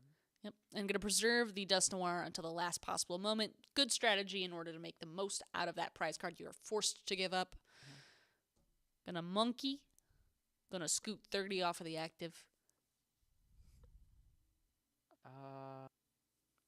Why are you putting it on the Monkey? Why aren't you knocking out this? He doesn't want to take prize cards. I'm intrigued. Is he trying to set up a 5 prize turn? We're preserving the Dusknoir as well. Now, Ian, of course, can heal 60 off of this with the 2 monkeys. This is wild. And I don't know. Yeah, I think Cal's just trying to set up like a 5 prize turn, maybe. I mean, you do create a scenario where you can use Hawlucha for that last prize, so that's pretty helpful. It's kind of gonna depend on where this damage gets moved off of from the Monkey Dories. Looks like it's gonna come off the Fez. And gonna take out the Dracloak on the bench. So Ian's actually gonna go to 1 prize card here. I mean, the Dusknoir is not gonna be usable. We are joined by the cat again. She's literally blocking the entire screen. Please move. Please move. Hello, Oh, cat. you just want love. You just want to be pet. You just want to be snuggled. Oh, you just want to be snuggled. Ian Yeah, this down is to the downside of these one. streams. Okay, Ian is definitely using TM Evo this turn. That's definitely the attack that's coming out from Ian Rob. Yeah, for sure. Okay, 1 prize remaining for Ian. Cal has 5 prizes to take. Is there enough on board to do it? I think there could be. Because that's 3 prizes off of the 2 on the bench. Oh, can't use Dust Noir now. That's the problem. Can't use Dust Noir, no. Ooh, wait a minute. I guess it's good you didn't use it last turn. Yeah, I think Cal last turn notably left 30 on his Dracloak, which allowed the double monkey to knock out the Dracloak on Ian's turn. That's He wild. monkeyed off the active to try to keep. Well, I guess if he didn't monkey off the active Dragapult, it could get knocked out by the monkeys also. So, kind of a lose-lose situation. Yep. Alright, here's the Hawlucha. Hawlucha's back. How much damage is on this Fez? 140, 150 with the Hawlucha. It'd make it. Yeah, the Dragapult can knock out the Fez with the Hawlucha damage.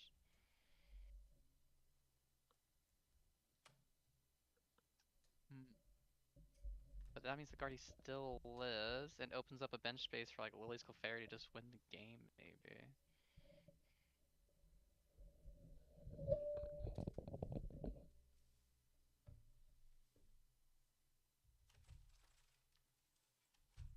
So I feel like Cal wants to avoid opening up a bench spot for Ian to bench to Lily's Clefairy. But he has to win. He has to take 5 prizes and 2 attacks. Blood Moon in the discard. Calvin's eyeing up. Okay, taking a look. Does attack for free. Catch your Guardy with no energy.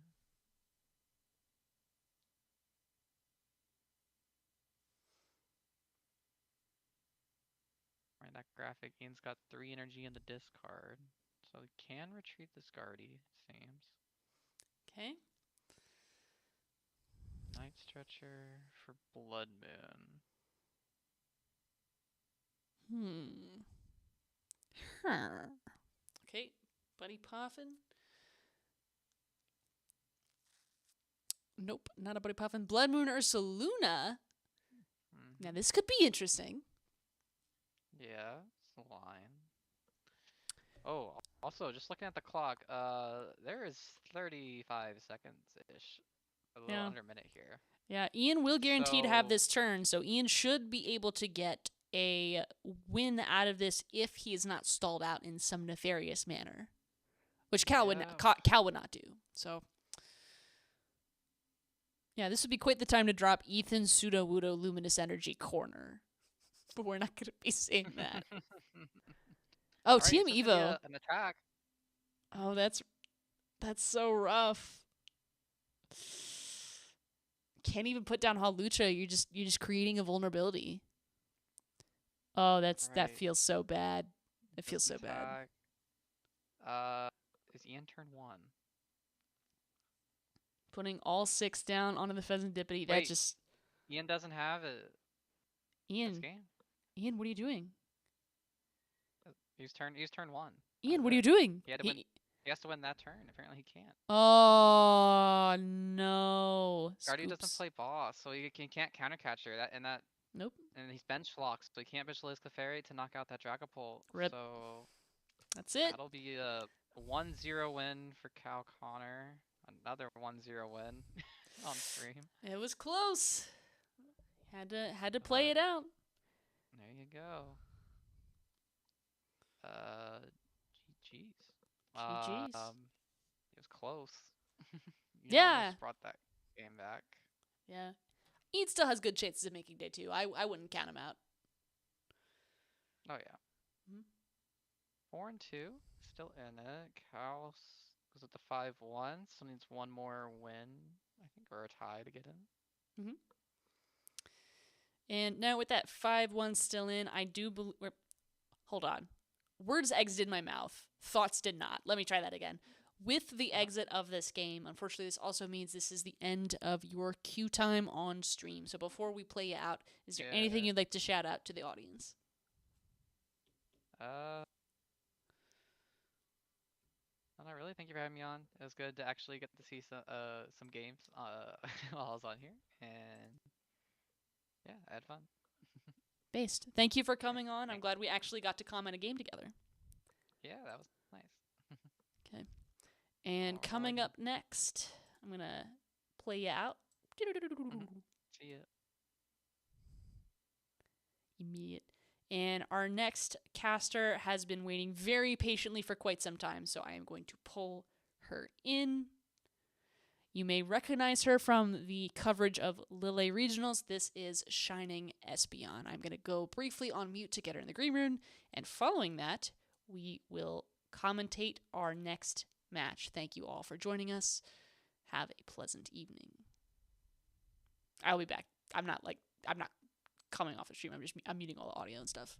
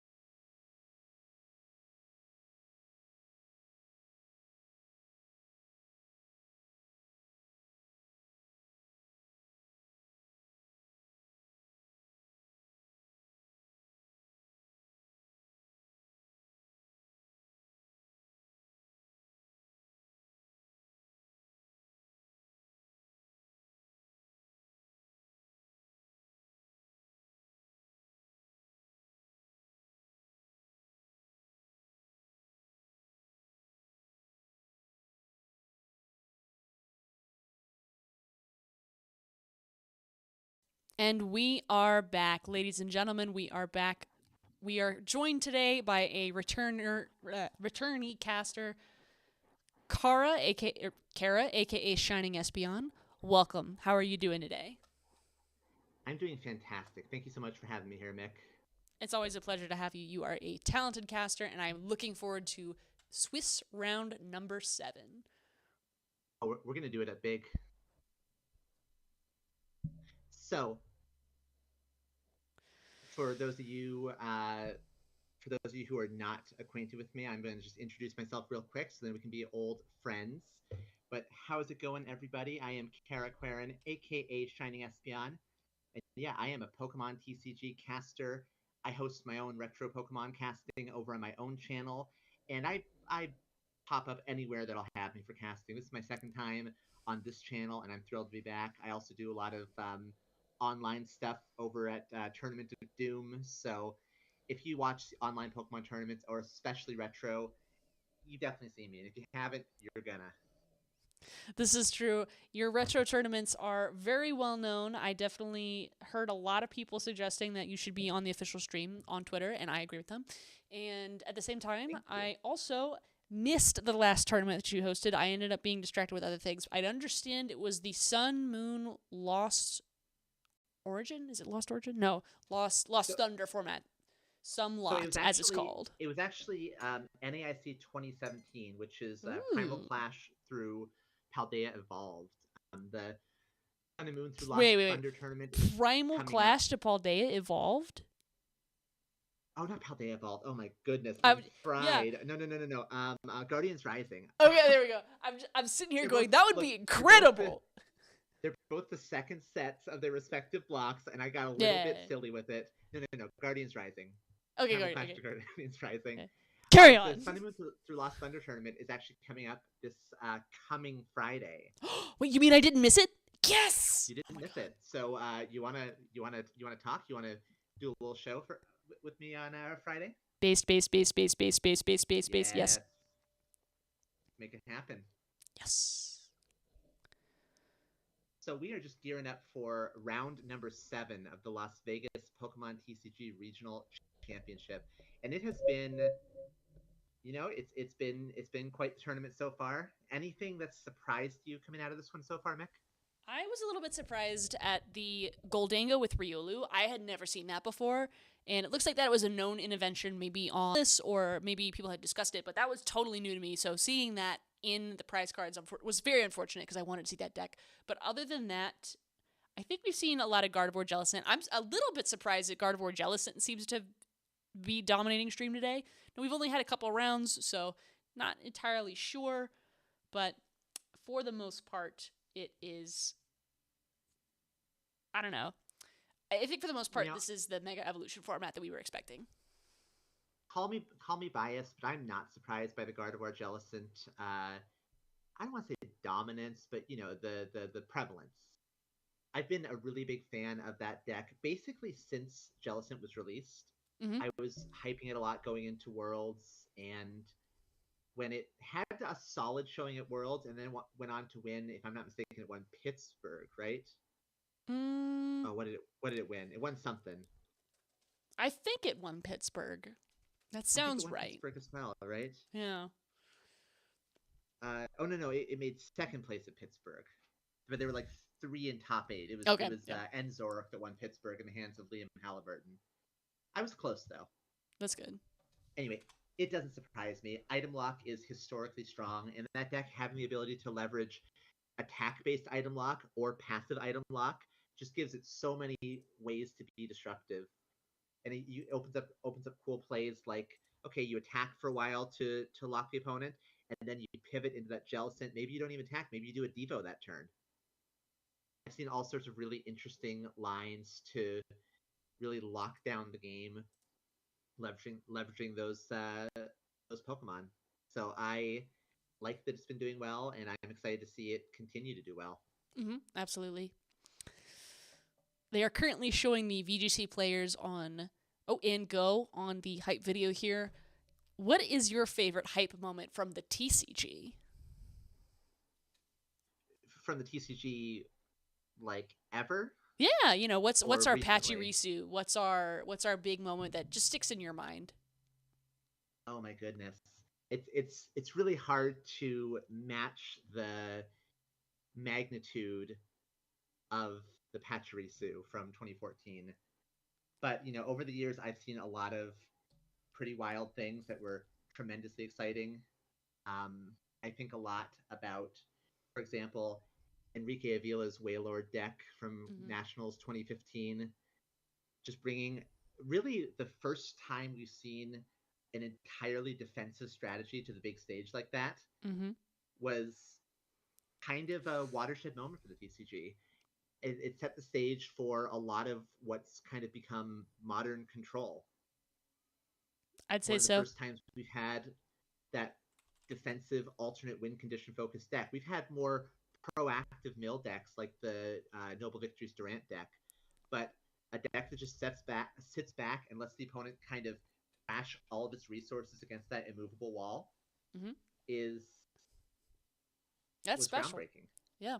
And nowadays we've got this Zekrom coming out that's a one prizer that deals the 250 that Waylord was so famous for. So how times change across a decade. It hasn't been a decade. But yeah, it's been a decade now. No, the it numbers hasn't. keep on getting bigger. Lies and slander. It's still 2015. Oh, I'm so sorry, Mick. Oh, it's over for me. It's over for me. We're old. Rip. I'll say it's not necessarily a Pachirisu moment, but historically of the game, I think one of the interesting things that we have are surprise decks. We haven't seen a surprise deck in a while since, I guess, Kangas got upsold to some people was a surprise deck, but it was on Twitter like the weekend before, so it wasn't super a surprise deck. Ross Cawthon's The Truth from 2014, I think, is like my Pachirisu equivalent because not 2014 or older than that. Yeah, there you go. I think that for me is like my crazy, like, what do you mean you came up with the perfect mill deck and it's got like the stage 2 and this and that and this and that? Like, for me, that is always going to hit different every time. Yeah, and I love the deck builders who just innovate on another level, like Ross Cawthon. He has actually created multiple very big decks, and I'm always really interested in seeing what he brings to the table, because he's either going to bring some completely original creation that he just brewed in a lab, or he's gonna bring like the most streamlined meta deck that you've ever seen. Yep. And he kind of is 50-50, and he kind of always has been. But having two big finals performances at Worlds with his own creations, first 2005 with that Dark Tyranitar Electro DX deck, and then 2011 with The Truth, definitely gave him that reputation as a deck builder. Yep, never whiff a Worlds. I think he still has the longest streak of qualifications, for good reason. Unbroken. Unbroken. Good. And every single year, I look when we get close to NAIC, I'm like refreshing the leaderboard obsessively, looking for his name, because I don't want that streak to ever break. I mean, I want him to win Worlds because that's been his solitary dream for 20 years now. Yep. But I just, no matter what, I don't want the coolest streak in Pokemon TCG to get broken. Exactly. And even now with his PhD and his appointment at a university doing his astrophysics, I like that he's still finding enough time to remain a top Pokemon TCG player. It shows the value of dedication and heart and years of experience in this game, in this community. On stream, we have our official casters, Jeremy Jolin and Emily Foreman, both of whom are very much friends of the show. Emily helped promote us on Twitter today. Jeremy was previously on our Lille broadcast. I'm trying to acquire casters like we acquired the Infinity Stones, but at this time, they are behind the desk and we are hanging out watching them behind the desk. So we are who watches the watchers. Well, let me tell you, when I am behind the desk, as is my goal, I'll still definitely come back on my weekends off and throw some commentary here as well, because honestly, I can't get enough. Yes. It's fun. I mean, it's a bit of a weird field, like what makes a good caster is so subjective. But that's why we do it. It's fun. Yeah, absolutely. Just bringing all of these different perspectives and just types of love for the Pokemon TCG to the stream is kind of what makes casting such a unique draw to me, and it's been the coolest thing in Pokemon to me for like the last 10 years. Mm-hmm. I'm not quite sure when our next stream is going to be. Obviously, our next stream literally will be tomorrow because we are going to be covering day 2 of Las Vegas. But I'm not quite sure which regionals we're going to be hosting next. I do believe LAIC is the weekend after, although there may be some barriers in the way, at least for me personally, of being able to cast that whole weekend. So we'll figure it out as we go. But I do know that you are going to have your next tournament, I believe, next Friday. My actual next tournament is tonight. Wait, you have one tonight? I have one tonight. I'm gonna do a round here on stream, and then I'm going to quickly dip out because I'm gonna have to put some Worlds 2010 on my stream for the people. Understandable. Everyone, if you are hanging out in chat and you just go, I'm done with Vegas, go check out what's going on Shining Espeon's channel. Although that won't be starting for just a little bit, so hang out with us here and then follow her out. Yeah. A little more charitably, once you finish watching Vegas, maybe come join me over at twitch.tv/ShiningEspeon. I'm going to be probably solo casting an entire Worlds 2010 tournament. But hey, if you're watching this and you want to dip your toes into casting on Twitter or on Discord, and maybe we can work something out last minute. Mm-hmm. I had a couple of wonderful co-commentators last week for my 2017 tournament, and it really just made the experience a whole fresh new world. It was delightful. Shout out to both Orlando and Xander Bennett for joining me because they both did a truly tremendous job, and it was a treat to have them. The two of them are definitely friends of the show. You just gave me an idea. What we should do is in this server that for this stream, we should put a role for has casted, and then that way if someone has a casting opportunity, they can just ping the role and go, hey, you've casted, would you like to cast again? I think that would be a pretty good networking option too, just to like have a list of people you could just call on. I try to keep the stream record so that you can see who has streamed. So that way you can like go find those people individually if you like their performance, or if you saw their cast live and were like, yeah, I want to see their reel. But I've never thought about like putting a role on it or something like that. So making it easy to find casts exactly like Kara's, or to find casts outside of just this channel, because I do my best to promote it pretty broadly.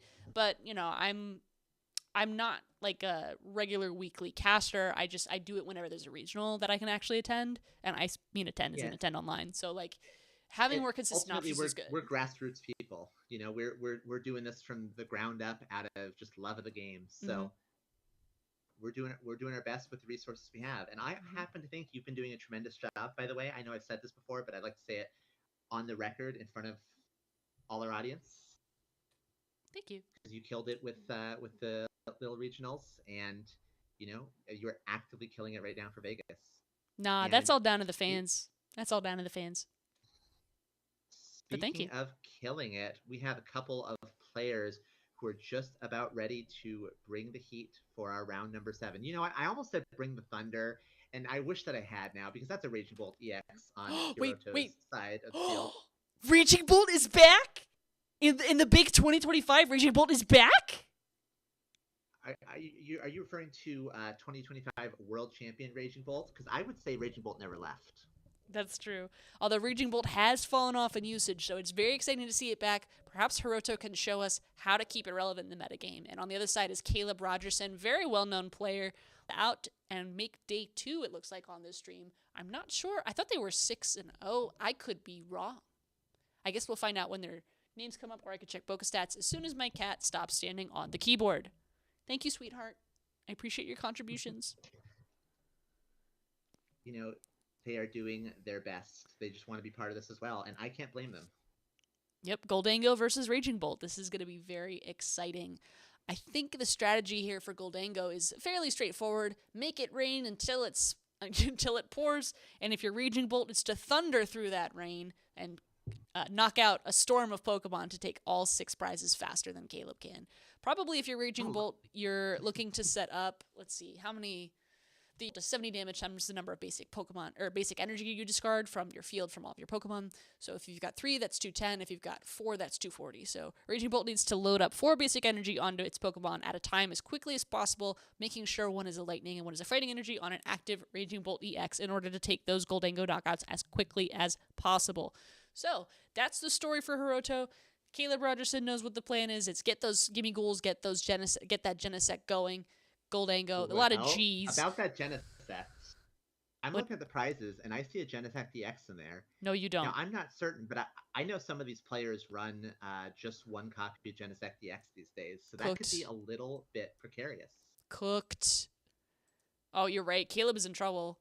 The Steel Energy in the prizes is not helpful either. Cypher Maniacs being in the list is nice. It's not always included. And for Hiroto, it's just a hoot-hoot, so it's not like a... I mean, 2 Nest Ball is not great, but I think Hiroto's okay here. Here we go. Okay. We're kicking things off, and Hiroto's starting, and you know what I noticed right here? Mm-hmm. They are running that Squawkabilly that seems to be a staple specifically in the Japanese Raging Bolt lists. I am unfortunately drawing a blank on the player names, but both the Junior World Champion and the Masters Top 4 player who played Raging Bolt both ran that Squawkabilly, and I think most North American and European players have kind of chosen to omit the Squawkabilly from their lists. Mm-hmm. So it's interesting to see which philosophy for Raging Bolt's going to come out on top. Yeah, it is a 2-prize liability, but go ahead.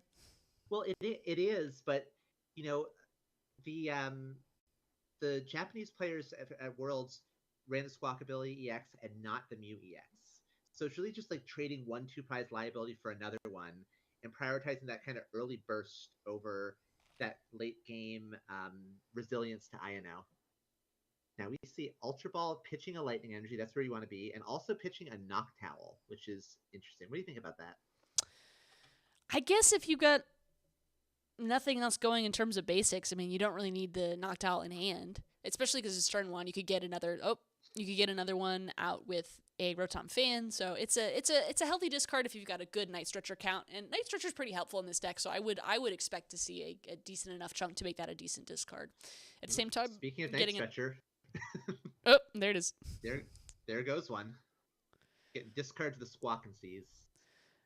I think we may be out of sync. Oh, you know what? Oh, are we? Yeah, I am at 48.26, but I had to just skip forward to make sure I was. Oh yeah, I'm at 48.06, 07, 05. Okay, so you're about 10 seconds ahead of me. Yeah, maybe a refresh. But you know what? We got our answer, of course.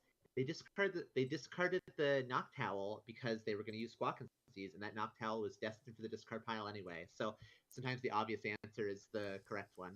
True enough. Occam's Razor. Okay, I have just refreshed my screen. We are at 47.52. Where are you at? 47.37.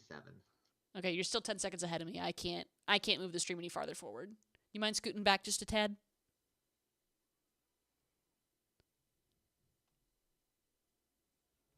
Let me see what I can do about that. Thanks.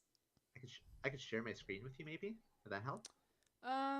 Problem is I'd have to watch it, and it's going to add another bandwidth issue to the stream. I fixed my internet. The problem is I think there's something with my PC at this point that just needs to be diagnosed. I think it's haunted. I think a dust war got into the keyboard. You know, they do that. Yeah, I'm working on getting the stream booted back a little bit. Oh, well, that's too far back.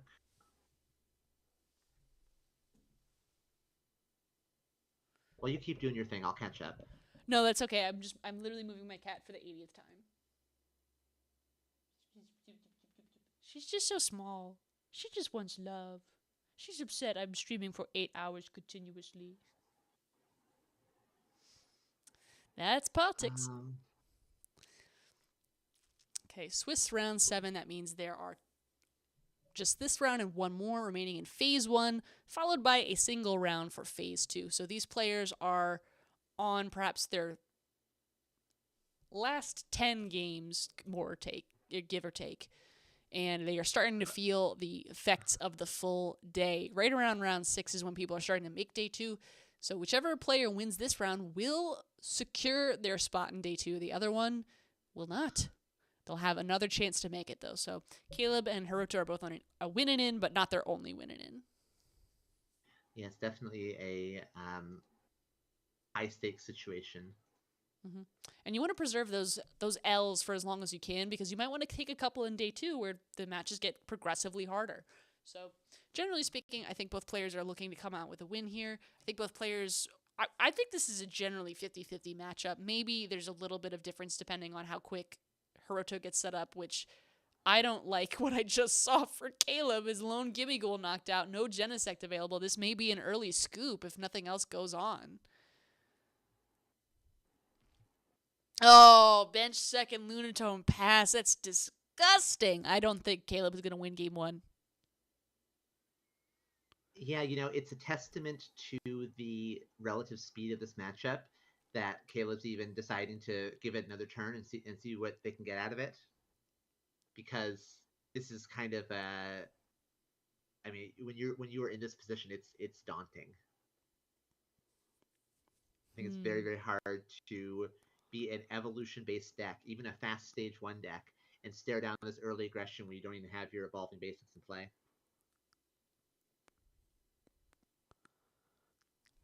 Okay, checking the hand. Checking the discard.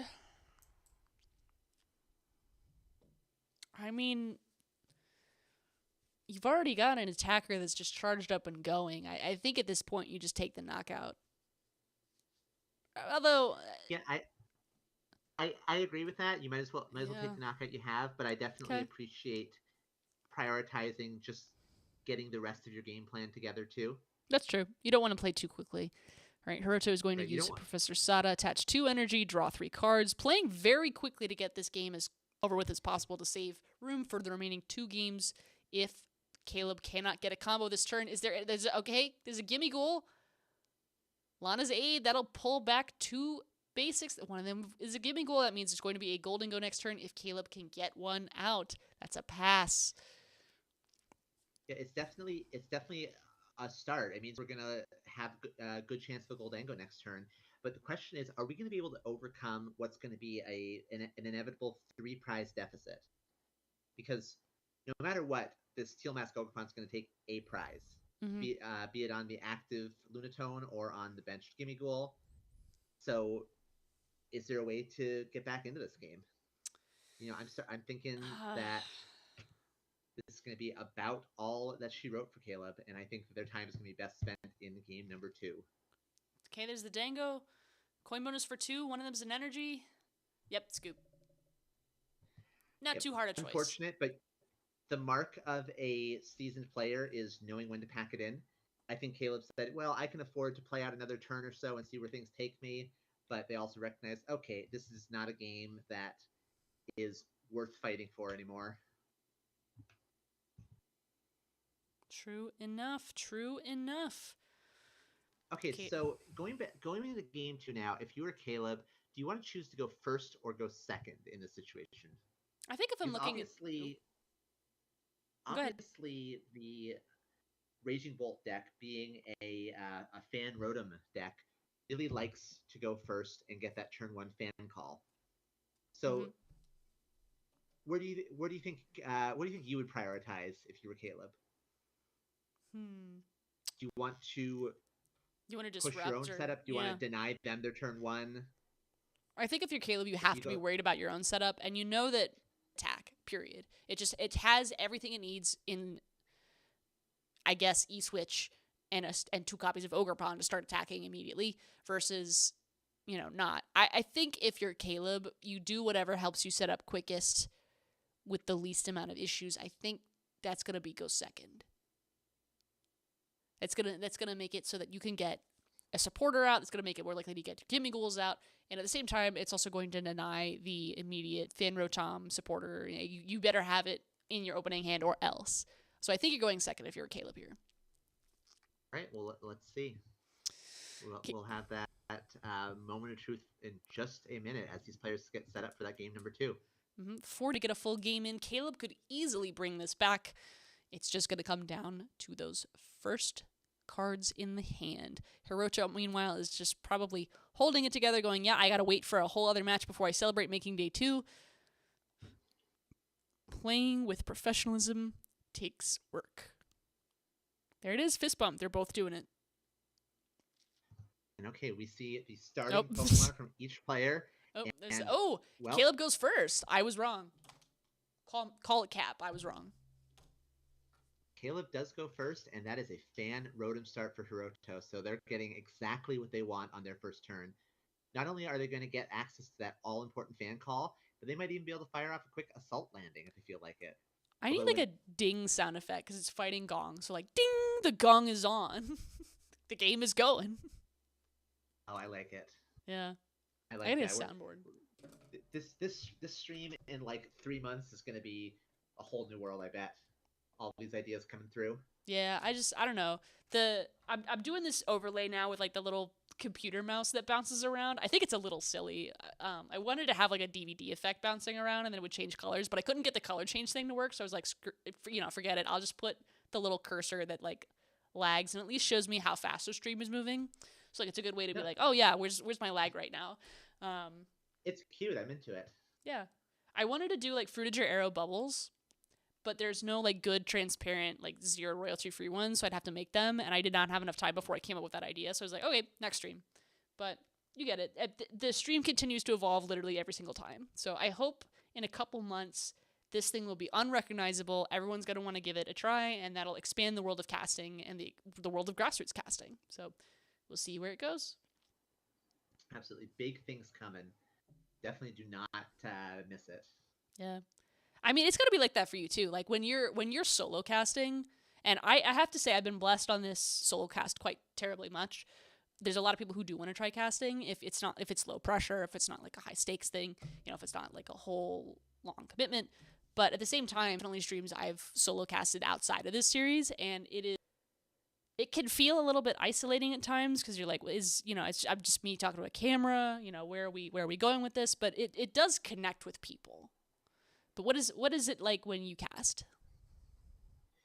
Solo casting it's a lot of things. It's definitely a stamina game because you are just going and going and going, and you don't have the reprieve of having another person to kind of pick up the slack a little bit. So you just need to make sure there's not a lot of slack. Mm-hmm. But cool having that like direct like one-on-one line with the audience, because it's just you and them in this together, and there's a kind of intimacy to that I think is really neat. That's true. I didn't even think about that point. That said, I mean, I just cannot get enough of casting with a partner. I love the energy that other people can bring to the table. I mean, I'm having the time of my life right here, right now with you. It's a party. It's a watch party. Although it is a little bit laggy. Okay. Don't know what that's about today. So let's take a quick look back at this game. Caleb unfortunately went first, but didn't get a lot to show for it. Mm-hmm. I think one of the reasons that Caleb wants to go first is because they have access to that built-in draw with the Lunatone and Solrock engine, mm-hmm. but they were unable to get access to the Lunatone. They had to just settle for a Solrock, move to the active, and pass. They didn't get to draw any cards. They didn't get to get multiple Gimmighoul out. So it's not the explosive start that this deck can often generate going first. Mm-hmm. Although Hiroto is kind of off to the races. Squawkabilly doing squawkabilly things. We saw so many immediate discards, a lot of fighting energy in the discard that's perfect for fueling Asada, perfect for fueling up all kinds. There's an energy switch hitting the discard that's relevant. And I also wanted to note, Caleb had a unfair stamp ace spec in hand. That is definitely going to be relevant if a knockout gets taken this time. Because that is a spicy pick. Yeah, I mean, Hiroto has the setup, but a hand of 2 cards could be devastating if a Noctowl is not one of those 2 cards. So I would be very concerned.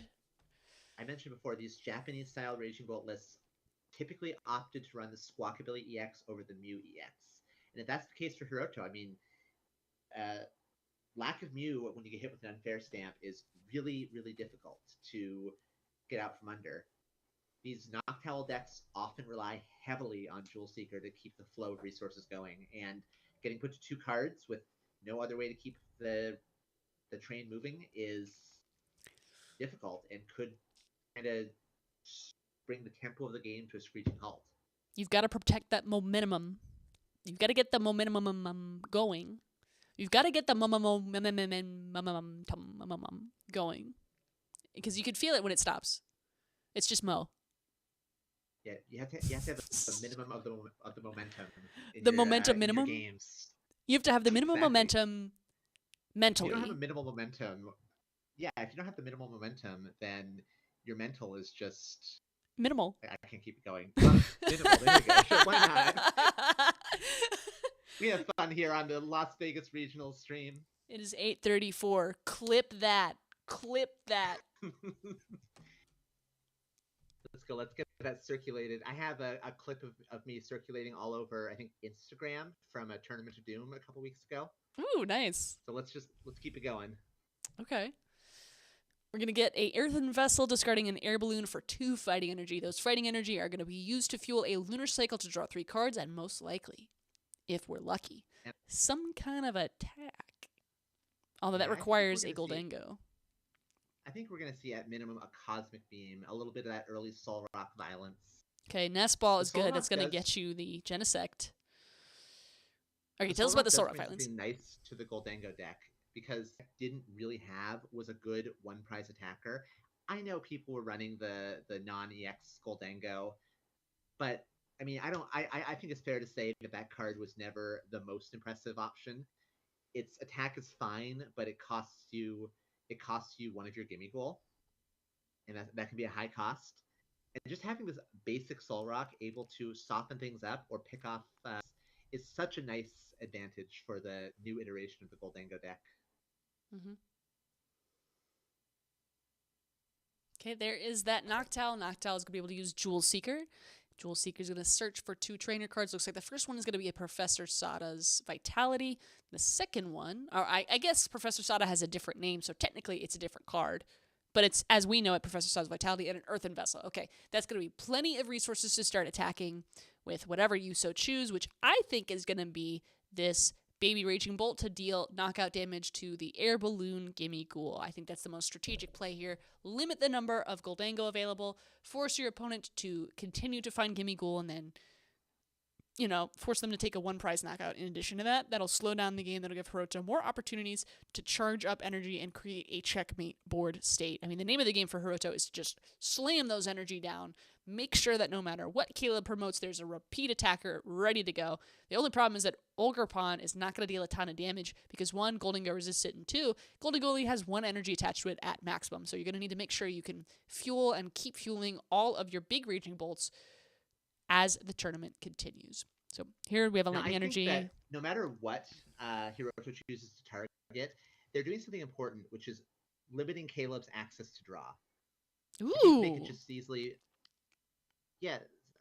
I don't hate targeting down the Soul Rock, cutting off Caleb's only real source of aggression, and also cutting off a virtual draw 3 engine. I think that's an entirely reasonable play, forcing Caleb to just find Goldango to keep them keep their plays going. Mm-hmm. Here's the downside of the unfair stamp. As soon as you use it, you're going to lose those 2 superior energy retrievals and the vessel in your hand. So that's why Goldango doesn't tend to play a lot of hand disruption. Goldango relies on building a aggressive hand size. Instead, going to boss up the Squawkabilly. Okay, going to go for it. This is an interesting play. Choosing to boss the Squawkabilly means they're only going to need 4 energy. That's 1 single superior energy retrieval, plus maybe a manual attachment, in order to take a knockout this turn. Every other Pokemon is going to require 5 energy, so that's why the Gust was used on the Squawkabilly. Choosing to go for the unfair stamp makes a ton of sense, because a Noctowl just went down. That's 1 less Noctowl to raw draw out of this for Hiroto. Caleb is trying to create a board state where Hiroto is just fumbling, cannot keep setting up attackers, and is forced to use the 1 lone big Raging Bolt to take out a Goldango knockout. Is there... Yeah, okay, that's a Superior. That's enough. It's going to be a KO this turn after the coin bonus. I'm a big fan of the unfair stamp in Goldango, honestly. I think that I've had issues with Goldango not having any kind of disruption, and having something that can force the opponent onto a back foot can really help with, you know, doing exactly this and flipping the momentum of a game where you start out a little bit behind.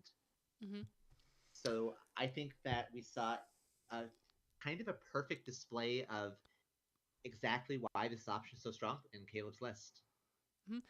no replacement Soul Rock, it looks like. Choosing to discard a Monkey Dory and a Fighting Energy. As always, you cannot use the energy you discard off the Superior Energy Retrieval and pick them back. The knockout. There's the Gimme Ghoul on the bench.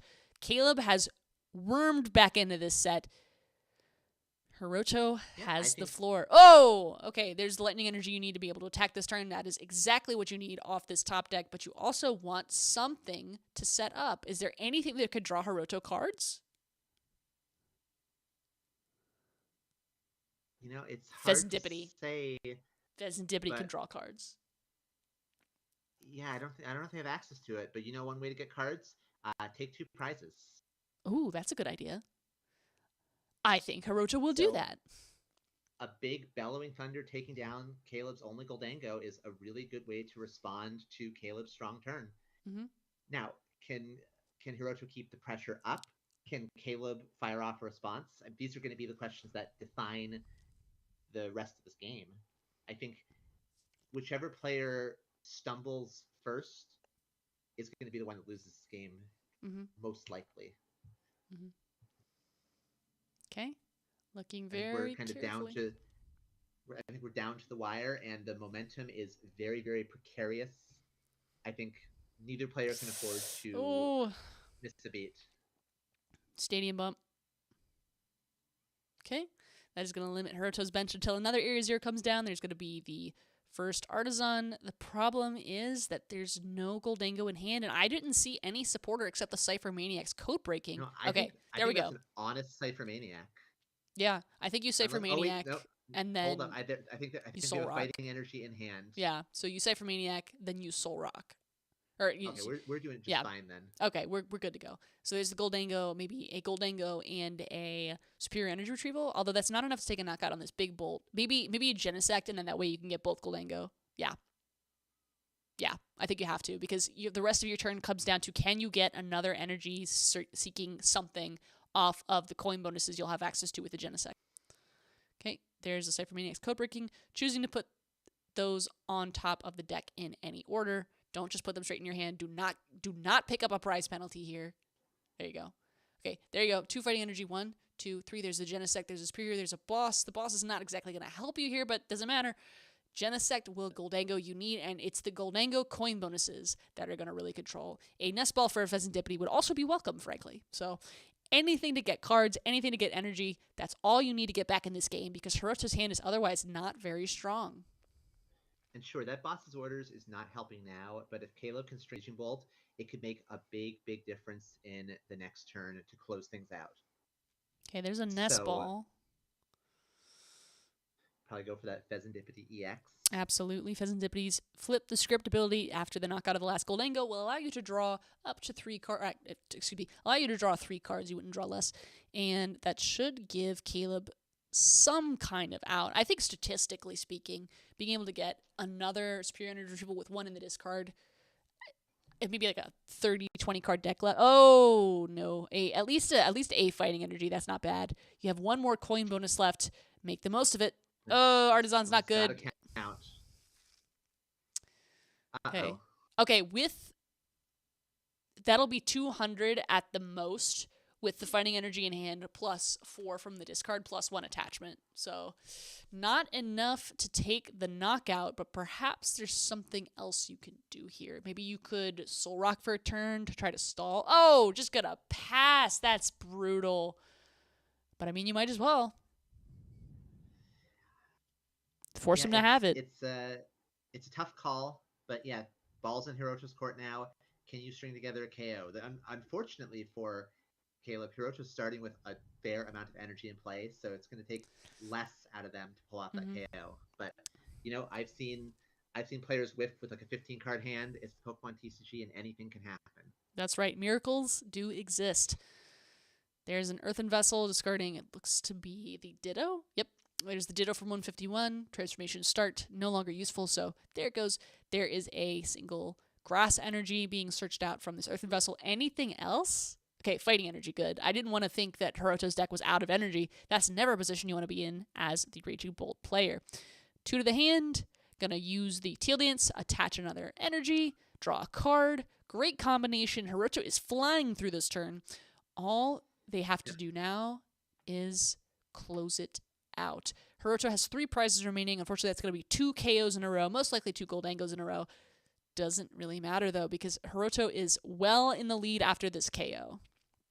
And Hiroto can do something kind of cool here.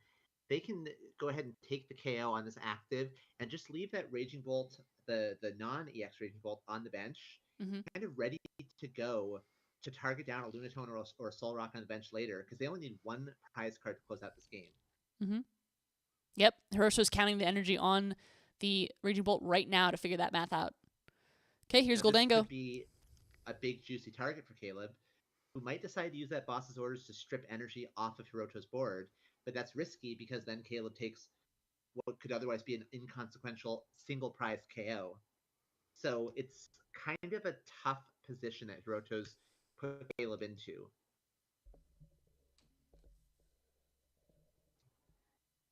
Okay, so Chatter Josh, Dango missing the KO, LMAO, salty. All right, I'm sorry I interrupted you there. We were busy hating on Goldango in chat. It's a good deck. I've lost one too many times to Dango to be like, well played.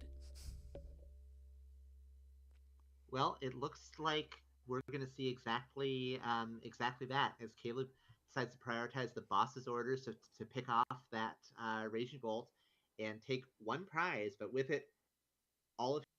So now Hiroto does have a lot of cards in hand, but they're going to have to get a lot of energy into play in 1 turn to take a knockout here. Okay, there's the boss.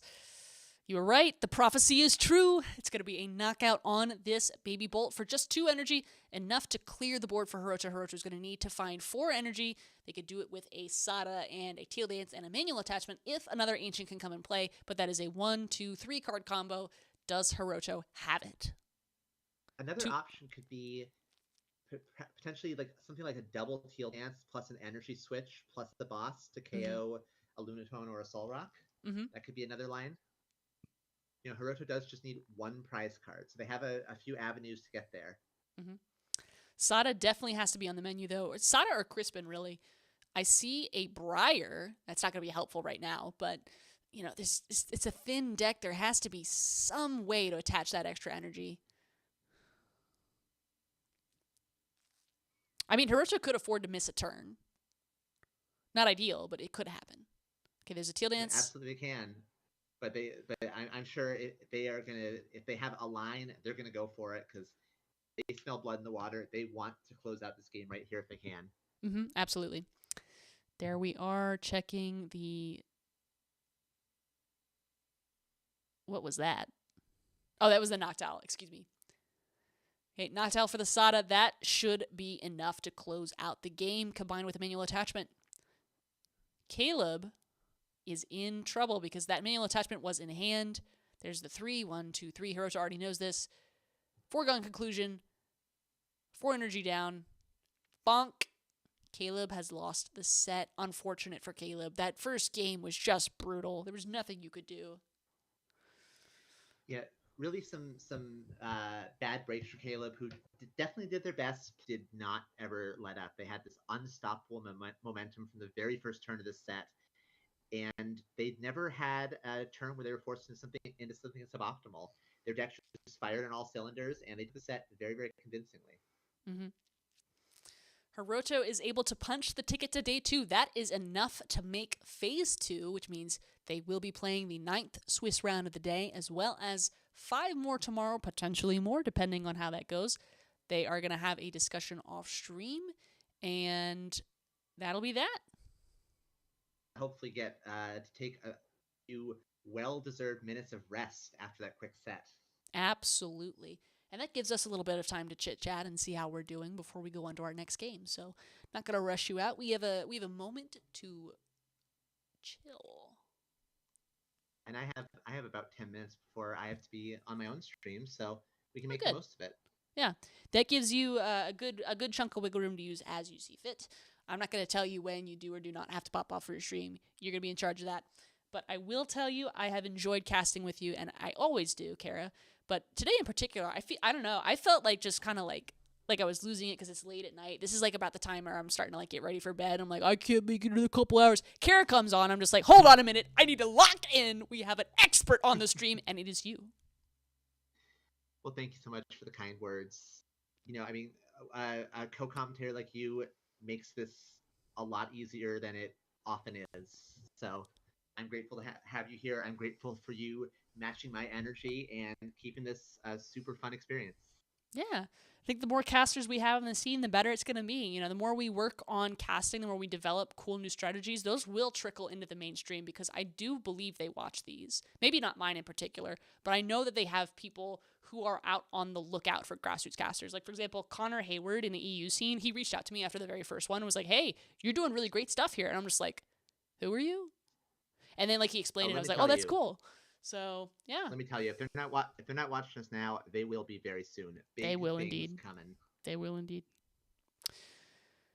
Yeah. Speaking of big things coming, I'm going to check and see what's happening in our server, because one of the other options I've been floating around is in between stream matchups just pulling up like IO games. So we may be able to add in another kind of like mini game segment like we did for Lille regionals, where we all were doing like the last letters of names or stuff. That was pretty fun. I'd like to do that again. But at the present, it looks like what we're going to be doing is chilling for a bit, and then we're going to move on to our next caster, a returnee Gecko Ninja. I suspect that's what we're going to do next. Sounds like a round to not be missed. Indeed. Indubitably. Indubitably. Yeah. Are you going to any more regionals this year, or are you probably not going to go until 26? Well, this year, no, I'm going to be, any regionals happening, I am going to be doing my best to commentate it in some capacity. But I will definitely be at Orlando regionals and potentially some more. I mean, you know, I'm a dreamer. I like to say that I like to think that in 2026 I'll be at a regional in some kind of cool commentary capacity. But if not, I don't know. I'll be doing something. Sick. Showing up and doing some retro, or staying home and bringing it to you on stream. Sick. But Orlando 100%, I will be there. Mm-hmm. No doubt. I'm gonna go to Orlando. I wasn't gonna go to Seattle, but I think I'm gonna try to go to Seattle because I had to miss Milwaukee and I whiffed Vegas. So I'm like, okay, that's 2 I missed. I need to try to get an invite this year. So I'm gonna try to go for Seattle and Orlando, and I think there's 2 DBAs. I don't know if I'm gonna go to those. Ideally, yes. I think it'll depend on, you know, if they're both like regionals in Canada, I can't go to them because I'm sticking purely to the continental US until I make enough like cash finishes to like finance a trip outside of the country. I think that's just a good like skill gauge rather than like, you know, you could spend more money to go play Pokemon across borders, which I would love to do for fun. But I think financially it's a little bit too pricey to start justifying until I'm like playing in probably a better caliber than my current personal best. So, but we'll get there. I think that's sensible. Yeah. I think it's sensible to set like incremental goals for yourself, and it sounds like you're doing exactly that. Mm. I think the next goal for this stream is to get a widget that shows chat. Like you could see the live chat in the actual YouTube channel, but I'd like to have them be able to be played back for the VODs. So like in like this corner of the screen right here that I'm circling with the mouse, that's probably where chat will go. So we'll see how that gets set up. I know there's extensions for it. I haven't figured out how to do it yet. That'll be next. Yeah, I only know how to do it on Twitch, not YouTube. Mm-hmm. Probably multi-streaming on Twitch is going to have to start happening at some point. I'd really like to snap up a raid after Azul, if for whatever reason he's like raided and like, yeah, I'm not going to finish out this tournament. Here you go. Like, I don't know. That'd be fun. But I'm not like, I don't think worrying too much about distribution is quite right until I fix the stream. So, you know, product first, distribution second. I think both goals can be worked on concurrently. I think it might even be a good thing to work on both goals concurrently. Oh, sure. Yeah. So much to content creation that like it's an unfolding problem, but at the same time it's very exciting. Like it's a fun problem to solve. Yeah, it's something I've been dabbling in for 5 years now. Mm-hmm. And now I'm finally bringing it to kind of my area of expertise, which is, of course, Pokemon TCG. And so it's been an interesting change in dynamic. Like I'm kind of in my wheelhouse, but now it means that my standards for myself are so much higher. Mm-hmm. Yeah. Well, let me tell you this, Mick. If you're going to be in Orlando, we have for sure got to do something there. For real, like, please. Are you gonna cube or like host an event like live? Because that could be sick. Maybe I will. That could be sick. Although I've been both be in day wanting to host. I've been wanting to host actual official retro Pokemon events. I was in talks with the organizers last year, 2024, about hosting an event, and it didn't quite work out. But do it. I would show up. Well, unless I made day 2, in which case I'd be day 2ing. But like, I'd show up. I always just set up with some friends, and I just do some free play. I bring some decks, they bring some decks, and just let anyone come hang out with us. But it'd be fun to do it big and put on an actual event. Yeah. I am hosting my first ever retro event. I wish I had an exact date. It's looking at tentatively December 6th. A big Worlds 2004 format event. Ooh. Not official, not set in stone, but check my Twitter. I'll be posting an update very, very soon as we finalize details. But free event, cash prizes, really, really exciting stuff, and I can't wait personally. That's good information. Thank you, Kara. Absolutely. Yeah, you keep the retro community alive in a way I don't think anyone has done since like maybe Ruby, and I know she doesn't do it anymore. So like, I think you are the retro, like the pillar holding up that whole community. I could be wrong. There's like isolated small events, but like as far as I've seen, you're the one doing it the widest spread. Well, I mean, this is a community that in a lot of ways I kind of built. Mm-hmm. You know, I've been doing retro for over 12 years now, coming up on 13. So I'm glad that I'm now in a place where I can really work on growing and sustaining it, because for a while I was kind of quiet in that scene after the initial wave of infrastructure. Mm-hmm. So I'm glad to kind of pick up where so many passionate retro enthusiasts left off, and I'm really excited. Goodness, I'm having trouble with words. How am I a caster? Oh my goodness. But I'm excited to pair up with other big like retro leaders right now, like Evan Rice, like James G, and bring any kind of attention to retro that I can. It's a beautiful part of the Pokemon TCG. This is a game with such great stories, and I just love to come and tell them. Please continue to do so. We'll be following your career with great interest. Well, on that note, I would love to stick around here all night with you and just keep this party going, but I do unfortunately have to go and bring some Worlds 2010 format to the masses. The DCE Deluxe number 21 is starting in just a few minutes, and my people need me. You must go. Your people need you. I must go. So I'm going to take this opportunity to sign off not without regret, because like I said, I've had a tremendous time. Thank you so much for having me. I cannot wait to do this with you again at my first opportunity. And we'll have some big things coming soon. So for those of you watching, definitely make sure you keep your eyes on this space. We're just getting started. Eyes peeled, Kara. Have a good stream, everyone. Wanting to check out retro, go follow Shining Espeon. That's aka Kara, aka Shining Espeon, to her stream. I have been Kara Quarren, aka Shining Espeon. You can find me starting in just a couple minutes at twitch.tv/ShiningEspeon. I hope to see you there, and if I don't, I still love you. Have a good night. Moi.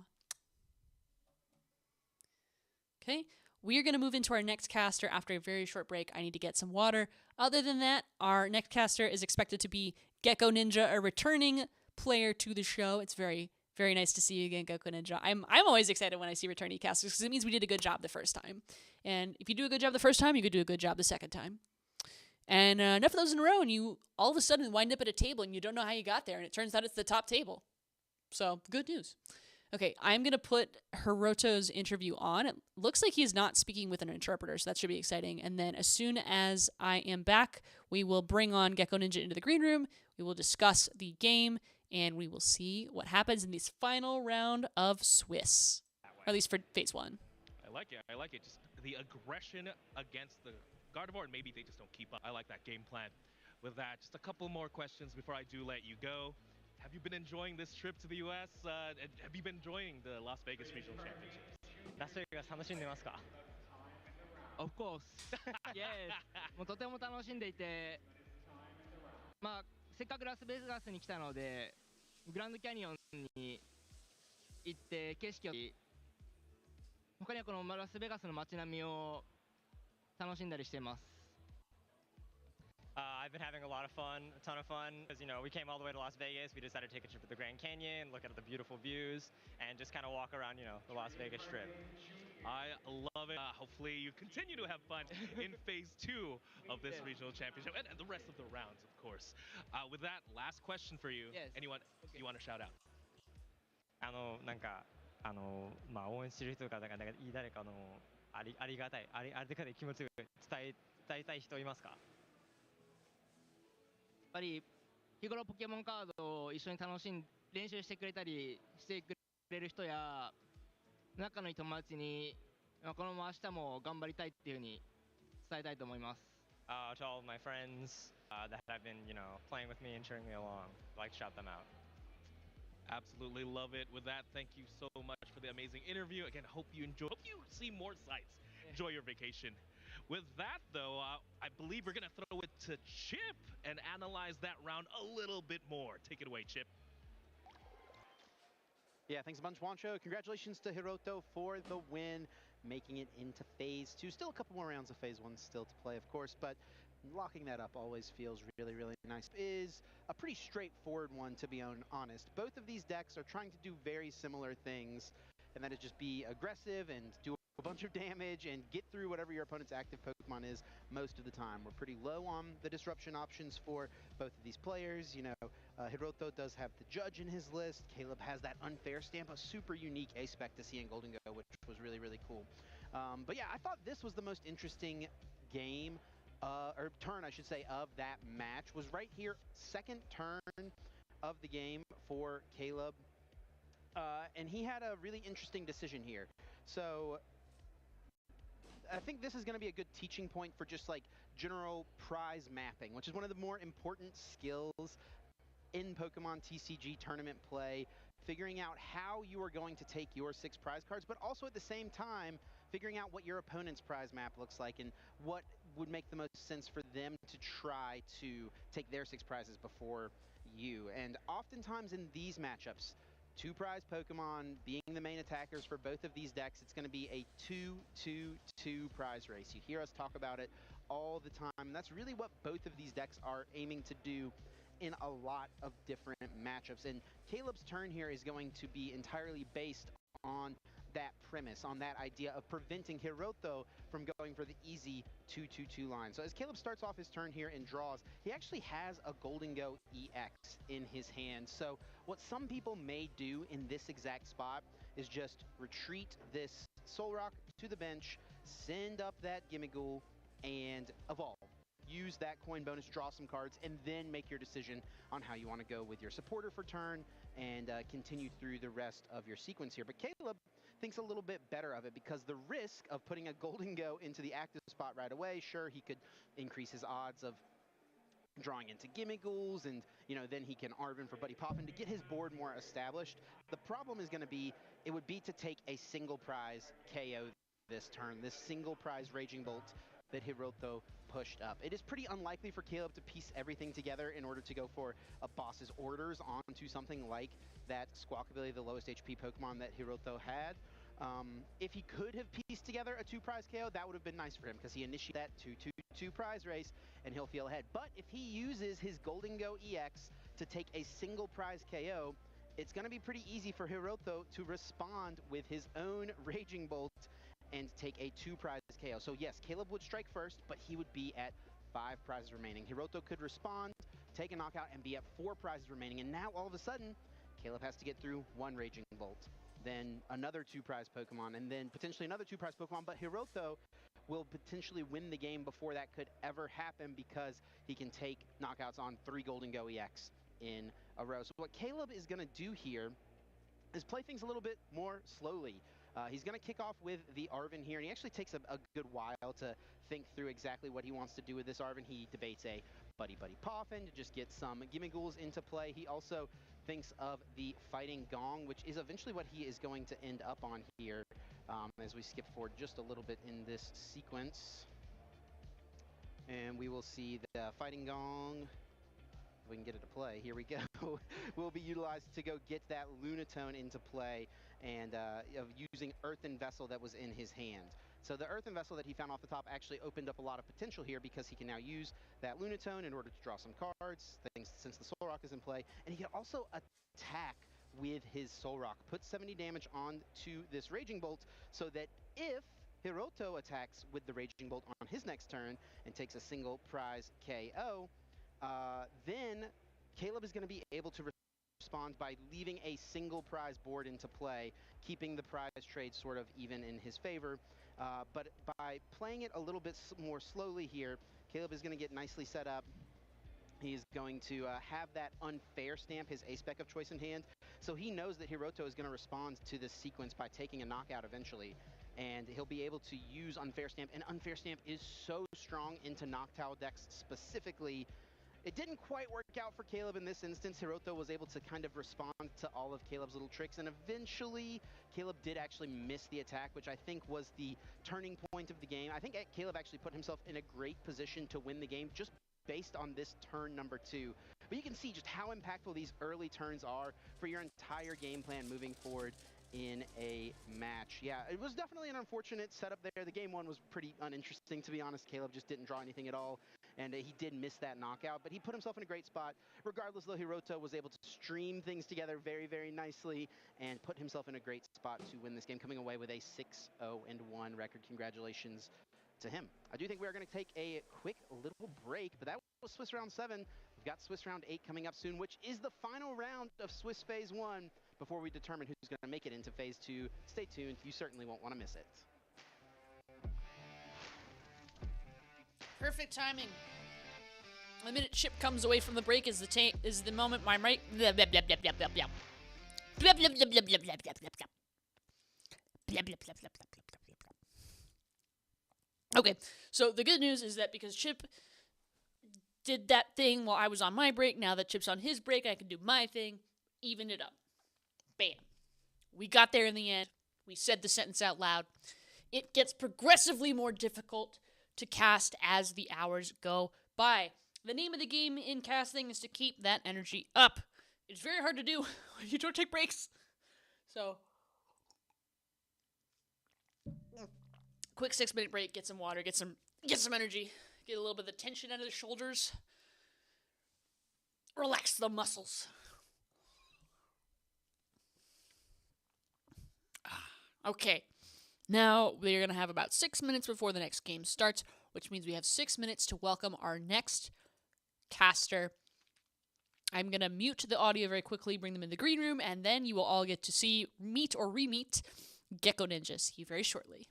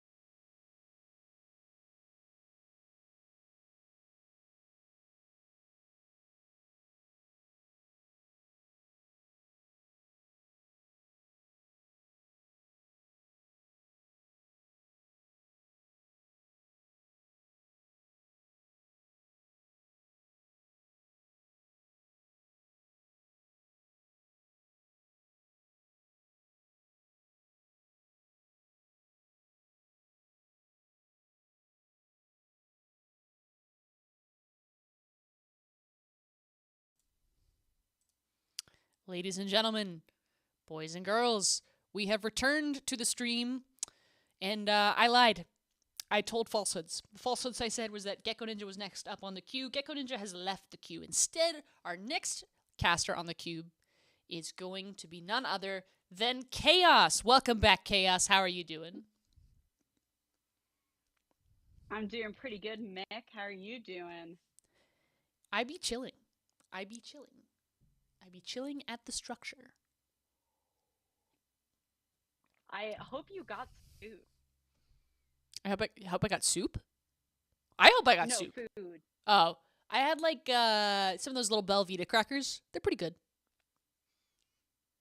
Little quick snack. Yeah, I was snacking major earlier. I was like, I need this fruit snack or else it will be over for me. So, fruit snacks were had. It's so over. It's actually over if I don't get this little fruit-shaped snack into my tummy immediately. Immediately.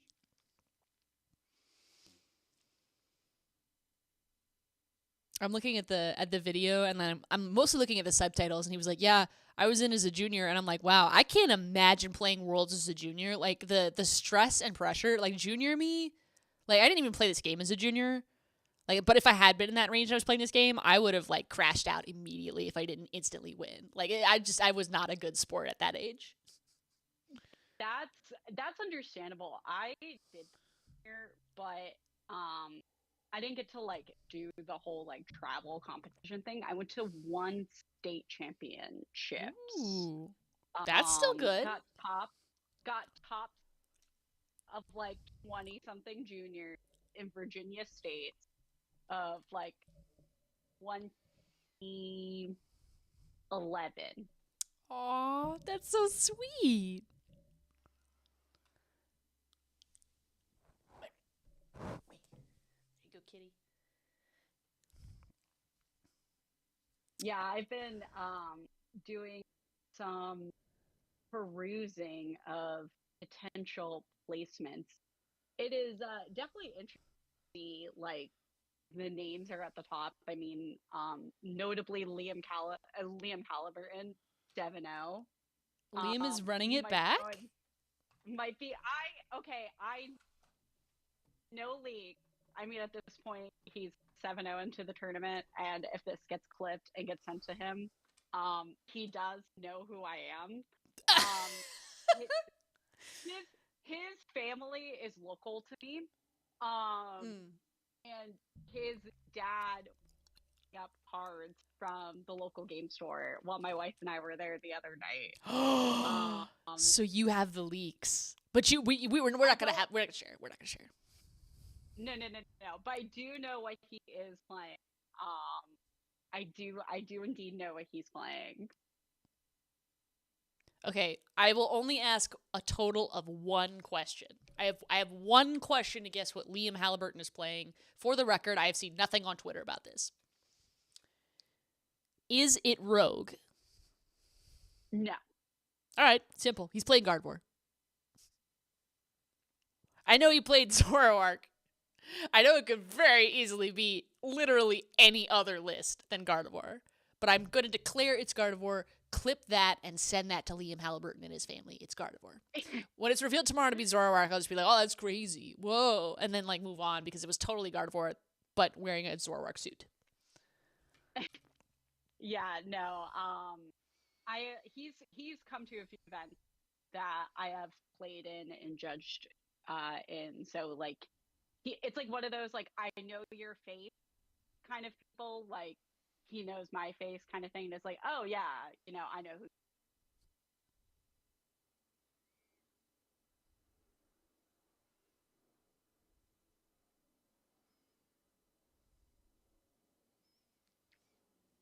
Did we lose you? Are you with us? Oh, am I there? I don't know. I couldn't hear you for a second there. I was like, did I cancel you? Did I cancel Chaos? Is it cancel culture? Wow, new take on. No, I was just saying that Liam is like, he knows my face kind of thing. Like, we are of a first name basis, but not like, I don't think he would come up to me at an event and be like, "Hey, how are you doing?" Mm-hmm. Yeah. So yeah, you definitely don't want to get clipped leaking the play. That's incredible knowledge though. Like can you imagine just like people are like, "Oh, I don't know what the rogue deck is. I don't know what he's got." And then like you just come in and you're like, "Oh yeah, casually it's like Zoroark or like, "Oh, it's Gardevoir." Or like, "Yeah, I saw them buy cards." Like I don't know. Like can we join the same testing group? I wouldn't necessarily say it's a testing group thing. So little fun fact, I guess, for you and for anyone listening to the cast. Justin Newdorf, world's finalist, is one of my locals. Ooh. He, on the other hand, I am like actually friendly with. He's a really, really awesome, good kid. He's taking a bit of a break from major events. I don't think he's going to anything until Toronto, I want to say. But the store that he plays out of is a very, very popular store in the area. It's the best store to get singles at in our local scene. So a lot of the talented players who are looking for cards, and it's like, the Wednesday right before the regional, they all come there. So you inherently find out, or you put two and two together when they're asking for cards. Rip.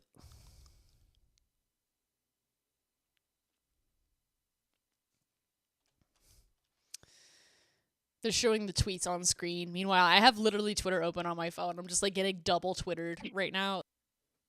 This is disrespectful. You're talking about the like elaborate story with Justin Newdorf, and I'm just like, oh yeah, Tim Danklin's playing Bloodrunner Saluda on like two screens at the same time. Like, it were algorithms a mistake? I think they could be. They definitely could be. It's definitely really interesting. When you start playing and you start interacting with the other trading card games, like online space community, you start getting filled with their tweets. That. Mm-hmm. So I'll see like people like vague post something about Pokemon, from like another card game community, and then I'm like, oh, I feel like I have to like get them on the right path. You have to like, show them the light. Yeah, no, like the amount of asked me about like Pokeduels eating the card situation when they found out I was like a Pokemon card game person, and I was like, well, I know Poke personally. Like, do you want a full recount of the situation? I can get it for you. Yeah. Or I feel like Pokeduels is about to have that happen again. Like there was a throwaway comment about like voting in like primaries or something, and then it got like definitely misread. So everyone's like, Pokeduels, are you a terrible person now? Like just like, and I'm just like, oh no, like just every 5 minutes Pokeduels is tweeting like there's no tomorrow, and like Pokeduels has incredible bangers. Like Pokeduels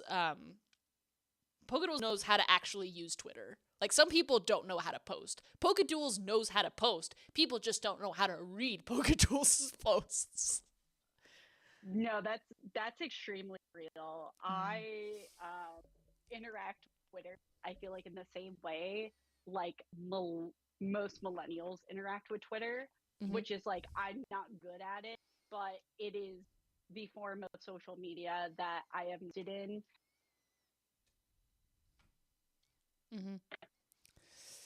I don't know if that makes any sense. That's just how I feel about it. It checks out. I mean, I've had a problem with Twitter since I started this channel. Like in 2022, like every single video is about Twitter. Like literally every single video is talking about what the community said on Twitter specifically. Because before then it was Facebook, and I just did not like pre-pandemic, the Twitter scene for Pokemon was like nothing.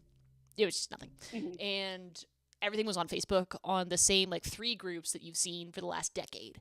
And I couldn't stand Facebook anymore. And that's what pushed me to actually try Twitter. And ever since, it's just been downhill. I just can't leave that website. Not for lack of trying. Like, it's got its claws in my shin, and it's ripping out the muscle. Twitter. It's fun. Twitter honestly reminds me of like, before I was like, getting back into Pokemon in 2022, from like most of my high school years, I was like really into cosplay.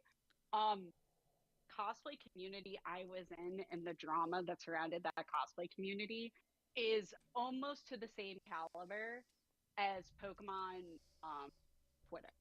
So this is like my second. Yeah. How do you have cosplay drama? Like, what is there to like be dramatic about? Is it just like someone like stole my design, or someone's dressed as a character I think is reprehensible? Like, what do you talk about in cosplay drama? A lot of it is a lot of people being like, oh yeah, this is like my comfort character, like my character, and then get upset when they see someone also want to cosplay as the same character. Oh, okay. That was the big thing. That was the big my like local that led to a lot of issues. That's wow. That's illuminating, I think. It's very high school petty, which is a good chunk of it drama. Yeah. I have to say too, it feels like it sorts itself out, because if two people show up in the same outfit, one of them will look better. One of them will look better, and then that means the other one has lost. Maybe I'm too competition pilled here. You know, maybe they can both look equally good, or both look equally bad. I think it depends on the person, but I think you're just too competition pilled. darn it. It happens. Sometimes it's terminal. I mean, my job's pretty competitive. My hobbies are pretty competitive. I think I may just have a preference for hobbies where someone wins.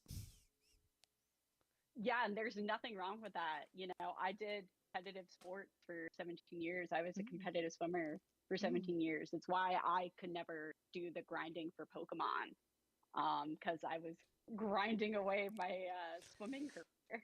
Mm-hmm.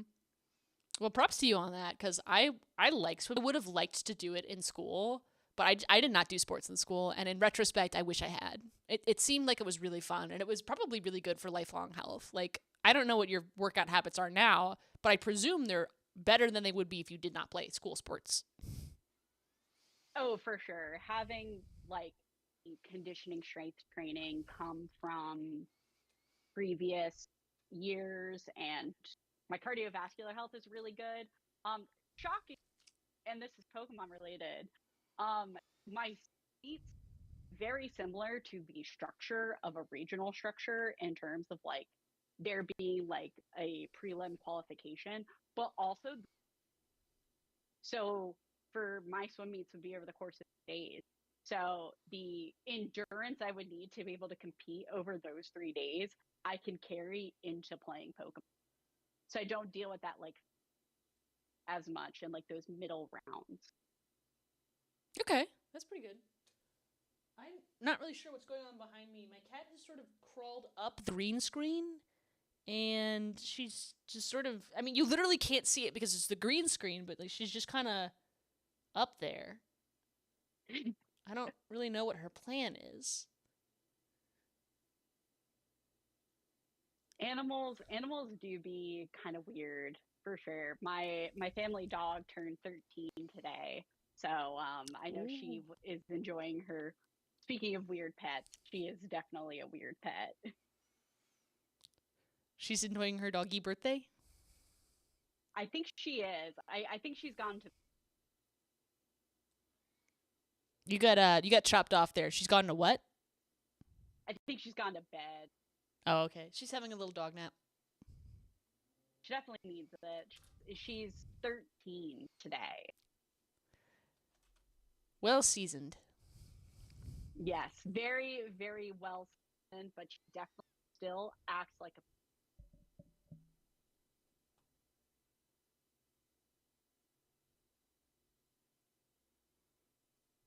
All right. Oh, we got a friend of Past right now. At least I know a friend of both of ours is about to be on stream. Wait, for real? Are you? How far ahead of you are? Oh my God, who is it? Is it? Is it? I don't know. Is it? Is it? Is it? Wait. Is this in the chat? Oh my goodness! Marco Cifuentes versus Xander Bennett! Yo! Sorry, I'm having a moment. I am so excited to Oh pass this match. my God! Someone needs to clip this and send it to him after this. Oh my God. One of my favorite people in this community, Xander Bennett. Absolute mad. What a great person. And I am so excited to watch it. This is about to be completely fire. As everyone knows, Xander was on the first 2 streams, and he's now in the third as a player. This is so sick. I hope Xander makes day 2. Xander may have already made day 2. I need to check poke data. We need the information. He is, Stat. He tweeted out that he was 5-0. 502? He has it 502, so he's already locked it in. I wait. believe both players should have already locked it. Okay. Or So phase Xander 2. is undefeated and is going for either 602 or 512. Okay, that's good. This is good. This is so sick. Oh my goodness. I can't believe it. This is crazy. Marco Cifuentes too, being extremely talented. Like, this is going to be Xander's like breakout. This is going to be an excellent match to watch because Marco Cifuentes, everything I know about them is like very big innovator. Very much likes to kind of play rogue. Played Blissey to like several events. Don't know if running it back, but that would be crazy if they were. I don't know if this was Marco. I know there was a Centiscorch Blissey Monkey Dory list running around Limitless that got like second at a big tournament. I would not be shocked if this is the same deck. However, I also agree. I was talking to a different co-caster on this channel who was talking about Marco Cifuentes and was like, yeah, Marco, like, this player had a bunch of like cash finishes, was like, yeah, Marco's like 10 times better than me. And I'm like, that's crazy. So like this will not be easy for Xander. We are very biased in this establishment. No shame to Marco. Yeah, this is an extreme bias. We are Marco, you're probably biased. a great person. Yeah, absolutely. I hope we become friends and that we can be biased for you in the future. However, this is Xander Bennett. This is the Chaos Cube Council King. Like, Xander just like, oh my goodness, I'm gonna blow up. I'm gonna actually explode. Like, my like shirt is gonna be in pieces on the wall. Like, this is gonna be so insane. Yeah, this is definitely going to be a really fun match. You know, I think knowing what I know as Xander's player, we've never actually gotten the chance to play each other. We've talked about it. We've talked about like pulling out either DLC or playing retro against each other. But I do know a couple of people who he's friends with who, you know how good of a player Xander is. So I think that this is going to be a really good match between two, talented players. I'm really kind of excited to see what Marco. That is kind of what I am really excited for. I have no idea what either player is bringing. I've played against Xander, I think in Cube maybe like twice, and I don't know if we've played a standard game. I feel like we have, but maybe not like definitely not at a tournament. Like, we've never like sat across from each other at a regionals and been like, yeah, we're going to play against each other. So Xander, in my experience, is extremely skilled at identifying lines of play. Like, if I had to pick Xander's strength as a player, it's that if Xander sits down in front of a deck of cards, it takes him like 0.5 seconds to go, yeah, this is my map, this is what I gotta do, and this is what's gonna stop me, and just plays like lightning, and plays well like lightning.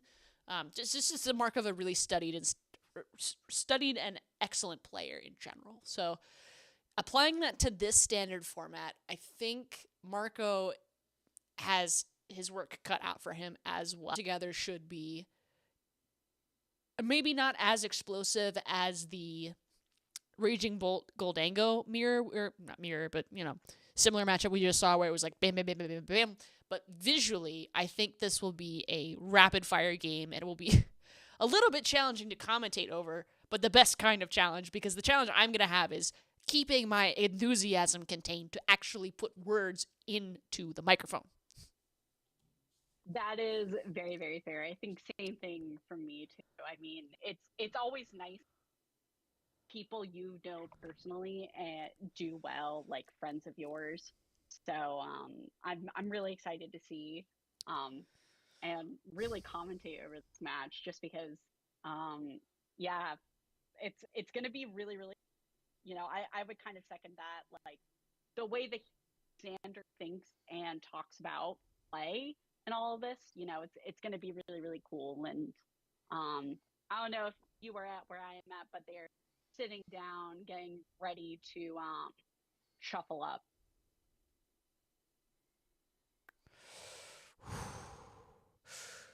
I gotta do breathing exercises from the diaphragm. We gotta zen out. Xander's going to be on Azul's stream. Xander's going to be in the official stream. Xander's going to be on every other restream that's going on. I can't believe it. Look at Xander. Look at the little green shirt. I know. Oh. Looks like Marco has a Zoroa plush. Could that be a sign of a Zoroark rogue deck? Entirely possible. This is an interesting matchup. You're a little bit ahead of me. You're spoiler alert. What are we cooking? What are we cooking? It had to be good. Even my cat is curious.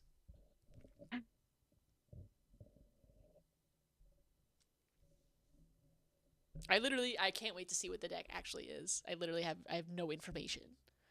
The amount of information I have is 0. It is about to be 1. Okay, Kangaskhan Absol versus Zoroark. I can get behind this. This should be complicated. I think speaking the matchup plan for Kangaskhan Absol here is to just take the Zoroark knockouts, just terminal period and then close it that way. Because you can't take 2 hit KOs because then they immediately clop you with powerful rage.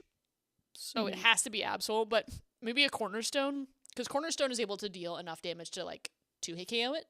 So I mean, hold on a minute. It is 140, I think. Yeah, it is 140. So that's enough for a 2-hit KO. And if Xander doesn't run the Cornerstone and is instead going for the Airy package, then it's got to be terminal period. And so Monkey Dory becomes the important asset to set up. Meanwhile, on the other side, Marco is just going, I'm going to threaten powerful rage this entire game. And the minute I can't, I'm cooked. Because it is entirely possible for Xander to come in and just get a cheeky rapid fire combo KO. But you don't want to do that because that's a 25% chance. So that's a worst case scenario play if you're committing to it. So it's really easy to threaten Ends Rushram as long as you have an Ends Zoro on the board, because next turn you could just drop down the Zoro Rushram, go. So yeah, and I think the big part is really going to be what version, I guess, of Zoroark Marco was playing. Marco was kind of a part of that whole crew that did the Turbo Energized Cornerstone Overcom package as the response. So it kind of depends on if Marco is also running that package. I also know a lot of Zoroark lists are running Monkey Dory. I don't know if you've had a chance to see the prize cards yet. It is not looking great. 2 TM Turbo Energize and 2 Boss's Oranges and an Absol. This is no. I didn't sign up for this. This is not what we signed up for. Get it together, Xander's prizes. You know what you have to do today. Yeah, and honestly, I think a really big out that is kind of important in this matchup is Marco prizing the hair. That's true. That is super important. The funny thing is that there's a literal stadium card that gives every ends card free retreat, and it's useless compared to Air Balloon. Why would you put a stadium down? Yeah, I think between Air Balloon and also the run, that's actually a really, really hard, I think, in this matchup from the Zoroark side, is the irritating outburst from Petron EX at the end of the game. Oh yeah, that's true. Starting Mega Kangaskhan, not ideal. However, Run Errand will allow Xander to draw 2 cards. We did see the Kangaskhan earlier do this, so, you know, it's not the worst start in the world. You can always just penny it up later. So Xander has plenty of flexibility, discarding a Night Stretcher, using Earthen Vessel to draw 2 Darkness Energy to get going. Xander going first is going to have plenty of options. None of them will be a supporter. There's Run Errands. What do you find? Pokegear and a E-Switch. Unfortunate. I think there's the Evil Tetra. Okay, that's an Absol. That's fantastic. Unfortunately, there's no TM Turbo Energy. Oh, you're putting energy on the Kangaskhan. He isn't aware. He doesn't know he's not going to be able to attach to the Absol with the Turbo Energize. It's terrible. It's terrible. He doesn't know. Does he know? He doesn't know. This is why chat thrives chat. Yeah. He doesn't know. And we see he doesn't know. Marco getting out for a strong start. Buddy Poffin, honestly, like, best card for any of these evolving decks. It's gonna be following it up with a Serrano. Yes, I am a big of this card. I've actually been playtesting a lot of Zoroark, even though it's not a silly, haha, funny off meta deck. It's been an archetype I've been a really, really big fan of since announcement. Because I think trade, everyone can kind of agree trade is a crazy, powerful card. So having the ability to do that is what everyone would always want. Trade offer. I receive Xander winning. You receive Xander winning. Good deal. Okay. Such a good supporter too. I mean, I know you said this, but like, I like it. I think it's fun. I think the amount of different things you could do just searching out 3 Pokemons, I think it's good for the game, frankly. And the fact that it is like, it's one of the best ways to search out evolution Pokemon that aren't metal types is, I think that's relevant. And it's going to be more relevant as the Mega Evolution meta continues, because we're going to eventually get some kind of evolving Pokemon where Serrano is the best out for it. And, well, I mean, there's Mega Signal, but like, yeah, I'm going to take that back. Mega Signal is an item card that's better. Oops. I was capping there. Look at him smiling. Think, he is such a friendly, you know, such a very, like, outgoing and very, very amazing support person for the community. We see off of the Iono, he was able to get the Precious Trolley, just the raw drawn. It's check your prizes. Check those prizes. Does he know? Does he know? I think he might have been able to put 2 and 2 together at this point. But does he know? I think he's seen enough of his deck to know, but you know, we haven't gotten the full confirmation.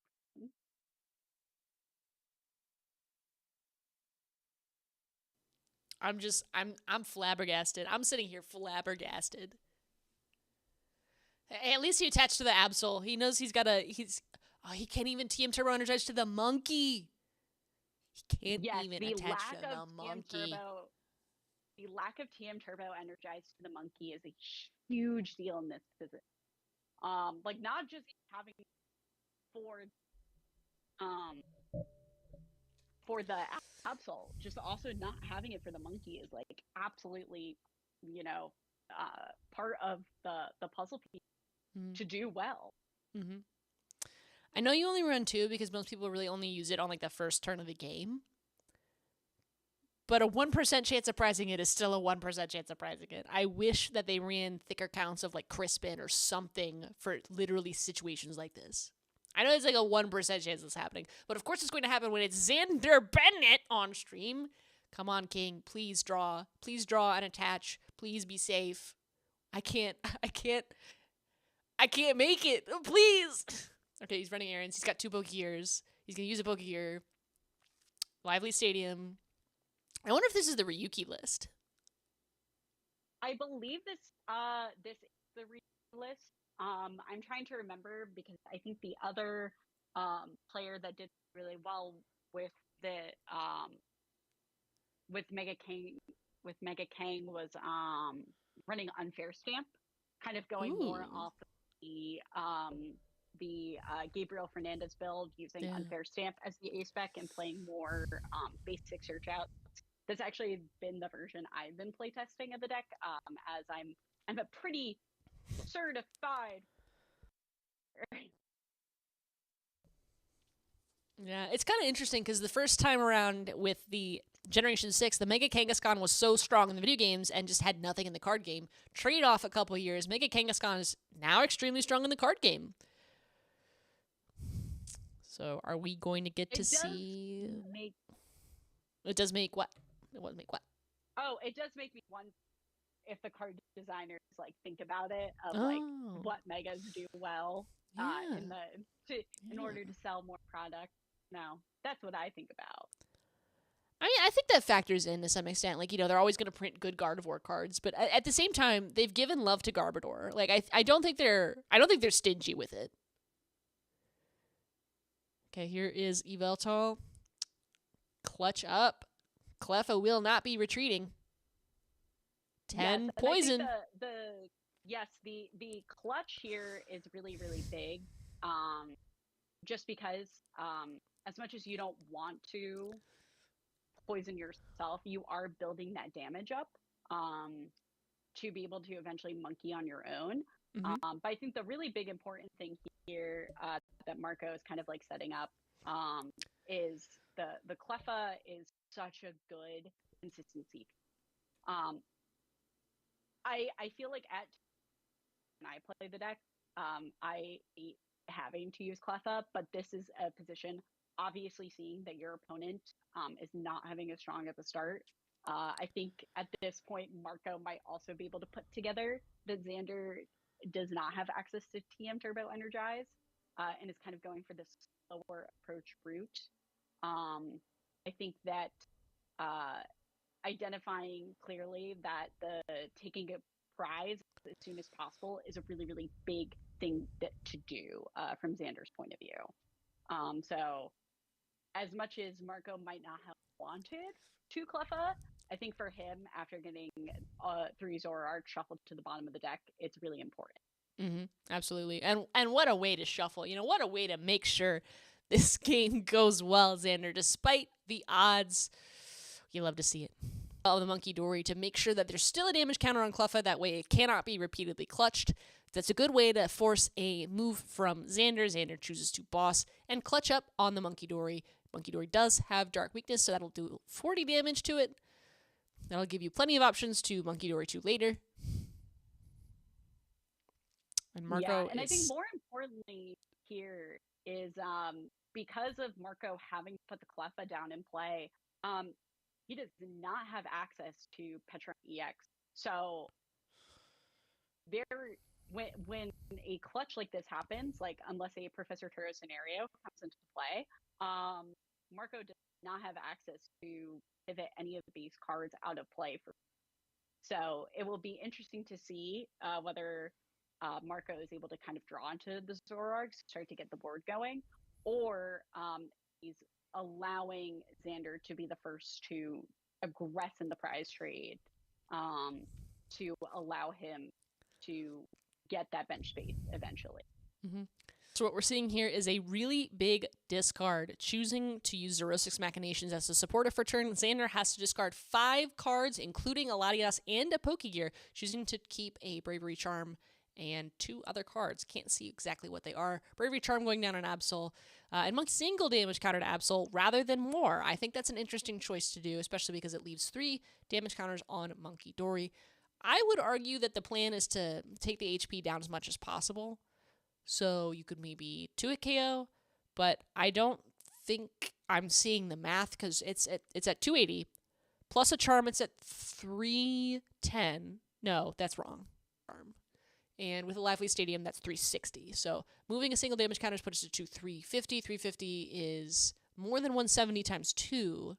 No, it's less than 170 times 2. 170 times 2 is 340. Why wouldn't you just do more damage? Am I tripping? Why would you only put a single damage counter down? Yeah. I think the point was I think that movement was from the Cleffa. No. There was counters on the Monkey Dory because of Clutch, and Clutch of Weakness now has 3. One of them went onto the Absol. Why would you put a single counter on an Absol is my question. I guess you don't want to give... Ooh.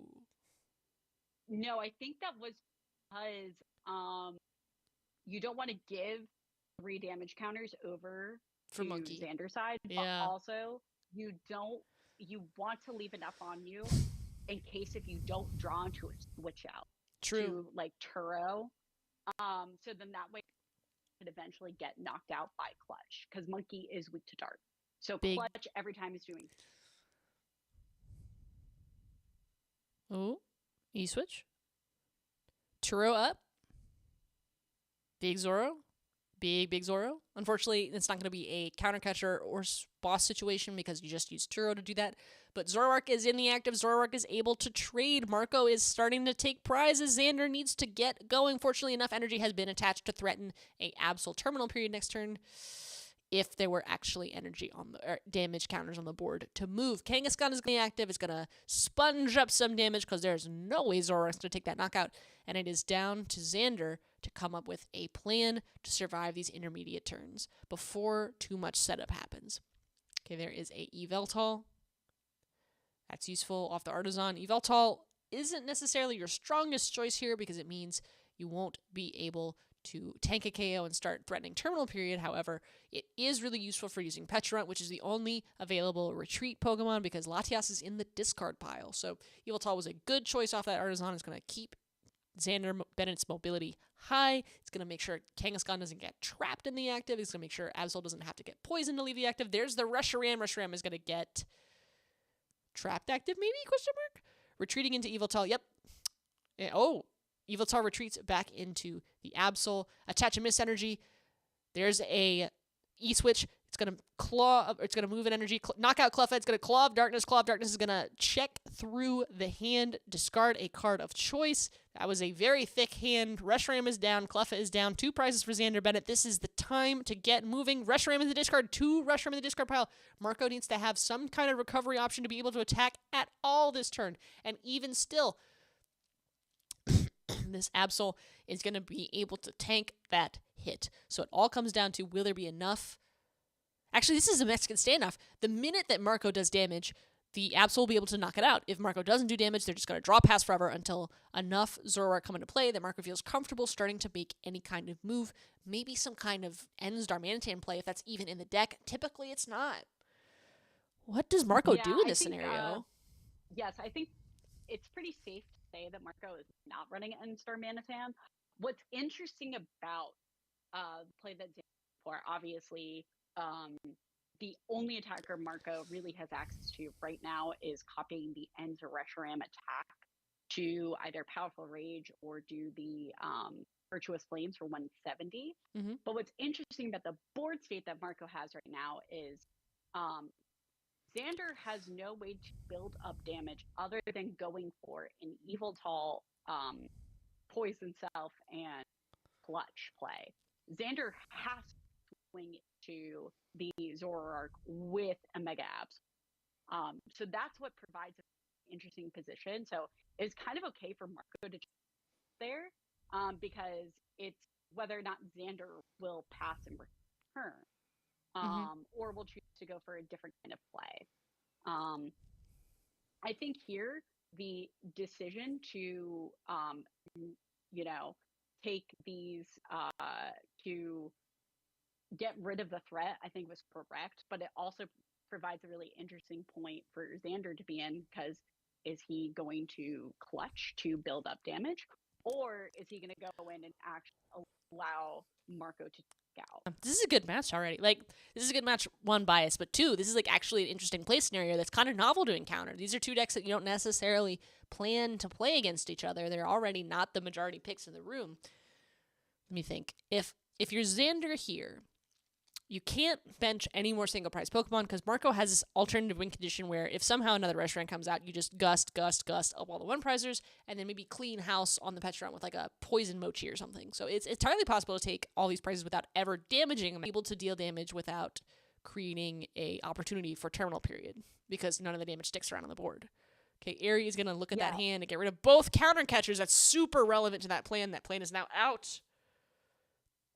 Yeah, I think it's I don't know if Marco is Palpad. That's a very common card, but again, it kind of limits to what supporters that you're running. Mm-hmm. I think what's really interesting here for Marco's game plan, kind of like what you were echoing, is realistically, all he has to do to take these single prize knockouts, he can definitely do that. But the moment Xander takes 1-2 prize knockout, he is able to 240 with a irritating outburst. But again, that's not that there's a Marco has to bench the rush ram, has to go for that kind of play. What also really what we could see happen is actually going for deck out as the win condition. You're right. Xander's deck is not thick. Oh. Both players are out a lot of at this point, and it really just depends on how many resources does Xander have to actually be able to refill. Is I don't know how my own usually ran. I believe it's 2 to 3. We know one has been played, so potentially we might see deck out as win condition that Marco is going for. Oh no. No. That would be the worst way to go. Getting played and off that you couldn't close because you just deck out. Like that's just oh no. Now I'm worried. I mean, okay, there's an Iono available at least. So that should give you a little bit of wiggle room. I think Marco sees it. And the ball's in Xander's court. Xander, you have less resources in deck. You need to do something. Please don't make me scream at the screen. I'm going to be screaming at the screen, aren't I? I think what's also important here, because most of the Mega Addicts don't really run Super Rod. So depending on what type of recovery options Xander has access to, Marco might be able to get rid of the monkey and then kind of take away that terminal period option. True. It could be done. Particularly with so many energy already committed onto the field. Think carefully, Xander. Pass, okay. We're going to keep attaching to this big Kangaskhan. Okay, there's a Super Rod. There's probably going to be 2 Reshiram and an Energy. Yep, I'd feel good about that. Marco is in a surprisingly good position.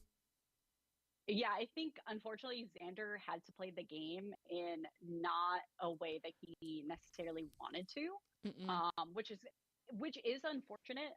It is kind of what happens when you have these just really awkward hands. You kind of prevent what you're doing in order what you want to do. So because of that, Marco is like trying to figure out what is my win, what is the way I can get back. Now, what's important is if Marco gets down another Reshiram to take the knockout, he will be going down to prizes and forces Xander to have another boss's orders to take a knockout here. That's really important because if Xander does not go for the boss's orders and does actually have to punch into the Zoroark or go for a turn into the Zoroark, it does the board open for a potential Gust knockout on the Megascon with an irritating outburst. For the last 3 prizes, Marco's board. I'm ill. I'm feeling ill right now. Okay, there's like 6 cards left in Xander's deck. There's a knockout on the Reshiram. Fortunately, there's no Artisan in place, so it's going to be a little bit harder to get that second Reshiram back in play. Doesn't matter. Marco just needs to find it and start attacking, and all of a sudden, this game could run away with Marco Cifuentes. So we're promoted. There's an Iono in hand. Iono at least will refresh Xander's deck, so it's not going to get played, but that's not going to stop Marco from absolutely cooking with trades this turn. Having access to up to 6 cards off of trade with good target Iono to discard for it. Pretty strong. Super Rod going to put even more Reshiram back in that deck. It is very heavily in Marco's favor right now, just based on this board state. However, I do think Xander still makes something happen. There's just so many pieces available on Xander's side of the board. You're just like, how could you possibly lose? All you need to do is take another a single 2-prize KO and have a boss, and this game is cleared. Okay, there is a Pheasantipity. That's helpful because that's a single coin flip on a Kangaskhan attack, and also any prize taken by Marco is another option it's another prize to fuel Irritated Outburst. Currently, Irritated Outburst is doing 120. Another one will do 180. 180 plus a Monkey Dory is enough to knock out Pheasantipity. Penny immediately lifts up Pheasantipity. That's terrible for us. Very good for Marco, though. I mean, Marco is playing this so well. And the longer this game goes, the worse the odds are because there's not going to be enough time for a 3-game set, particularly against this kind of like standoff deck. So Xander needs this game to happen. The complete robbery of the 2 TM Turbo Energize in there is I'm gonna be salty about that one for years. Even if he wins, I'm gonna be like, this was bogus. Mm-hmm. How dare, etc., etc. Yeah, and I think both players are in a really interesting spot too, because again, it is this standoff. But I think what's really important here, and kind of what's interesting, because of Marco not grabbing a Reshiram, and kind of swinging into this Mega Absol, I'm kind of shocked that he's going for that more aggressive play because in order for Xander to really activate Terminal Period, needs double. One monkey has already hit the discard pile. Ability for another one to hit the discard pile, or for Xander to get another one up and going. I believe most lists only run 2. Now, granted, 2 170 wouldn't be enough to take the knockout because of all the extra buffs that they have. Marco has to discard that entire set of hand resources. Marco gets to keep 3 cards total. The rest go to the discard. That's going to even it up a little bit, so it's going to make an Iono less effective for keeping Marco in the game, although I do think he still has the advantage over Xander at the present time. But what an expert use of 0-6 machinations. Good job, Xander. Look at that. That's filthy. That's like a 20-card hand. Get that out of here. Into the discard. Go. I think both players actually card hand. This is where that Mega Frostlass is crazy right now. Nah. Be for real. Be for real. Mega Frostlass. Oh, no. I'm sorry. I'm choking. I'm seething, I'm not coping, and I am molding. This is ridiculous. Xander should have already won 20 games by now. Not be playing excellently. He just deserves it. Okay. Marco taking a quick look through his 3-card hand. He saved an E-Switch, a Pecharunt, and I can't even see the 4th card. I'm so uncoping. I'm just doing the opposite of coping. Knight picks up a Dark Energy. That's going to be useful for something. Don't know what yet. It's going to go onto the Pecharunt. Pecharunt is still not doing enough to take a 1-hit KO, but, neither is Marco.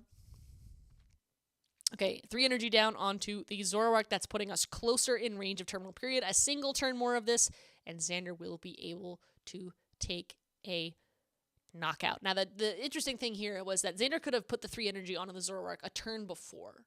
Chose not to do it, and I think particularly for this reason, because if it passes just for 1 turn, then Xander is able to do it again the next turn and close it out. So it's a 1-turn clock, whereas instead of if he had done it earlier, that gives Marco 2 turns to put a Monkey Dory down to move it off. So it's removing Marco's options. Okay? Promotes a Zoroark. Passes. Puts a poison counter down. Does Xander have a Gust? Problem is, if you use a Gust, you can't use it again on another Reshiram.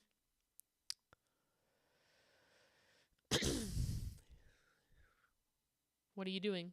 What are you doing? What are you doing? Okay, you're shuffling your... Okay, you're going to prevent a deck out this way. Good, good. We love to see it.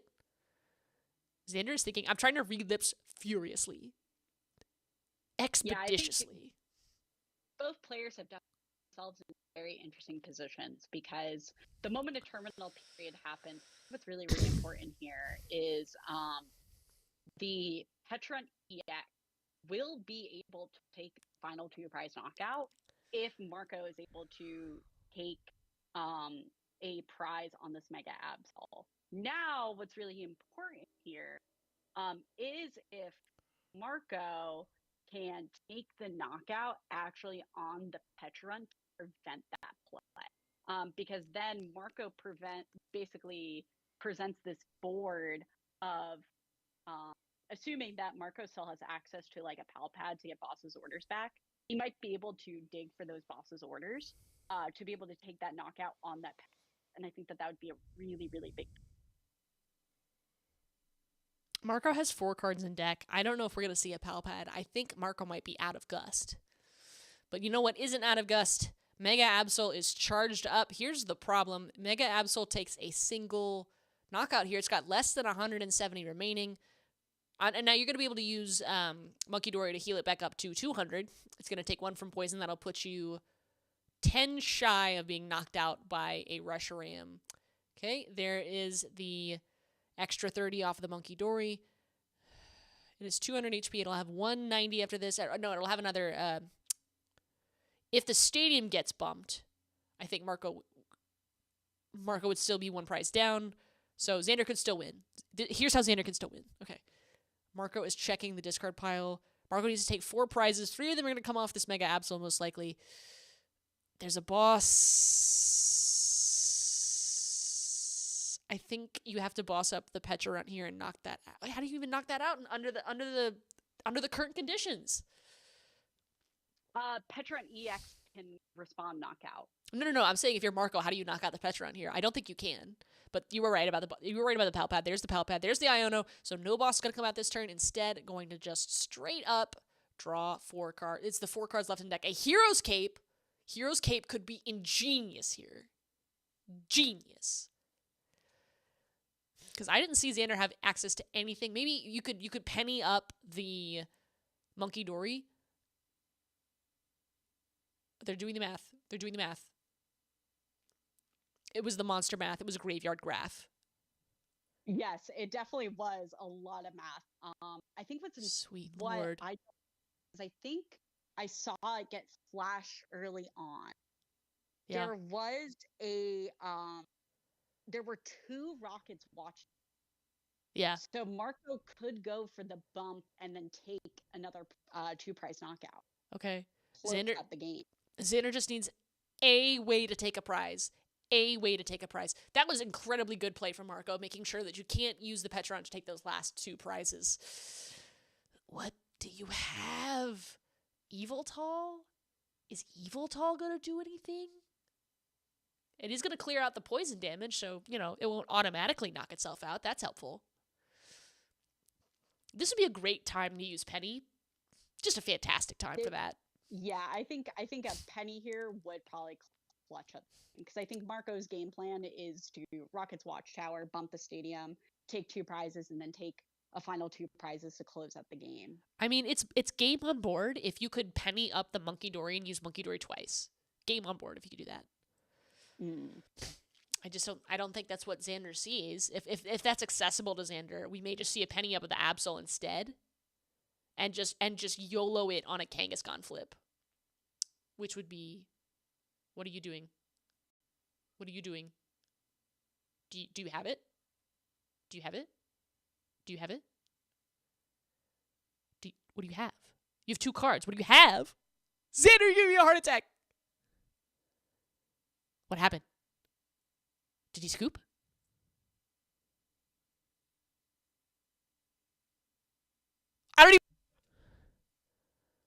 I guess he scooped. He must have had. Yeah, I think... How did that end? I'm dumbfounded.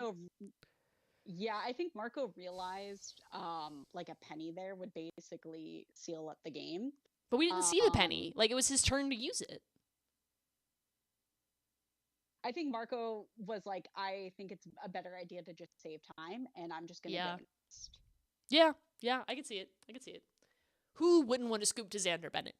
Sensible. The plot armor returns. Who needs TM Turbo Energize in this establishment? Not our King Xander. God, that was stressful. I think my blood pressure is up. I need to get that checked out. I'm screaming. I can't do this. I can't be here for this if he loses a best of 3. Yeah, so I think both players now are kind of realizing a bit more about the matchup. I think more importantly, what I would want to see from Marco in this point, like in this, if I was in Marco's position, I think getting down a Cleffa unless absolutely like necessary is a horrible idea. That is a free prize trade to help in the matchup. I think also a big thing Marco probably gained from this is knowing roughly how many bosses orders are in Xander's list. That is a huge deal because that's what's going to kick off the I think also for this time around, I think Xander might want to be a bit cognizant about resources in terms of being able to play out of the game so it's not a draw pass not in his favor, which I think is a huge deal. And I think Xander has probably picked up on that, being like, oh, wow, Marco is like willing to go for the deck out. Yeah. That was so rough too, because I was like, oh my god, he could actually deck out. But that wasn't what happened. He had enough outs. He played super well. I still don't understand that end game. We're gonna call Xander to the next stream and make him explain. I'm literally gonna call him like at some point this weekend and just be like, hey Xander, what happened in the end of game 1 of your stream game? We were just a little bit confused. I mean, you weren't. You were like, yeah, it's because of, he knows Penny's gonna knock him out. I'm still confused. I want the play-by-play from the source. Okay, what is he doing? He's Precious Trolley. Yeah. Turn 1 Precious Trolley. Yeah. Yeah. I think it is his second. I think Marco chose second, which I think is the correct call. You want to prevent the Precious Trolley for as long as possible. Get a supporter before your opponent. I think also a big thing that Xander learned in this particular situation is the fact that Marco is running Hero's Cape as the ace spec. That was real. What a bizarre matchup. I mean, I feel like Pokemon is like fresh again. Like watching that, I'm just like, I've never seen that. Yeah, I think this is definitely one of those matchups that if you want to play Zora, or you want to play Mega Kangaskhan Absol to a tournament, it's probably not a matchup that you're going to experience a lot from either end. So I wouldn't be surprised if both players had a bit of learning to do in this matchup. Which is crazy, like to see people actively learning on stream. Normally you just work all that out in practice, but nope. Even pros learn something every once in a while. Yeah, I think it really goes to show just, what happens when you do choose to play, I guess, more of these quote unquote newer archetypes compared to the like tried and tested, Gardevoirs and Dragapults and Golden Goes, like these other archetypes where you kind of know what your deck does. And I wouldn't be surprised if both of these players put in either an immense amount of testing time, whether like hands-on testing the deck or just crafting what the deck does to be able to like best respond in those matchups where you're not 100% certain on what is the best course of action. You have to be really careful with this Kangaskhan Absol list because any mistake is a 3 prize punish. So you're punished instantly if you goof it up. Meanwhile, Xander's over here just like surfing the waves, clearing out his opponent. Beautiful. We love to see it. Yeah, I think what's interesting a lot about this matchup, and I think Marco has kind of like figured it out based off of the previous match, is knowing the fact that Xander doesn't play that much recovery. Being able to get rid of the Monkey Dories as soon as possible is really going to prevent those terminal periods from really being a problem. And then once the terminal periods are not a problem for you, you kind of just get free reign of powerful raging. So I wouldn't be surprised if Marco also adjusts his game plan to kind of go for that as the play.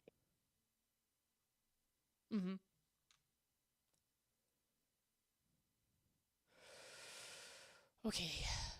I gotta reset. I gotta refocus. I gotta calm my nerves. We're just gonna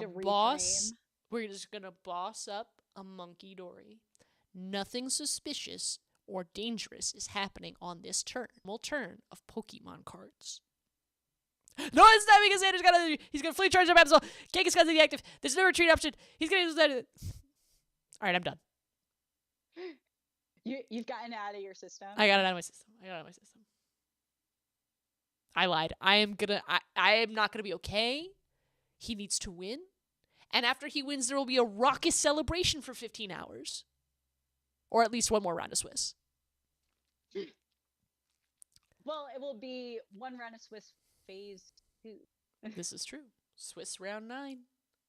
I think what's also interesting that I just kind of put together, I believe Marco is running actually 2 super runs. Yeah. Which is huge, I think, in this matchup. Especially, again, since you're running a limited number of attackers, your options being so limited, you kind of do need, like, double super rod. It's also good. Until Zekrom. Yeah. Yeah. Until Zekrom. Are you going to do a 1-1 Zek Rush Ram line, or are you going to do, like, a 2-1 Zek Rush Ram? I think a 2-1 is correct. But we can talk about that after the match. Yeah. That's right. true. That's out of the format. We're focusing on Xander's massive victory here. Okay, E-switch off the Arvin. Hopefully. TM Turbo Energize. Yeah, there it is. Wonder where it was last time. Complete hater. Just does not want him to succeed. Not in my house. TM Turbo Energize is banned. Yeah, I think the big thing that Xander might be trying to hope for in this particular matchup is after a good chunk of trades happen, is hitting a super rod off of an area. I think that would be a really, really big.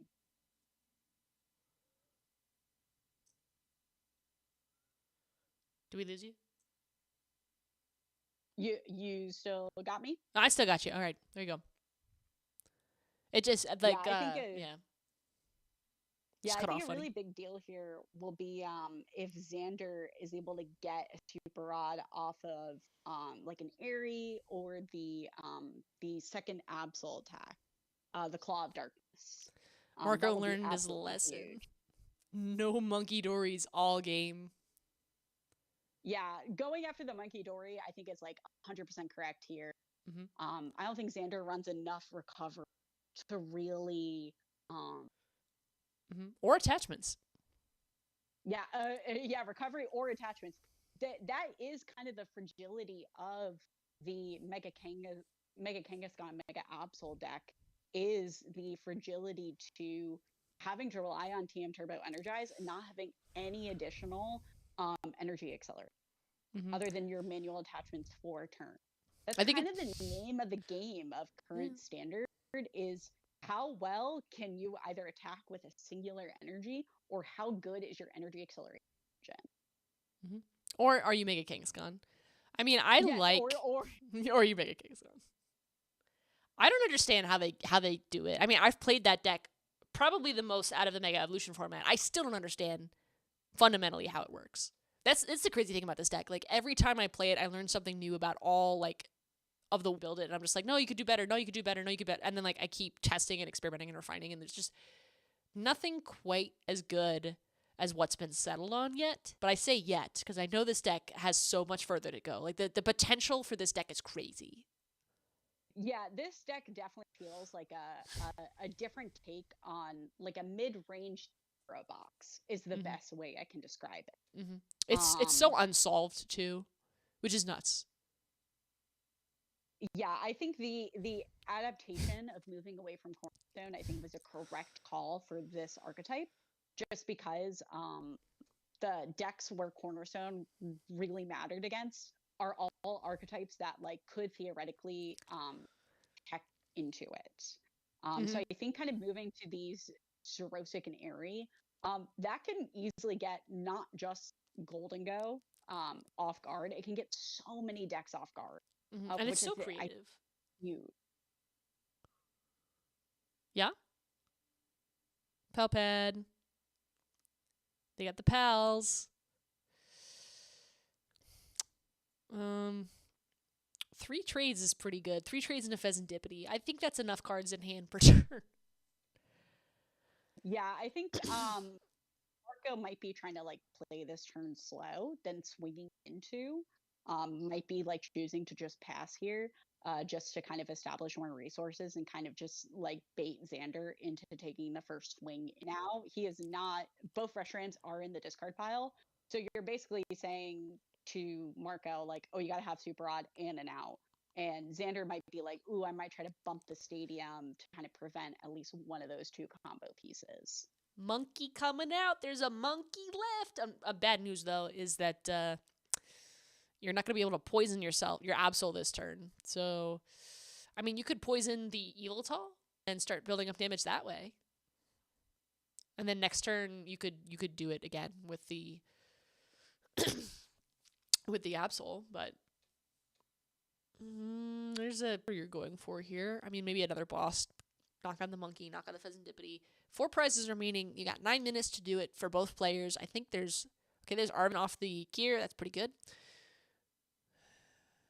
I guess you go for the knockout on the Fez first right now because you've got 1 damage counter on you, so it's just a single monkey and go with the Claw of Darkness. That's pretty good.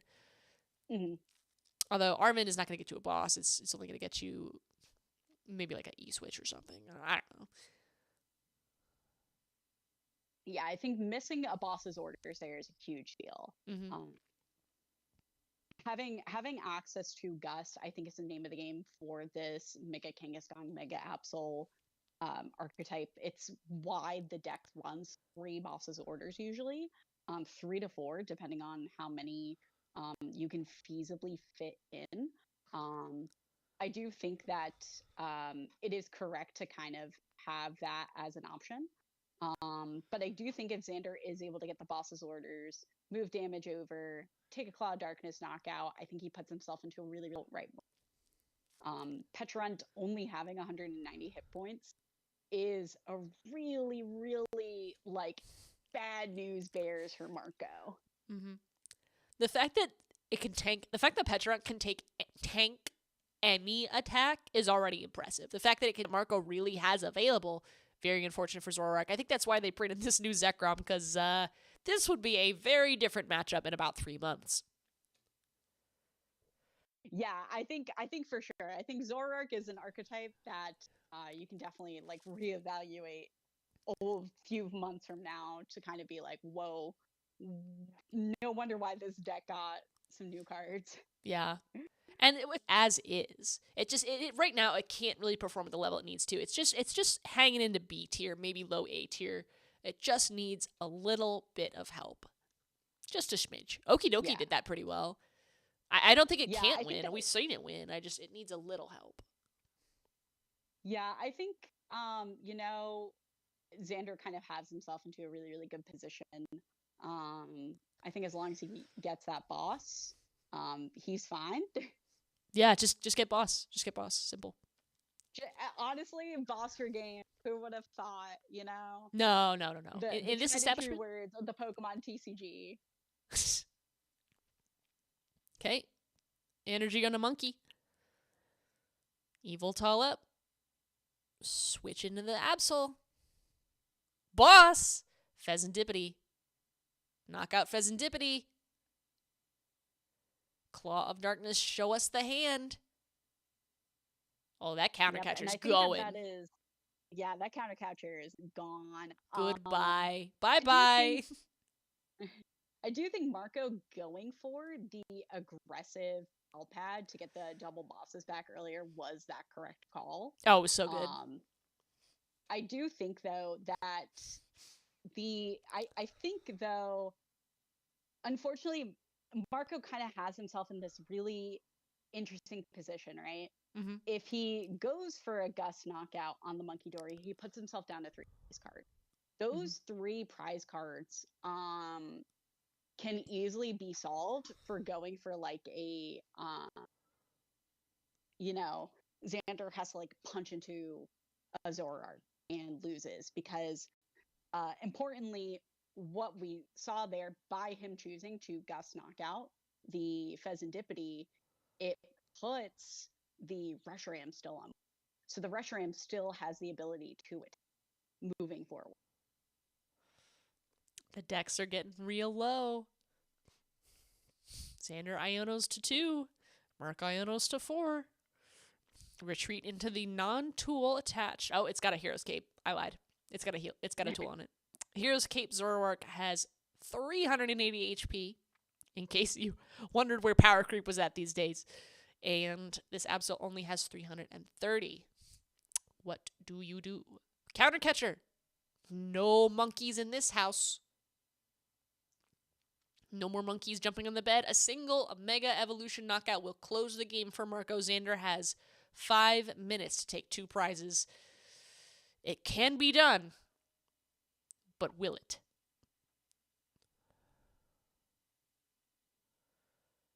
Let's see. Irritated Outburst is doing 180 right now. That's not enough. That's enough to be dangerous. It's not enough to close the game out. You know, I think there's a weird play where when Marco had 2 prizes or 2 prizes taken total, you use the attack on Petront for 120 because that's 240 doubled by Powerful Rage, and with 280 down, that's like 160. Am I losing it? No, I think I think you're right. It's 160. Yeah, I was just trying to think through the math there on the play. Yeah, so it's 160. You can't be returned one shot. They can knock out the Petra, but you've already just attacked with it, and then after you do that, you just boss and Claw of Darkness. I think that's a viable play. Yeah, I think what's also really smart about where Marco kind of is right now, in terms of his prize mapping here, since he just has to take 3 prize cards, and he's probably just not going to knock into this Yveltal. He's probably not going to swing into it because then that opens the door for a Blood Moon Ursaluna to kind of come in and be a 260 HP big Pokemon. Yep. A single Monkey Dory would close it in that scenario, and you already are taking 2 KOs guaranteed. I think that's just checkmate for Marco if a Blood Moon comes down. Penny is going to lift up the Absol. Are we cooking? Are you going to charge up the Pheasantipity?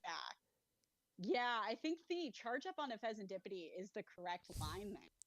What are we doing? I guess Pheasantipity can't take a 1-hit KO, but like, what are you doing? 180 off of the Petra is not enough to take a knockout. I guess if you leave Pheasantipity as this like sacrificial bird, what are you gaining here? Hold on. He's a Galaxy Brain play. I could just tell. Not with my words, though. I can't really tell with my words. If you've got any clue what the plan is by leaving Pheasantipity active, I would love to hear it, frankly. Because I guess, 1, you can't knock it out. 2, any damage you deal to it, you could just lift up. Or you could force Marco to take 2 prizes, and then all of a sudden, Irritated Outburst is extremely powerful. That would be enough to win the game, so...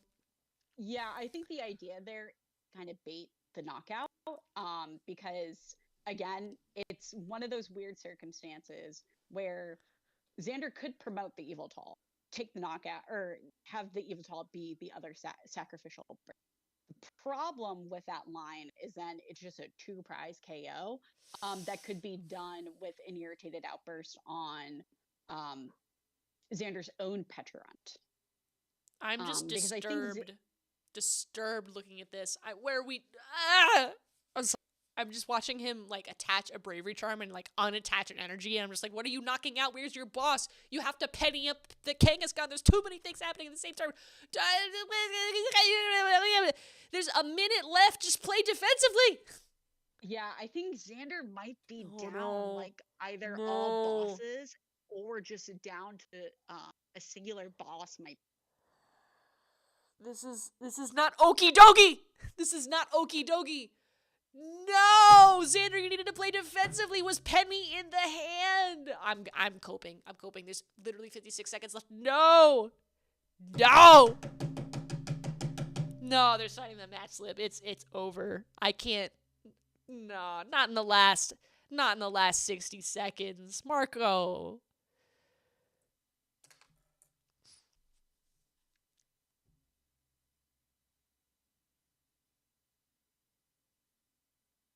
Well, I think, both players, I think, played to their outs the best that they could. But I think, Marco kind of adapted to that game plan and executed really, really well. Taking care of those monkey doors early game, realizing that the only way to really, really deal with the Zoroark is by terminal period. And by preventing the terminal period from happening, it's really easy for, you know, the Zoroark player to kind of adjust and adapt just because you kind of have the two-shot potential, but your opponent doesn't really have the two-shot potential going back into you. I'm sorry, I had to recover for a minute there, and then they got up and like hugged and took a photo, and I'm just like, okay, they're having a good time.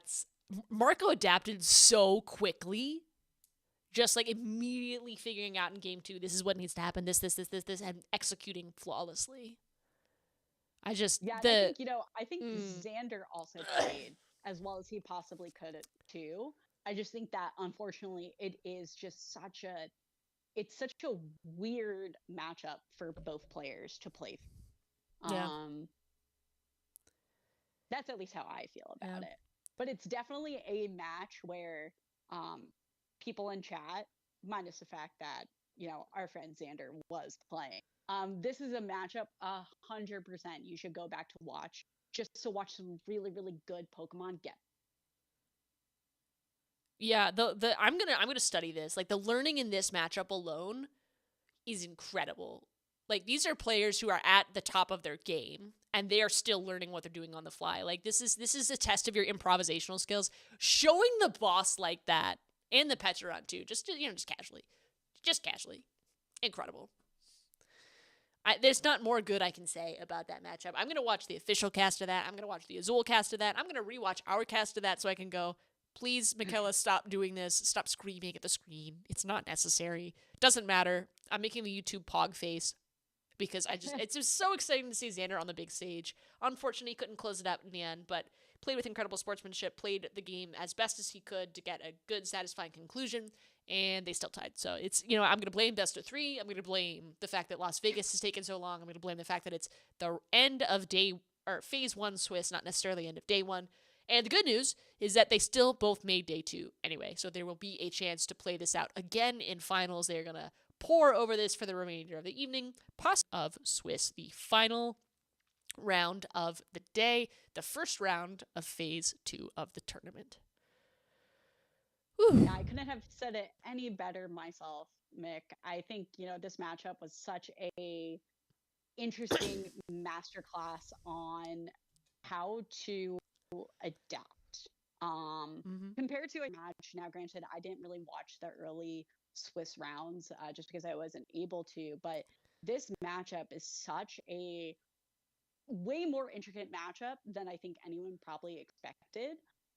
Both I think from us, and I can't, I wasn't tuning in listening to the official cast, but I wouldn't be surprised if they were kind of commenting on the same things. But I do think that, kind of like as I alluded to earlier, it really just goes to show when there are multiple archetypes, like not just like big triangle or all these different kind of like allowing your meta to be extremely wide where these kinds of archetypes can exist. You're not going to know the ins and outs of every single one of these matchups. And to learn on the fly and figure out how best to navigate that match of the game in front of you, I think is super duper important. It is a really, really, really big skill in the Pokemon TCG that I think separates like players just getting into the game, players have been playing for a bit, good players, and great players. I think that adaptation is a big skill that I know has been something that I've been trying to like learn myself as a player, as someone, and it's kind of the reason why I've been focusing on all the like rogue strategies, as it really just starts to open your eyes to card pool options that other decks have for you. Instead of just, I'm going to grind out my like 1,000+ games of Gardevoir. It's like, no, let me see what all, potentially viable meta decks could be to be able to play, because that's what's going to get me to be a really, really good player. if not a great player, is to adapt on the fly, Mhm. is to deck build and figure out with the different archetypes, like what am I trying to accomplish as this archetype, and what is the best way I can execute.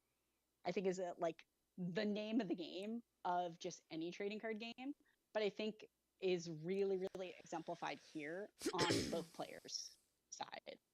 Yeah, I think that was the best game of Pokemon I've seen in like months. Like best in terms not just of like the innovation going on, because like these are not resolved archetypes. We don't have a Gascon. We have pretty close ideas and strategies for both, but we don't have it finalized. To see two players building real time, like obviously they're not changing their 60, but they're in their minds going, this is what would have been better, this is the strategy, this is the play line. Like constructing that in real time, particularly with the way that they were, it's so interactive, like mentally, like this is I don't know, just this is psychological warfare, except instead of being like aggressive or something like that, it's about who shoots first, and once you do, how do you commit and follow through, what do you need to get rid of. Like it just feels like a card game should. This is what card gaming is about, this match right here. Yes. Period. Yeah. And you know what it wasn't, Mick? What? Monkey Dory throwing damage counters back and forth. Exactly. Oh, just this is a breath of fresh air. Just unbelievably. Oh, this game is good again. The game is saved. The game is saved. We don't need rotation. We have Zoroark. No, I will, which is a great segue to my point. With the new reveals for the owner's Pokemon, and to anyone in chat who doesn't know already, the owner's Pokemon, everyone was kind of under the assumption after the back-to-back sets that we had of Journey Together and Journey Together and Destiny Rivals, we would not get any more owner's Pokemon announced. However, for the Mega Dream set on Japan, I believe end of December, sometime in December. I want to say January. I want to say January. I was like, it's December or January. There will be new owners Pokemon, and one of the cards that did get announced is a really, really big buff to the Enzor archetype. It is an Enz Zekrom that the first attack, though good, 70 does 70 damage, and is a shred attack, so it can swing through all effects. And then the second attack does 250 damage, and the Pokemon cannot attack during the next turn.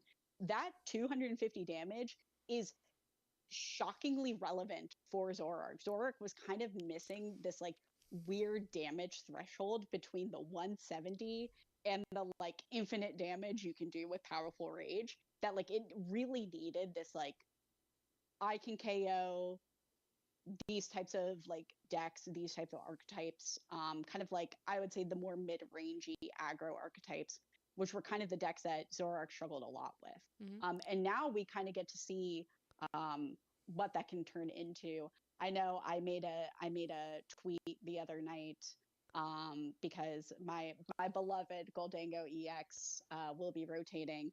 I need to find a new draw 2 Pokemon, and I'm thinking that might be Zoroark. I'm thinking that as well. It is stepping very cleanly into that role. It's kind of funny. 280 used to be like bulky, and now 280 is like frail because anything can knock out Zoroark, you know? So this is a super exciting time to be a Zoroark player. Yeah, and I think it's just a super exciting time, really, as a Pokemon player to kind of hear that announcement of, you know, them choosing to support archetypes that the players all kind of thought weren't going to be coming back. Mm-hmm. And I shouldn't say not coming back, but more so not getting any more support. Because, and I think I was listening to the Uncommon Energy podcast. I think Chip said it, where it was like it felt almost kind of like patch notes, where the decks weren't doing what they intended to do, because I think that the current standard card pool I think minus Gardevoir, I'm going to kind of remove Gardevoir from that because they knew Gardevoir was going to be rotating. But kind of like the powerful combination of cards between Monkey Dory and Dragapult and kind of all the cards that they released kind of in that Twilight Masquerade to like Stellar Crown block. I think they kind of all realized like being like, oh shoot, we need these archetypes are not doing what we intended them to do. Yeah, I mean, I think having an option to knock out Goldango with Zoroark using like a damage modifier, I think that was necessary. Not being able to do that with like a poison mochi was just embarrassing for Zoroark. So cleaning that up, you were right. The mid range between Infinite and 170 was needed, and it was granted. I don't know if 250 is too high or too low or what. It helps, and it needed the help. So I'm glad they got it. I know they did after basically stopped being good. They did release a couple more ancient Pokemon, so I was a little bit worried it would be like that, where it's like, yeah, this Walking Wake really just doesn't help the archetype at all, but I guess it's got the ancient symbol on it. It's not like that at all. Instead, they actually printed real support for this archetype. So I did Ancient Box then, and they were a little bit hesitant to print more because at the time, Ancient Box was like actually viable and a little scary. And now they're looking at it and they're going, yeah, we could do better. We can take a little bit more of a risk. I know Zoroark has been like the deck of all time or whatever, after the Shining Legends days when it was half of the ICs every single top cut.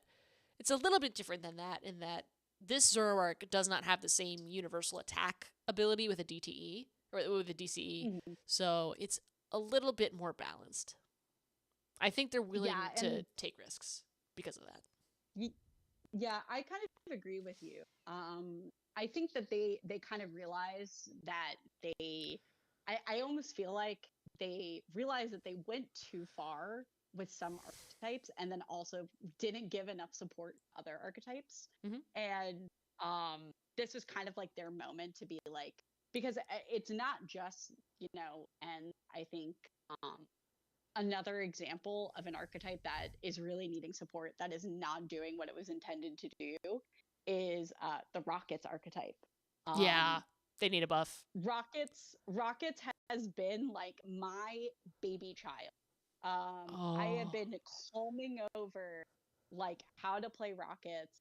I kind of felt that way with Zoroark, but I've been proven time and time again that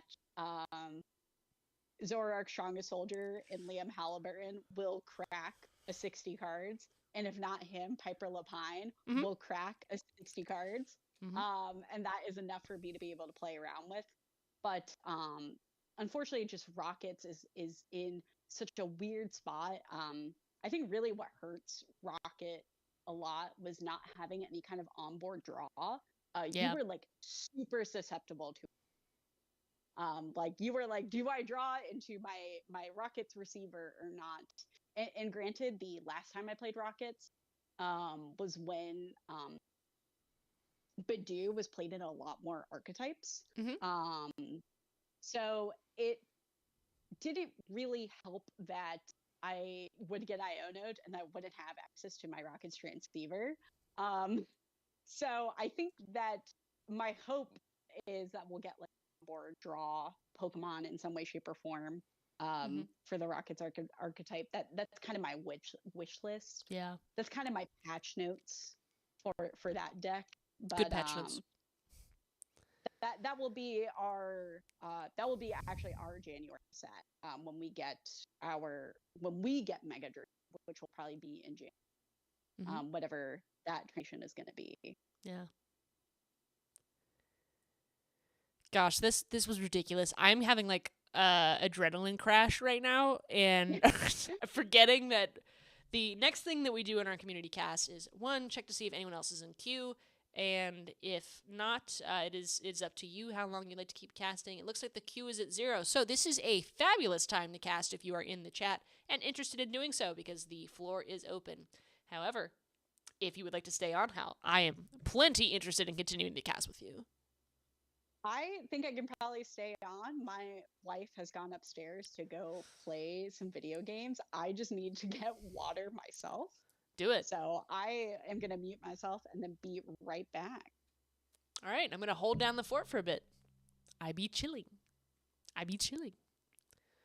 Yeah, it is definitely hard to keep doing this continuously. So incredible props to all of our casters today. We had a couple of repeats, and I'm grateful for everyone who came to cast. And frankly, I'm always grateful for everyone who comes to cast. It makes the stream fun. We will have more action tomorrow.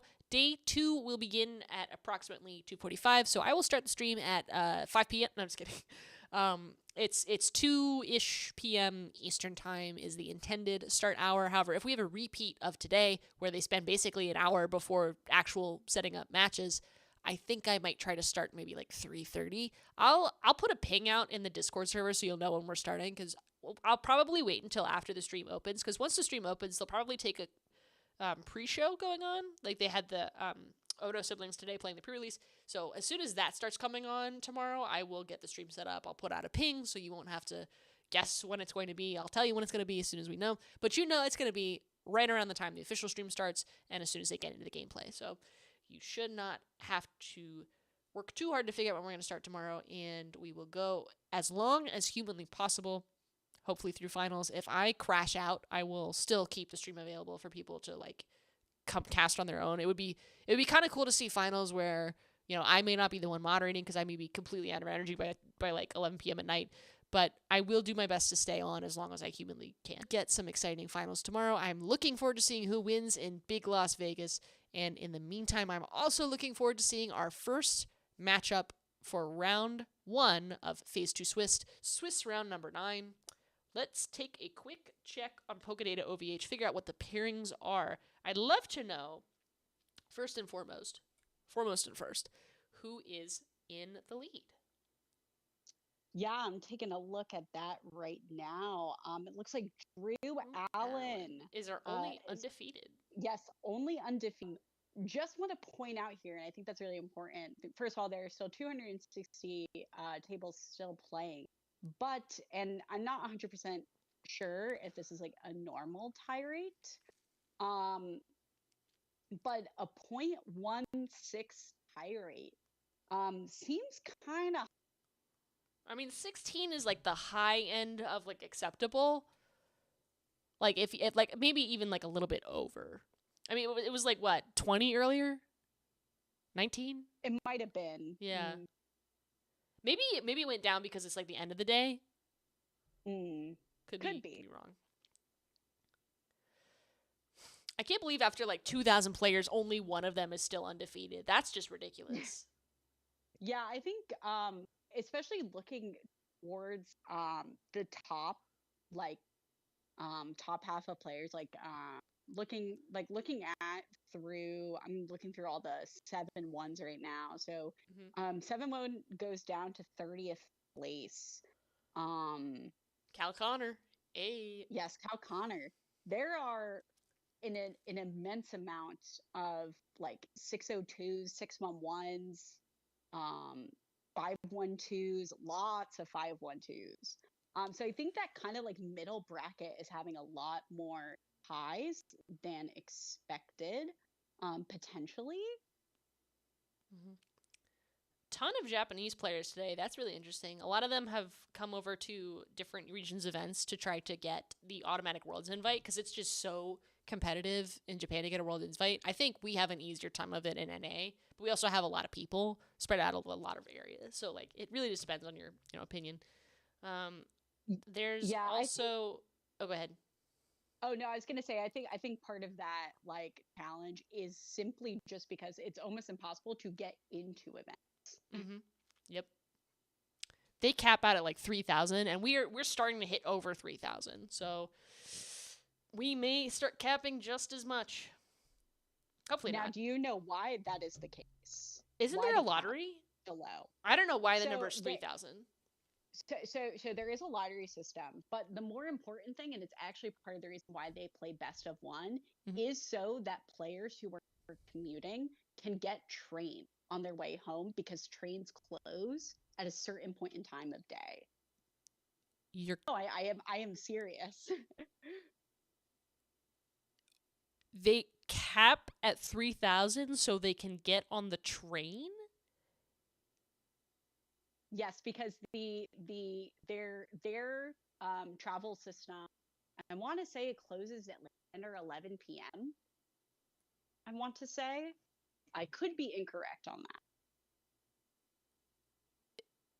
The Champions League are basically regionals, right? Like they can get hotels. Like yes, they can. Wow. I think that they try to accommodate players as much as they can, so that way they don't have to spend like it is still very much of a hobby. Yeah. It's still very much of a hobby there, so it allows players to play more affordable and on a budget.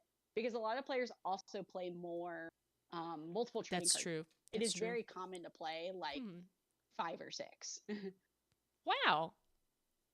That was really interesting. Thank you. How'd you learn that? Yeah, it's something I like on the fact that they like care about their players getting transit. I'm just picturing like a TO at the Hive going over the loudspeaker. Okay, everybody, make sure you get home safe. And then like they're like casually escorting everyone back to their hotels. Like that's what it feels like emotionally. Yeah, and don't get me wrong, there are definitely certainly players who do travel and stay at a hotel nearby, but it's mostly for players to be able to travel home, who decided to like commute in for that day. It's also why I believe that they start their events slightly later. By the way, Phase 2 analysis is up on the screen. Goldango with a whopping 17.9% of Phase 2 placements. That's 93 decks out of the 520 Day 2 players are all on Goldango rocks. Wow. That rocks. Yeah, I think that makes a lot of sense. Goldango is in a really interesting spot, I think, as an archetype. It's a deck that can do, as linear as it seems, you have a lot of options. You have a lot of different things you can do. You have a lot of different ways you can stylize the deck. Like you have a core, I would say 55 cards with the Soul Rock variant, like a core 55 cards. And those 5 card slots can kind of be up to your decision because the deck can consistently do what it wants to do almost every game. It just sucks when you start 2 superior energy retrievals and like no basic search outs. Other winners of the weekend, Gardevoir. The combined total of Gardevoir is just 1 fewer than the combined total of all the Goldango, but at the same time, Goldango, Dragapult, Gardevoir, Charizard, Kangaskhan, and I can't even remember what the last one was. It was a...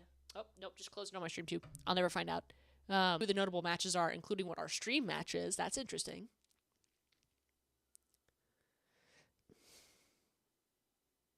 I don't know either of these players. I feel like I've seen Justin's name. So, yes, Justin Templar is I believe they aged up this past year. Okay. From the senior division. Very, very notable player. Like, I think won half of the senior regionals in North America. And had to fight against Gabriel Fernandez to do it. Okay, Justin's going to be good. Got it. Yeah, no, Justin is a very, very talented player. I have a very, very, there's a local senior. I believe you could actually see how he is doing at Vegas, who has like played against Justin and was like very much amazed by Justin's play. Okay. All right. Terrabox versus Justin's Dragapult. This should be good.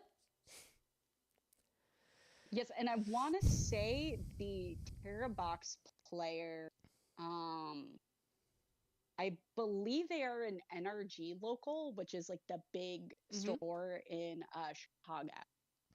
Nerd Rage Gaming. Ah, that's my Nerd Rage. Hopefully they provide the gaming.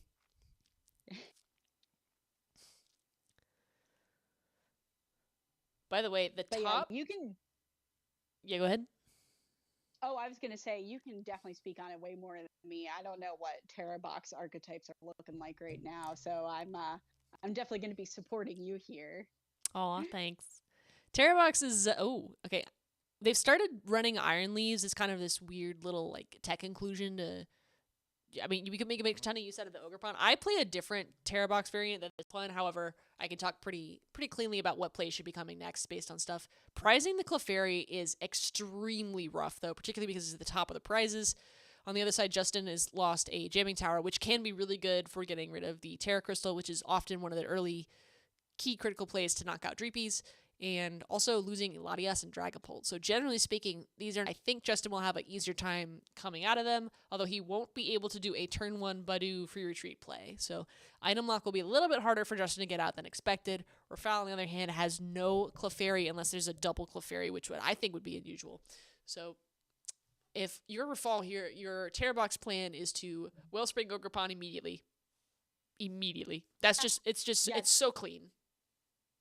Yeah, you know, I think I have that much of an inkling, but I think kind of past that is kind of where I start to be like, I have no idea the optimal play.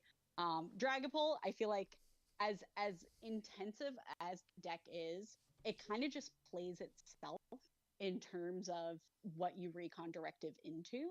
Yeah. So I think, you know, and Justin will, I think, has been kind of grinding this deck for a while. I believe they were pretty big on the Terra. I think that they played a lot of Dragapult, a lot of Charizard, and I want to say whatever other deck was doing really good, but I believe that like those two archetypes were like archetypes like Justin played a lot of. Okay.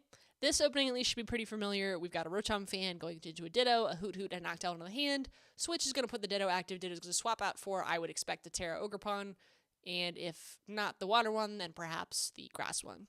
It really depends on what mind for the initial attacks. Starting Blood Moon or Saloon is not great for Justin, particularly knowing that the Latias is on the prizes, but, you know, Rafal doesn't know that, and Justin may not yet either. So there's the Terra Wellspring Ogrepon, pretty simple.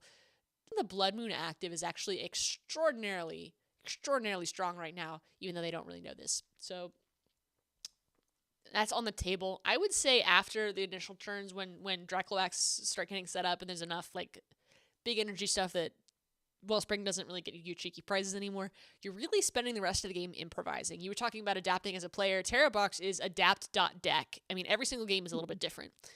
If you're playing the Evolutions variant, you need to make sure you know where your Leafeon is, you need to know where Flareon is, you need to know if you're going to play Sylveon or not, although Sylveon has mostly been cut from those lists. So I would say for this, it really is going to come down to what specific tech attackers Rafal has gone with. I would assume the classics like Terapagos, Blood Moon. Clefairy being the prizes is not great. Clefairy would easily have been the choice to close out the game with. You use one, Unite Stretch it back up, and you're done. Since that's not going to be an available option instead, I think we're going to see a pretty heavy use of this Ogrepon early on. Maybe a Pikachu EX to take a cheeky 2-prize knockout on something that's already been damaged. Sob is really good at putting down like a 20 on something and then closing it out with Pikachu later. But for the most part, it's the name of the game for Rafal is going to be take prizes as fast as humanly possible and get that Clefairy out. Because without the Clefairy, the way your game ends up is you're forced into a 2-hit scenario. And even though the Dragapult only does 200, every single Pokemon on Rafal's side of the board is extraordinarily vulnerable, a 200 HP attacker, as long as you've been pre-damaged, which is super easy to accomplish with Dusclops, super easy to accomplish with Hawlucha. So Rafal is basically getting one shot every turn. So if you do not get these early turns to work out in your favor, you will immediately fall behind. It is an early game deck, and the late game is just a story of, can I assemble anything out of what's left? That's what I would say. Now, I still have it as kind of like a 61st, 62nd in my playtesting, because I don't really call myself a Dragapult gamer. I still keep Shaman around as like a just in caser. Do you think Shaman is underrepresented in these evolution decks? No, I wouldn't play Shaman. I wouldn't play Shaman if I was Dragapult in this scenario. And I have played Dragapult over Terrabox at Cups. I would not put Shaman in. I think it's a wasted card 90% of the time. You'd rather be playing Budu, you'd rather be playing more of your Dreepy, you'd rather be playing more of your Duskull. The best way to get around Wellspring Ogerpon is to just drop 50 billion Dreepy down, and by the time you get one evolved, you can stop caring about it forever. It doesn't matter anymore after that. You just need to get one Dragapult in play for Ogerpon to stop mattering, period. And it also gets cleaned out very quickly after those early turns. So as long as you don't fall so far behind, you don't need Shaman. You really don't. Shaman is great. If you put it down, your Wellspring Ogerpon player goes, oh, I can't accomplish anything. They can still Gust, Boss, Soblock.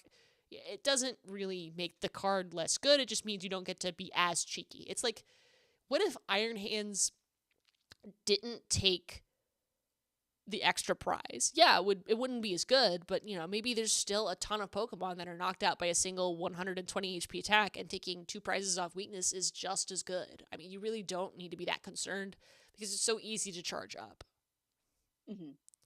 That's my opinion. I think that's why people have cut it. It just doesn't make enough of a difference in this one matchup to be relevant compared to the amount of dead space it creates in every other matchup. You'd rather just have another Dreepy. No, I think that makes a lot of sense. I think Manaphy was way more splashable of a card. I make that joke because of the attack being called Rain Splash. But good joke. I like this joke. I kind of see what you mean by it. I know part of my Milwaukee run got ended to being on the bad side of some bad variants against Terrabox. Got like the turn 2 Wellspring on like double Gimme Ghoul, and I'm like, yep, Scoop, go next. Yep. Absolutely sauced my opponent game 2. And then game 3, I go Genesect EX Pass. Yeah. And I'm like, oh, there's nothing you can do there. Nope. That's really not on Wellspring. It's the problem. That's on the fact that Goldango had no outs to its basic Gimme Ghouls. That's the weak part of the deck. Battle VIP Pass is gone. Buddy Buddy Poffin is like never in your hand. I just don't think Goldango has enough good basics to prevent this problem. No, I 100% agree. That is kind of like, which is why I think a lot of people are playing Trolley.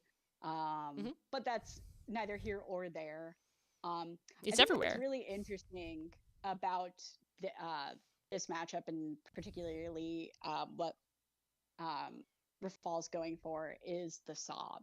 The Sob lock, keeping this big old bear in the active, I think is like a very, very right decision.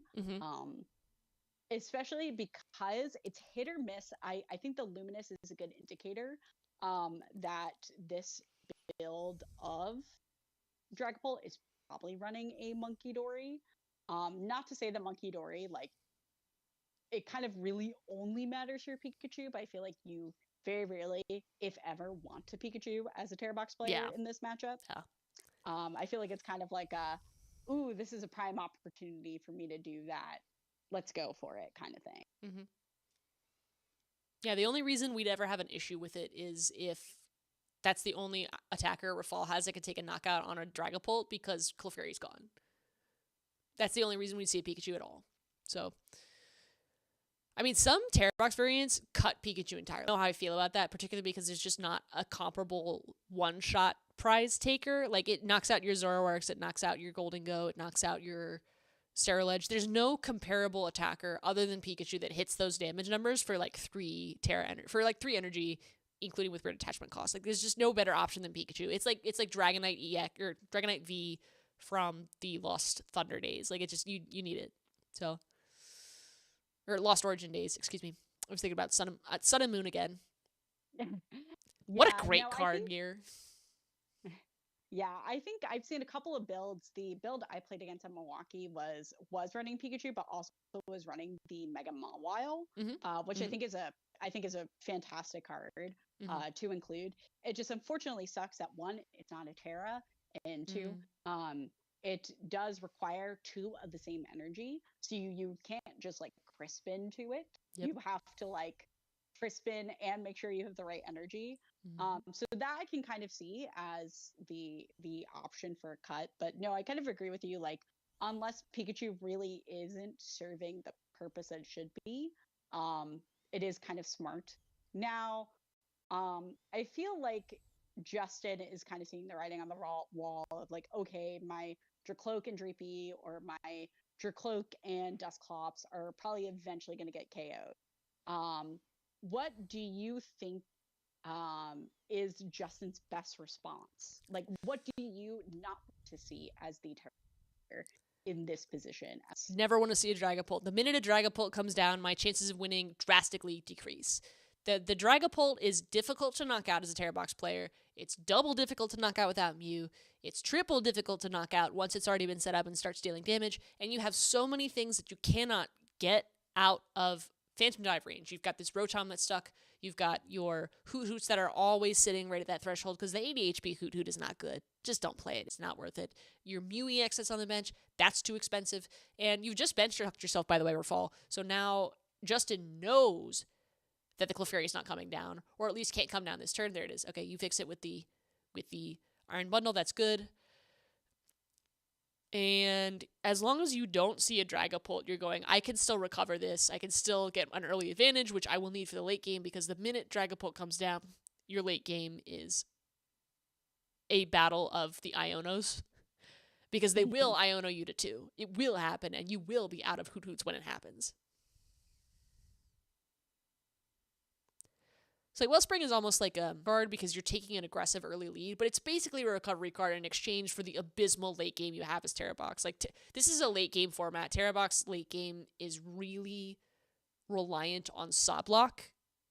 You need to saw block to put your games. Otherwise, you get clobbered by having too little HP, by being vulnerable to counter catcher because you had to go aggressive early game. And if you whiff the early game, you know, there's no helping you. Okay, because of the 2 prizes taken, Blood Moon Ursaluna is going to be able to attack. It's going to knock out this Pheasantipity, which is, a silver lining. Despite Justin having no attackers, Justin actually does have 1 attacker. Pretty good deal. Yeah, I think getting the Pheasantipity there is a very interesting choice. Especially leaving the crystal on. You kind of just say, like, you know, if you can get a Crispin this upcoming turn, even after Disruption, like, my Dracloak goes bye-bye. Mm-hmm. How do you think that's just like a, Scoopy go to the next game kind of scenario? Or do you think Justin will play it out? I think Justin will play it a little bit longer. You've got enough wiggle room to do it, and it wouldn't be pleasant to have your last street be knocked out, but at the same time, Rafal is not knocking out this Blood Moon without like 3 different attacks here and does not have the resources to do it right now. So I think Justin plays it out. Yeah, it's out. I mean, I think it's maybe like a 3-minute turn tops. I think that's a worthy sacrifice for like a 38-minute stream match, no less. So I wouldn't be opposed to scooping in Justin's shoes, but I wouldn't do it now. Even if we're really mindful of the time and you had to win like a full set of 3 games. Like, I don't think this is hopeless for him, particularly because there is still the option to use the Dust Noir, and it's not that hopeless yet. You could end up in a scenario where you take 3 prizes in a turn. That is a very, very true statement. You know, the deck does have a lot of flexibility in doing that. I do think that, unfortunately, like, obviously Rafal prizing Clefairy sucks. Like, that is a thing you don't want to see. But I think Justin really, really got by a lot of the prizes that he had in this game. Being stuck with the Blood Moon on board, and also just not having a way to pivot it is a really, really big deal because of the Blood Moon attack. Rafal will go down to 2 prizes here by knocking out most likely the Dragapult, or the damaging the active Blood Moon. Justin will go down to 2 prizes on the return attack, so it really is down to what Rafal's response will be after this turn. So thinking a turn ahead. If you're Rafal and you know you don't have Clefairy, you're like, I gotta get it off the prizes, because if you don't, that's 2 turns for Justin to get back in the game with Blood Moon Ursaluna active. Justin could straight up win this game using nothing but Blood Moon Ursaluna if he has some way to like stretcher it back up. And also has to have a basic, Yeah, I was going to say, how would Blood Moon attack, though, if Blood Moon's in the active and a Torrential Pump happens? Because Blood Moon was just used. Yeah. Previously. That's the rough part. So, I don't think, like, Justin has a way to, like, actually pivot. which is unfortunate. Like, I really do think the prizing of Latios here is a major deal. Yeah, I don't think he got it either. I think it was the middle two prizes. Now, I think if there's a Turo thing in Justin's list that lets him switch cards out manually, I can't remember if it's a Turo or if there's nothing, but I think there's something. I believe some variants do run Turo. Yeah. I don't think it's like a staple card. I think it's more of a if you're running a Turo, you might not be running like a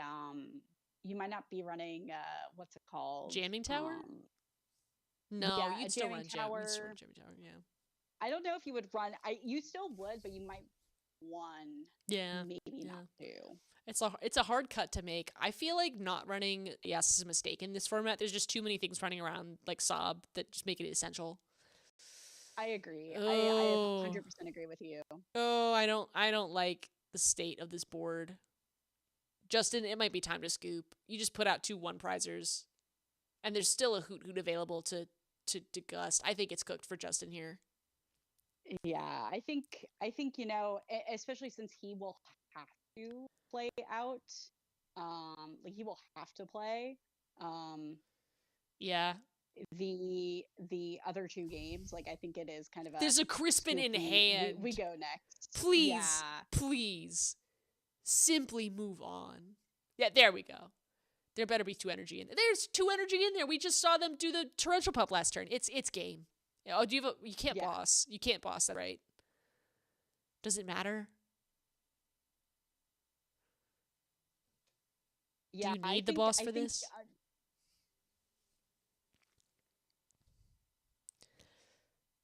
You can't pick up bundle. That'd be ridiculous if you could just bundle.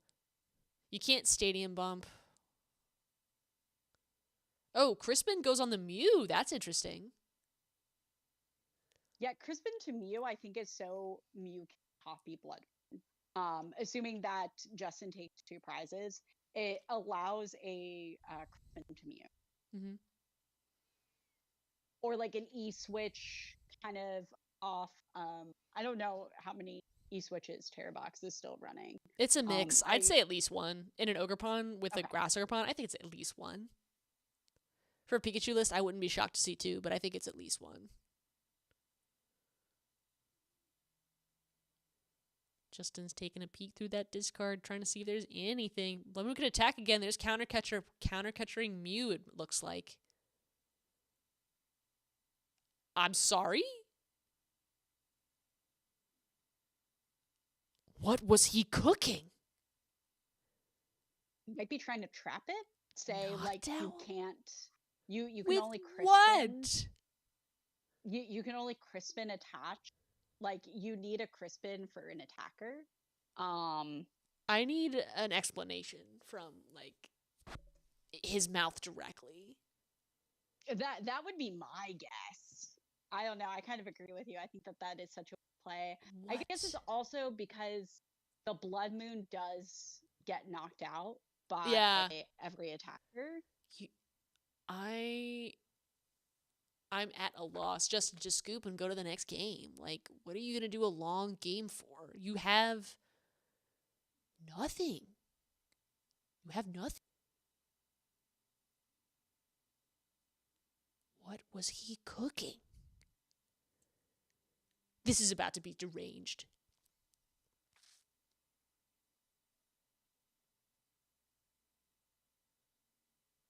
Okay, I like this. And are you going to pop it? I guess if you... Okay, you're going to clear the effect. What is that? What is that? All right, we're just going to reset the... We're going to reset the move we just made into the discard. That's... And pass? I think there's the... Justin either just played like 2 supporters a turn. I don't know. I kind of missed it. Okay, yeah, just knockout. I don't understand. I don't understand what that was, but it happened. It happens. I mean, like that was there was a plan in progress, and then he abandoned it midway through. Anytime your brain just fails you like that, coming back from like that's a momentum breaker. Like that's watching momentum break in real time. I don't blame him for I also undoing it. think, you know, I think this is his first time on stream as a master. True. I also am, and I know why they're doing it because I've talked with several professors on staff.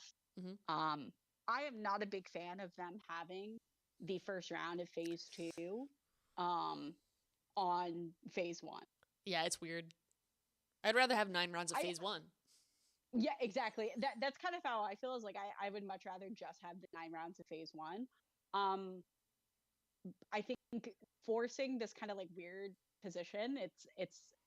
I also am not a fan of it in terms of the structure and how they're doing it. And like I get it, it's so that they can save time on the following day. But I also feel like we wouldn't have these issues if time was, you know, that's a whole other conversation for a whole other time. But I'm just not a big fan of that change. I think I can confuse a lot of players. That's kind of how I feel about it. But I mean, we've had day 1 and day 2 as staples for how to construct this game for like how long? 20 years? Exactly. I think. So, yeah, like, I think this was a very interesting change, but I'm not a not a believer. Yeah, I'm not a big fan of it personally. Yeah. I think there's a chance that this could be really good with the way that the online match reporting is being started. I don't think we have the final iteration of it, and I think it's unfortunate that it isn't immediately as good as what we previously had. I think there's some wiggle room anytime you introduce a change, but like, yeah, it's going to be rough for the first couple regionals. It's going to be awkward, no one's going to like it, and eventually you'll get used to it. It's the measure of how it's like once you get used to it. Yeah, apparently they gave up halfway through today. Like, they only did 2 rounds of online match reporting.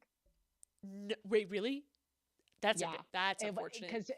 Because people, I guess, were having like connection issues. Oh, that's true. Stream, like, Wi-Fi at these tournaments has not been good for a long time, and that's not Pokemon's fault. They have zero control over that.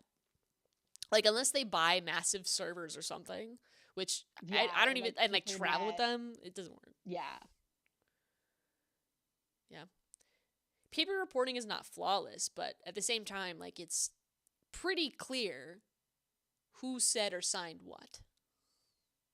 Yeah, and I will say, as someone who does play other TCGs with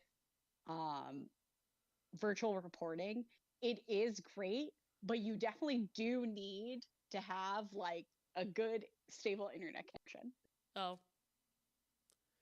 Well, that don't work.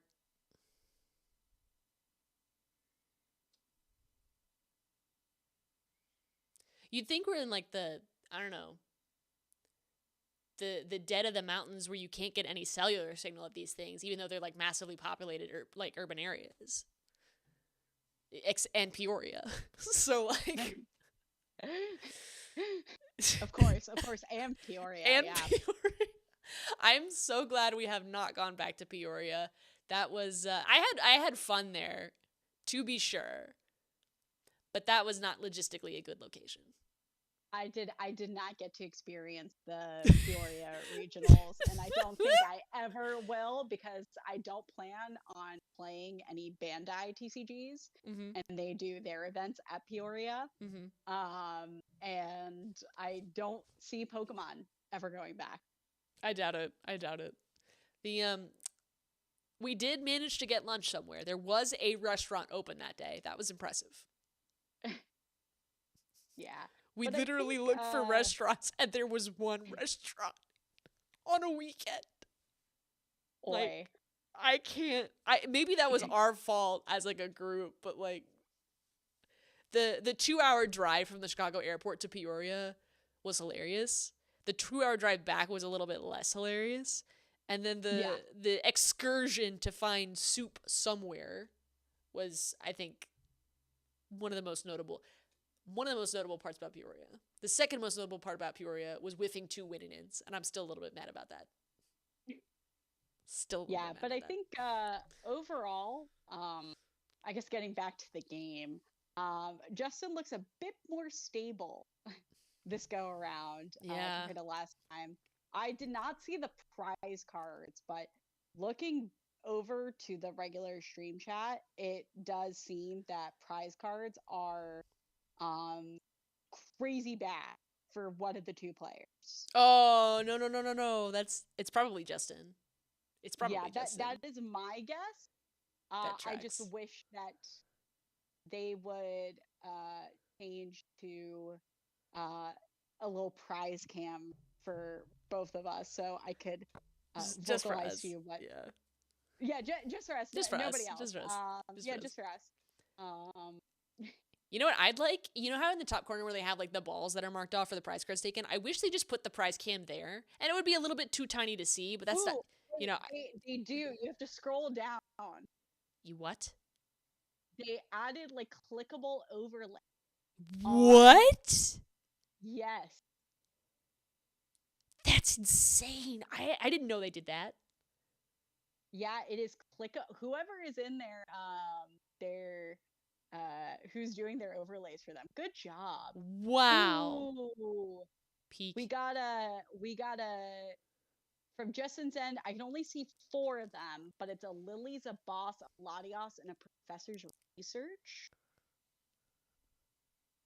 This and is crazy. For fall, it's Iron Leaves, Iron Bundle, Lightning Energy, and Energy Switch are the 4 I can see. That's rough. No Iron Bundle is rough for this. Although it's a little bit less so compared to the previous one where you needed Iron Bundle to get any knockouts other than on this Blood Moon. So here is a Noctowl for a Sparkling Crystal and Boss's Orders. I like how everyone's using Lysander. Maybe we're just all in the mood from Legends EA.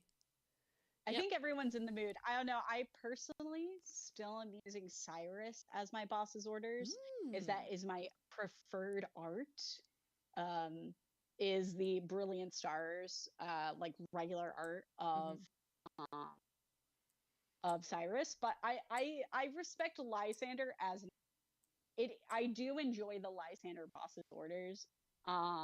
I am a like Behemoth, will not change all my cards to silver border if there is a yellow border option, and a lot of people dislike me. Aw, well, we like you here. Oh, thank you. I try not to look at the borders. I just try to look at the cards. But at the same time, I am a silver border preferer. I remember being jealous of the silver borders ages ago because Japan would get them for a ton of sets before we ever got them. And I was like, I wish we had silver borders. And they came out and I was like, I have been listened to. My FOMO is gone. So then after that, I didn't really care about the borders anymore. But the yellow ones are just so nostalgic and iconic. Like you could look at absolutely like a blank page and you see that yellow border and go, that's Pokemon. Like that's just generational. Yeah, for me, it's definitely a generational thing. I also am a sucker for the Heart Gold Soul Silver borders.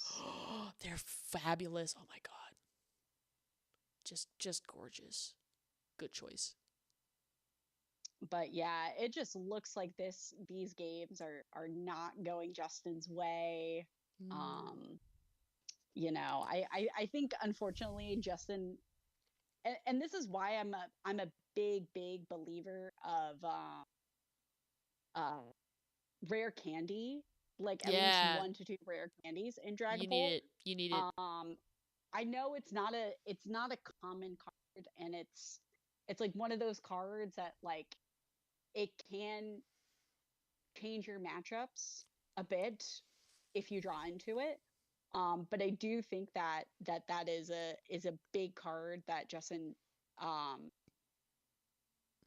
I don't think he is running, but could be a big card that he is missing just because of how strong it is. Particularly into Wellspring. Like, if you're not going to play Shaman, play a Rare Candy. Yeah. Because Rare Candy is useful in every matchup. Shaman's useful in one. So just play a copy of Rare Candy. It's simple. It's simple science. I think if you're a stage 2 deck and you don't play a Rare Candy, you better have a really good reason. And I think Draculac could be a good reason. I just don't think it's a really good reason. It's a very scientific difference.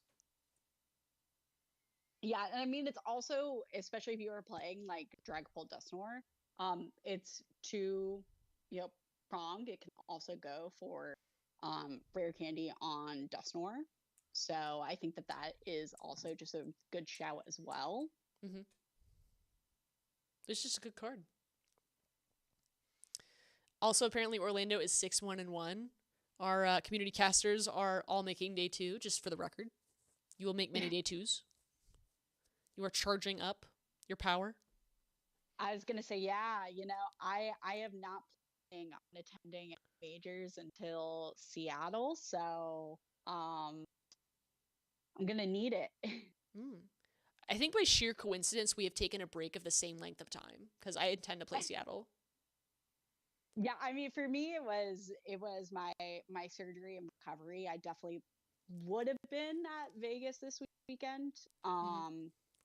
Toronto, it's just I strongly dislike the idea of Toronto being in a winter month when our infrastructure isn't necessarily the best for flying under really, really cold conditions. Like the DMV area is not necessarily equipped to handle a lot of snow. Yeah. Georgia is not exactly a snow-centric place, but we are definitely an airplane-centric place. So if there's planes, they're going. Okay, we're going to see an Ultra Ball. That deck is looking mighty thin. Hawlucha. Yeah, you know, Recon Directive. There might be a Hawlucha to take multi-prize KO here. This is good. We might see a Dragapult hit the board for the first time. Crispin to the Noctowl goes crazy. Crispin Noctowl Knockout Badu goes crazy. I can't believe Rafal did that. But I can see why. Mean, hey, you know, you keep stuff out of harm's way. Yeah, take your prizes. Give up nothing, take your prizes, do it. May not be traditional, but who has time for that? Crispin in hand, you love to see it. Crispin can probably gear up a Felice Clefairy this round if Rafal could find it. There's a Fezandipity, that's the first step. Choosing to Fez before Mew, probably not enough options to discard cards. There's a Nest Ball. Is there the energy in deck to Crispin? Crystal, there's a Night Stretcher, that could be helpful. Okay, Nest Ball, where's Clefairy? Find Clefairy. Also find a Psychic Energy, and okay, there's enough in there. Where's Clefairy? There's Clefairy! Okay, that's going to be enough to take a knockout on this Dragapult and set Rafal to a single prize remaining to Justin's 3. Justin can take the full 3 prizes next turn, though. There's enough pieces on the board. So Rafal has got to figure out what the options are to use in addition to this Crispin. I'd love to have seen an E-Switch there, but there just wasn't an option to E-Switch and still close it out. So instead, Justin will have the full hand of cards here. We'll be able to likely see the end game play out this turn because Clefairy is not exactly going to help you avoid that 6 prize condition. All that Justin needs is a Neo Upper and a Dragapult, and all of a sudden, we go to game 3. There it is. There's the first. 1, 2. Do you have the cards you need? I think Neo Upper's in the deck. Yeah, and I believe Justin 1, 2. Ionoed it a previous turn. Is there a Hilda? I think he Ionoed the Hilda. Oh, that's rough. That's rough. You can't use Dusclops or Dusknoir, so there's that's a problem. That's yield liability. And unfortunately, Justin, by putting down the double Bidoo, he has unfortunately bench locked himself. Oh. Of Adios. No, there's a bench space. Blood Moon would be good right about now. Yeah. It won't be enough to immediately win the game, but you know, you take what you can get out of the Ultra Ball. That feels so bad. And for how thin that deck is, that's a crazy miss. I feel like maybe Fezandipity first to increase the odds of the Ultra Ball within the deck might have been slightly more optimal. Could be wrong. Okay, there's the bear. Big old bear.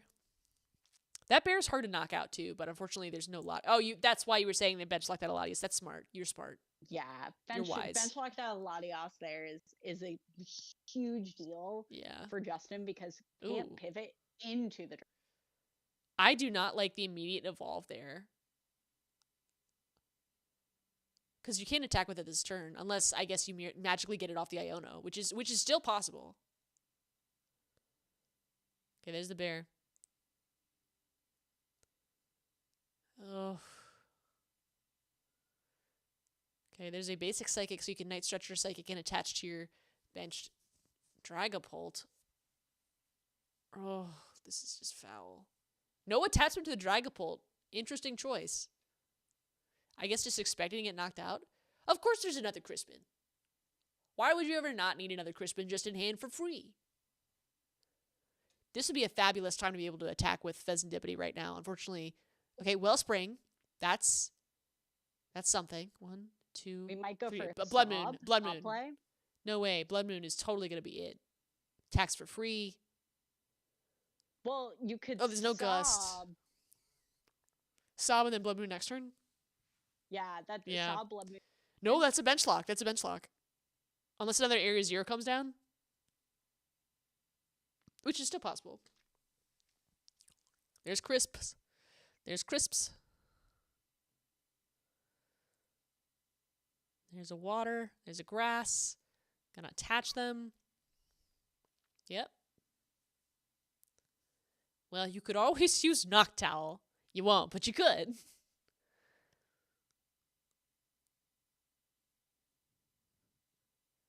Justin, this would be a great time to have Turo. I don't understand why you're not playing Turo, man. Yeah, the lack of Turo, I think, is like actually huge here. Not just because of the sob that we're seeing, but just the amount of times of what happens when you because you have to overbench. Justin, why are you matchups? Why are you playing with Dusknoir? I put that away. Might be going for the not the scoop game. No. It might be the tiebreaker game. That's no. Surely not. No, that's not a tiebreaker game. It doesn't it automatically. Well, actually, wrong. Lies. Cap.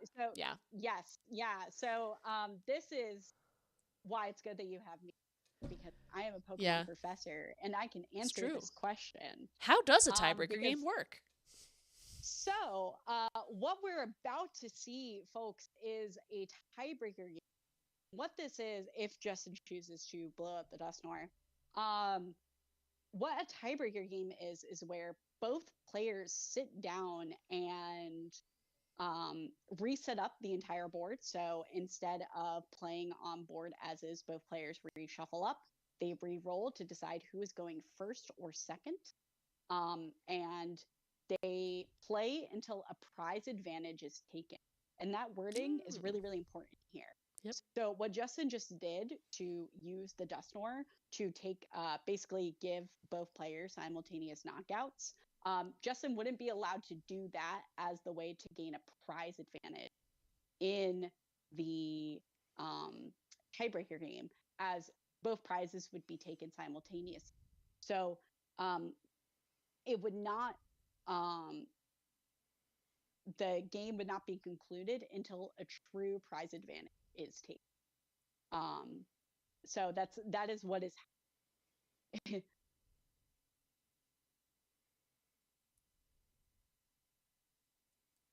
All right. Simple as. Okay, going to play until someone takes a prize, but not just takes a prize unevenly. Yeah, the wording is certainly not my personal favorite as a professor, because when I have to explain prize advantage to people, they don't really get it. Thankfully, there's a really good indicator in current standard of being like, I'm going to point to Dusknoir to use a prize advantage.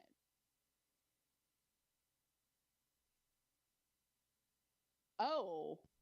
Why did Rafal just Ultra Ball and not discard it? What are we looking at here?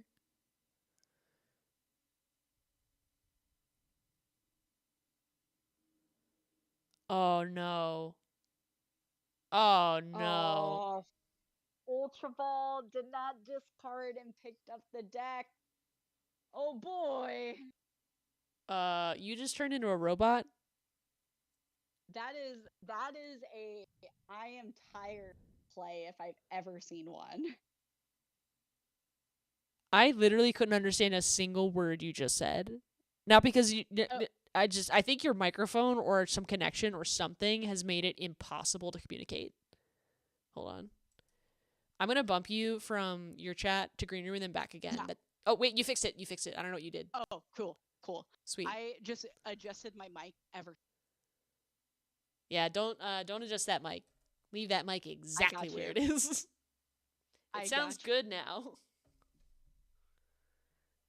Yeah, no. Oh my god, that's such an unfortunate, like, I am so tired of play to just slam the Ultra Ball and not discard cards. You know what? Justin got to take back a whole retreat a game ago. I feel like that's fair game. I think, and this is probably what is happening, and where the deliberation lies. And why they're talking about it is because he did not pay for the cost of the card. Advantage could be gained, even though I believe Rafal only saw the bottom card of the deck. That could be like an advantage literally gained. Yeah. Yeah. Which is like the unfortunate part of that circumstance when stuff like that. I have been unfortunately on the end of some like real bad judge calls when it comes to that. And it just sucks because you never want your game to end in a judge call situation. But unfortunately, like, this is it's a stream game. It is phase 2 of a major tournament. Mistakes happen, and I want to express that to chat. Is like, mistakes happen. You're gonna make a misplay. You're gonna do something that you shouldn't do, and you shouldn't feel defeated by that. And I think, unfortunately, we have the way that we discuss prize card penalties and things like that don't necessarily allow the room. It's always like, oh, someone could be cheating, or oh, someone was trying to gain an advantage, when literally it's just someone is making a mistake. And sometimes you just got to take your prize penalty and move on. Unfortunately, it might suck that you might lose because of that. But like, I would much rather the rules of the game be upheld than a de-escalation here, personally. I've got a judge story here. I think this is pretty evocative. I would rather lose on a judge call like this than have a judge call allow this to keep going if the room did not all agree on it. And here's why. I was at a cup ages ago against this really cool player. I enjoyed our conversation the entire game. We get to the end game. I'm playing Lost Box, and so the important thing that I have to do on my last turn in the game to try to salvage this best of 1 cup round 1 is I need the top 2 cards of my deck. I need to go get them off of Radiant Greninja, super raw the 2 appropriate cards from Mirage Gate back in, and go. And for whatever reason, I just picked up the 2 cards in the deck before I did the Radiant Greninja. So the minute I look at them, I go, ooh. And like, I may be misremembering it, but the important thing was that there was like a Giratina and a Grass Energy. And I look at it and I wasn't supposed to look at it. And that wasn't my plan. My plan was to draw it. Doesn't matter. Did the order of operations wrong. So the judge gets called over and goes, well, because you didn't, I don't know. And like, eventually it turns into like some sort of bizarre 1 prize penalty. It was completely out of the rule book. It was not the right judge call. After that, this guy who I'm playing against, we had such a good time. We were riffing. We met for the first time. I enjoyed hanging out with this person. Just kind of gets up from the table mad, and for good reason. And like, I didn't know that a 1 prize penalty at the time was not an actual option that a judge could do, because here I am at a tournament, a judge just handed it down. Clearly it's fine. I ended up winning the round, but then there was like this wall between me and this player for a while. And maybe it's just imagined, but like every time I saw them, it wasn't the same. Like that good vibe was lost because like all of a sudden, here's this person who got the benefit of a bad judge call in her favor versus here's a player who made a mistake and owned up to it and moved on. You know, I don't, years later, I still think about that cup, not the rest of the cup. I don't even remember what my final record was, but I remember that round one because I felt so bad for that guy. I was like, I don't know what you're supposed to do when your opponent just literally picks up their deck and still wins. Like, isn't that enough? Nope. So, and it wasn't on purpose. Like, no one could look at that and go, yeah, it was, you know, like, yeah, I was clearly trying to cheat my way into a cup. I didn't care. If I had cared, I would have remembered how I did at that cup. But what I did care about was that this person who I could have been friends with, we weren't going to be friends for a while. And then later we've, like, been at cups again, and like I've said hi and like they've said hi, and it's been like normal. Like there's no like wall or gap or barrier now. Like I'm okay interacting with everybody. But I wish that cup had gone differently. I wish I had been given the full penalty instead of whatever a one prize penalty means. That sounds ridiculous to me in retrospect, but whatever. Yeah, no, I agree with you. I've unfortunately also have had like some really bad judge rulings. I can talk with you more about them offline. Just because it's not one of them did happen at a major event. It would be one thing if I was sharing a cool experience. One of them literally happened at a major event. But it was one of those circumstances where my opponent, who was a pleasure to play against, just mishandled where he had placed his hand and basically like went to go pick it up, left a card face down, and it was right next to his prize cards. No. It was right after he did like multiple decks, like a TM Evo and like all this, and like the judges basically ruled it as a warning, and I was like, look, I told him, I was like, I do not want to be an awful human being. Yeah. But we're at a major. I gotta call a judge, and the judges like ruled it still. I like escalated it all the way up, and I was like, I need someone to please explain to me why. Because if I was a judge at this major, I would be ruling like at like, granted, I would not give it the full penalty, which is game loss for that, but like at least a minimum of 2 prize. Yeah. Because you got to keep aware of. And that was like one of those, and that's why I told him, I was like, dude, I don't want you to like feel awful. Like mistakes happen. This is a mistake. Yeah. But mistakes also aren't free. Yeah. You know? But also, back to this game, Justin is not looking like he's in a good spot again. No. Anytime you drop a Neo upper on like turn 1, you're digging. You don't want to be digging on turn 1. You want to be playing Buddy Poffins on turn 1. You want to eat bread at the table with your friends. This is not that. Yeah, and a boss's orders on a hoo-hoo, I mean, that does prevent the inevitability of just losing the game next turn. Unless, like, E-switch, unless, like, crazy draws happen.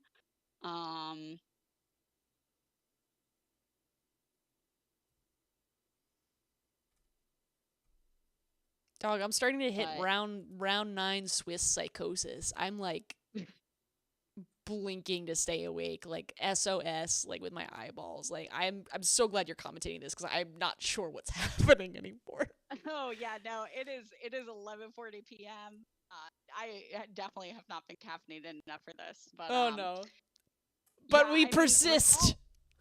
Rafal only needs, technically speaking, a 3-card combo to straight up just close out the game here. Okay. I think they're making the right play and trying to establish more. Like, obviously, it's great if you hit the 3-card combo of like Latios, Crispin,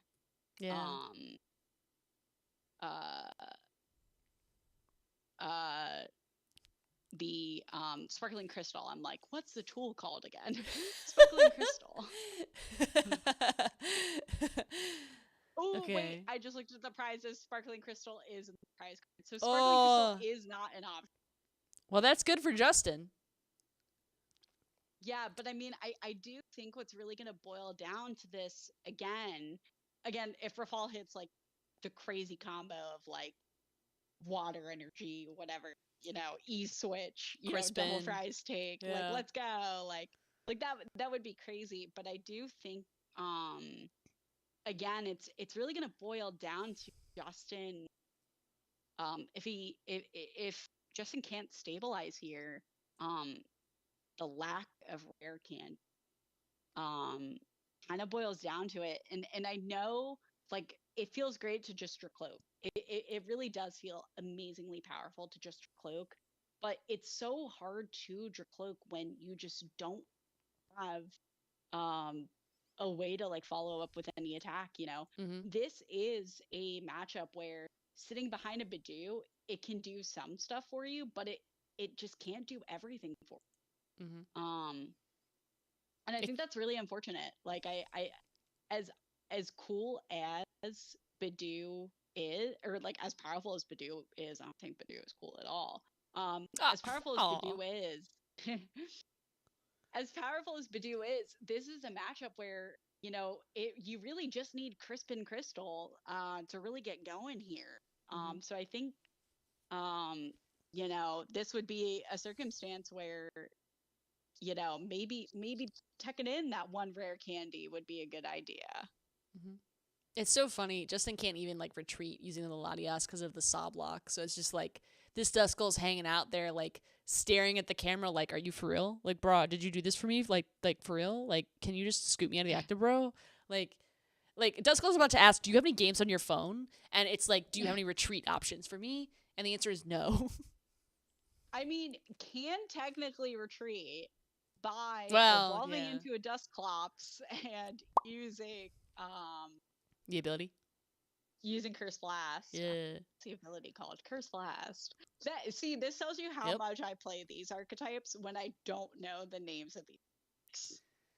That's okay. There's a Dreepy. That's good. I was gonna say like that would be so rough to just like move it out of the active to be forced to use.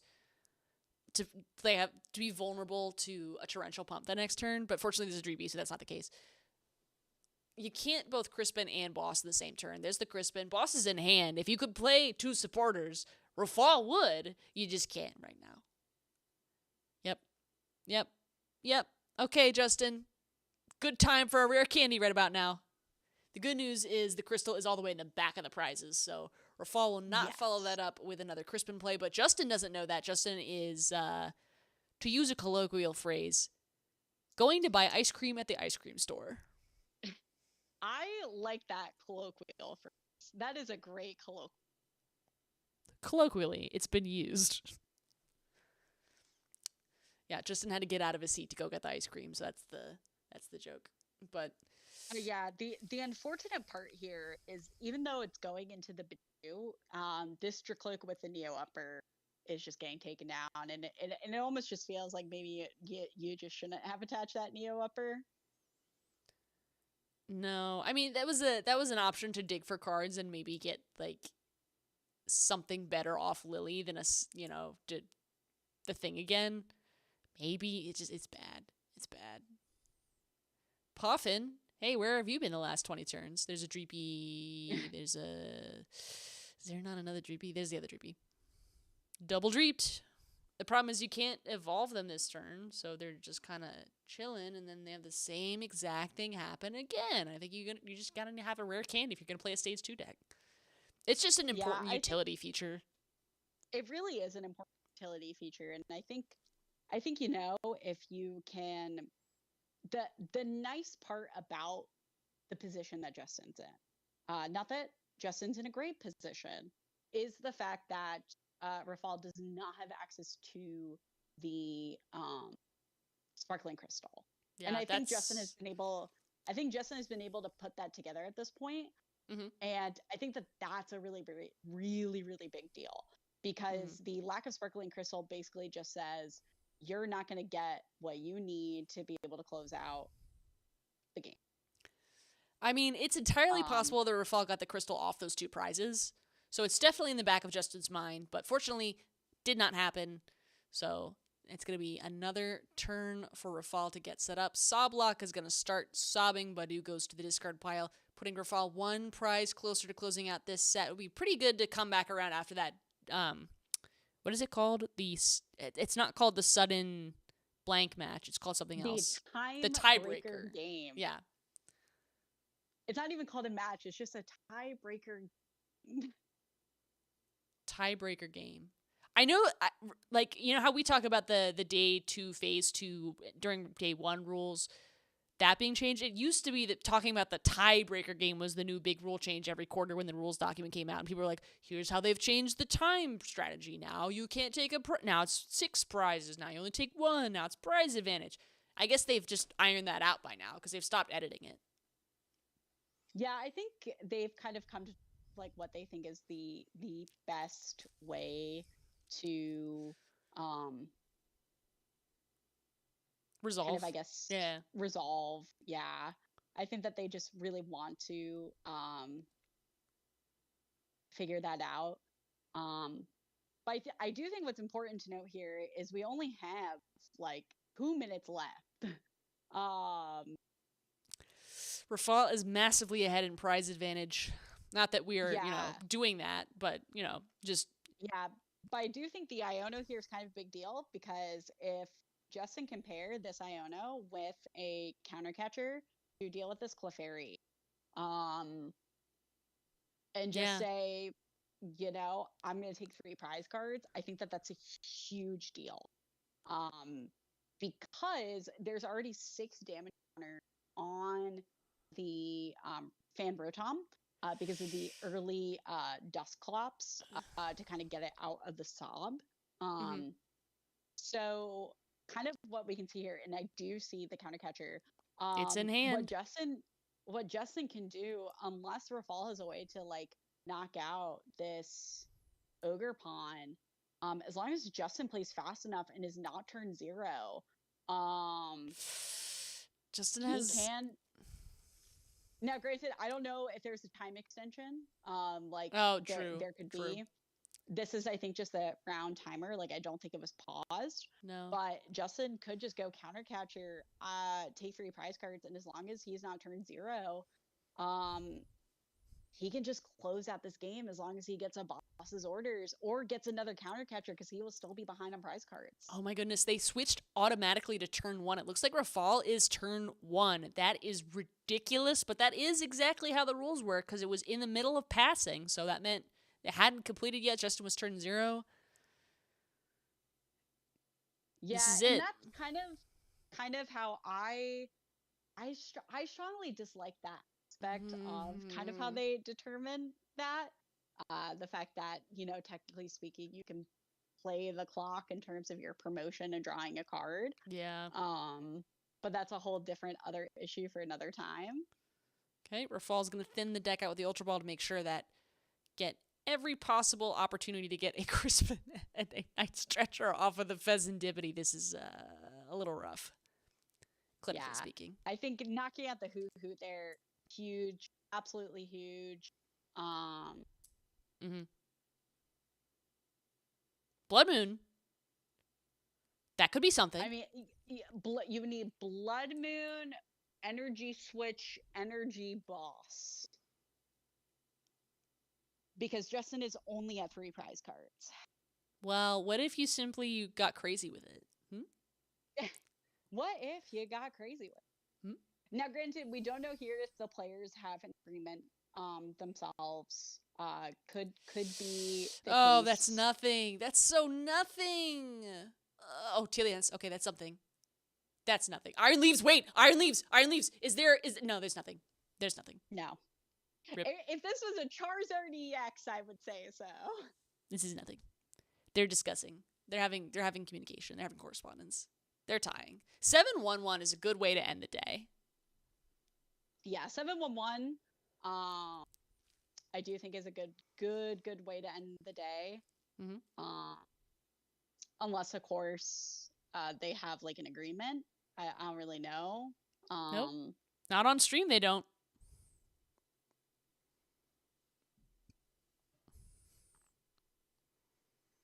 Yep, just looks like a fist bump, move on.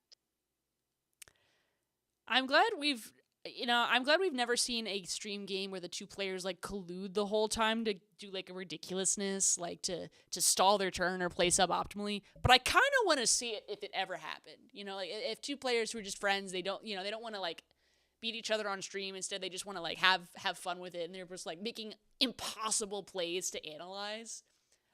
I would love to see it. That would be kind of cool.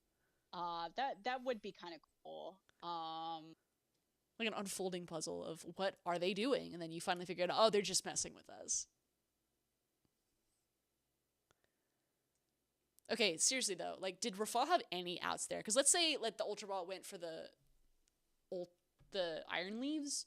I mean, you could bundle to like push out the Dragapult and like maybe get like a one prizer, but that's not the same. Or maybe there's a way to Iron Bundle and then Crispin, and then that closes the game. Like there's a bit of détente you could play by dropping down the Iron Bundle, but then what's that worth if you don't get the Crispin? Yeah, I think unfortunately it was just like such a narrow like win condition there. To just say like, hey, I'm gonna get what I need to win. It just came down so much. Yeah, and I do think like it is such a weird circumstance for this to be a tie. Like, and again, like circling back to that conversation that we had about like the competitive integrity. Because I know a lot of people will look back at that and be like, a penalty shouldn't have been given, any of that, blah blah blah blah blah. And what I want to remind people, to people who might have that viewpoint is like, yes, it's a mistake, but you still have to uphold the rules. And the way I think about it is like in swimming terms. Like, very rarely did I ever get disqualified from an event in swimming, but usually when I did, it's because I did something wrong. It's because like I jumped too early off of a start, or I did like my turn incorrectly or something, like there's a whole rule book on how you get DQ'd from like the event that you're swimming in. And it sucks when it happens, but it's kind of like you got to pick up the pieces and move on, because the rules are rules for a reason. And I think a lot of the time, like even though like that was obviously a mistake and it's a very like walk backable thing, like there's still the competitive integrity of the tournament, and like it's just going to be something that like I'll make sure to like not do that again, or like not have like tired brain when I go to do stuff, and like really thinking through decisions that you make. Well, Chaos, I learned a lot today. I also learned that I'm really, really tired. I think that after... extremely fair. Yeah, I think it's been about a 10-hour stream today. We started at... Well, okay. To be accurate, I planned to start at 2, but I really started this, like, hit the start button on the stream at, like, 2:10, maybe 2:07, 2:10.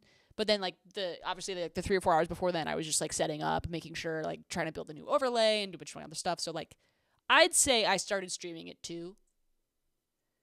And it is now 12. So that's a 10-hour day, and I took one break to get water. So, like, I feel like I'm going to go take a very nice power nap. I think you're right. And the other thing, too, is, like, that's not even, like, a long day. Like, a long day is 16 hours. Like, if it's 16 hours, like, you could call that a long day. You could call 10 hours a long day, but it's commentating Pokemon. I'm not, like, breaking rocks. So, yeah. It's like, why are you complaining? This is the most fun thing ever. I don't want to say I'm complaining. I just want to say this is fun. This is worth the amount of effort. But it's okay for things that you love to take effort. And it's taken these players who are in the top tables way more than 10 hours to get good enough to go there on the player's side. let alone whatever these 4 casters have done to get in the chair. And I don't want to speak for any of them because I don't know what their story is, but I know all 4 of these casters plus Chip plus who else is not shown? Who else is not? We're missing someone. Plus Chip. Okay, Chip and Kyle. No, Chip is right there. Oh my god, it's over for me. I'm cooked. Anyway, the point is, all 6 casters casting this evening at Las Vegas have done an exceptional job to get where they are, and that's what it takes to get to the highest stage of the game, no matter what your thing is, whether you are playing the card game, the video game, Go, or casting. Whatever you have to do to get to, or judging, or even being behind the scenes. Whatever you do, you've got to put in not just those hours, but you've got to put them in smart. So, you don't just get where you want to go by just doing it. Just doing it is the ticket in the door to have the opportunity to keep doing it. That's just kind of crazy to me. Yeah. No, I think you hit the nail on the head. So 10 hours is nothing. But it doesn't feel like nothing. You're allowed to say that too.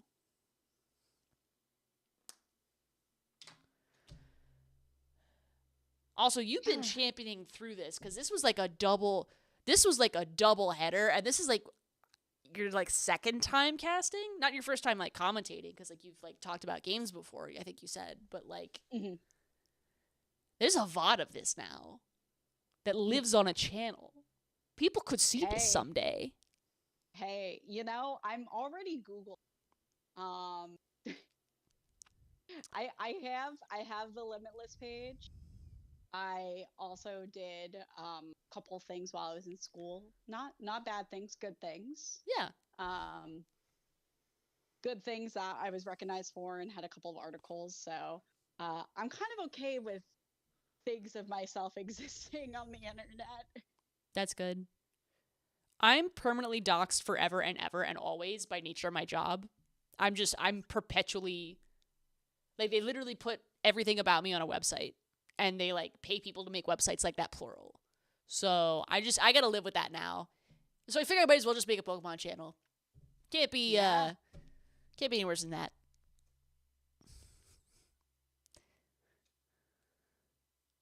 Yeah, well, I am gonna definitely let you go. I will try to hop on tomorrow. If no one else is lining up the door to co-cast, because I definitely want to give people their flowers, but I really do appreciate you having me on.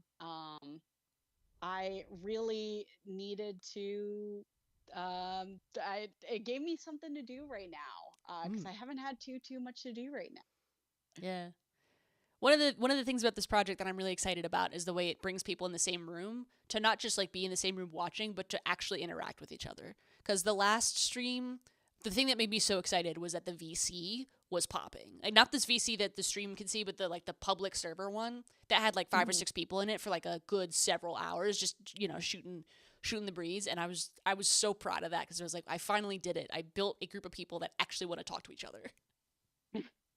That is an important. All right, I will end the stream here. Everyone who made it this far, go to bed. Although if you're watching this VOD later, thank you so much for coming to the 3rd official Community Co-Cast stream. If you'd like to be in the next one, it will be tomorrow. If you'd like to be in the one after that, find out tomorrow when it'll be. Good night.